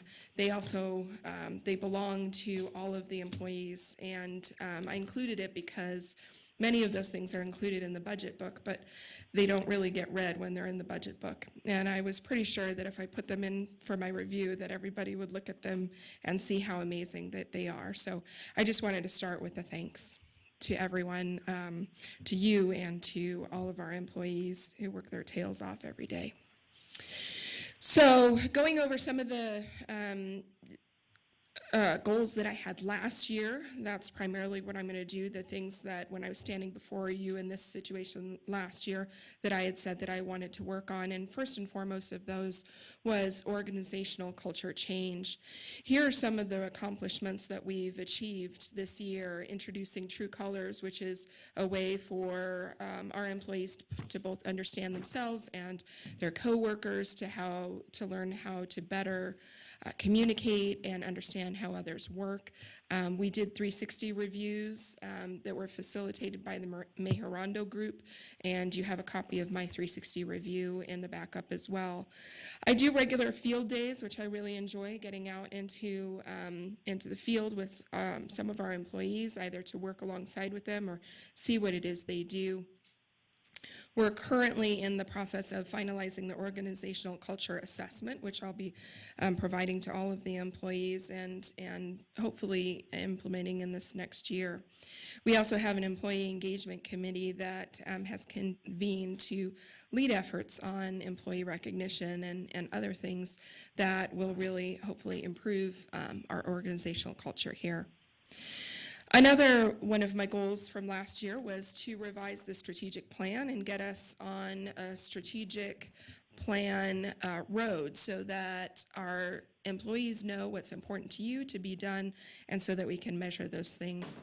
To that end, of course, we had our facilitated council workshop in late 2018 to give us direction for 19, and we also have one planned for later on this fall. And because we had some of those goals and priorities I outlined through that process, many of the budget items that you saw come through and other things that we've been done are really rooted in those items that you said were goals. Also, as part of that, I've reconstituted the Office of Policy and Strategy with Mr. Shaver, in part to oversee that strategic planning process going forward. In the homeless area, that was another goal of mine. We did convene the CHAB this year, and it has been, I think, very good in discussing some of these issues relating to funding, structure, safety. You saw a letter that I co-authored with my fellow managers earlier this year to deal with safety at the CAC. We are in the stage where we have adopted the org code review, and we are moving forward to the visioning session, which is to be held at the end of this month. And we've also used some affordable housing funds this year with your leadership to support the creation of the village at Sage Street and Hope Springs. Neighborhood Services Department was also another goal of mine to create that department, and as of April 1, it was stood up, and it's something that I think we can be really proud of. Going forward, it's really going to focus on citizen engagement, service response through Reno Direct. I think we've already seen dividends paid in that respect with better cross-departmental coordination in some of these complaints that are coming in where we see hotspots or particular issues cropping up throughout the city. We hope to actually even improve that going forward and use a more robust version of Reno Direct in order to get you better metrics. I know many of you have seen the dashboards created through Neighborhood Services already, and I hope to see that, more of that, not just for the various wards, but also for internal services. Public safety planning was another goal, and there's been many improvements along that line. We have 12 new fire recruits were placed online. Our fire chief, I think, really came forward with a new idea, the community EMT class, to interest folks who may otherwise would have not been had access to those EMT classes. We got public and private grant funding for some fire apparatus, and of course we worked to create a sustainable fire apparatus replacement program. We are currently in the process of an empirical and operational review of the Reno Fire Department. That's to be completed in this coming fiscal year.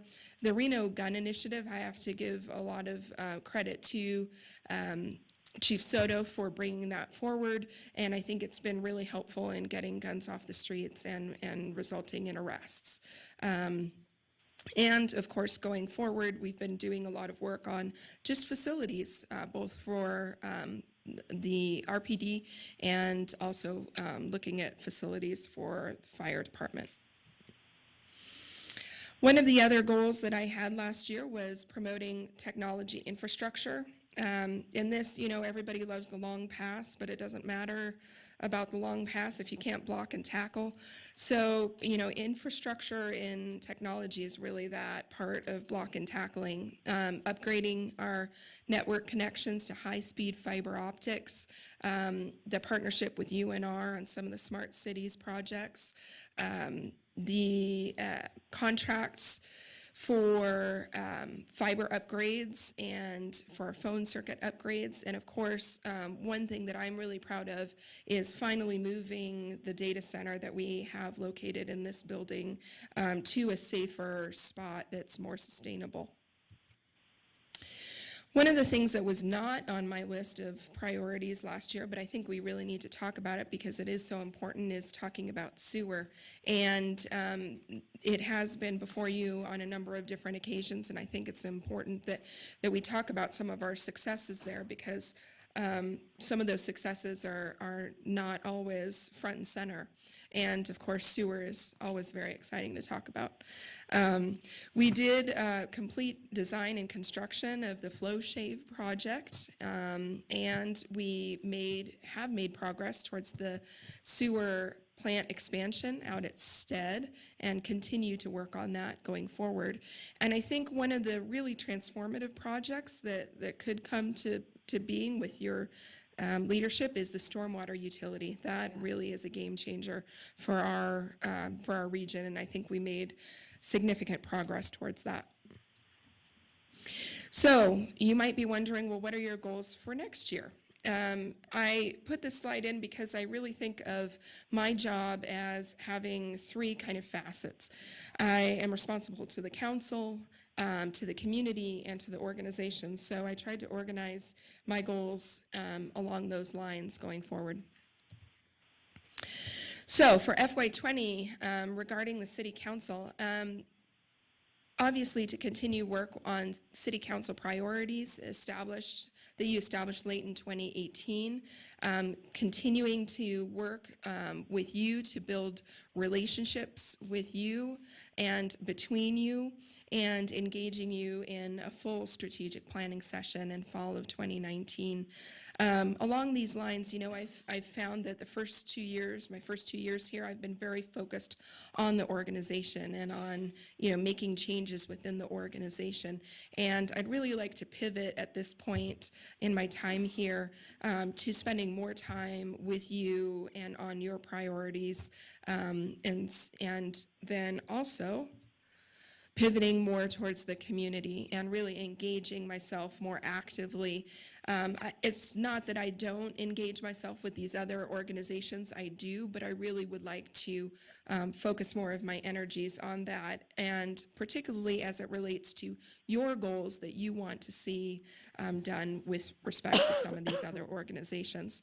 But also to tell our story. I find that we don't often get out there and tell our story, and I think that I can be a unique storyteller that supports you and what you're doing out there in the community. And finally, the third in the tripod, the organization. Continuing to work on organizational change. It takes a long time to do organizational change. But I'm committed to it, and I think that our employees are committed to it, and I know the management team is committed to it.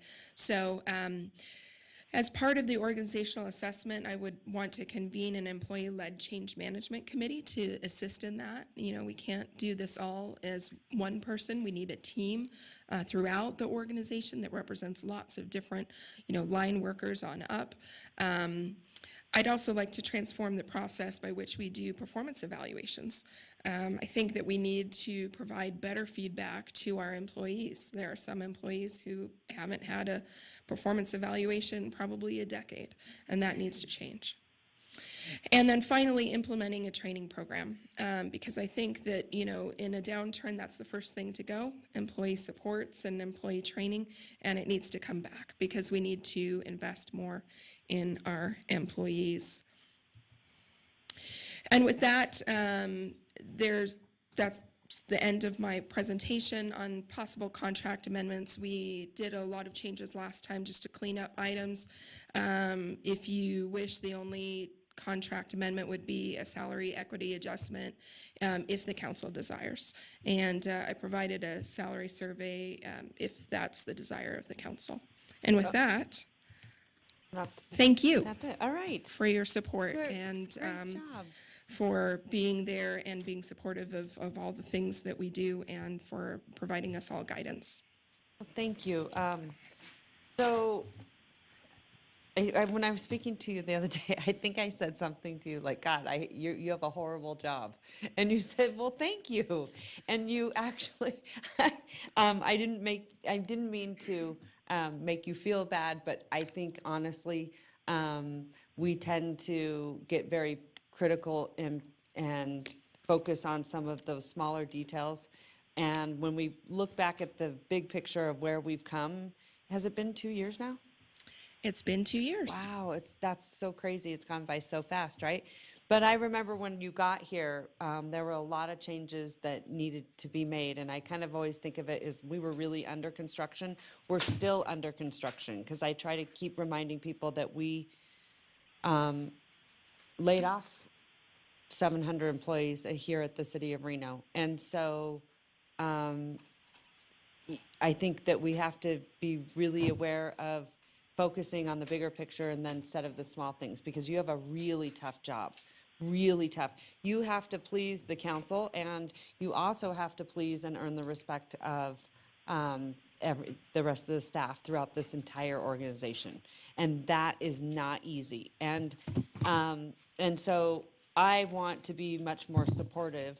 I know we are all going a million miles an hour, but I need to know how I can help you best to make sure that you are successful, because I think there are certain times I might not be there as much, and it's really important for a mayor and city manager to really work together.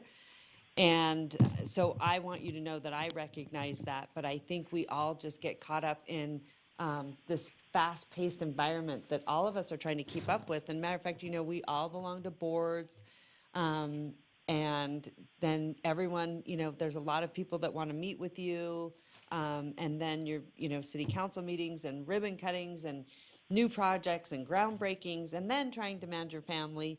So I think you've done a phenomenal job with all of us up here trying to sort of juggle everything. And you have a new council too. It's not like we've been sitting up here, for 15 years or whatever, because we're a new council. So we want to get moving, and we want to do things yesterday, and I think we can be very demanding and very difficult. And I said this, I think during Ashley's review, if I want you to leave at 5 and Councilwoman Breckus wants you to leave at 7, what are you supposed to do?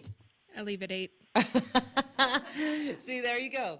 That's why you are the city manager. So I want to commend you, and I also want to commend you.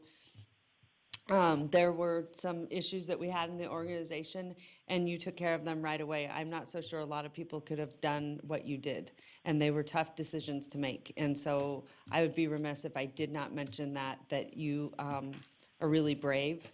And I want this organization, I think there's a lot of people that still haven't gotten the chance to get to know you and how much you really care. And sometimes you maybe come off a little with less emotion, so people don't know what you're thinking. And I would just say, let them give them some more time to understand, because that's one thing I started to learn about you, is that you're actually very sensitive, very compassionate, and that's exactly what we want as a city manager, because you are responsible for so many decisions in people's lives. So I want to say thank you for that, and I want to just with Ashley and everyone else, I want to be less critical and be better, and I don't want to judge, and I want to say thank you for all you do, and I want to help you get there.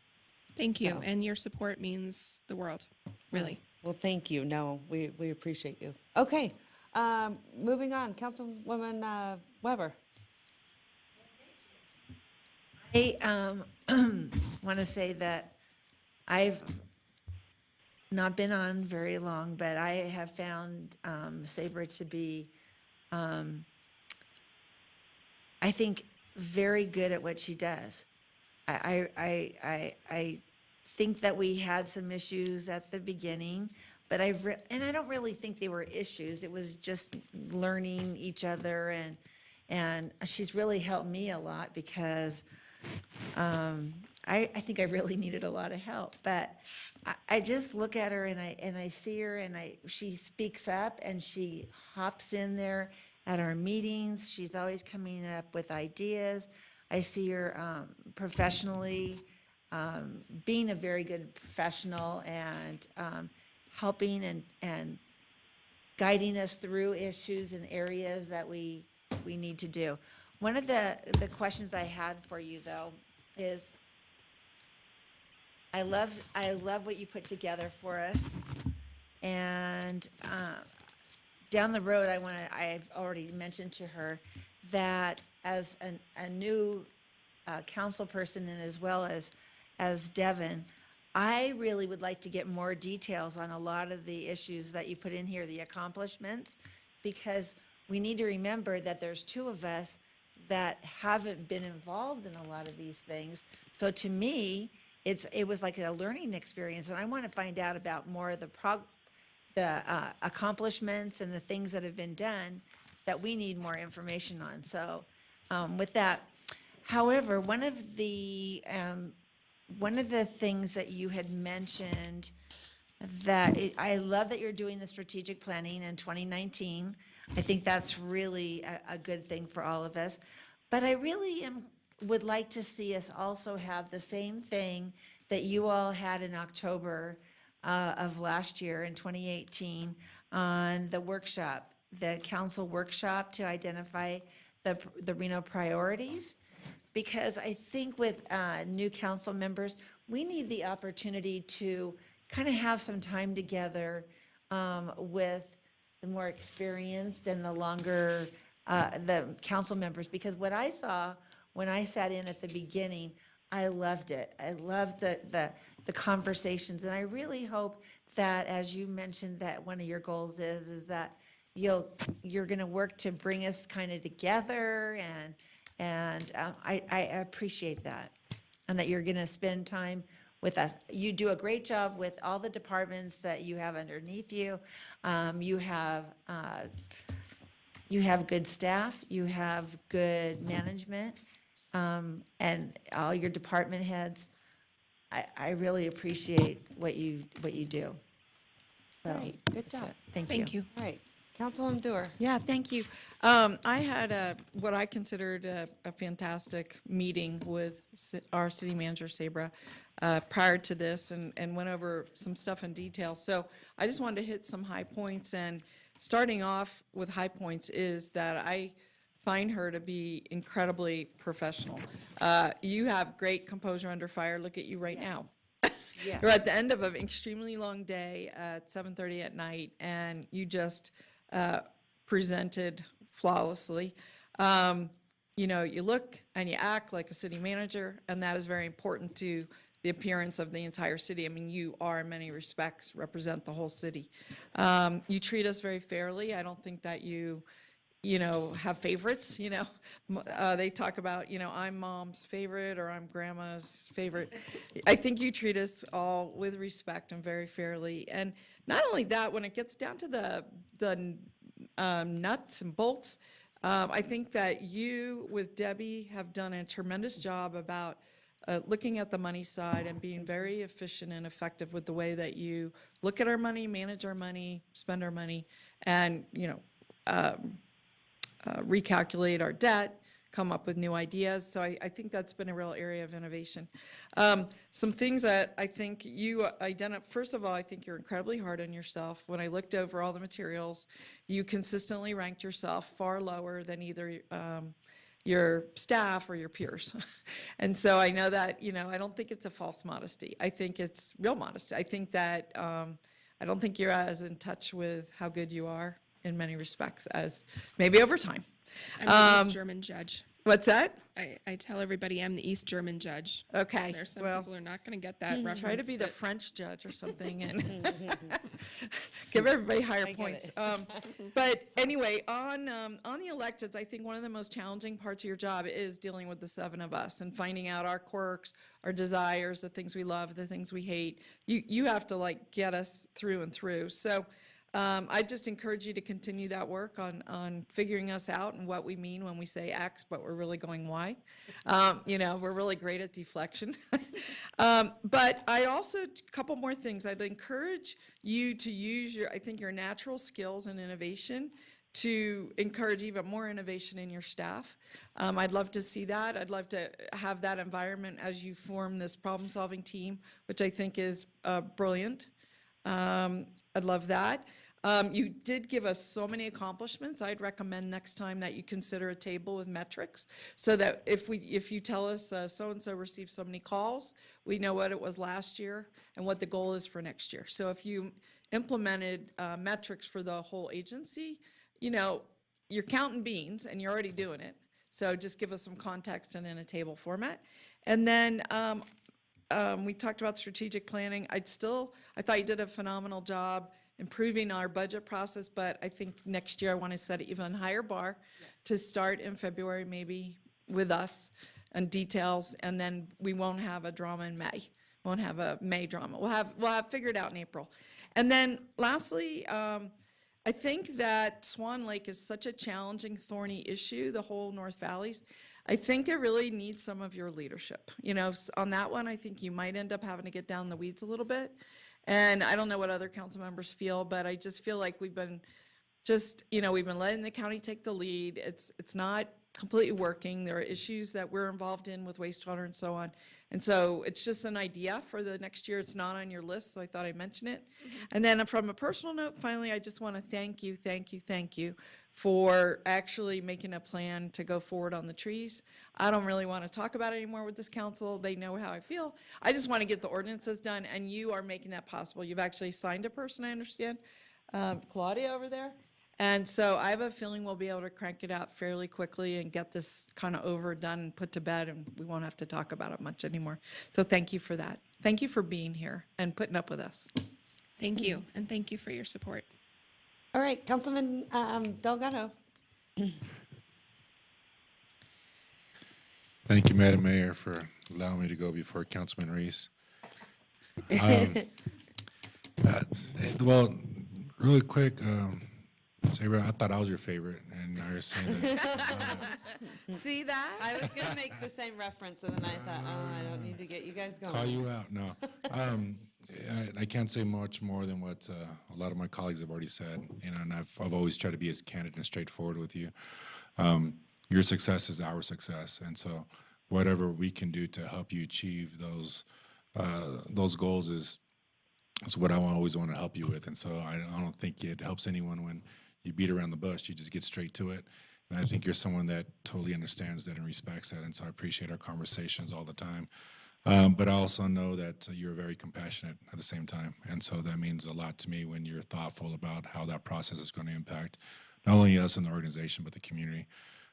So thank you for all those pieces. And I won't dive too much into it because I think my colleagues have expressed the opportunities that we have here in the future. So look forward to working with you on those pieces. And you know, and I get it. You know, you took on an organization that was in the midst of change, in the midst of wanting leadership, and sometimes what that takes is a lot of time and tough decisions. And I think 2 years have passed, and they've flown past us. But we've seen the dramatic changes that have taken place among our organization, and you can just feel the morale. You can see the morale. You can see that people feel happy about working here, and that sometimes takes some time and takes some changes. And so, thank you for that leadership. And I'm looking forward to working with you on now the external components, right? As working with us and the proactive pieces of working and then seeing our lenses in terms of what's happening in our communities and diving into some of those ideas that I know that you have and you've expressed to me in the past. So, thank you again for taking us on, and look forward to continuing to work with you. Thank you, Madam Mayor. Okay, Councilman Reese. Thank you, Madam Mayor. City Manager Saber Newby, I have found you to be just incredibly gracious, and I thank you for making my transition easy. It is not, I imagine, an easy thing either for either one of us, quite frankly. So I'm coming on to it mid-course, all sorts of upheaval and changes. It wasn't something that was on your radar screen. And similarly, I don't know a lot about what you're trying to educate me about. So you have been, in the truest sense, a professional. I have had a million really just sometimes very absurd questions, but you found the right people to answer them if you weren't answering them directly. I can send you an email or call you at any time, and you've been able to turn around very quickly. So I just want to thank you for making my transition easier, because it is not something that would have been anticipated, when you started out the month of, I guess, January. So thank you for that. I want to comment ever so briefly about the 360 review process. I think, as I told you, you are rating yourself too low. I think it's not false modesty. I do believe it is genuine humbleness. But I would just say, own it and know that you are awesome, because we think you're doing a great job, and love to see you reflect that in your evaluation next year. And then the only other thing I would add that has not already been mentioned, I think, is just continue down the path towards accessibility for each of us. We all are not in the building every day necessarily. You are. You're here nights, weekends, after hours, all that stuff. Just find opportunities to connect with us and we with you, because I think that's how the real business of government gets done. So I thank you for that. Thank Okay. you. And it's been a pleasure bringing you on board. Okay, thank you for all those comments. I really appreciate the positive tone that, everyone had brought to the table. It's just really nice to see, and that's what kind of brings everyone together. And this is politics. It can get really ugly, and we just don't need it that way. So thank you for, like what Devin said, is you've always been very gracious. So, Thank but you. you got to get those scores up when it comes to scoring yourself, right? Hard to do, isn't it? It It's is. uncomfortable. I'm a hard grader. You're much harder on yourself. I noticed that. You're pretty hard on yourself. Well, the good thing So- is I haven't met somebody yet who is harder on me than I am myself. So that's The one score I do want to give you very, very low, actually, is, being a mom, you got to get home and be with your babies. I told you about a story that I was forever scarred, that my mother missed my play when I was about 7, 8 years old. And so I need to also make sure that you take time for your family, and you get to those things that are really important. thank you. I'll never forget it. So you're going to be in trouble if you don't. I'm just glad that the city's health plan covers therapy. And bee stings or nosebleeds and all those good things that Yes. the boys get. Okay, the other thing I want to bring up, Sabra, actually, is that I would also like you to see, I would like you to reorganize and kind of figure out what that looks like, and we'll sit down together, getting a chief of staff. I think you absolutely need help. I don't know how you do it on your own, and I know, recently we've lost some key players here at the city, and so we need to kind of reorganize, because I want to make sure that you can get home at a decent hour, okay? So I think I that's, appreciate that, and I was honestly kind of waiting for this process to bear out before I go out looking for someone, Yeah. to fill that spot. So I appreciate it, and I look Yeah. forward to the and dialogue. I figured, I mean, we're just kind of, plus we're in budget and in legislature, and so there's a lot of moving parts, so I totally get it. So, Exactly. so that, and the other thing, I do want to make sure that your pay is equitable. I think that's important. We are actually on this list, I'd like to say the second largest city, but most people think that, but we're not. We're the third largest city on this list. And obviously, you are much lower. And I think that your pay certainly should be fair and equitable to what the other city managers are making.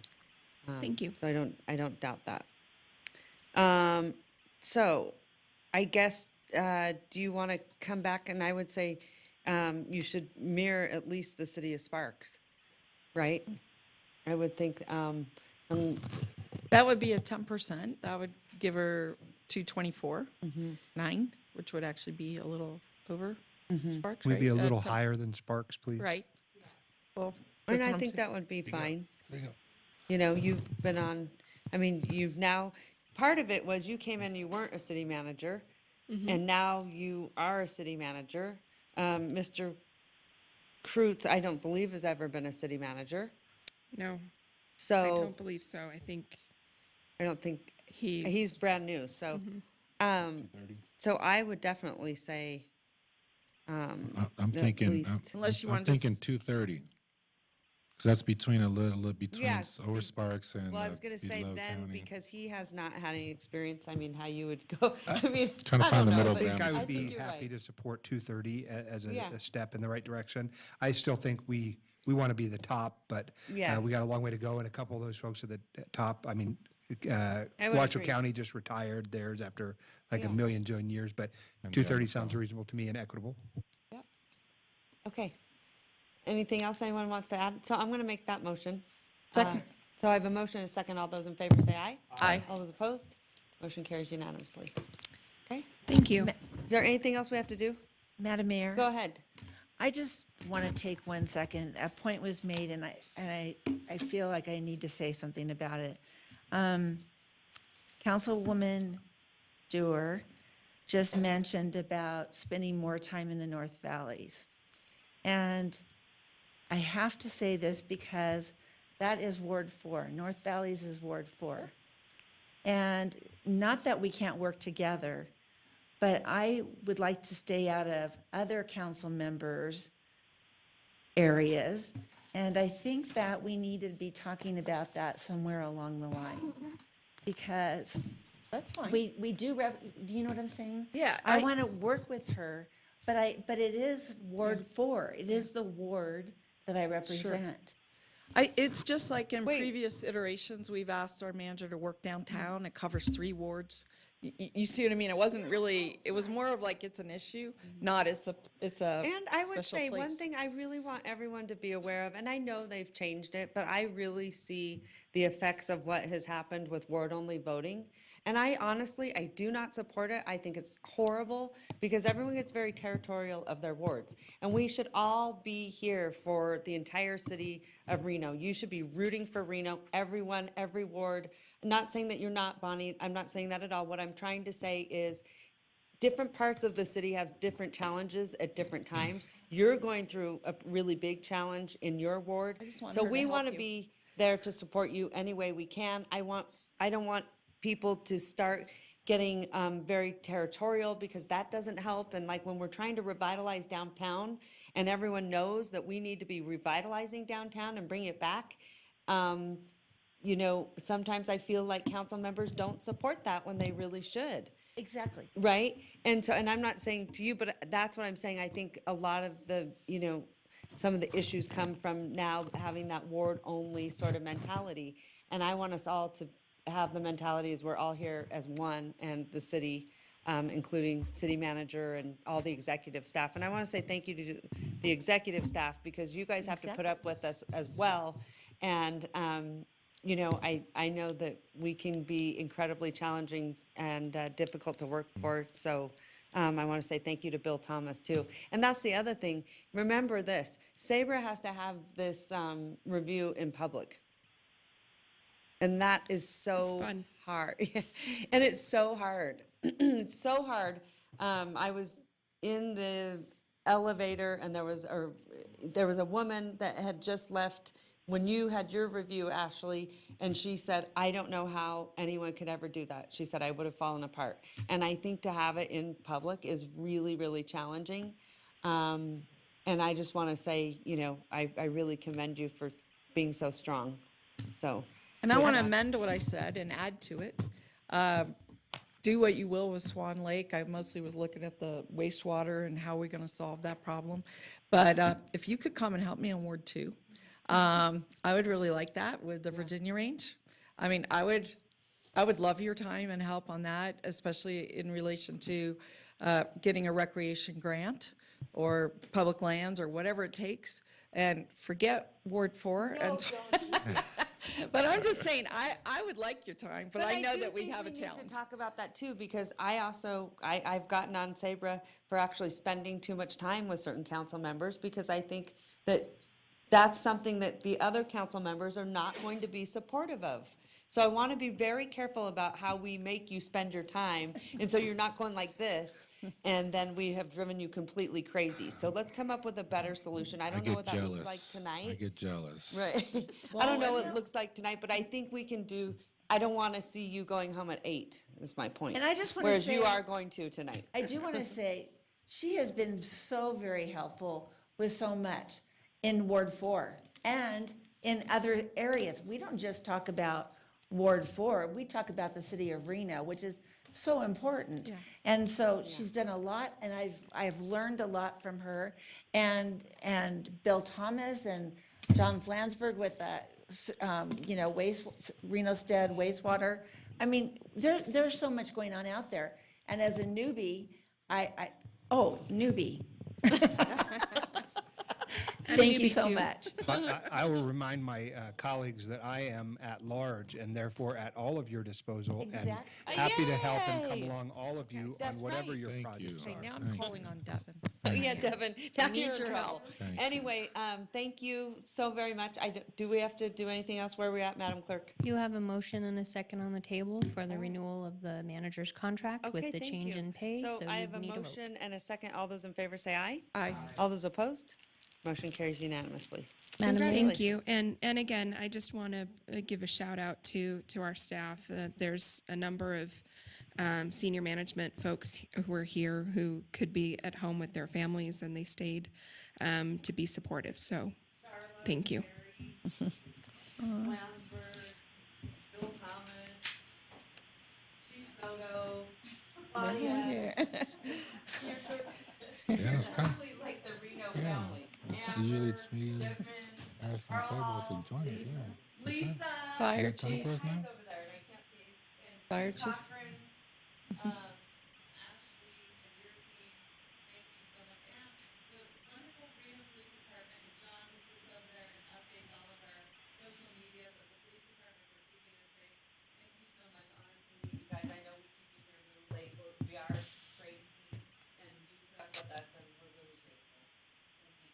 All right, everyone, please go home, but any public comment? Madam Mayor, we have no general public comment for either council or redevelopment. I'd be looking for adjournment from both. Move to adjourn. I have a motion and a second. All those in favor say aye. Aye. All those opposed. Motion carries unanimously. Good night, everyone. For help.